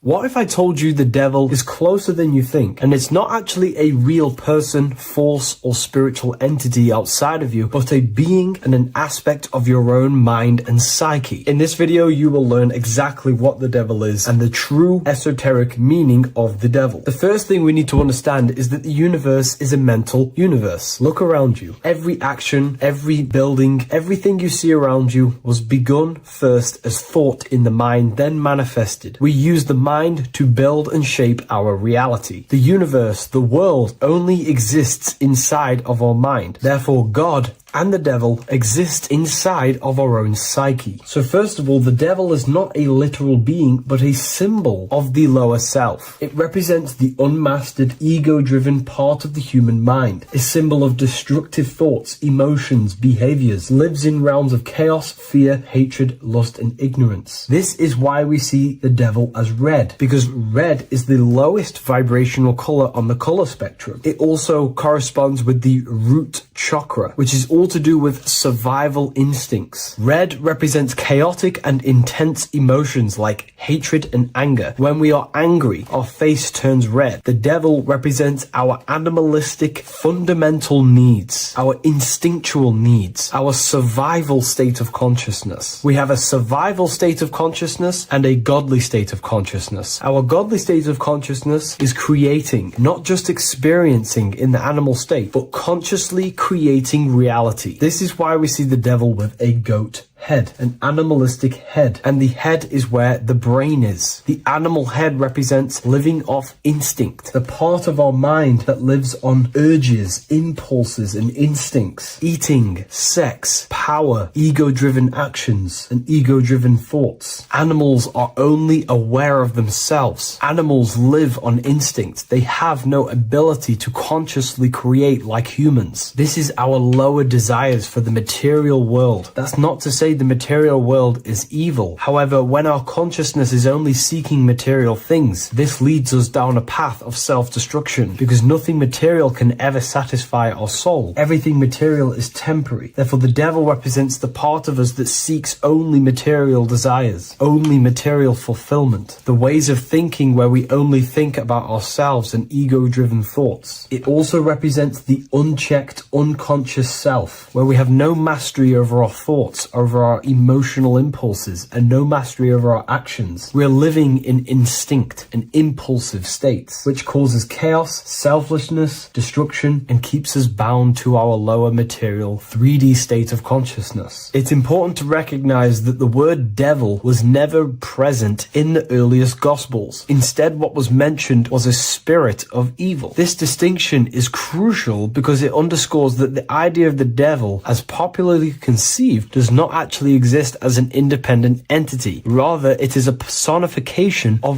the lower aspects of the human mind, a facet of our own consciousness. The term spirit of evil was not meant to denote a specific deity or being, but rather any force of negativity, whether it manifests as a destructive thought, emotion, or action. A spirit is a force, an energy, and we have three forces that create our reality: thoughts, emotions, and actions. We have full control over these three aspects which transform and mold reality. A destructive thought, a destructive emotion, a destructive action is a spirit of evil, and it originates from the darker aspects of the human psyche. So now, because we're on the topic of the devil, we have to look at the pentagram, which is obviously connected to the devil heavily. The upright pentagram represents spirit, air, water, earth, fire. Upright, which represents spirit, the most important element on top of the earthly elements, showing spiritual principles over material principles. As spiritual beings as we are, we have to put our spirit first, our higher self first, and material things second. Why? Because material things never satisfy us long term. Seeking material fulfillment will leave us feeling unfulfilled in the long run and very unhappy, and we can lose ourselves in illusions. We have to put our spiritual principles first. Seeking wisdom, knowledge, connection to the divine, and connection to our higher self is what gives us true fulfillment in our hearts and souls. But when we see this pentagram inverted, we now have spirit on the very bottom, which now represents earthly principles on top of the spiritual principles. We're putting our earthly elements on top of our spiritual element, which this inverted pentagram represents no longer caring about spirit, no longer caring about our invisible internal world, and only caring about this external body, food, sex, material things, cars, money, and all the things outside of us, the world outside of our mind. This is what true Satanism is. Satanism is not worshipping an external deity, but it is worshipping the self, only fulfilling the ego's desires. This is what true Satanism is, and we have all been conditioned to live in this state. Satanists want us to believe that there is an external deity called Satan or the devil, and the reason they do this is because they trick us, making us believe that we are not Satanists, while they are actually conditioning us to be self-seeking, ego-driven people, where we only care about sex, food, material things, and money, which is actually conditioning us to be Satanists. 80% of the population today are unknowingly involving themselves in Satanism, which is ego-driven thoughts, actions, and emotions, dwelling and living in this state, where we only care about ourselves. When we are spiritual, we realize we are all one. We are all one consciousness family, and we need to do things that help and contribute towards our collective experience, helping others, instead of seeking to serve only the self. The angel is depicted with wings, which represents elevation, higher self. The devil is represented with an animal horns, which is on the ground. A goat is on the ground, which represents the lower self. This is the elevated mind and the lower material mind. Horus, the bird, higher self. Set, the ground animal, lower self. Jesus and Satan. These are two forces, two characters that exist within the human psyche, not real entities. They are forces of our minds, and there is a battle between our higher self and lower self all the time within our own minds. There's always a part of us that's telling to do one thing and another thing, to do something bad and to do something good. There is this battle inside of our own consciousness. Here we have the human spinal column. The human spinal column is showing you the higher and the lower self. The higher self represents the head. The head is where the mind is. This is the creative essence of the universe. This is where all material things begin as a thought in the mind. We create with the skull, with the brain. This is our higher self, the heavens, connected to the heavens, the sky. And the lower end of the spinal column is where our reproductive organs are, where our gut is. Our reproductive organs and our gut is all to do with survival. The lower end of the spinal column, lower instinctual 3D based consciousness. The lower end of the spinal column is where our lower self dwells. Eating, consumption, power, and sex, lust. These are all emotional forces and instinctual based organs that are not inherently evil, but when we dwell and live off this lower end of the spinal cord, it keeps us in low states of consciousness. Our goal to raise to our higher mind is to balance this, not to overeat, not not to abuse power, not to abuse sex and lust, but to master these organs and gain the ability to say no to these organs so that we can raise to our creative side of consciousness. Instead of dwelling in our instinctual nature, we can turn to our creative nature and consciously become a builder and constructor of reality. This is the true way of raising consciousness. This is the stairway to heaven, out of the animal consciousness to the higher consciousness. To wrap all of this up, it's all about gaining control over our instinctual lower nature and allowing our spirit to rule over our body and not our body ruling over our spirit or mind. The moment you let a thought become instantly an action is the moment you are an impulsive person. We are all trained to be this way. It is okay if you are in this state. The moment you let a thought turn straight into an action without questioning, that is the mind controlling you and you not controlling the mind. We need to gain control over the mind, and we do this through many different ways, through meditations,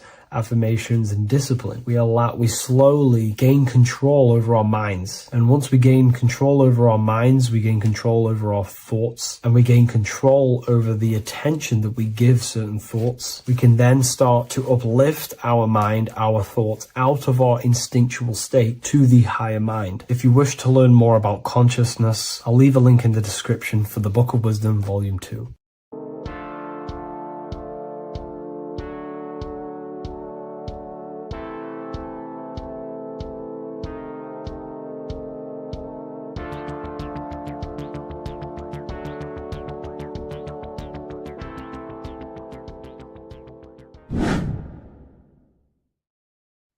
What is up, people? How are we all doing?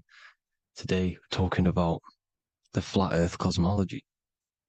So let's jump straight into this. Please drop a follow and leave a like to help the algorithm. So we live in a torus field. Everything's made out of torus fields.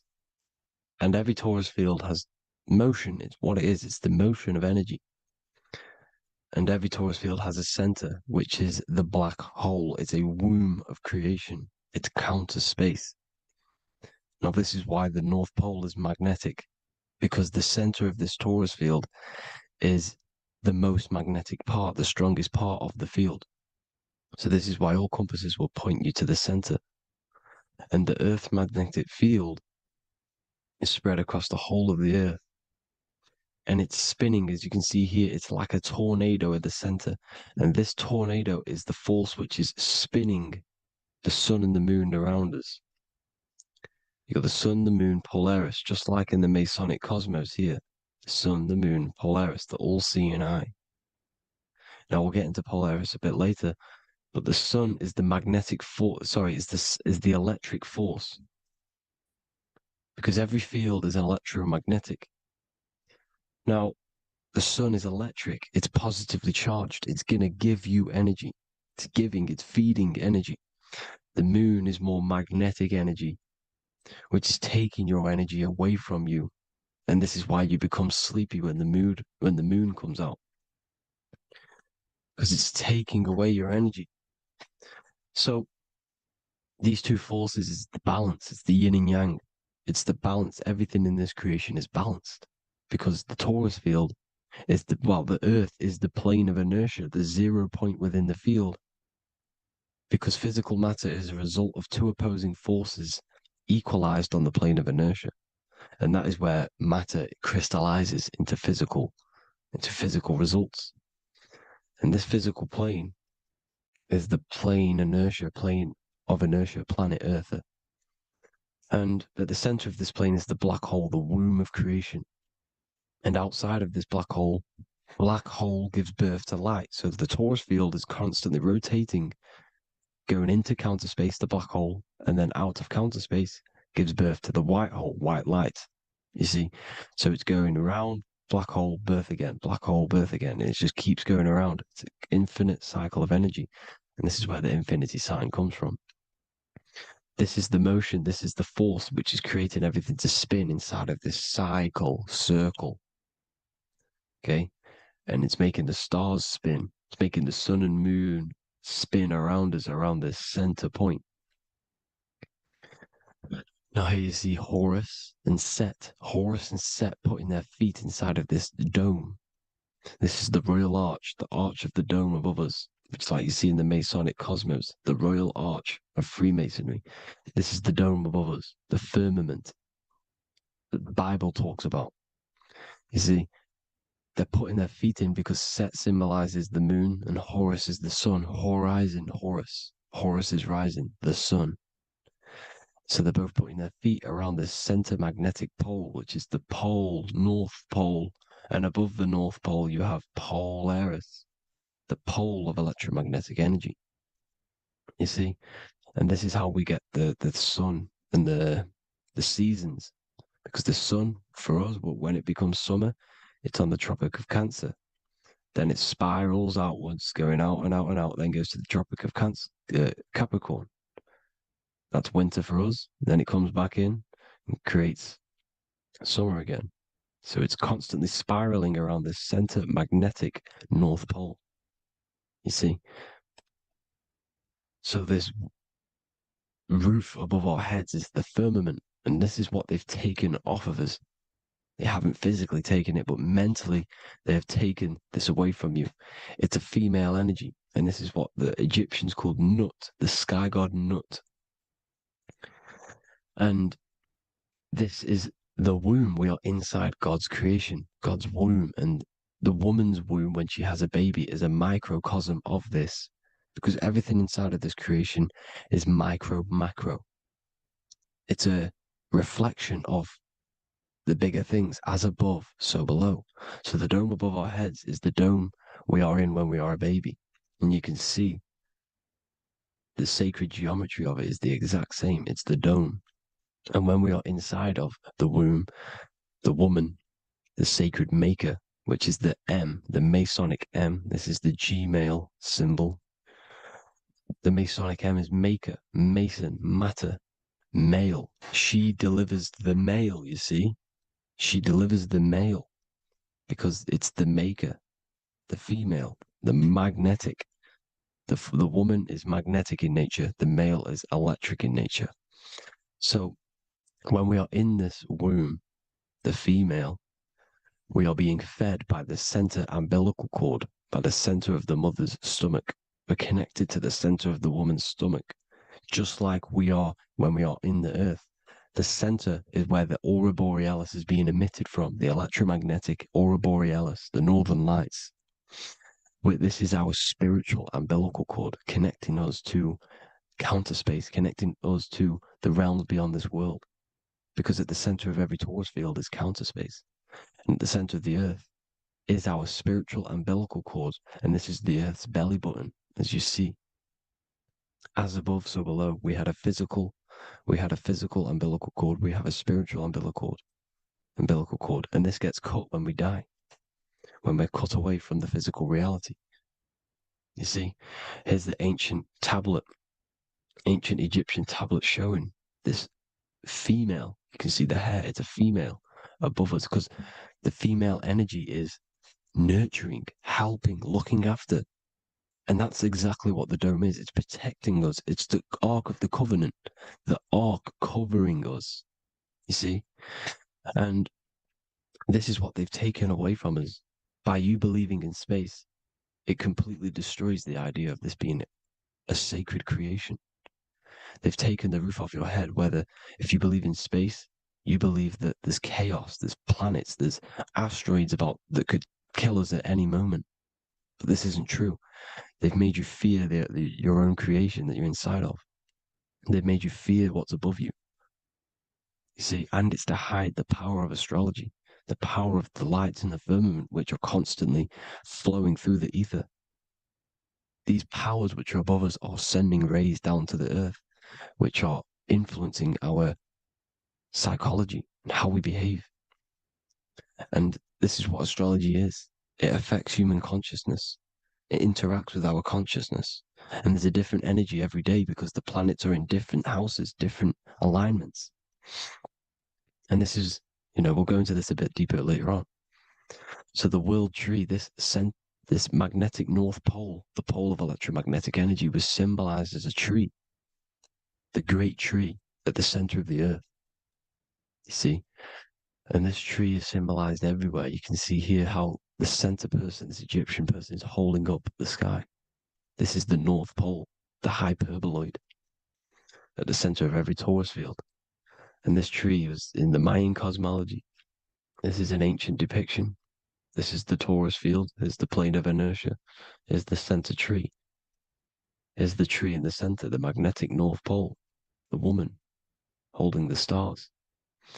Here's the Hindu with the two birds symbolizing the sun and the moon revolving around this center tree.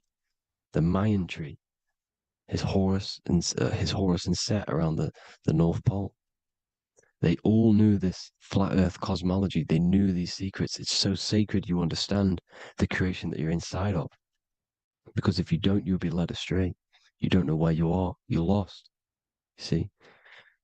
And here's the Masonic art with the rays of the stars coming down with the tree in the center. So it was personified as a tree. And we are in Asgard, Midgard, the middle garden, where there's good and evil. So the 7 layers of heaven, which is talked about in the Quran. Each planet has a different layer of the firmament, and this is the 7 layers of heaven, and these are our 7 layers of the energy centers in our body. So we start in the stars, so we are stars in a physical body. And this is why we say Mr., sister, fraudster, sinister. Stir is star, and we are in the stars, and our star descends into the soul system, not solar system. And as we descend into the soul system, we enter Satan's kingdom, Satan's world. As it says in the Bible, Satan is the god of this world. Well, if you've been into my research for a while, you know Satan is Saturn. Saturn's world, because Saturn's the outermost ring. He's the Lord of the Rings. And you enter his kingdom, the kingdom of time. And this is why Saturn's the time god. As soon as you go past the rings of Saturn, you're now in the soul system. You're now in time. You're now bound by space and time. And you're bound to the earth plane, the heart. Earth is heart. It's a rearrangement, it's an anagram for heart. And the heart of the electromagnetic color spectrum is green, and that's why the earth is green. And above green is blue, and this is why the sky is blue. In order to go to heaven on the macro scale, you have to go through the blue sky, through the 7 layers of heaven. In order to reach heaven in your body, whilst you're here, you have to go through the blue chakra to your head, which is heaven. It's micro, macro. Everything is micro, macro inside of this creation. It's an ancient, I think this is a French image, piece of art from the ancient French, with obviously the 7 layers of heaven, which they all depict. And notice how it's like a dome. We'll go into this dome symbolization, the Royal Arch of Masonry, which is next. But these 7 layers of heaven give us the 7 metals, the 7 days of the week, the 7 diatonic tones, the 7 chakras, the 7 everything. It's God's favorite number. And this is why the Masons use the G inside of the compass, because the G is the 7th letter, and God starts with G. You see? So it's 7. God is 7.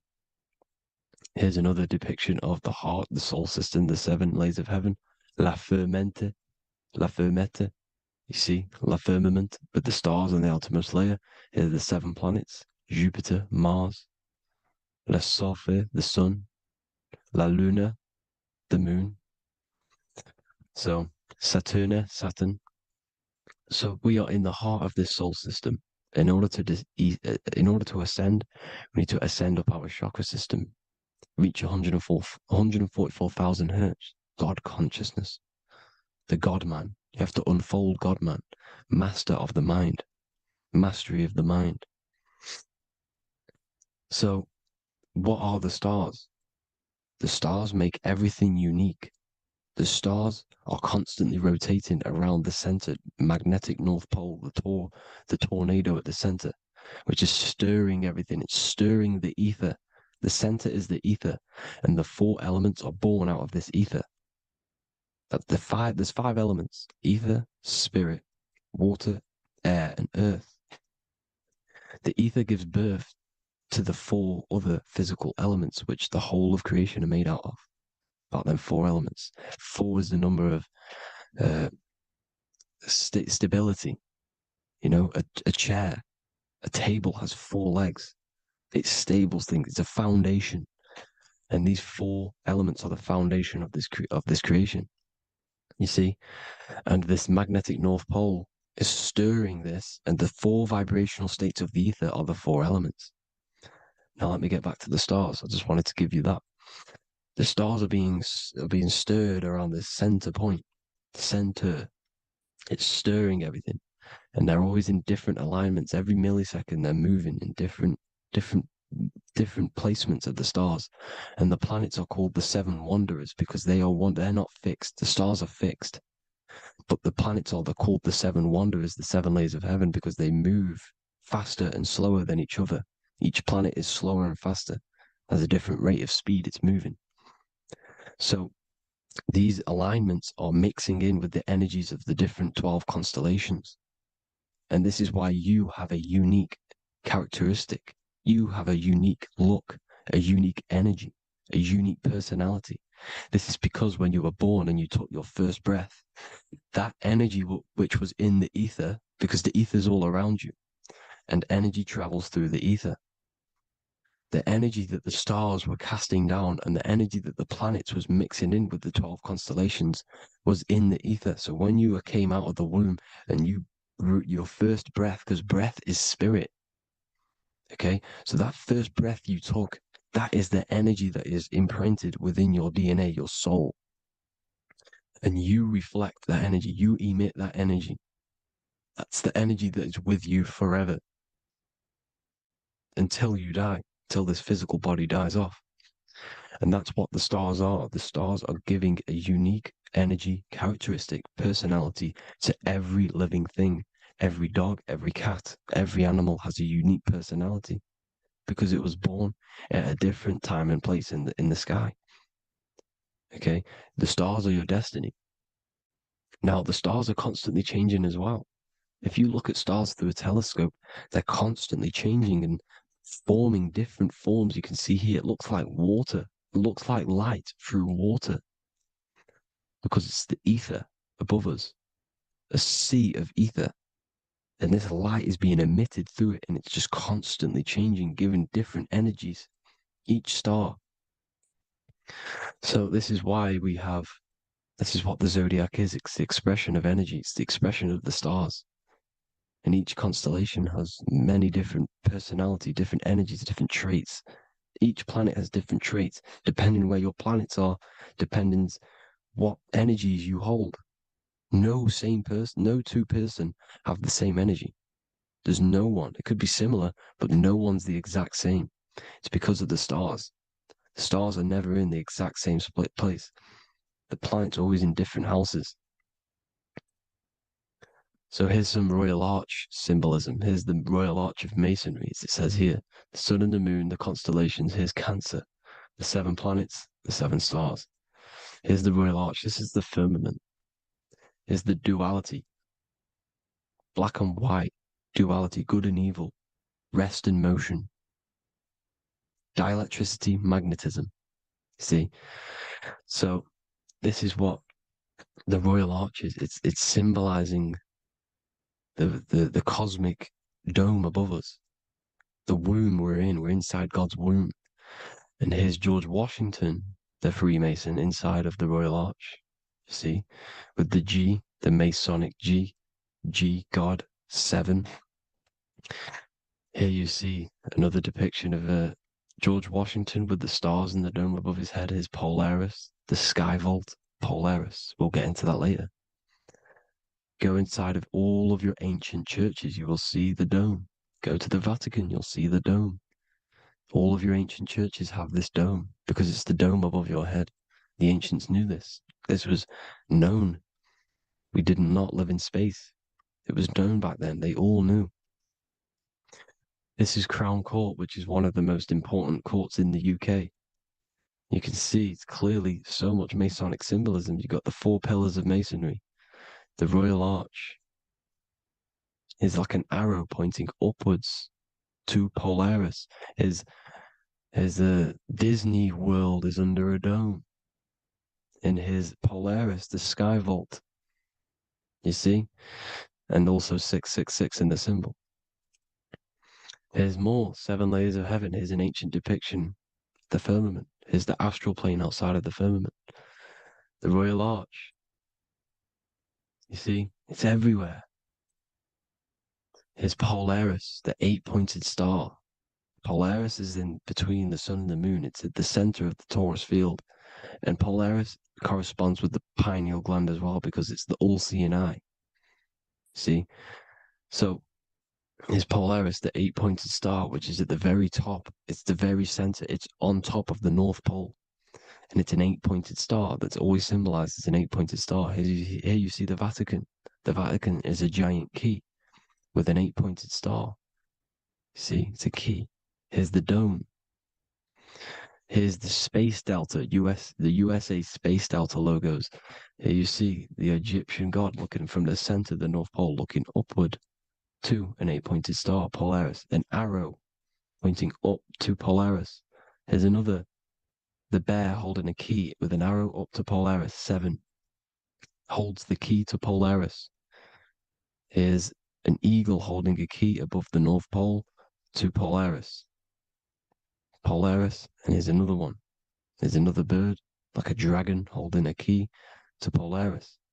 Because Polaris is definitely something to do with leaving this creation.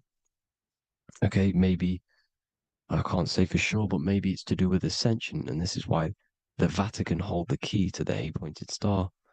And this is why the space, well, we all know space is a lie, but they're showing Polaris and its sacred symbology.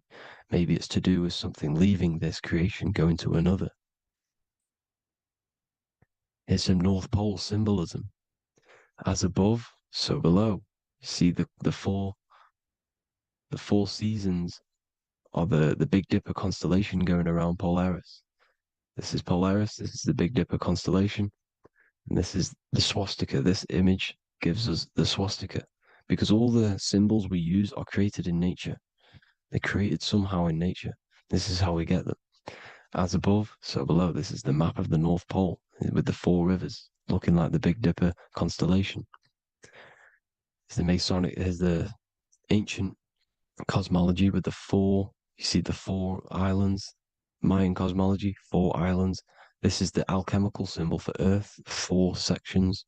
The windows, because the center of the North Pole is a window to another dimension. The 4 lucky 4-leaf clover, which is supposed to be lucky. It's just, it's truth in plain sight. And here's Hitler looking at 2 flat Earth maps. So this swastika has been used for thousands of years, thousands and thousands of years. And it's symbolic for the most sacred land on this plane, the North Pole. Shambhala. Do some research on Shambhala, people. It's a it's a Hindu mythology about the sacred lands at the center of the earth. And it's known to be full of enlightened beings. And it's all symbolized at the center. You can see their paintings of Shambhala. It's all at the center, the North Pole. And it's known to be the most godly place ever, because it takes you to a portal to the higher places. And maybe this is something to do with Polaris, connecting you to this sacred land at the very center. But anyways, people, thank you all for tapping in. Hope you all learned something. Have an amazing day. Please follow, subscribe, like, all the links in the description for the courses, the PDF. Please have an amazing day. God bless.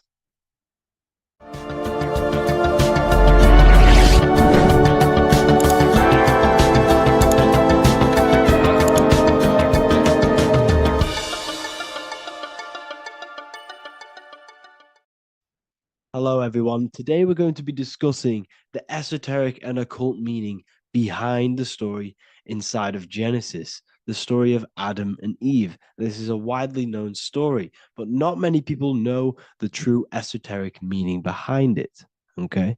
So today we're going to be breaking this symbolism down. Before we get into this, please leave a like and a subscribe on the channel. I would greatly appreciate it. And please comment below any lectures or anything you wish to know, and I could maybe make it in the future. The first thing we must understand about the Bible is that it is an esoteric and occult book. It is written in allegory. It is written in such a way that we understand the book compared to our level of perception. Now, what do I mean? If a child read the Bible, they would gain a standard meaning and story behind it. They would gain a normal interpretation of the book, of being good, praise God, and be a good person. However, me, who have studied the occult and esoteric and symbolism for a very long time, when I read the Bible, I see a deeper meaning. I can read between the lines of the allegories, which means the Bible is written in such a genius way that it speaks to your level of intelligence. Depending on how advanced you are mentally and with knowledge, will depend on how you decipher this book and how the parables inside the book can speak to you in your personal life. Okay? So the Bible is the greatest psychological book ever written in history. This is why it's known as the greatest story ever told. It's a story. What we must understand with the Bible is that the Bible creates on the surface a logical way of thinking, which is what we call religion. We read the Bible and if we think logically and we take that book literally, then we gain a religion. But if we look beyond the surface, this is what we call esoteric, metaphorical, symbolic. You can read between the lines using our right hemisphere of the brain in deciphering this book and what it truly means to us and the evolution of our mind, body, and soul. What this book actually reveals between the lines is instructions and stories which teach you how to level up your consciousness, how you can sync the mind, body, and spirit and the soul all together so you can live like a god. This is what the esoteric is. It's the purification of consciousness. Now, when it comes to Adam and Eve, okay, what we must understand is that this is the beginning of creation. This represents the beginning of your life in an esoteric way. This is symbolic for the beginning of your incarnation into this physical world. Okay. And we have Adam, masculine, Eve representing feminine. These are the two masculine and feminine energies which create the whole material universe. Okay. And as we are born with a pure consciousness. We are born with pure consciousness. Well, now, what do I mean? As a baby, we have no knowledge. We are pure essence of the soul. You know, we don't gain the knowledge of good and evil. We are pure. Yes, we're not happy all the time as a baby, and we're not sad all the time, but we have no ego. This is what I mean. Our consciousness is not split.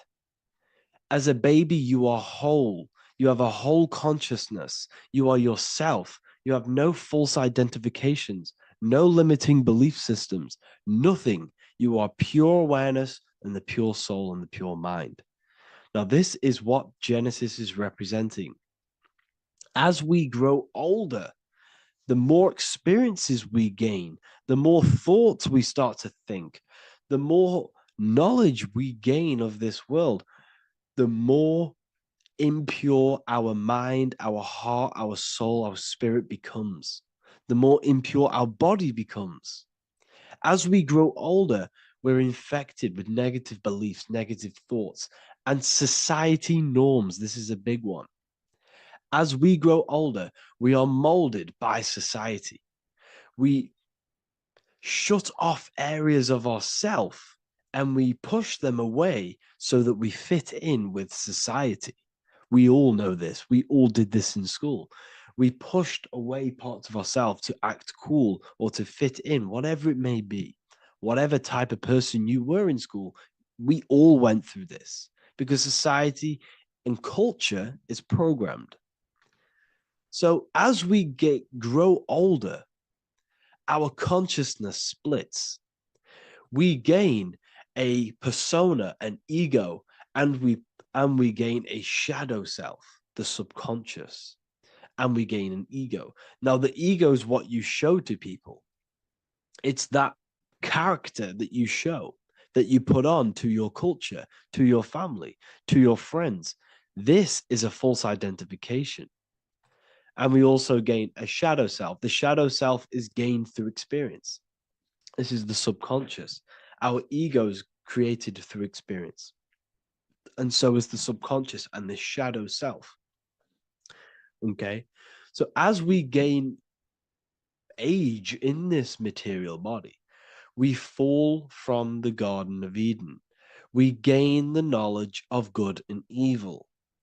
This is what the symbolism represents of us leaving the garden, us eating from the fruit. Now, the fruit represents the knowledge, it represents the insight, the experience, which splits our pure consciousness. Our soul splits. Okay? We lose connection with the divine. We lose connection with our pure self through material experiences. We may lose ourselves in material experiences. We may lose ourselves in lust and material gain, wealth, and all of these lovely things that the material world offers. We lose ourselves in this. Okay? And not only that, there's another symbolic thing that we're missing with being a child. There's another symbolic meaning behind this tree in this story of Adam and Eve. And this is sexual energy. Okay?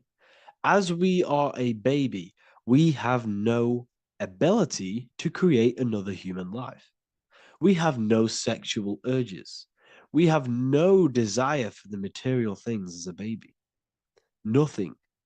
As we grow older, our sexual energy cultivates around the age of, it's like 10, maybe earlier for some people or later for some people. This is what we call puberty, when our sexual energy activates. This is when the masculine and feminine energies are present within the body. And we are now given the ability to create human life. We're now given the ability to bring in a soul into the material world. Now, this is what we believe and know in the esoteric world. That is what sex is. You're bringing a soul from the astral into the physical. Okay? So as you grow older, you gain this ability to use the power of creation. You gain this force within you that allows you to open a portal in the astral and bring in a soul to the material. Now, this power can be misused. This power is very powerful and should not be misused. In occult and esoteric teachings, we teach and learn sexual transmutation, how we transmute sexual energy into different areas of our life so we can grow and create. Because sexual energy is creative energy. It creates a whole new human being. So if we retain it, we can transmute it into creativity. So this energy is kind of corrupting us as well. And now I'm not saying growing up is evil, all this thing is evil. This is a natural cycle that we must go through. The soul of us must go through this cycle so that we learn, so that we overcome it, so that we gain mastery of ourselves, so that we expand ourselves. I recommend you watch the Evolution of Consciousness lecture that I did on my YouTube. An amazing lecture. Talks about the evolution of consciousness and how we're on a never-ending cycle of life and death and expansion. So leaving the Garden of Eden is symbolic. You see, Eve represents emotion. She's feminine. Adam represents action. That's why he bit the apple. You see, Eve takes the apple and tempts Adam because she's the emotion. She's the sexual desire. And Adam eats it. he releases. He misuses the power of his creation. He misuses his consciousness because of material illusions and material desires. This is natural, okay? As we grow older in this life, our soul has to experience sin. We have to experience negativity. We have to experience evil, okay? And we have to misuse this power within us to learn about it so we can overcome it and gain control over it. Now, this is why the Bible says in Genesis 3:6, "For God doth know that in the day ye eat thereof, then your eyes shall be opened. Ye shall be as gods, knowing good and evil." This is very, very, very symbolic. We come into this world to experience a dualistic way of reality. We come into this world to challenge ourselves so the soul can grow, because the soul comes from pure love from God.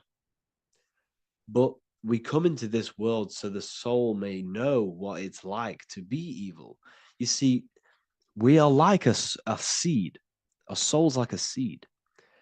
And when that seed grows, okay, and it's planted, them roots must grow to hell in order for the top of the tree and the roots to grow to heaven. In order for the soul to reach the highest states, it must descend down into the lowest states.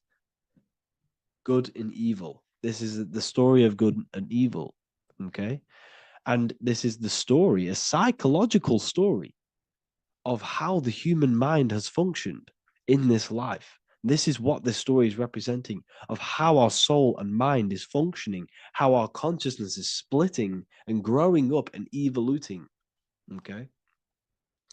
Like I said, snakes represent sexual energy. They represent, snake, when you've been snaked. This is why we say you've been snaked, because it represents a temptation of sexual energy. This is why the Kundalini is symbolized as a snake. This is the serpent within us that we can rise to activate dormant brain cells in our brain. Now that's called the Kundalini awakening. I'm not going to get into that into this video, but this is what it symbolizes: the tree and the knowledge of good and evil, because our body is the tree. Our central nervous system is the tree. The snake is our sexual urges and this false temptation that tempts us to interact with sin, the material world, okay, and go against our higher divine self. This is what it represents. Now, it's very, very symbolic. Not everyone is going to agree with this, but this is my interpretation of Genesis based on my research of occultism, symbolism, metaphors, and me studying the Bible. This is my interpretation, and I hope it resonates with you. It might not resonate with you, but this is what makes sense to me, and this is what has made sense to many other occult researchers who are in this space as well. Okay, so please leave a like, leave a comment, leave a subscribe. I'd greatly appreciate if you could, just give me some support on this channel. We're nearly at 100,000 subscribers, which is insane. I just want to say thank you all. And yeah, I will see you inside the university. If you join, I'll look forward to mentoring you, connecting with you on the live calls. There's a new symbolism course, which is going to be available very, very soon. And yeah, if you join the university, you also get a 30% discount on all of my products, astrology readings, one-on-one calls, all of my books. Yeah, so I hope you gain some insight on this video, and I'll see you in the next video, and I'll see you inside the university. Have an amazing day. Welcome to Revival of Wisdom. Welcome people, we're back with another video. Please make sure to hit the like, the subscribe button, and turn on notifications to never miss a video. The Vatican is a giant key from a bird's eye view, and it also contains an 8-pointed star. The Anunnaki Sumerian gods also depicted this 8-pointed star. The sky god Anu from the Anunnaki also uses the 8-pointed star for his symbol. And even Freemasons depict an 8-pointed luminary with a ladder and a key. This is symbolizing the key to ascension up to the 8-pointed star, which is Polaris. Polaris is always depicted as an 8-pointed star. Polaris is the standstill star at the very center of our realm, which is perfectly aligned with the North Pole. The Earth is a giant torus field, and at the center is where the most electromagnetic energy is stored. This is why all compasses point to the north. Hence why a compass is an 8-pointed star, because it points you to Polaris, which is the North Pole, the center of this realm. The 8 points of the 8-pointed star symbolize the 8 points in space and time. So yes, Polaris is the portal which you ascend through if you outgrow this consciousness by aligning your chakras. Our earthly realm is a macrocosmic reflection of us, and we as humans are the micro reflection, with the earth containing its 7 chakras as well as us. The North Pole is the 7th chakra, which is the crown chakra. So the key to ascension is held by the Vatican, hence why it's a giant key, because they mislead the masses through their religions, which teaches the masses to look outside of themselves. As stated in the 20,000-year-old emerald tablets, written by the Egyptian god Thoth, on Earth man is in bondage, bound by space and time to the Earth plane. Encircling each planet, a wave of vibration binds him to his plane of unfoldment. Yet within man is the key to releasement. Within man may freedom be found. So the 7 planets are associated with each 7 chakras. The lowest chakra being the root chakra, which is associated with Saturn. This is why the elites love Saturn and reflect it in all of their symbols.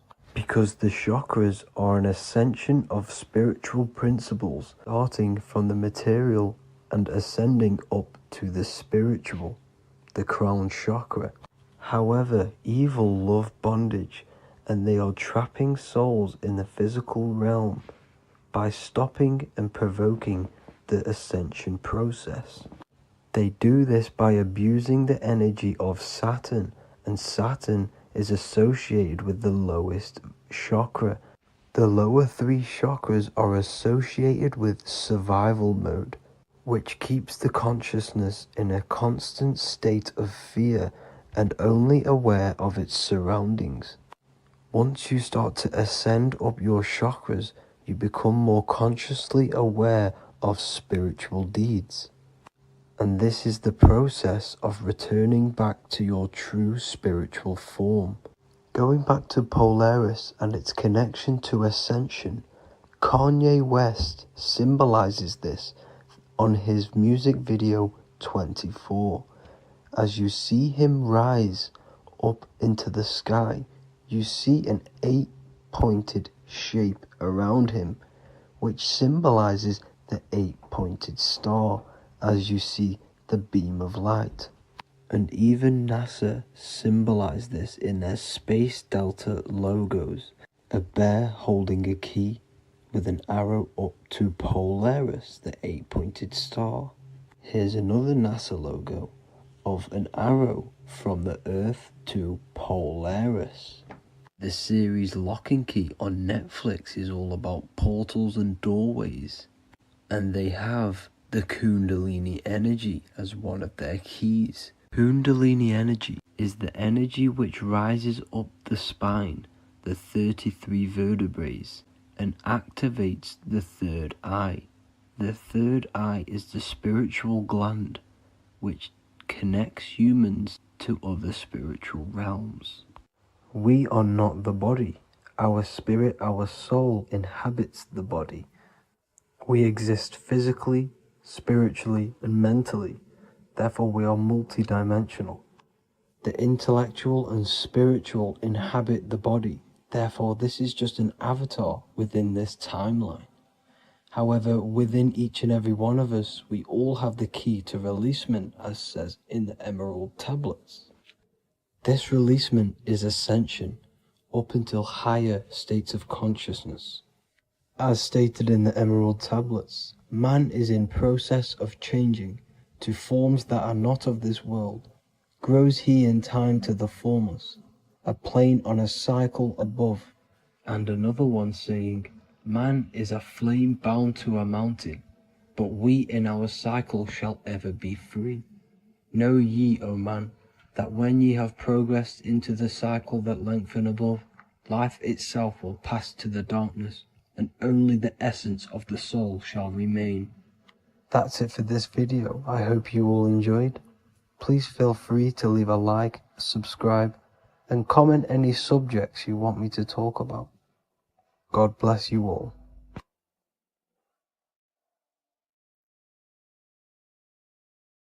The Freemasonic square and compass is not just a symbol that represents Freemasonry, a lodge, or a secret society. It is a symbol of gaining your own personal power.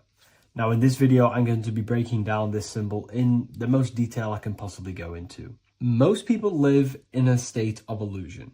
They live their life impulsively, acting based on their five senses, tasting. They want to feel a certain thing like an orgasm, or they're basically just slaves to external things and their five senses, which leads to a very dark path where you'll never actually become a conscious creator and you'll never actually be internally happy. The Freemasonic square and compass reveals some deep wisdom about this. Now let me break this down. If you want to gain your personal power, listen up. The Freemasonic square and compass is a compass which is used to create circles. Now, if you notice something about the circle, they have no beginning, no end. You can't tell where it begins and ends. It's eternal, which means this represents consciousness. Now, if you don't know what consciousness is, if you close your eyes, you have an internal world. You have thoughts, emotion, visualization. This is all consciousness, spiritual. Then we have the square. The square creates squares or lines, which represents matter. It has a beginning and an end. You can quite see where the beginning of the end is, right? So we can even link this to Leonardo da Vinci, the Vitruvian Man. We see the man in the square with the circle. The circle is the eternal consciousness, and the man is the square, limited to the physical world. But consciousness is not limited. That's why it's outside the square. This is eternal. The body is mortal. The body will die. Consciousness will never die. If we look even closer at the symbol, we notice in this particular symbol, we have the compass overlapping the square. This is very, very symbolic. This represents spirit over matter, also known as mind over matter, consciousness over matter, the circle over the square. Like I mentioned earlier, most people are slaves to their senses. They go through their day and all they do is chase validation and feelings. They eat all day to feel good, which means they're slaves to their taste. They're slaves to their feeling. They masturbate, which means they're a slave to orgasms and external things. They're literally being governed by the external world controlling their internal world. They're literally living life on autopilot. And don't get me wrong, I was guilty of this too. We're all guilty of this when we join this world because we're not taught this sacred knowledge. Until you actually stop and recognize this, you'll be living life on autopilot, literally not even living. You'll be running off subconscious programs, seeking external validation and being ruled by these five senses. The square underneath the compass represents consciousness on top of matter, which means the internal world is controlling the external world. It is the mind controlling matter and not matter manipulating the mind. In the occult and esoteric world, it's very important that you are conscious of every action that you are taking in your day-to-day life. Never act subconsciously. Always be conscious What are you thinking? What are you acting? What are you giving your attention? All of this is contributing towards creating, because you are a creator. Consciousness is a creative force. You need to make sure that the compass is on top of the square, that your inner world is controlling the outer world and not the outer world controlling the inner. As I've mentioned in many videos before, the internal world of consciousness is what's producing the external world. Your life is just a result of every thought and emotion that you felt in the past. Everything you own, everything you possess, your friends, are all reflections of your consciousness. They're all reflections of what you are thinking about. When you change your thinking, your external world starts to rearrange itself. On a basic level, this symbol represents the combination of spirit and matter. You are a spiritual being and a material being. You are heaven, the sky, and earth, the ground. You are heaven and earth, spirit and matter infused into one. You are a bridge between the divine and the earthly worlds, and you can bring down these higher realms of consciousness, thought, imagination, and emotions into a physical, tangible reality. To do this consciously, we need to make sure the external world is not manipulating the inner world. Because if your internal world is being controlled by external circumstances, for example, you have a circumstance happen in your reality, an emotion triggers inside of you, and that emotion is a command to create more of that. And the thoughts that you think are creating more of that negativity. So it's a constant cycle of negative manifestation if you let the external world control your internal world of consciousness. So we need to make sure the compass is on top of the square, that the internal world are commands and not reactions to create your external reality. And not only just to create, but to actually enjoy life. If we let the external world bother our internal world, this means that we have some sort of mental or emotional attachment to the external world. We need to detach from the external world. Why do I say that? Because it's temporary. It's an illusion. We are going to die one day, and none of this will matter. You need to understand that everything in this world is temporary. You have to be okay with losing things, losing family, losing things in this world, because it's guaranteed to be temporary. We need to make sure the internal world is order and not chaos, commands and not reactions. Now, at the back of the Book of Wisdom, Volume 2, the book that I've wrote here, I go over the different meanings of the different arrangements of the square and compass. Sometimes we see the square overlapping the compass, which is the opposite of what we've just broken down. Or sometimes we see one leg of the compass on top of the square and one leg of the square on top of the compass. These are all highly symbolic. When we see the square overlapping the compass, this pretty much represents the beginning of the Freemasons' journey, when their internal world is being controlled by the external. They have a lot of spiritual growth and a lot of learning and inner work to do. Now, when we see half and half, one leg of the square on top and one leg of the compass on top, this represents the Masons' gradual emergence from the material realm into the spiritual. This interplay of symbols reflects the process of gaining greater light and knowledge as the Masons ascend from material concerns towards spiritual enlightenment. And of course, we've just broken down what this means. This represents spirit over matter. They're not chasing external physical things anymore. They're actually chasing and gaining validation and happiness from spiritual growth, more knowledge and deeper understanding of consciousness and themselves. Most people chase external material things, which actually don't make you happy in the long run. You could be given £1 million today. Welcome to Revival of Wisdom. What is good, people, is Revival of Wisdom. We're back with another video. Today we're going to be talking about the importance of Saturn and the occult. Let's jump straight into this. So Saturn is the god of the earth, right? It's the time of God, change, destruction, physical matter. He creates and destroys, because the energy of Saturn is the key to crystallization. It wraps things in physical matter, right? He creates everything, all life forms, and he takes things back, because the day that you're born, that's the day that your expiry date is coming. The time is ticking until Saturn takes your life. This is why he's known as the Reaper. Okay? As he's personified as eating his child here in this ancient Roman painting. As you can see, he's eating the child. We are all children of Saturn, right? He creates physical matter, our physical bodies, right? He's the god of time because he's the slowest moving celestial body. He's the Lord of the Rings, as you can see here. He's the last one on the ring. He's the slowest one moving, okay?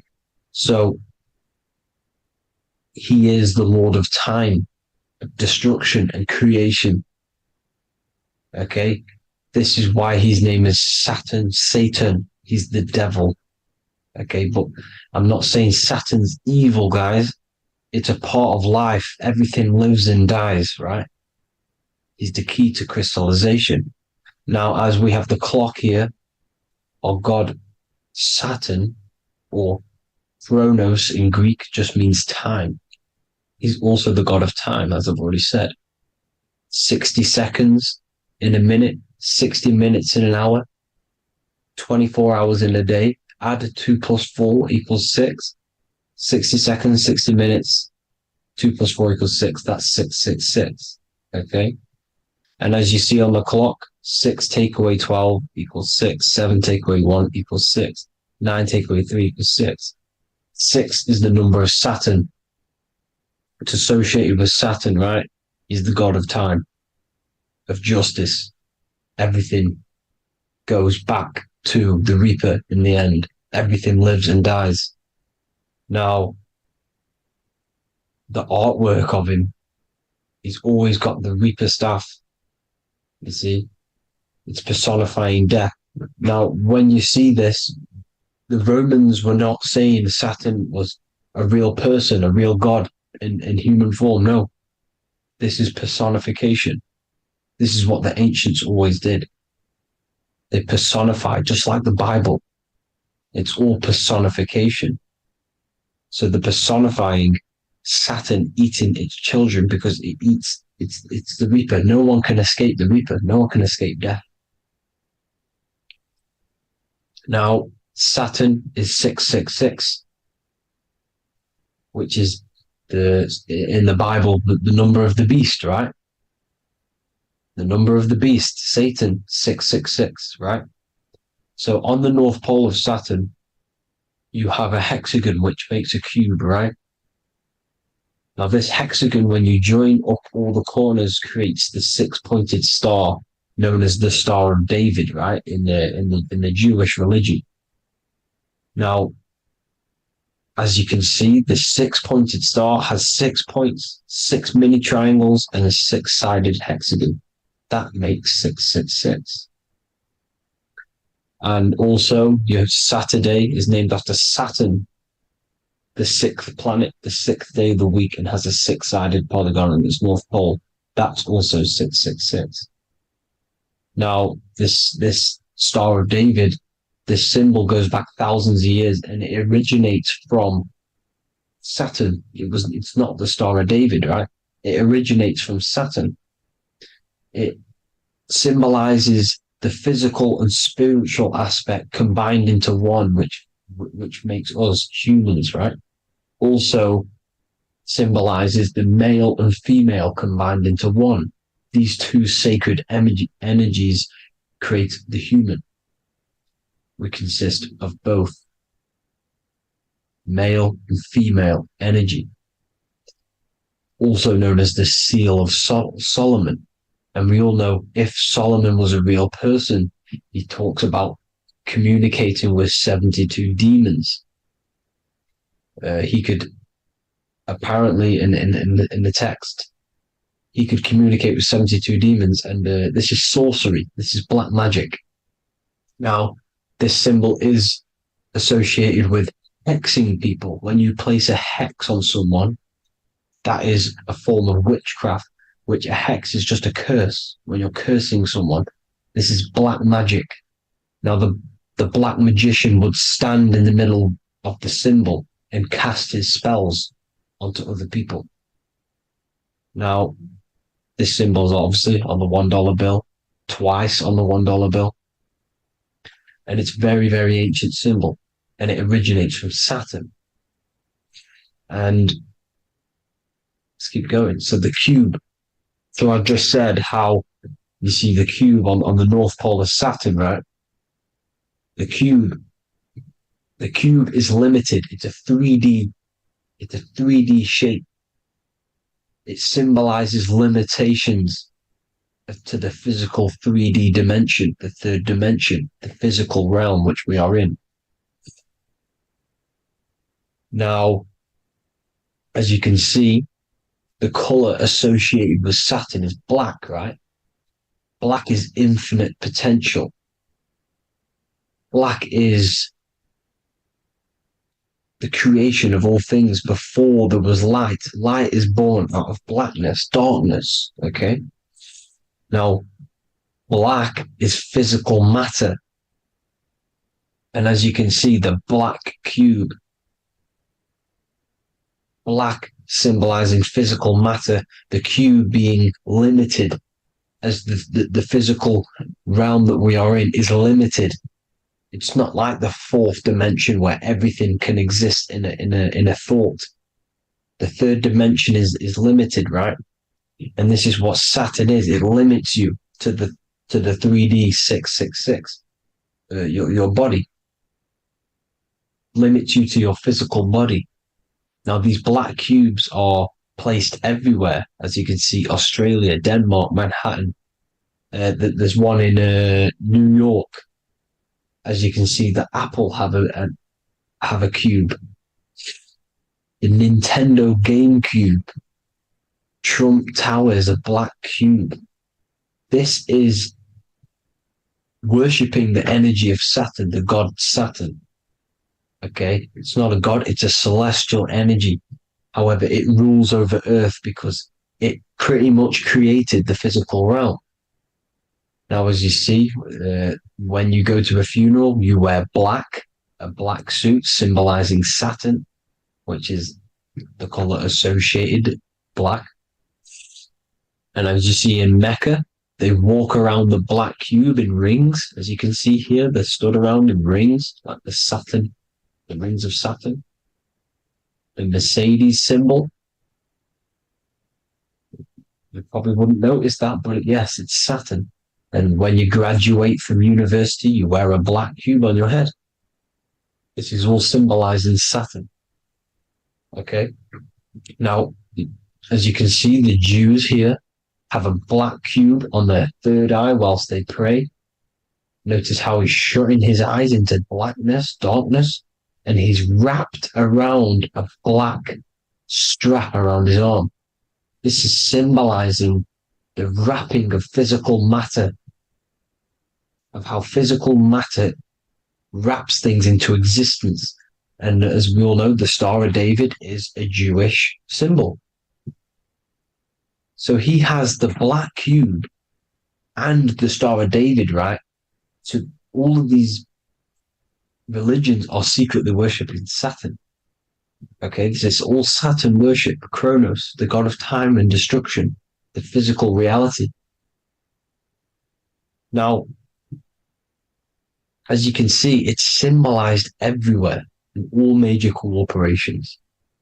Pepsi, internet, that's obvious. NASA, of course, NASA. NASA means to deceive in Hebrew. Universal, Walkers, that one's so obvious. Nike, Toyota. So many different ways they symbolize it. You either see the rings of Saturn or the black cube, as I just showed you here, the Nintendo and the Mercedes, right? It's absolutely everywhere. Now, they also use 666 to symbolize it, as I've just broken it down to you. 666, the World Economic Forum. We all know how they're trying to enslave us into this new world agenda. Google Chrome, CERN, Disney, Coca-Cola, Cadbury's, all of these have 666. Now, every UPS barcode has 666. And even www is Hebrew for 666, as you can see here. Monster. It's the same Hebrew letter that means 666. Drake, 6 God. That's his God, Saturn. Why? Because they love physical realm. They love the physical dimension, the third dimension. Because they can rule here through riches. They can build an empire here. It's not like the fourth dimension. They don't want to ascend.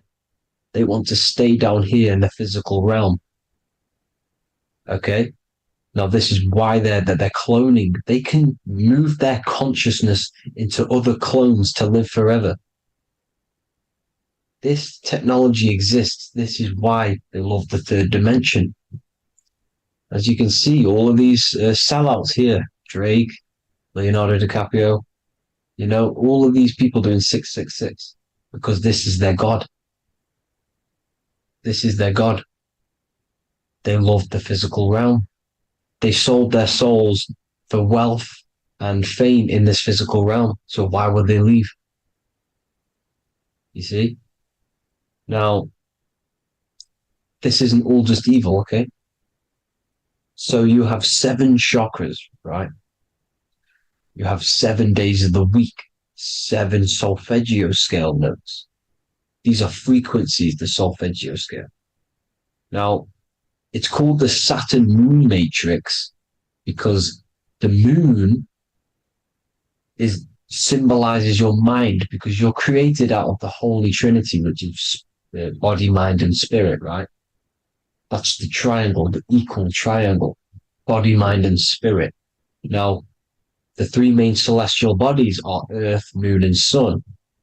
The Earth being your physical body, the Moon being your mind, and the Sun is your soul, hence why it's called solar. It's a solar soul. Now, these symbols are alchemical symbols. So when you're doing alchemy, you use these symbols to obviously symbolize what we're talking about. Now, as you can see, these are all the symbols of the planets. Of Saturn is created out of the moon on top, the moon on the bottom and the earth on top, as you can see here. You see? And this creates the number 5. Now, with the moon being your mind and the earth being your physical body, this is mind over matter, because the earth is your body's matter. This is matter over mind. You don't want to be matter over mind. This is low states of consciousness. You won't be mind over matter. You see, to manipulate matter, to create your own reality. Now, obviously, we all know Saturn is associated with the lowest chakra, which is the root chakra. This is to deal with your animal instincts. When you're down here, you identify as the physical body. You don't know anything spiritual. You're you have a pure physical mind. You don't believe in anything spiritual.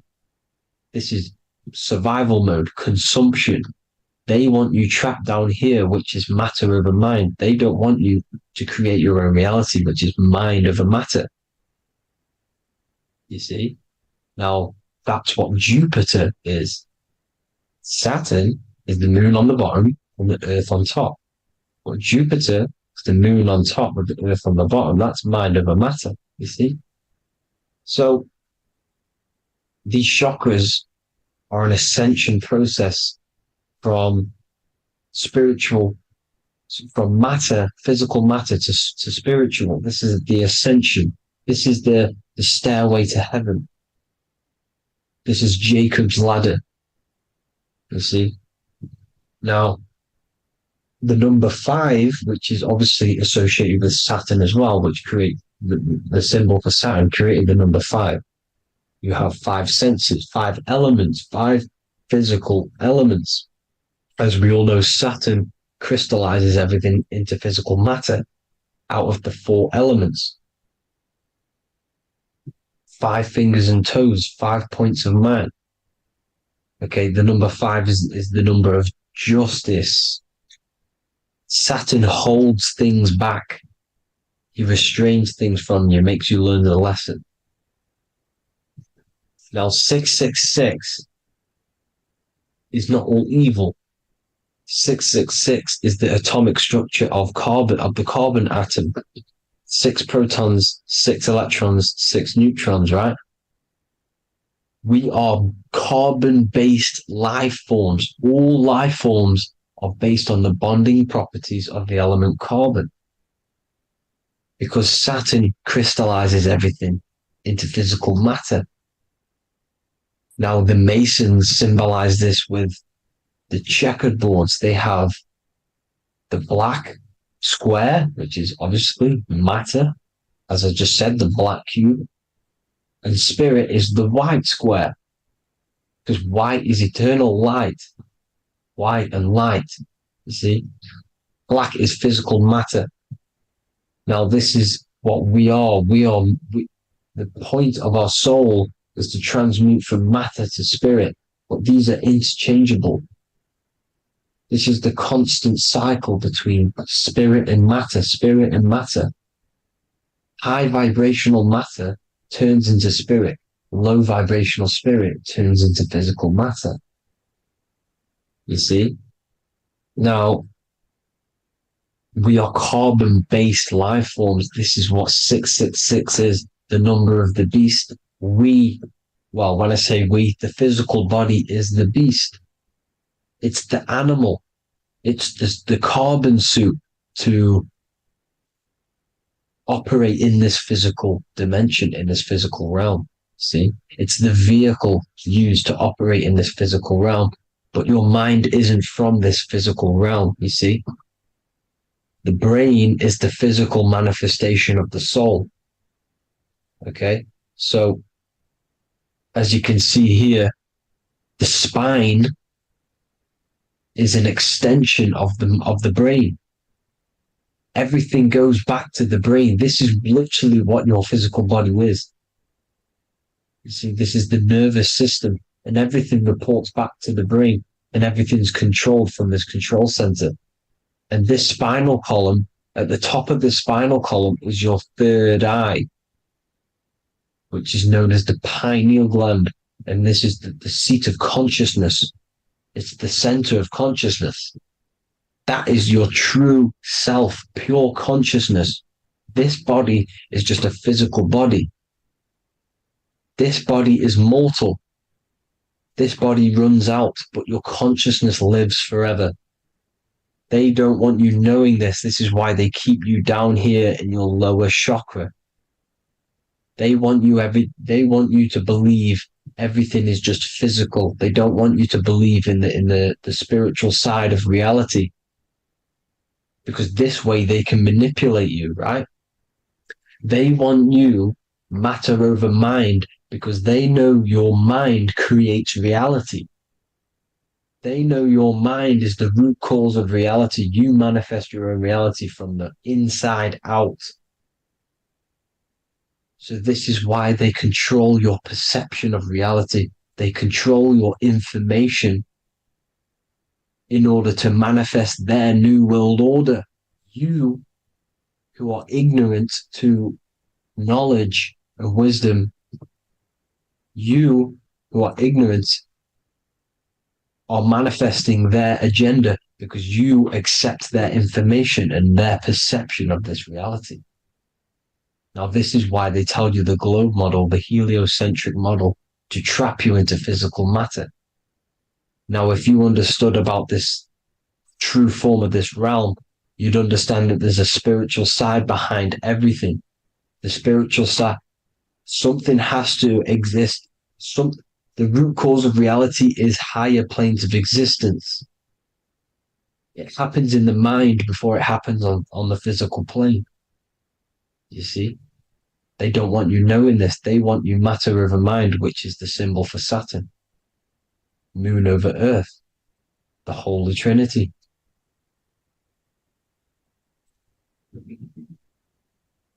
Now, as you can see, the cube also makes IXXI. This is Roman numerals. This is Roman numerals, and when it's translated from 9/11. Yes, 9/11. This is the secret code of the one world order. The two twin towers, when the two become one. Okay, when the two become one, this is how you reach the higher states of consciousness, the physical and spiritual. Now, as you can see, the 9/11 memorial are two black cubes. It's two black cubes. This is all Saturn worship. Now, I'm not saying that Saturn is an evil celestial body, right? No, everything has a good side and a bad side, right? It's duality. The spirits of Saturn on the dark side are the most evil demonic spirits. Now, these are the spirits that these are invoking through these rituals, right? Yes, 9/11 was a massive ritual. It's a satanic ritual, okay? Now, we all know Elon Musk. Elon Musk is coming with the mark of the beast. In English gematria, this equals 666, right? 666, as I said, is the number of the beast. You are the beast, your physical body. You see how the Bible twisted things up to make things more confusing, right? But it's there. You just have to have the knowledge to be able to read the Bible properly. As we all know, we had this virus. I'm not going to say the name because I'll get flagged. This virus adds up to 666 because this is all part of the New World Order. It's all part of keeping you in this physical dimension.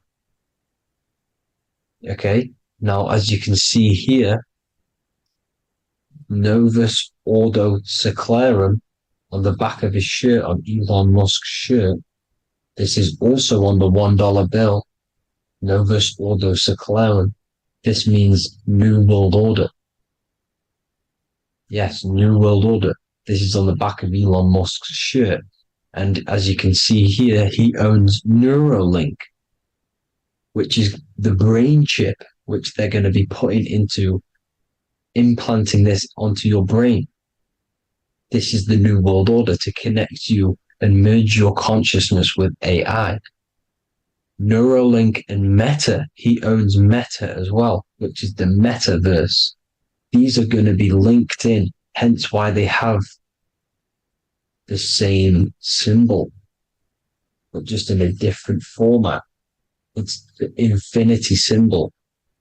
And the infinity symbol comes from the torus field, as you can see here, your electromagnetic field from around your body. Now, the end goal is for this New World Order is to trap your consciousness inside of an alternative reality being projected from the metaverse. Because the metaverse will be the reality. Neuralink will be the brain chip inside of your brain, projecting your consciousness into an alternative reality while they harness your energy of your physical 666 body. Now, this stuff gets real deep, people. Now, this is the end goal of the New World Order, is to connect you with AI. This is why they're trapping you and keeping you in these lower states of consciousness in the Saturn-associated root chakra, so you don't find out about the spiritual side of reality. Because if you knew the truth of this reality, you wouldn't connect to AI. You see, you have the power within you to travel to other worlds, the astral plane, for example. You travel to different worlds when you are sleeping. Okay? They want you to know it's just a dream. However, their end goal is to trap your consciousness and feed off your energy, spiritually and physically. Okay? I don't know why. These people are just pure evil. As I said, evil love bondage. They love the physical dimension. They don't want to ascend to other realms. These evil love the third dimension. This is why evil spirits will inhabit bodies, exorcisms, because they miss being in the physical realm. They miss it. Evil love bondage. So this is why they're cloning and putting their consciousness in clones to stay in this third dimension, to stay as further away from the source as possible. Okay? This is why they're doing it. And this is how it's all linked in. So I hope you all enjoyed this video.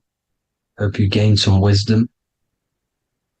Please feel free to join the Telegram. And please leave a like and a subscribe. Thank you all, people. God bless.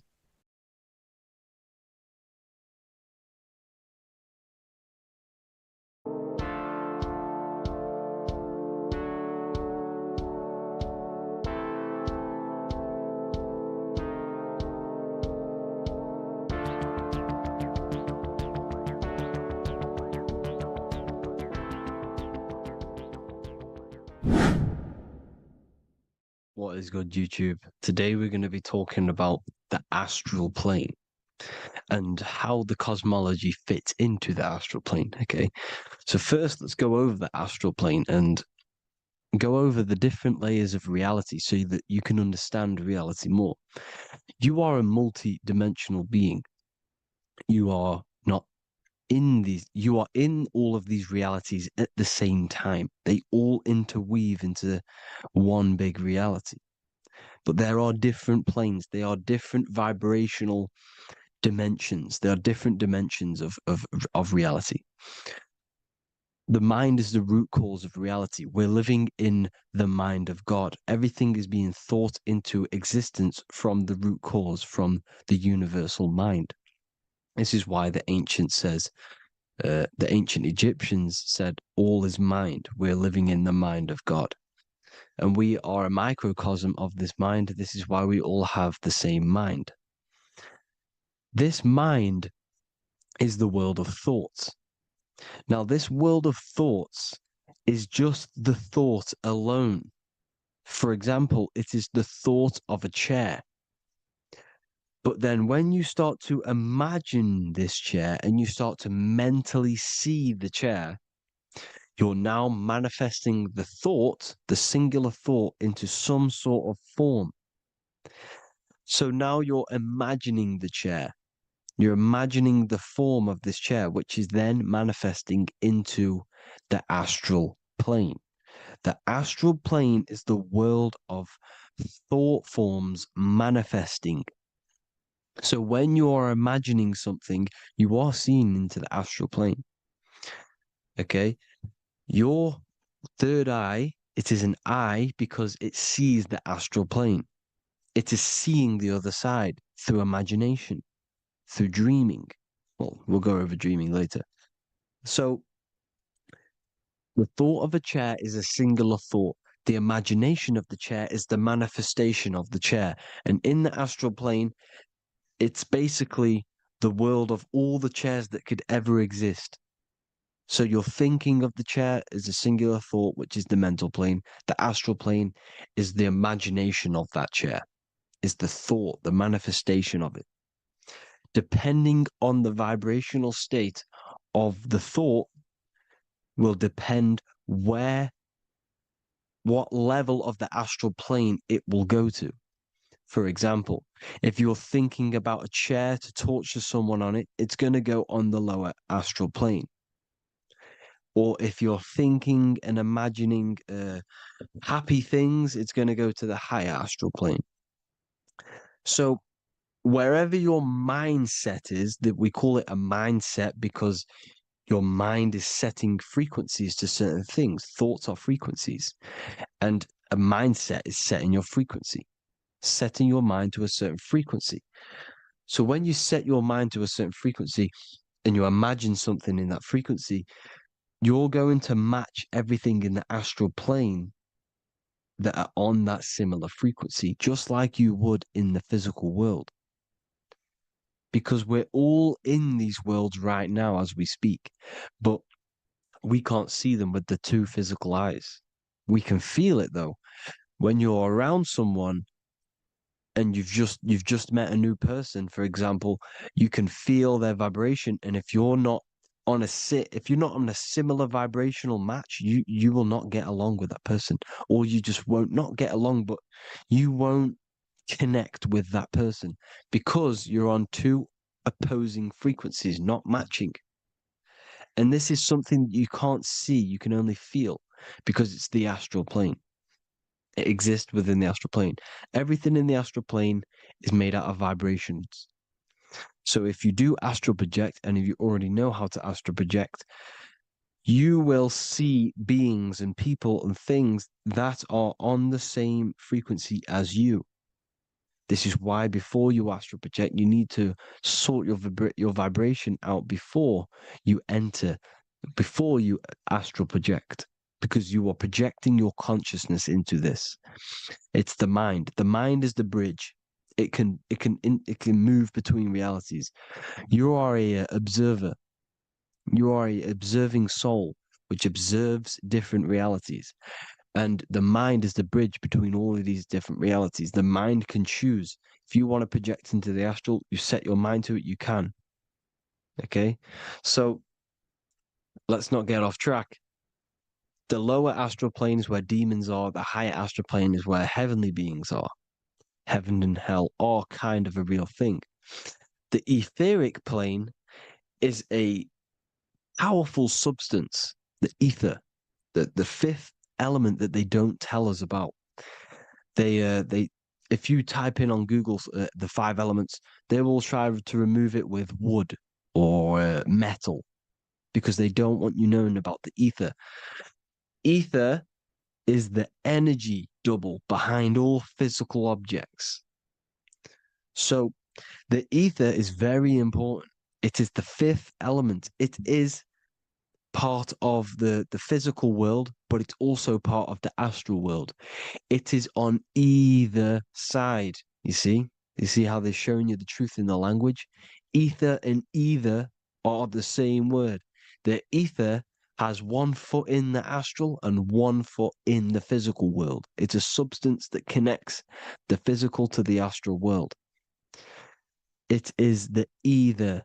It's on either side of reality. It's on the other side. Other, either, same word. Ether is connecting the physical to the astral plane. It's the world of frequency. Frequencies, EMFs, torus fields are in the etheric plane. It is the energy plane. It's where energy moves through the ether. Okay? So then you have the physical world, the world of effect. Everything you see in the physical world is the effect of the higher planes. Each plane is a product of the plane above. So, and it melts into each plane. The physical plane is the lowest plane, it's the most densest, and the highest is the most fluid. This is the most fluid, this is the most dense. This is where we get the saying, as above, so below from. As above, so below comes from the different planes of reality. And magicians understand this. This is why magicians always say as above, so below. Because they understand if you manipulate the higher planes of reality, you manipulate the lower planes. Because the astral plane is a direct copy of the physical world, but in the astral plane. It is mirrored. The physical world is mirrored in the astral plane. They are both the same world, but just different vibrational states of the world. Kind of. It's hard to put this in words, people. So just try and understand. The astral plane is the double. It is whatever happens in the astral plane happens in the physical plane. This is why magic works. This is why demons work. This is why spirit communication works. Because if you manipulate the higher planes, you manipulate the lower planes. As above in the astral, so below. Leonardo da Vinci showing you to look up, pointing up. You got to look up. He's telling you to change the mind, you change the physical world. You change your emotions, you're on the astral plane, you change the physical world. You change your reality by changing the higher planes.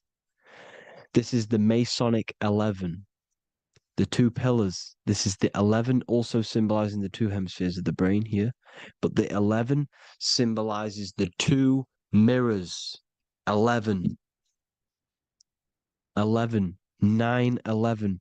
9, 11 adds to 11. 9 plus 1 plus 1 equals 11. The Twin Towers were in 11. Flight 11 was hijacked because it's a mass ritual within the astral plane. Now, we're going to go deep into that later, and I'll show you these rituals they do in order to manipulate the astral plane. So, this is what the 11 is. It's the mirroring of reality. If you contact spirits and conjure spirits, you can either summon or attract demons and spirits. Summoning is creating a spirit. You create demons. Okay? Like I said here, the mind is the root cause of reality. If you think of if you think of a traumatic event that happened in your life over and over and over and over again for years and years and years, where attention goes, energy flows. The mind is the director of energy. If you are directing energy into the specific emotion, the specific thing that is torturing you in your mind, that will manifest as some sort of being in the astral plane, which is called an elemental. And this elemental being that you have created through your thought forms and emotions will latch onto you and feed off this energy. So it's important that you get your mind right, okay? It's important that you sort that you file the mind and you discipline the mind. Make sure it's only entertaining positive things, because you are quite literally creating your own demons. The word demon has the word mon in it. And if you've watched my videos, to know mon means moon. The moon is your mind, the sun is your soul, the earth is your physical body. Demon is mon means mind, moon is mind. You create demons with your mind. Summoning. Now, this is where the rituals come in.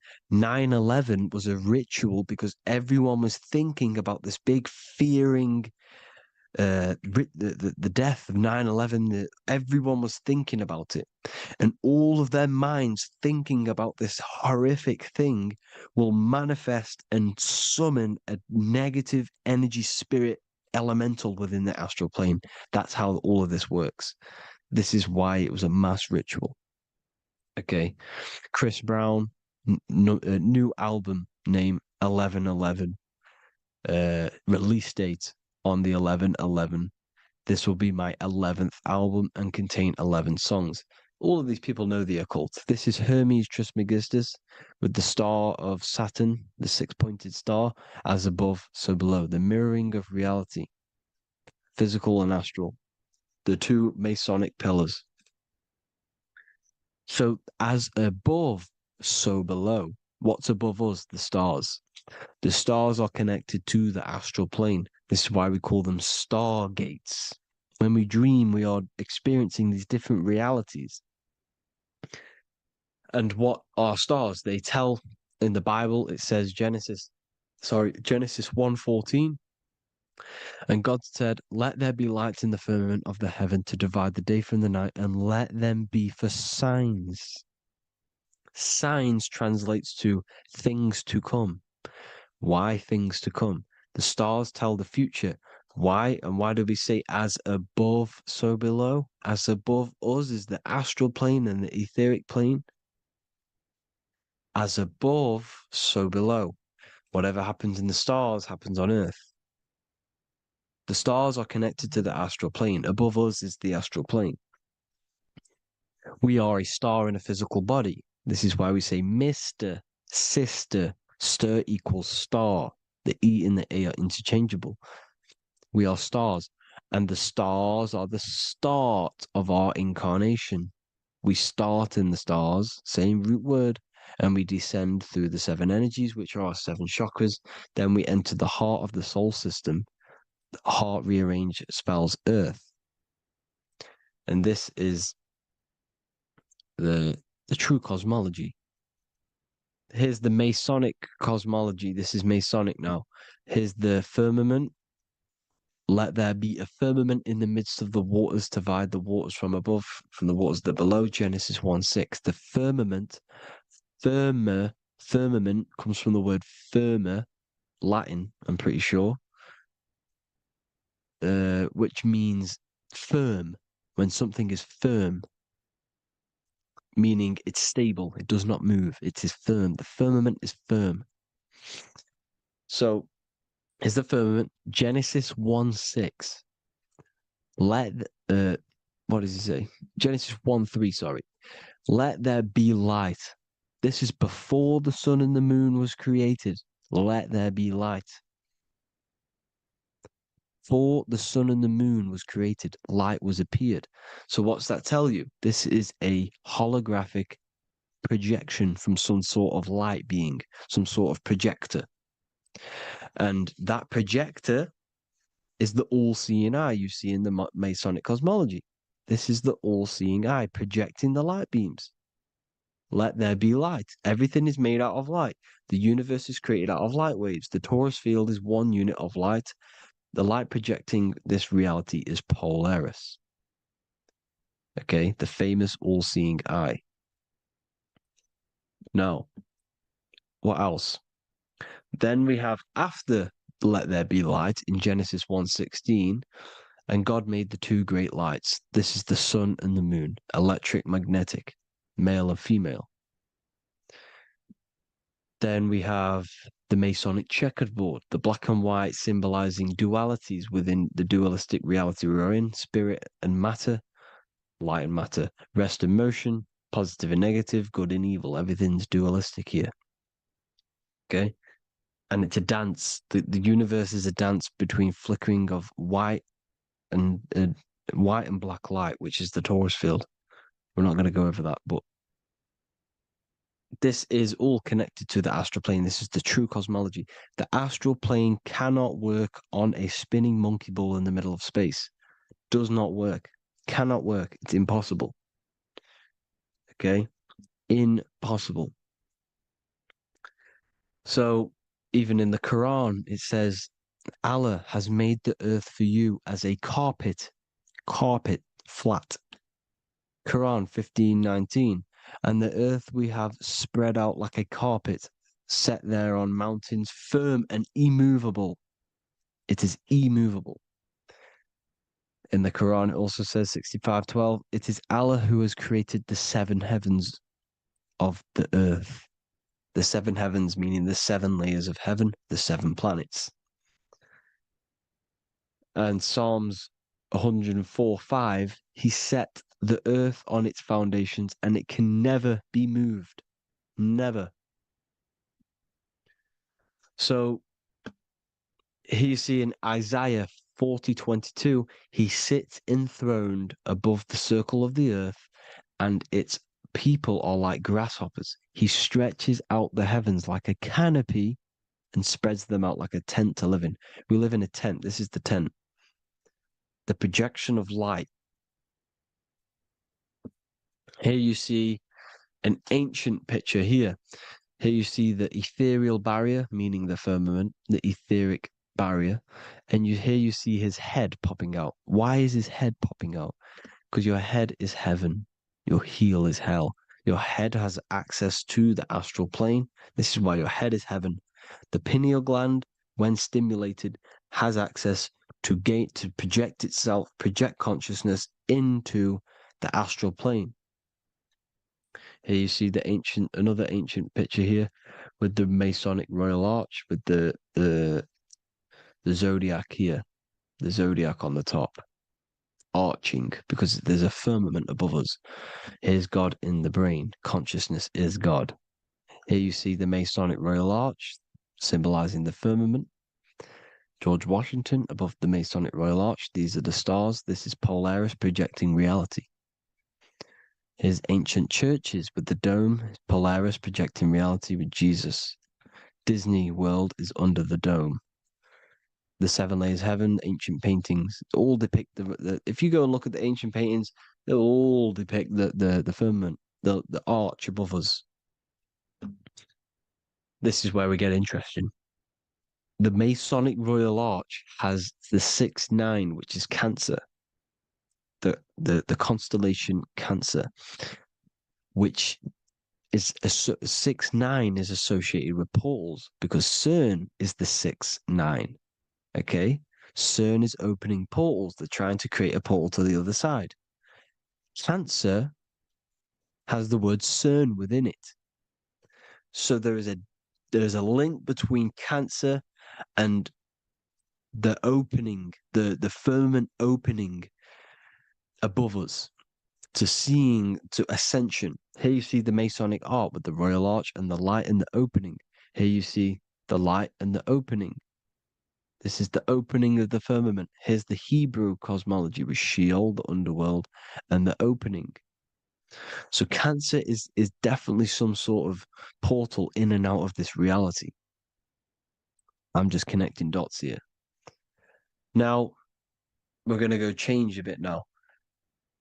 These celebrities that you are seeing they have not sold their soul to Satan, okay? They have not sold their soul to Satan.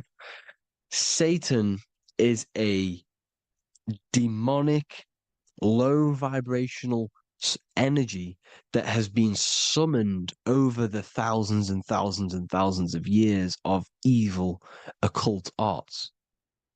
So since Babylon was summoning this demonic energy, and this demonic energy in the astral plane will grow and grow and grow. It has no form. It has no physical form. Okay?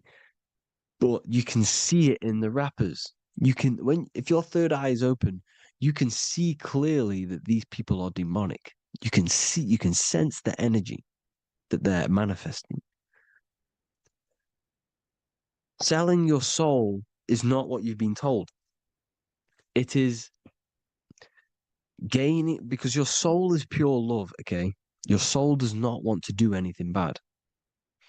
So when you sell your soul, you're gaining physical gain, you're gaining physical wealth, for example, like for these rappers, they will be given millions of pounds because the people in control of the music industry, which is the dark occultists trying to brainwash the masses, the people in charge, they're dark occultists. They understand Satan and the energy. They are satanic energy, which has been summoned in the astral plane. They see that they have influence over the masses, so they will go to them and say, "I will give you this amount of money forever if you manifest this satanic, demonic energy through the music and through social media to blind the masses, to brainwash the masses into this demonic energy." Because when you listen to music is frequency. Whatever you listen to, you become that frequency. So if you're listening to these people, they're throwing energy, this demonic, satanic energy that they sold out to. Sold, soul, same word. When you sold something, you've got your soul involved. They have exchanged money, physical gain, so that they manifest this satanic energy within the astral plane and through the music, through the videos, through social media to keep us in this vibrational frequency, in this low state of consciousness. This is what it actually is. It's not, you're not selling your soul to some sort of devil. This satanic energy has no physical form it is formless in the astral plane. It's a summoned energy. Now, The root chakra is red. This is why the devil is red, because it symbolizes the animal nature of man. When you are operating off your root chakra, you will kill, you will fight, you will do anything to survive, because it's all about survival mode in the root chakra. They want you keeping in that fighting mode, that surviving mode, so that you are manifesting this low vibrational frequency, this satanic energy, this demonic red energy. This is why the devil is red. And the devil has a tail with the red arrow pointing down, because it symbolizes your light body. This is your Merkaba. Your Merkaba is your light body. Mer equals light, Ka equals spirit, Ba equals body. Merkaba, this is the devil's tail pointing down, the descension, your heel, up to your heel, hell. Ascension, to heaven, head. You see, this is the all-seeing eye with the illumination coming off it, your head, when you're illuminated. The Merkaba is your celestial sphere to portray different planes of reality. It is the vehicle of ascension. It's your light body. It's in the word Kabbalah, Kabbalah, Ka, spirit, Ba, body, La, light. Same thing, Kabbalah, Merkaba. Same thing. It's all about the light body. This light body sees different realities. So when you see the goat in the music industry, it's this satanic summoned energy that's been summoning for thousands of years within the astral plane. When it becomes to the physical plane, it will manifest through different things. A goat, an owl, Satan, Moloch, Baal, same deity, same demonic energy that's been summoning in the astral plane. And this is why the Baphomet has a goat head. Drake's new album is the goat. The Polo G, the Masonic G, with the goat. And here's Ryla Rodriguez in the mirror, with the goat in the mirror and him in his physical body. It symbolizes, the mirror symbolizes the astral plane, because he's manifesting the goat, the demonic energy. He's sold out to the demonic energy, and in the physical plane, he's his physical body. The mirroring, the Masonic 11, the mirroring of reality, the astral and the physical. And what do you call them when they're an amazing rapper, the best rapper? You call them the goat, because the goat, you're the goat because you're manifesting the goat energy, the satanic, demonic energy within the astral plane. So Baal, Moloch, all the same thing. Because in the astral plane, if you want to gain spirits to come to you and communicate you in the physical world, if you want to communicate with spirits, you have to gain their attention. You can either gain their attention or come together and agree to create some sort of being, which is Satan. Okay. You can, like I said earlier, you can create these beings, you can summon them or attract them. One way to attract them is sacrificing. In order for you to become God, man, to turn to God, you have to sacrifice your life. You have to sacrifice, not drinking, not doing things, not doing anything demonic, not doing anything bad, not eating meat. You have to sacrifice yourself to become the light. However, if you want quick, instant gains in the physical world, you can sacrifice something else to communicate with these spirits, because these demonic energies feed off demonic energy, your demonic energy. So these dark occultists will give away babies, they'll sacrifice, torture babies so that they gain, so that they can communicate with these spirits for physical exchange. Yes, you can do this. These powerful spirits, these powerful demons can give you powers. They can give you certain things. And this is what they are doing. They're summoning and attracting these demonic energy. This is why, trafficking is one of the most, Balenciaga. Baal is the demonic energy in the astral plane, which requires child sacrifice for his presence. Balenciaga, and they were trafficking children. They were trafficking, killing them, and offering them to the spirits. This is what they are doing. Balenciaga. It's in the name. Here you see, here, you can see here a stick man with two horns. The goat, obviously, it's all the same deity. Baal, the goat, Moloch, his Moloch, the owl, the Egyptian owl, because it comes from the owl of Moloch, which is Baal, which is Satan, all the same demonic energy. And it's on the dollar bill, a tiny dollar bill, tiny, on the $1 bill. All the same thing. Bohemian Grove, they worship the big owl, Moloch. It's all the same thing. It's all one big demonic energy which has been summoning in the astral plane. And it's trying to take over Earth, the physical plane. That's what it's doing. So I hope you all gained a deeper understanding of the astral plane and what's actually going on in the world. Please leave a comment if you can to help the algorithm. Drop a like if you like this content. And hope you all learned something today. And God bless you all. Thank you all.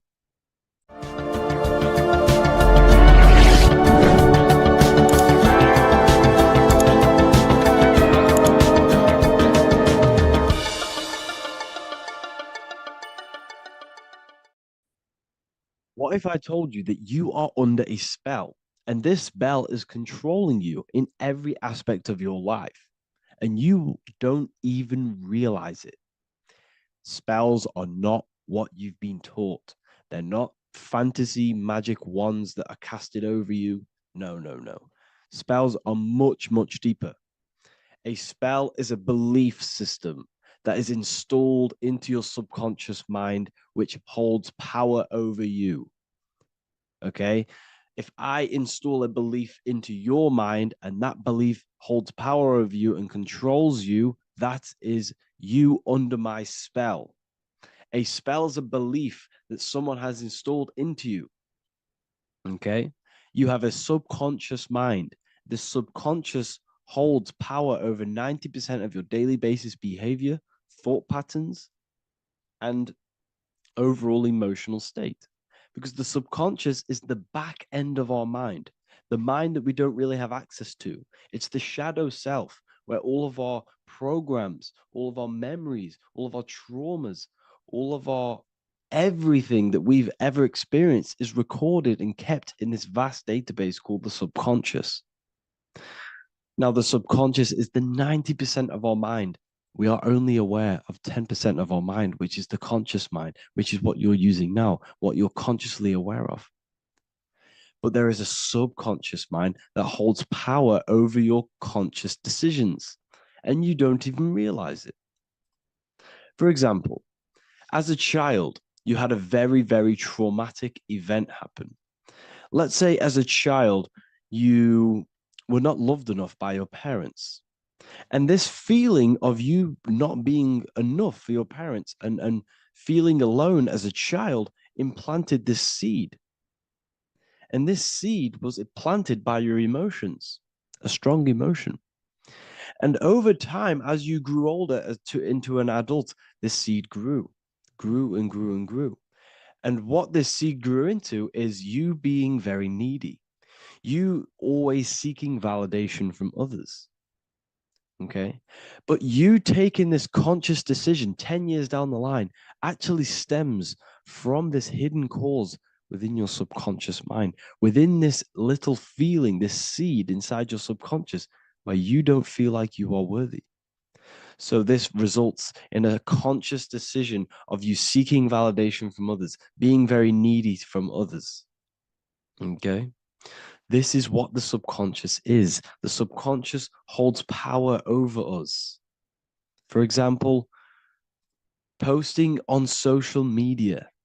Why are you actually posting on social media? If you take a selfie with your new watch, new car, and you go and post that onto your social media, why are you actually doing that?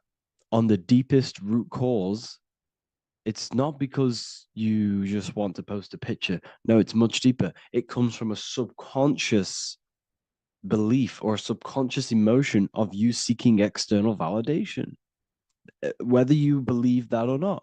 But that's what it is. If you're posting on social media, you're seeking attention, you're seeking validation from others on a deep level, on a subconscious level. You may not even realize this because it's subconscious.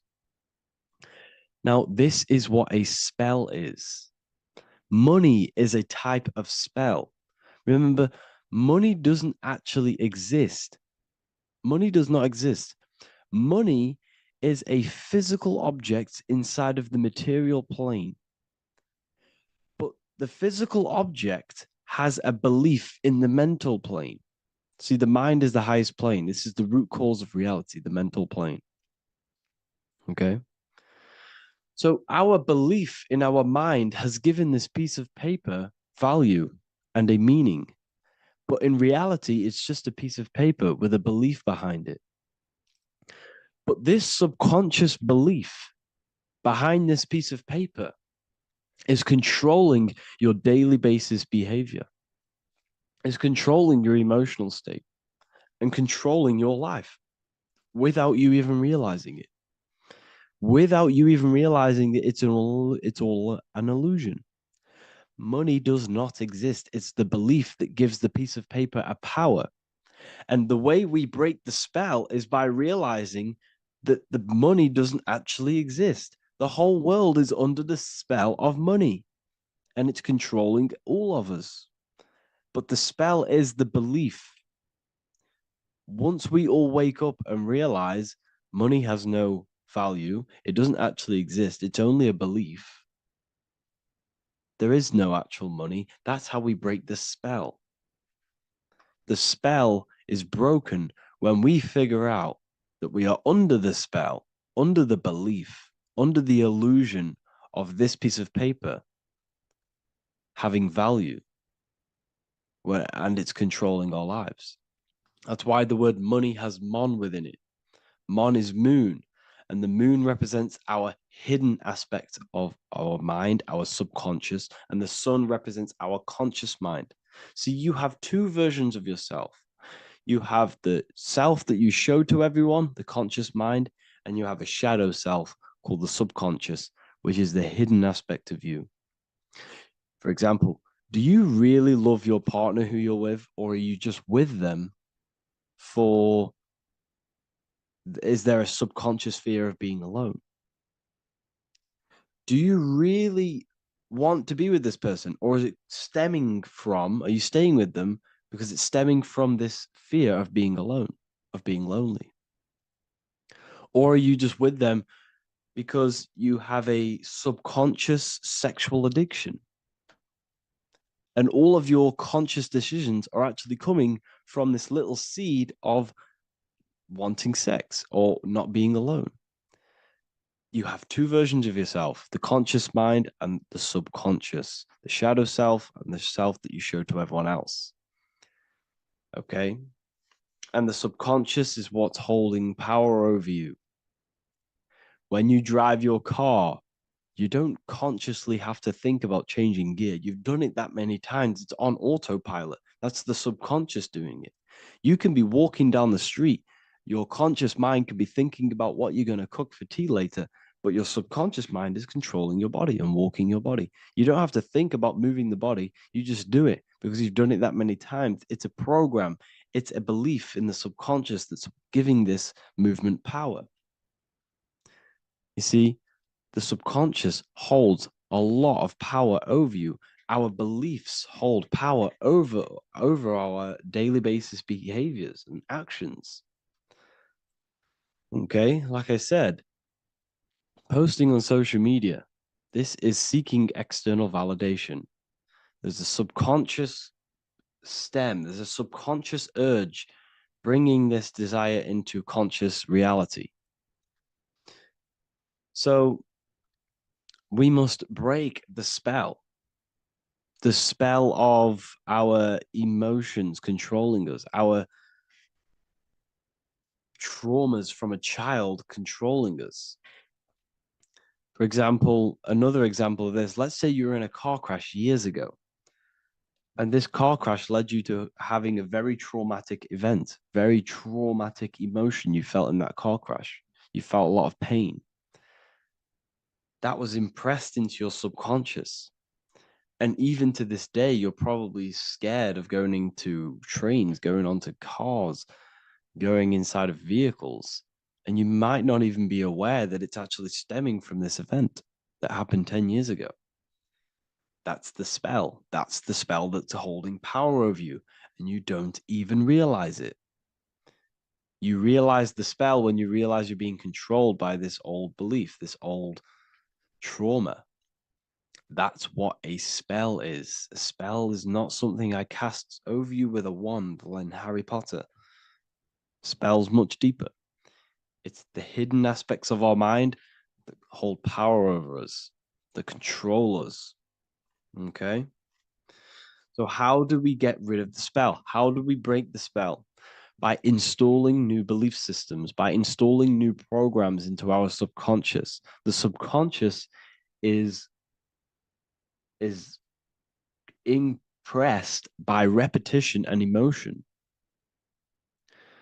Everything you do on repeat, for example, tying your shoelaces, you can be looking up into the sky, closing your eyes, thinking about what you're going to create for tea while doing your shoelaces. You've done it that many times, you don't have to think about it. That's the subconscious taking over. Okay.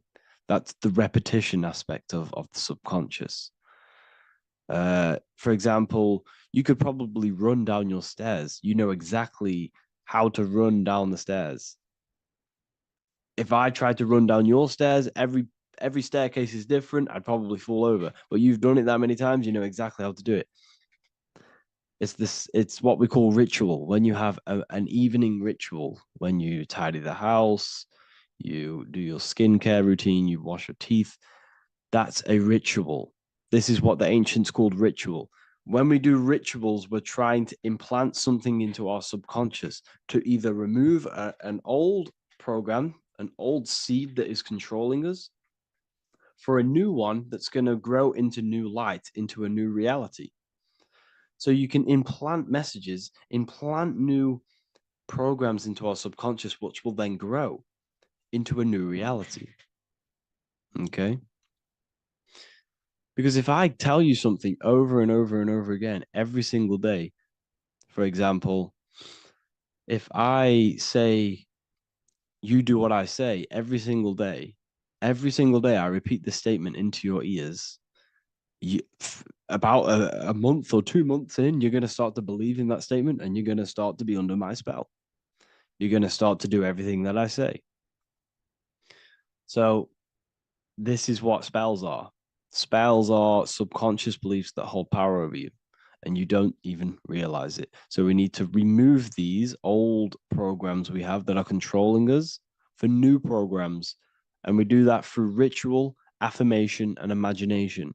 Repetition and emotion is key to impressing the subconscious. They are the two ways that spells are created, that programs are created. The subconscious only knows the now and it only knows you. So every word you say is a spell. So when you call someone else a name, you're calling yourself a name because your subconscious takes everything you say as truth because it only knows you. It doesn't know anyone else. So every night we can do affirmation. We affirm the reality we want. This is what we call a ritual. We sit down or we stand up, whatever it is. You affirm the reality you are, I am statements. And then you imagine that reality. And you do this over and over again, every day, twice a day, 3 times a day, however many times. And this will cause repetition. This will install a new belief system into your subconscious, which will then start to show in your external reality. It will start to put you under a spell of the new program. For example, if I install into my subconscious that I believe that I am rich, every single night I affirmate that I am rich, I am wealthy, I am free. And then I do a ritual. I start to imagine this reality. Every single night, I do these two things on repetition, and I start to feel the reality and imagine the reality over time, I'm going to start to believe that I am rich, that I am free, and I am wealthy without having the physical reality. And what this will do is that it'll implant a message deep within your subconscious mind. It will plant the seed of this belief. And this belief over time will grow into 90% of my thoughts, 90% of my actions, 90% of my words. My words, my thinking will change due to this new belief. I may not even realize it, but I'm looking for more opportunities to make money. I'm speaking to more people because of this belief that I've installed. This belief has triggered new ways of thinking. My mind, my conscious mind is now only operating to fulfill this belief. And my conscious mind might not even be aware of it. You won't even realize that you're manifesting this belief of being rich. And that's how it happens. You implant the belief within your subconscious. You implant the spell into your subconscious, which will then gain control over you.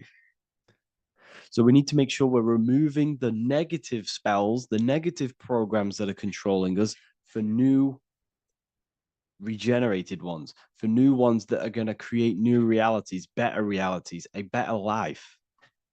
Okay? You don't want negative traumas, negative seeds controlling you and growing into your life. If you don't cut them off, they will continue to grow and grow and grow. Your anxiety will get bigger and bigger and bigger. Your depression will get bigger and bigger and bigger. But it's all actually stemming from one belief system or one trauma. Okay? So this is important. Everything in this physical plane is an effect of the higher planes. It's a shadow of the mind. Everything we think, all physical objects began as a thought, then an imagination, then energy, then a physical reality. So we must change the mental plane. We must plant seeds into our mind to change down into our physical material life. It's about manipulating this higher plane so we can create change and effect in the physical external material plane. That's what magic is. This is what spellcasting is. This is all what it is. It's not fantasy. This is the manipulation of the higher planes of consciousness, which your mind has access to. You have access to these higher planes. Okay? This is exactly what I teach in my university. I teach different rituals. I teach specific rituals to get rid of certain things, certain belief systems. I teach all different rituals, all different ways for you to create your own reality and live the best reality you want. We also have all of these different courses. We have Activating the Inner Eye. This will teach you exactly how to lucid dream and activate your inner vision of imagination. We have the Sexual Alchemy course. This will give you the power of transmuting your sexual energy into creativity. We have electromagnetism studies. We have esoteric exchange, an exclusive live call that we do every single week, and I connect with all of the students. They can ask me questions, can speak with me one-on-one inside of these live calls. We have the real numerology section. We have the health section. We have a lecture section. Look at all of these lectures we have on occultism, symbolism. All of these lectures are designed to gain you power, to give your personal power back to you, to make you realize things about you. We have a meditation section. We have a library section where you can download all of our library, all of our books, different books on occultism, symbolism, Freemasonry, astral projection. And of course, we have the Manifestation Mastery course, which teaches you exactly how to create reality so you can live that desired reality that you want. This is the last chance to lock in the price of $55 a month. This is less than $2 a day. You can really level up your life because the price is going to increase as the value of the university increases, because there's a new symbolism course coming out. And if you join now, you'll get this course for free, because obviously when this course releases, the price will go up. The symbolism course will teach you the language of esoteric and occult symbolism. I'll leave the links in the description. Make sure to leave a like, comment, subscribe to the channel if you want to see more content. Thank you all, people. Have an amazing day. As above, so below. This is one of the most crucial teachings within esotericism, occultism, or what we like to call it today, spirituality. I don't like calling it spirituality because it's not spirituality. I teach human consciousness. I teach the science of you and your consciousness alone and your being. And in order to fully understand you and this world around you, you must understand this number one principle of as above, so below. There is many misconceptions of this, and there is many simple teachings of this, but I'm going to break it down today from the most simplest to the most complex, and you will see the connections between all things. This is the most important lesson you could ever learn, and I'm going to teach it you today. So what you must understand is with the term as above, so below, it applies with everything you see in this world and about yourself. We have something called the macro, which means the bigger scale. On the bigger scale, we have the whole earth. If we look down from the sky on top of rivers, this is what we see. We see this tree pattern. Then on a smaller scale, we see trees have the same pattern. Then we look even closer. We're going smaller and smaller into the leaves of the tree. We see the same pattern. Then we go even more micro into the human brain and look at the human brain cells, and we see the same pattern. This is proof this is a fractal universe, and everything is in the micro is reflected in the macro. As above, so below. As within, so without. On the macro is a reflection of the micro. So now that you understand this, we can go a bit further. A yearly cycle of spring, summer, fall, winter is a macro. A micro is a daily cycle. So a day is a mini year. The summer is the midday. Autumn is the evening. Night is the winter, and spring is the morning. This is a macro, a reflection. We have a miniature cycle of the Zodiac every single day. And this cycle is also reflecting the cycle of life and death. We live, we are born, which is the spring. We live, which is the summer. We then age, which is the autumn. And then we die, which is the winter, and then we are reborn again. This is the cycle of life and death, and you do this every single day. You see, death is a macrocosm of sleep. This is why we say sleep is the cousin of death, because you die every single night. You do this process of life and death every single day. As above, so below. What's in the micro is in the macro. So when you go to sleep, you are essentially dying. And then in the morning when you wake up, you are then born again. This is a fractal cycle that we live in. Everything in this whole world is fractal. Everything applies to as above, so below. We have the sun, we have the moon, we have the day, we have the night. We have the life, we have the death. We have the conscious, we have sleep. As above, so below. We have the conscious mind, because now we're diving into as within, so without. As above, so below more refers to the external world. As within, so without is referring to your inner world and the outer world. What you must understand is about yourself. You exist in two realms. You're an individual. The dual nature of you. You exist in two realms at once. You have an inner world of your thought, emotion. This is the inner world that no one else can see but yourself. And you have an outer world with a physical body which everyone can see. So you exist in two worlds. You have the inner voice, you have the outer physical voice, which I'm speaking to you with now. But I also have an inner voice, which no one can hear, only but me. So you exist in the light and you exist in the darkness. The sun represents your external self, your physical, conscious mind. The moon represents your shadow self, the inner self, the psyche self, the spirit self. There is an as above, so below. The sun is within you. The moon is within you. Everything is within you. Now that you understand as above, so below, what is your body? Your body is a miniature earth. Let me repeat, your body is an earth. Your body is the earth. Okay? Because like I say many times in all of my videos, you are not in the world. The world is you. You are the universe. Your brain is a computer creating this reality. What you see with your eyes is produced in the back of the brain called the visual cortex.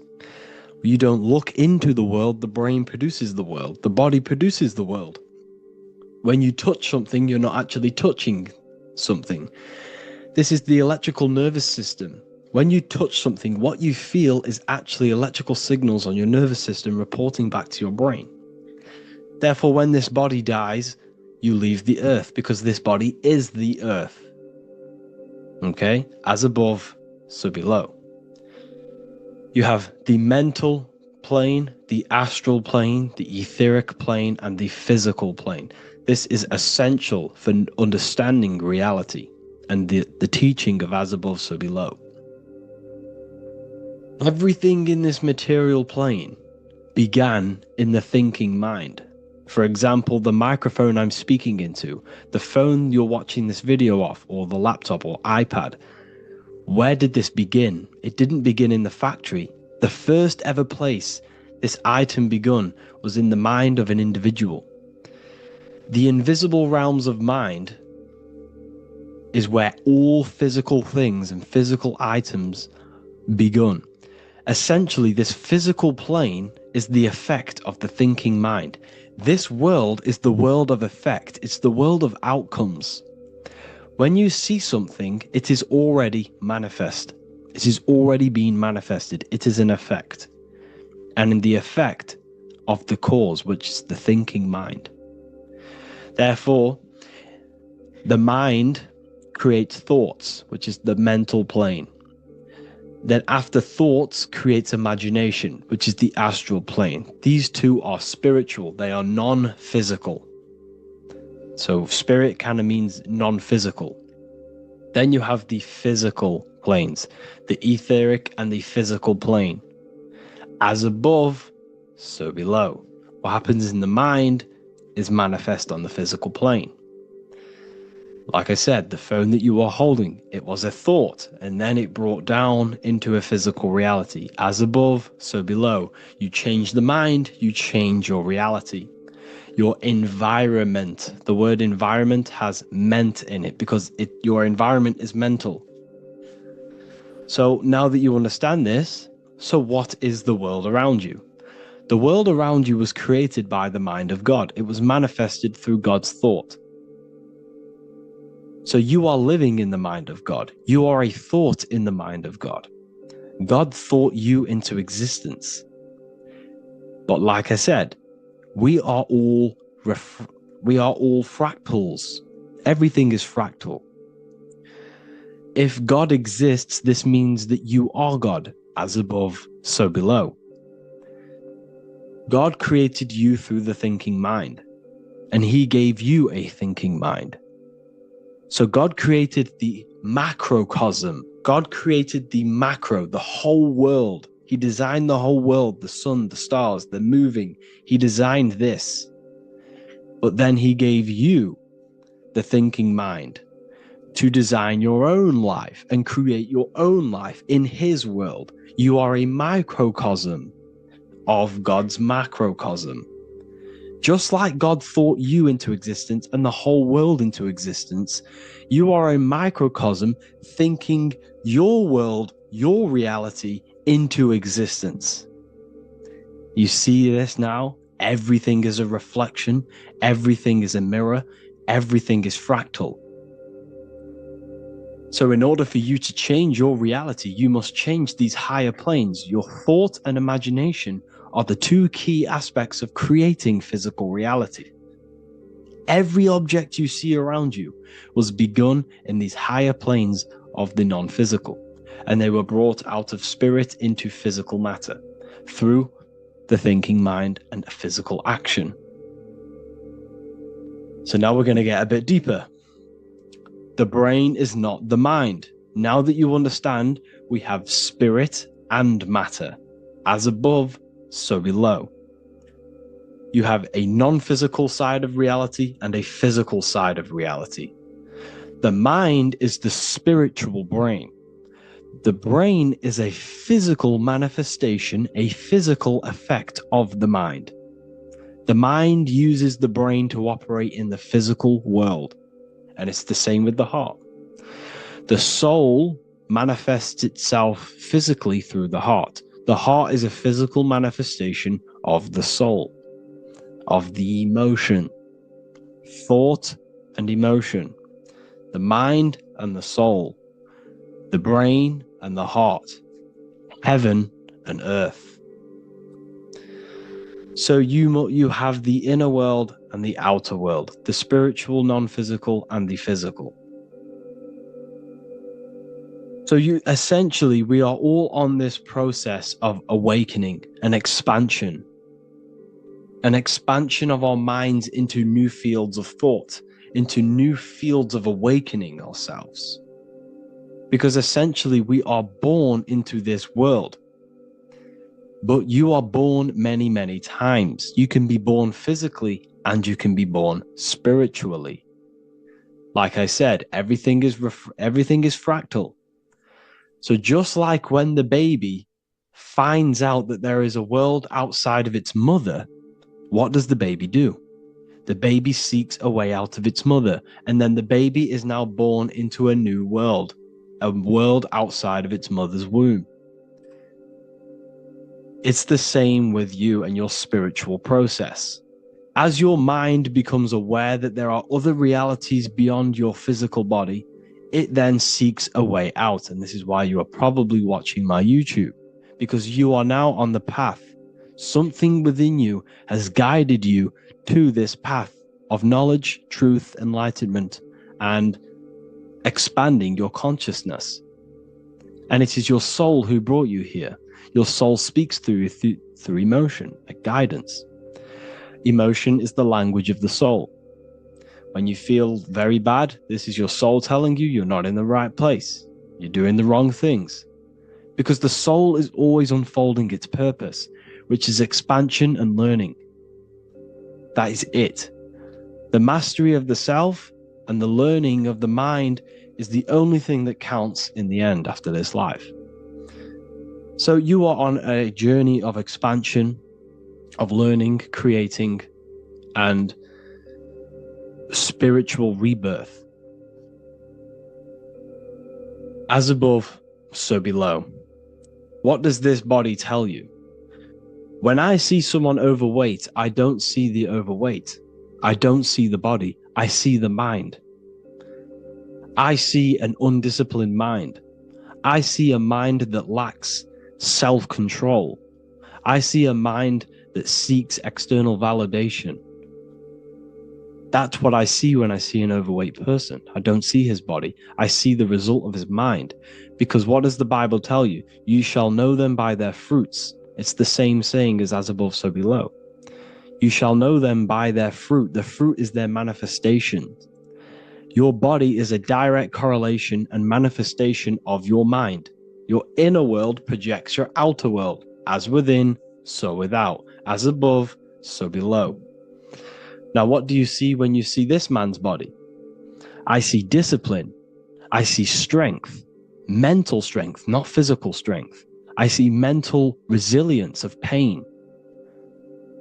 Because all of this man's mental energy has been manifested physically within his muscle. This body is a direct manifestation of this man's mind's pain and suffering. And it shows discipline. This is why people instantly respect you if you are in shape. You walk into a room and you are in shape, people will instantly give you respect because they know that you are mentally disciplined. The body is a reflection of your inner world, and it's the same with your friends, your family, your connections with people.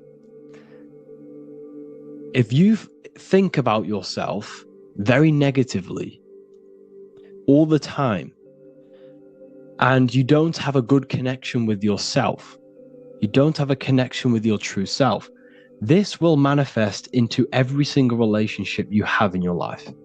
If you don't have a good relationship with your inner self, you don't have a good relationship with the people and the friends around you.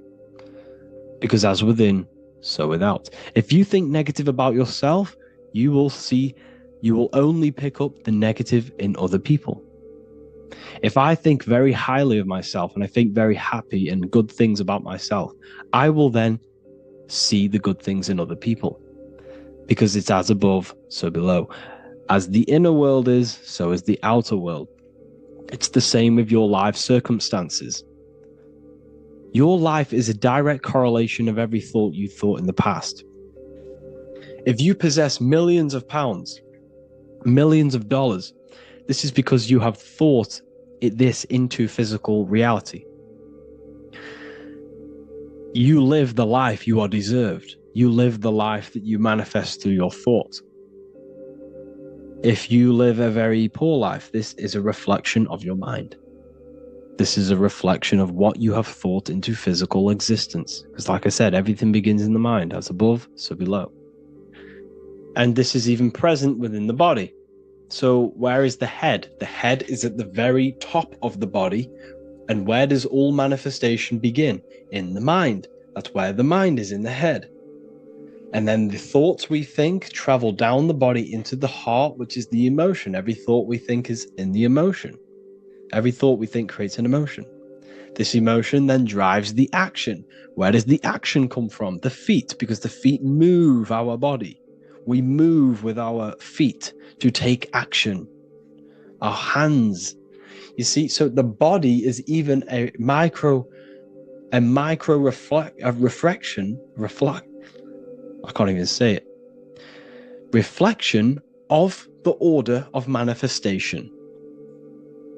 This blew my mind when I figured this out.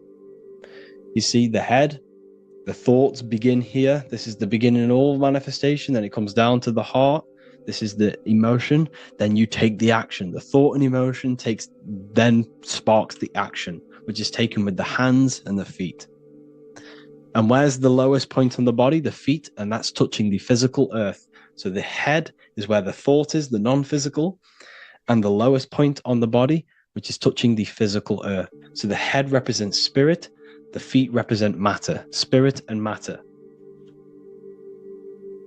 Your room, if I walk into your room and I see a messy room, I don't see the room, I see a messy mind. The room is a reflection of the mind.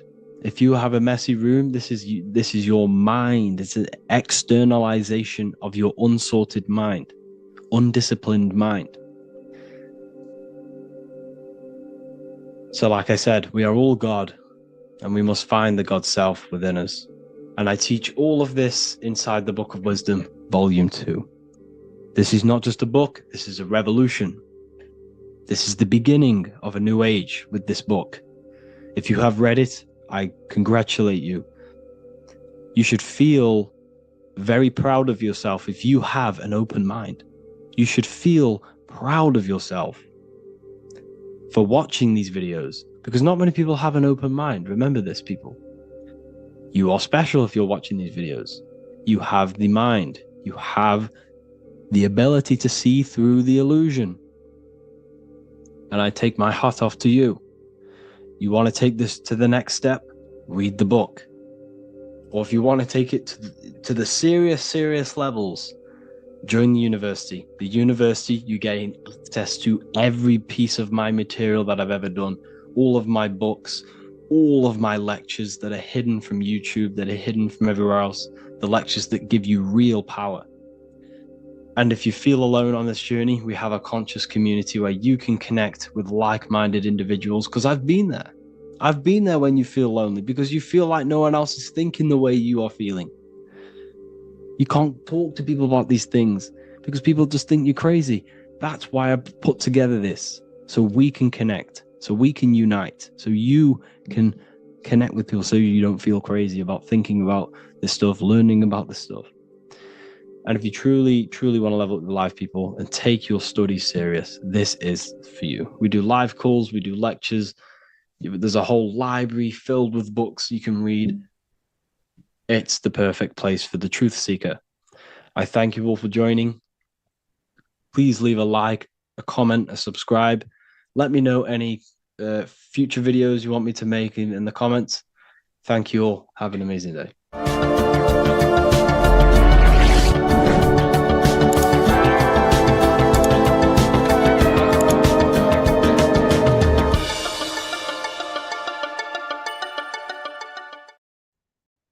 Hello and welcome back to The Real University. Today we're going to be talking about hidden spells within the language, English language. This is why we call it spelling. A lot of people are already aware of this. However, I'm going to go over some words that have double meaning, meanings to them, behind them, which trick your subconscious mind. So the word grammar comes from the word grimoire, which is also known as the book of spells or a magic book on how to create magical objects like wands, amulets, how to perform magic spells, charms, and summoning and invoking supernatural entities such as spirits, which are on the other side of this physical reality. So what you must understand is what you say in this physical world is also happening in the astral world as well. So your words are spells. They cast spells into the spirit plane. They cast spells into your mind. They cast vibrational frequency into your cells in the water. Water holds a lot of energy. So we're going to be going all over this. The subconscious mind takes everything as truth. Everything you say is truth to your subconscious. And you should know this by watching the Manifestation Mastery 2.0 course. I talk about this. This is so important that you understand this because everything is truth within the subconscious. It only knows you. Your subconscious mind, if you watch the course, you should know this, it's responsible for 90% of your daily basis behavior. The thoughts that you are thinking on a daily basis, the things that you do, the things that you say, 90% of what you do and say and think you did yesterday because of the subconscious mind holds all of your programs. What you say is molding your mind. What you state is truth in your mind. It does not know the difference between a joke or it takes everything literal. It is literal. Your mind is a manifesting supercomputer. And whatever you say into it, it says that is what I want. So whatever you tell your mind, that is what you'll have. That is what you'll believe. So every word you say is truth within the subconscious. So this is why double meaning words have an effect on your subconscious. And this is why I'm raising awareness here. So talking is a tall king. You are either a tall king by talking, by using your words wisely, or you're a small king because you create big or you destroy yourself with your words. So talking is Phoenician. This is phonetics. So this is etymology is when you take the root words, but phonetic etymology is when you take the sound of the word. So talk and tor are the same because when you talk, you're creating sound waves, which is a form of a light wave. And when light waves expand in all directions, it creates a torus field. And everything is torus fields. So if you affect one torus field, it affects every torus field in creation, as above, so below. So what you say is affecting the torus fields around you in your body. You are made out of these torus fields. This is why talking is torusing. You're creating light waves, sound waves, and you are permeating creation. And this is why the Bible tells you the tongue has the power of life and death, and those who love it will eat its fruit. So the tongue is what creates these sound waves that we are producing when we talk or speak. Okay? So this is what we are essentially doing, creating sound waves. And these waves are vibrating and they affect the cells in our body and everything. This is why words are swords. This is why the word is within sword. They are swords. They cut. They damage. Because frequency is the only thing that can penetrate you without your consent. In the very beginning, the Bible, John 1:1, it says, in the beginning was the Word, and the Word was with God. This is obviously a metaphor. There was no spoken word out of a spoken mouth. It's basically saying God created the world with the use of cymatic frequencies, sound waves. Everything is sound waves, and this is observable. Geometry is the geometric shapes you see in the nature, like petals, how they're all perfect stars or five-pointed stars, or the Fibonacci sequence. This is all an effect of vibrational frequencies. It's all cymatics. Everything is created out of sound. Sound is the creation of the universe. So this is how powerful words are. It's a cymatic frequency. Hello. Hell. When you say hello, you're subconsciously implanting hell into your mind and the people around you's mind. This is why it's casting a spell. Even though you may pick up on it, but your subconscious picks up hell. That is what you're picking up. And that word holds a frequency. The word hell, when you hear the word or see the word, activates thoughts within your subconscious. It activates, it stimulates it. What is everything that resembles hell in your mind? But that goes on within the subconscious without you realizing. Bless. When I bless you, I'm actually saying be less. So you're not blessing someone. You're saying be less. Appreciate. Appreciate. Weekend is when you're weakened. You see, they've casted spells on our cycle of life. The weekend is when you're weekend. You are weakened from the weekdays, when the working days are the weekdays, and the weekend is when you're weakened and you rest. Because in the days, you are in physical or emotional shock, unable to think or react properly. This is the days you're in. You're in a daze in the weekdays. See? Parents are a pair who rents. Because you don't, well, in this, we do own our children, but in the system, we technically don't. You're a pair who rents. Slaughter. They want you to think that slaughter is laughter. You see how it's implanting messages in your subconscious to make these things okay? They want you to think slaughtering is okay, so they put the word laughter in slaughter. I'm telling you, people, the people who made this language are satanic. They are witch. These people are wizards. We're getting ran by wizards. Dark occultists and wizards. That is who we're getting run by. And they've been running for thousands of years, and they know exactly what they're doing. They've covered all aspects. They've covered the language, the frequencies, the music, the food, the water. They control everything. In every aspect of your life, they have some part in it. And it's all occult knowledge through magic. It's all magic. It's all a form of magic. Awake. Awake is an event where the family and friends of a deceased gather before the funeral. That's awake. Why are we talking? Why is the word Why is death associated with being awake? See how they are planting subconscious messages in you. They want you to feel death. They want you to be the low vibration. And it's the same with mourning. Mourning is an expression of sorrow for someone's death. They're always associating death because these people they're running a death cult. It's a death cult. It's a satanic cult. A job is Hebrew for prosecution. Soldier is a soul dyer.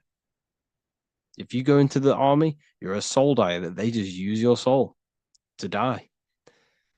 And then you just wasted your time in physical incarnation. Because you never die. You will never, ever die. Ever. You're eternal. You never, ever die. This body is just a suit. So you're a soul dyer if you go in the soul, if you're a soldier.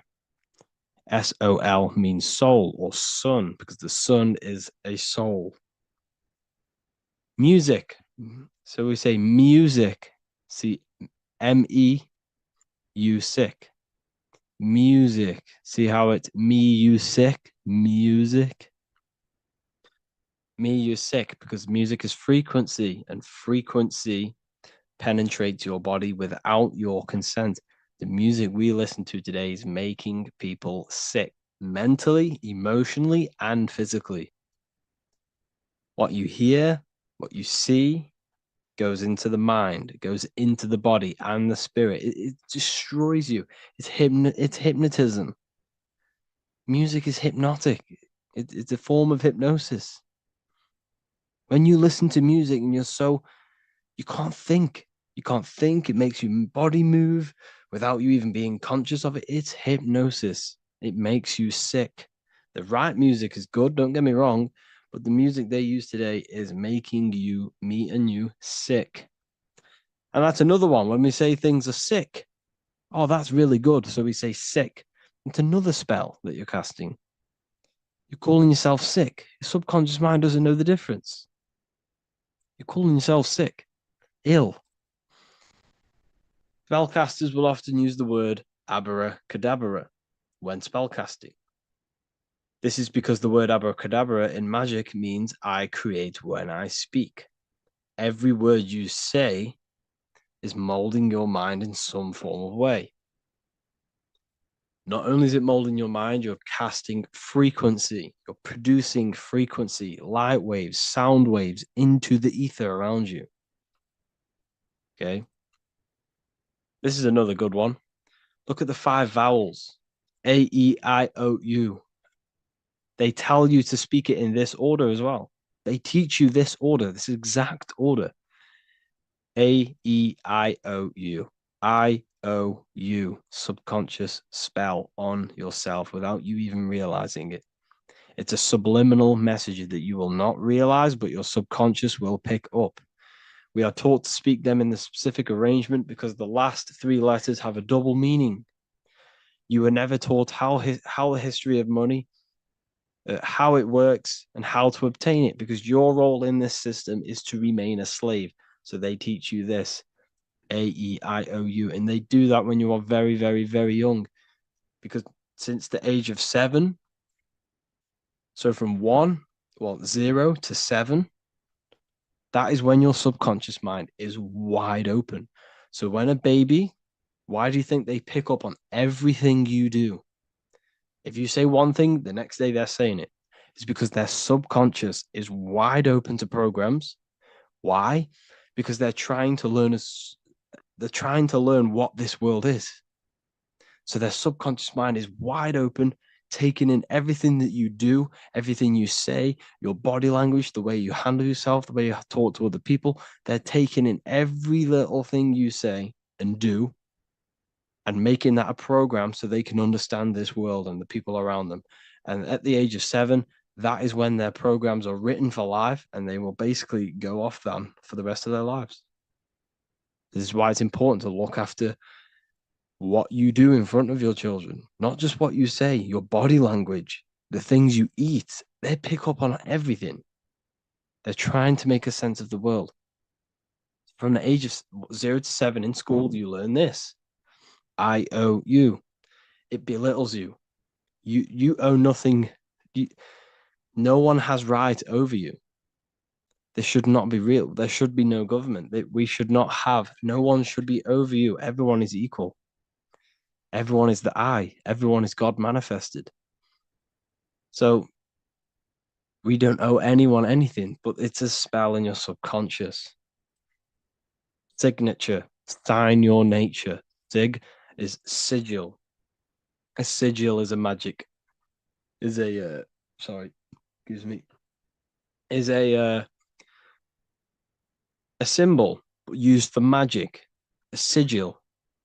Sigil nature. So your signature is your sigil. And when you sign that, it gives mental power over you. Once you have put your sigil into that paper, they now have mental power over you. It's magic. It's all a form of magic and brainwashing. Okay? When we say the word the, we're saying we're trying to use God to manifest that. Okay? Because the comes from theo in Greek, which means God. So when we say theology, ology means the study of. Theology is the study of God. That's what theology is. Theo, when we say the, I am the, we are using God to bring it into existence. God is the I am. The I behind you, the I am, that's God. That's what manifested everything in your life. Everything in your life, that invisible creator inside of you has manifested everything you physically see. You are the invisible architecture, the invisible artist behind your life. The I, that's God. The only one. So when we use the word I am, well, this is how to bring the power to yourself. When we say I am strong, I am wealthy, I am free, I am financially free. When we say this, that I am, this is when we are bringing, we are directing vibrational frequency into our own being, into our own magnetic field, and into our own life. This is how we direct vibrational frequency and direct our word. So when we say I am directing my frequency into myself to manifest something external. Also known as the chi or the prana. It's just basically your magnetic energy. So speaking has the ability to change your genes and DNA expressions. When we listen to affirmations over and over and say them over and over for a long period of time, your genes will change. And your genes are a code for your external world, pretty much. Anything that is written in your genes will manifest into your external world. Okay. But all of this is just done by your intentions, thoughts, and what you say. And if you think this is a conspiracy theory was a term invented by the CIA to discredit, confuse, ridicule, and disqualify any alternative information that contradicted the mainstream narrative. That's what a conspiracy theory was. It was created by the CIA for any belief that went against their mainstream narrative. Hollywood, the biggest spell casting scheme cult in the world. Hollywood. I'm going to make a whole lecture on this. Hollywood is holy wood, which comes from a holly tree, which the ancient Phoenicians and magicians used to take the holy wood. It was called holy wood because it was the best wood to make wands out of and cast spells. That's why they get their name. And what is the films? All the films, all the music that comes out of Hollywood, it's all a form of magic, subconscious spells to fill your mind with ideology, fill your mind with this narrative. That's what they're doing through the movies and the music. Anyways, I hope you like this lecture. Thank you all for joining the Real University. I hope you're all learning a lot here. And looking forward to making some more awareness for you and more knowledge. Have an amazing day, people.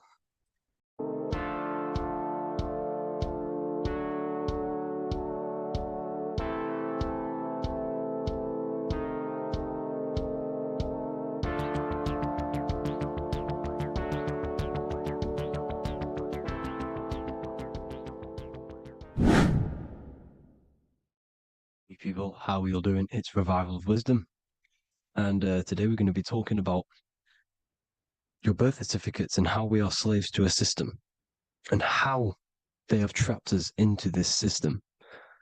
Okay, so the first thing you need to understand about this system is there are two types of laws. You have the law of water, which is Admiralty law, and the law of the land. So the Admiralty law is the law of water, and this is what money is. Money is water. This is why we say liquidity, currency, the current. A current is water, something moving through something. Cash flow. And this is why banks are called banks, because a river bank is on either side of the water and it directs the currency.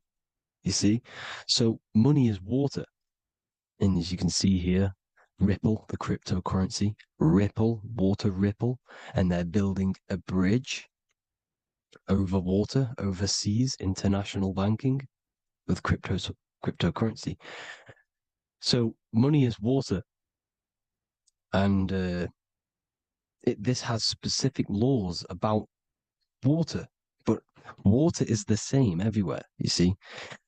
What the difference is with the law of the land is that you can have different laws in different lands. I can't do certain things in the UK that people can do in America, for example. You see, that's the law of the land, but the law of water is the same because water is everywhere. Now, this is very important to understand when it comes to, these birth certificates. So, Pope Gregory, this is where we're going to start off. Pope Gregory in 1582 took the Orthodox Eastern sunrise calendar and changed it to his own Gregorian timeline, not a calendar, a timeline. This timeline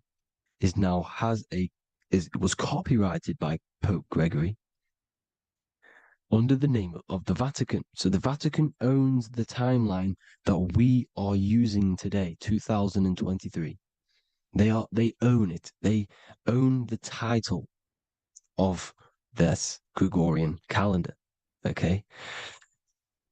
Therefore, anyone who is born under this copyrighted timeline, not calendar, they are subjected to Rome because Rome owns the timeline. They have a patent, a copyright for that timeline.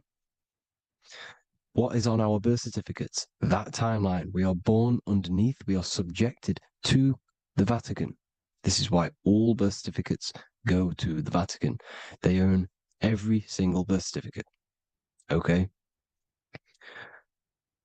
So when we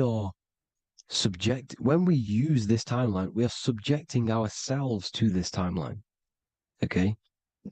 Which the Vatican has a claim over.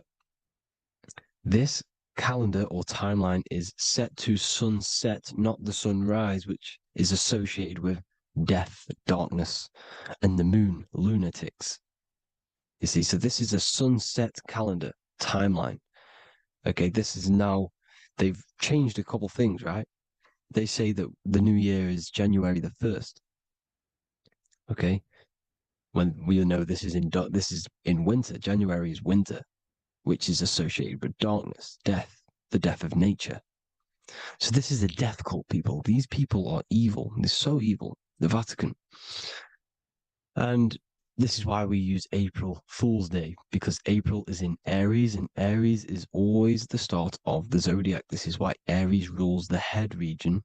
12 zodiacs, 12 systems of the body. Each zodiac is associated with each part of the body, and this is why Aries is the head, cerebrum.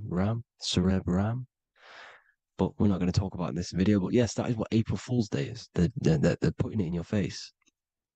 April Fool's Day is the real start of the year, when the sun starts to rise again, when the risen Savior is resurrected, when it's born again. This is when the Jews celebrate the Passover. This is when the Christians celebrate the resurrection of Jesus, and they eat lamb. The Jews eat lamb because we're in Aries, the new year. The sun is now born again, our risen Savior, the light of the world. So yes, this is what April Fool's Day is. It's the first day of the year, which they changed. Pope Gregory changed. So you need to understand is that you are in the womb.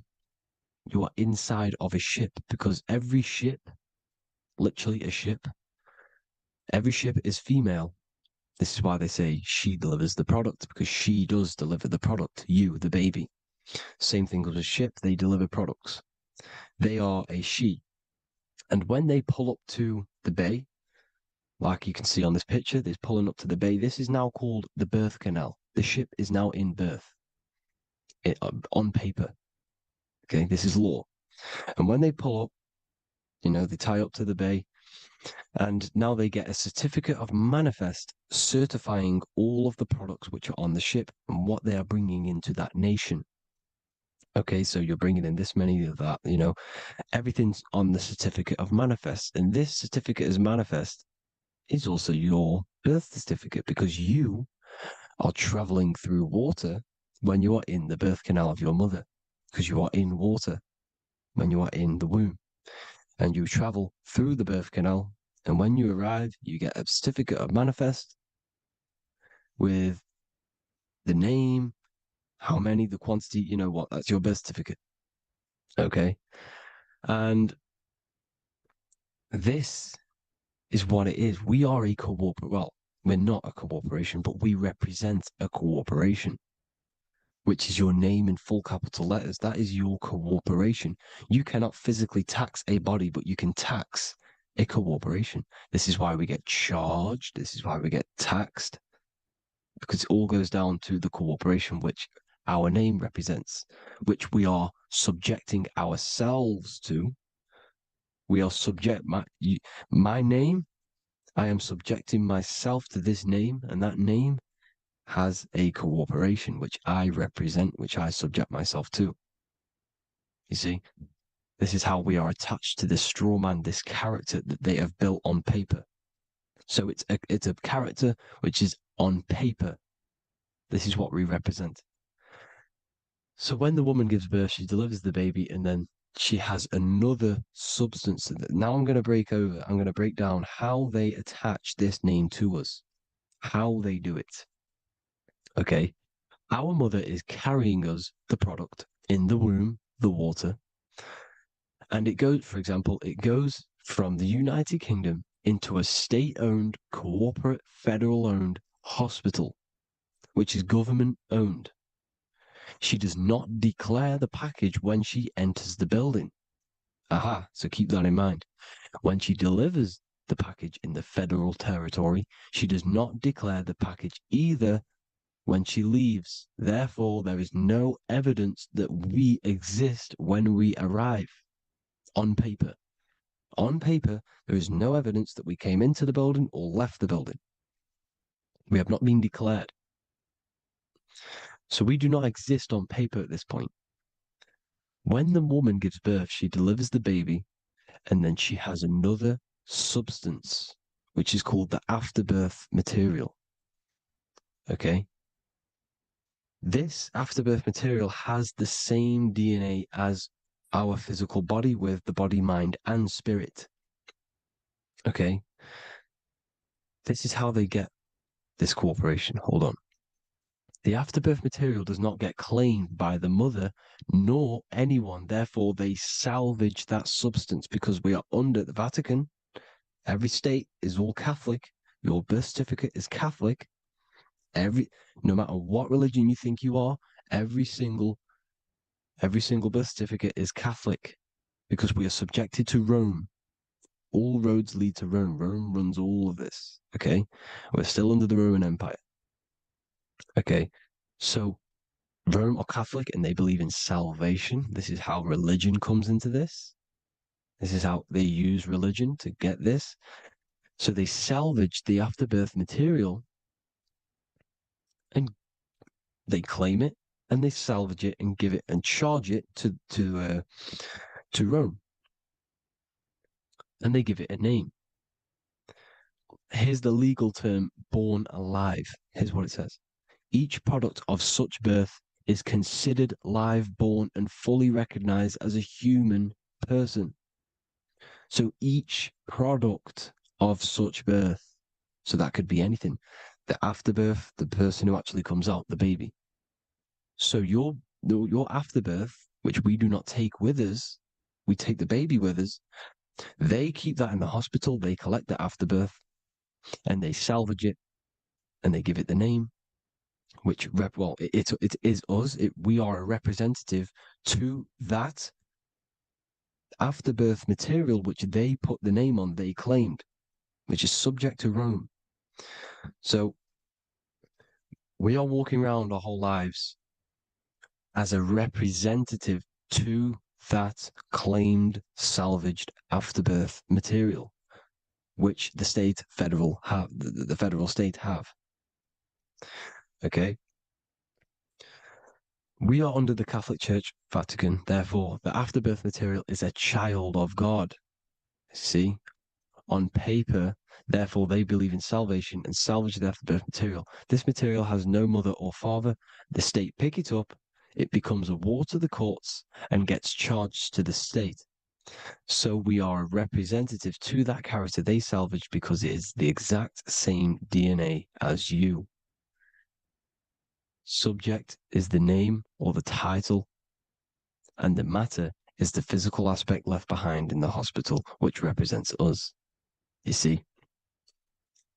So now we're moving on to Unum Sanctum. Unum Sanctum was in 1302, a very, very important year. Very important year. Unum Sanctum says this is basically how they claim everyone in the world.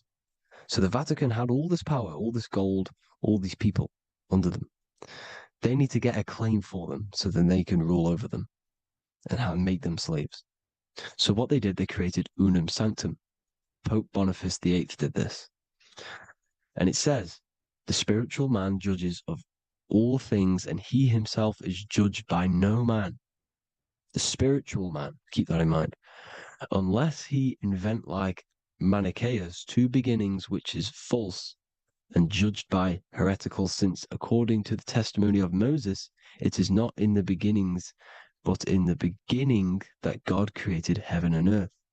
Furthermore, we declare, we proclaim, we define that it is absolutely necessary for salvation that every human creature to be subjected to the Roman pontiff. So they are claiming us in Unum Sanctum, and it's in the vaults in the Vatican. They will put a spell on it because they are sorcerers, they are magicians. They put a spell on it, they lock it up, and whatever goes on that piece of paper goes. And this Unum Sanctum is claiming all of us. So what does it say in the beginning? The spiritual man judges of all things, and he himself is judged by no man. The spiritual man, the man with the body, mind, and soul, the first baby that comes out the birth canal. That's you, your body, body, mind, and soul. You have the Christ, which is I am, which is grace. Grace means here, now, in the present. You have the Christ, which means I am. Therefore, you have a soul. If you can say I am, you have the Christ. You have a soul. But a creature can be anything with no soul. You see? So no man can judge the man with the soul. However, as it says in the second part, we proclaim, we define that it's absolutely necessary for salvation that every human creature to be subject to the Roman pontiff. So they are subjecting the afterbirth, not the man with the body, mind, and soul, but the afterbirth to the Roman pontiff, to the Roman Catholic Church. We are the ones who are claiming to be the afterbirth material, which is our birth certificate, which is our representative. We represent that because it is our DNA. This is how we are stuck. We are stuck because we represent this DNA, which is on paper, recorded. You see? So we,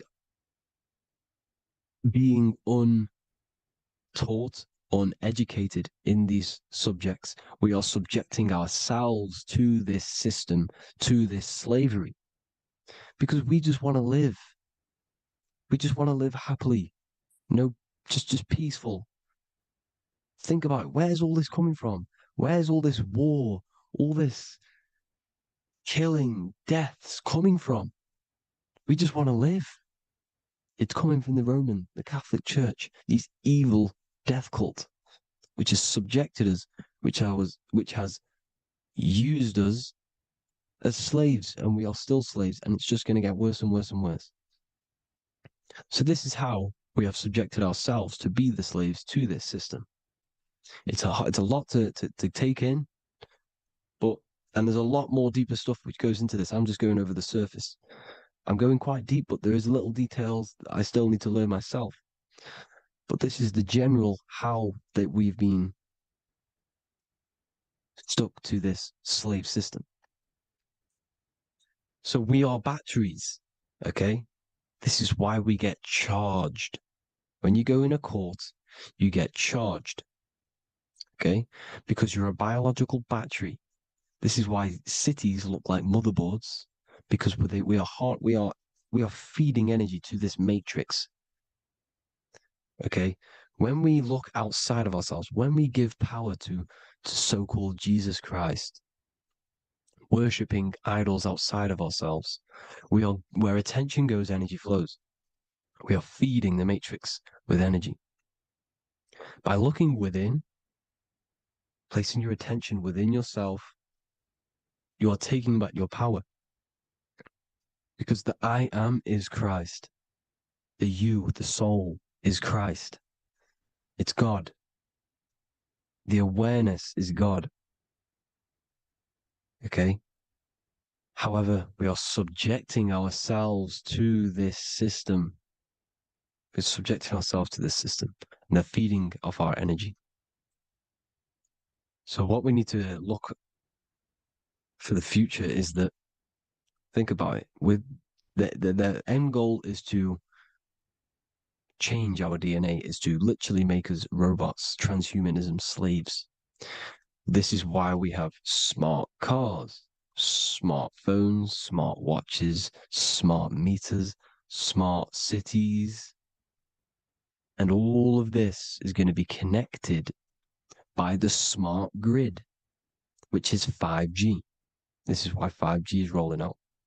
5G is going to connect all of these technologies to one. It's like a big net system. And you know why they're doing this? It's because all of this is going to be connected through AI, through this 5G, and that 5G is going to be controlled by the elites. So you say anything wrong, you do something wrong, you say the wrong thing online, they'll turn off your car, they'll turn off your phone, they'll turn off your smartwatch, they'll turn off your TV, because it's all going to be connected and controlled by the smart grid. And this is what the Great Reset is, people. But they're going to trap us inside of these 15-minute smart cities so we can't leave the area, because they're going to use climate change as a tool to enslave us to not travel because of so-called climate change and the fumes that we are putting into the air, which is all BS. They're doing this to push these new cities, to push all of it. But listen, they're trying to get inside of your body. The only way they can do that is to get you addicted and using this technology. First, they got on the body with the smartphone. Well, first of all, we use the technology. We get used to it with it in our hand. The next step for them was to get on the body, which is the Apple Watch, as you see down here. They have now successfully got onto the body. The next thing is to get inside of the body. This is the brain chip. You see how they've slowly lured their way in, slowly got you addicted to this technology, got you dependent on this technology. And what they're going to do is that they're going to mold society to be dependent on the brain chip. So in order, for example, if you want to go and pay for food, you're going to have to get a chip to pay for the food, because it's all going to be digital money. And that digital money will be connected to the chip, and you'll need the chip to pay for things. You see? So This is how they're slowly transhumanizing us. These phones, these apps, these things which are all we are which are all using was created by Freemasons. Freemasons, Mason means traveler, because they travel the depths of the mind. They understand human consciousness. They understand the brain. They understand the mind. By the deepest root cause, they understand it. This is what Masonry is.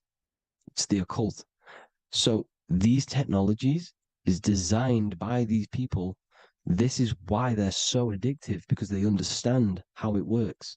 They understand how to get people addicted, because they understand human consciousness, the brain, the body, and the mind. So this is the advantage Freemasons have over us. And these secret societies, which have gone through the orders of Freemasonry and progressed onto these secret societies, which are the evil side, because I'm not saying Freemasonry is evil, okay?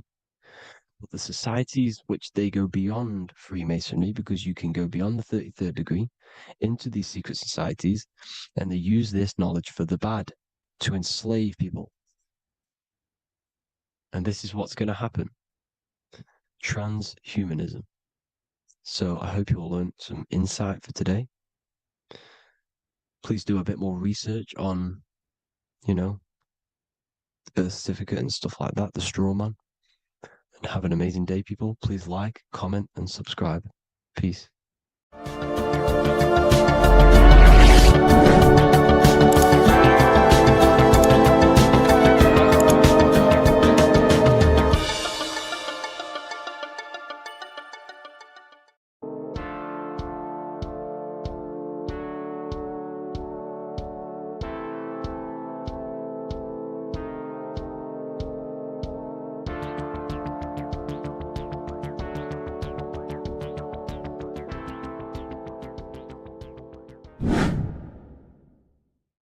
What is good, people? It's Revival of Wisdom. Today we're going to be talking about Saturn.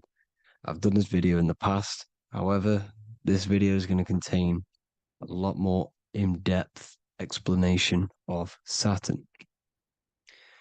So the 33rd degree Mason, Manly P. Hall, said, Saturn is the key to crystallization, physical matter.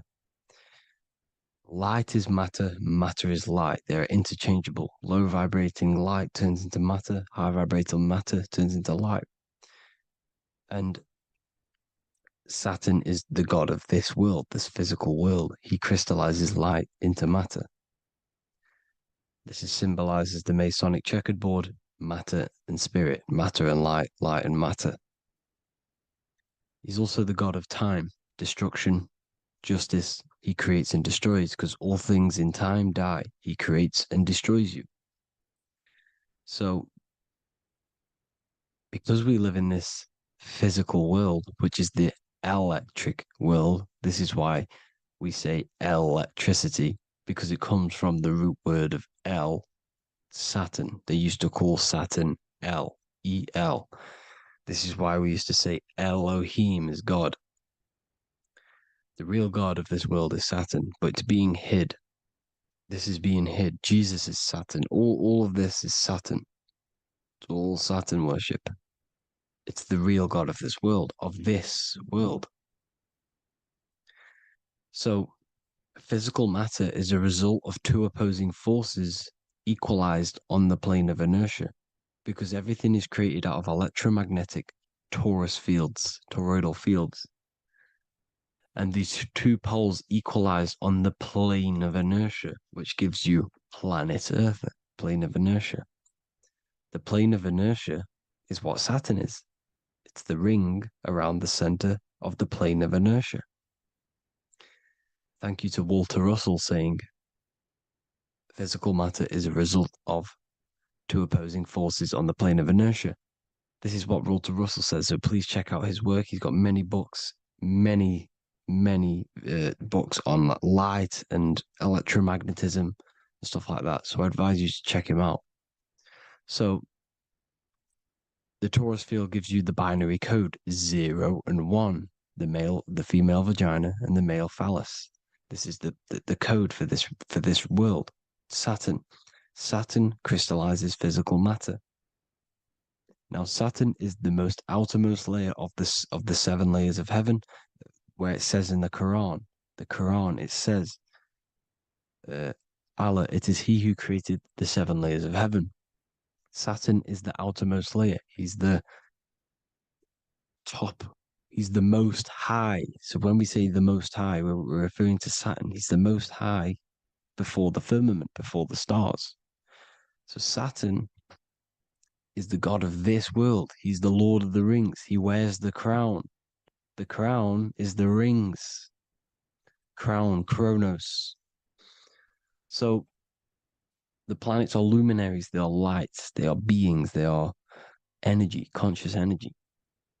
And we're in the heart of the solar system. Saturn is the outermost layer.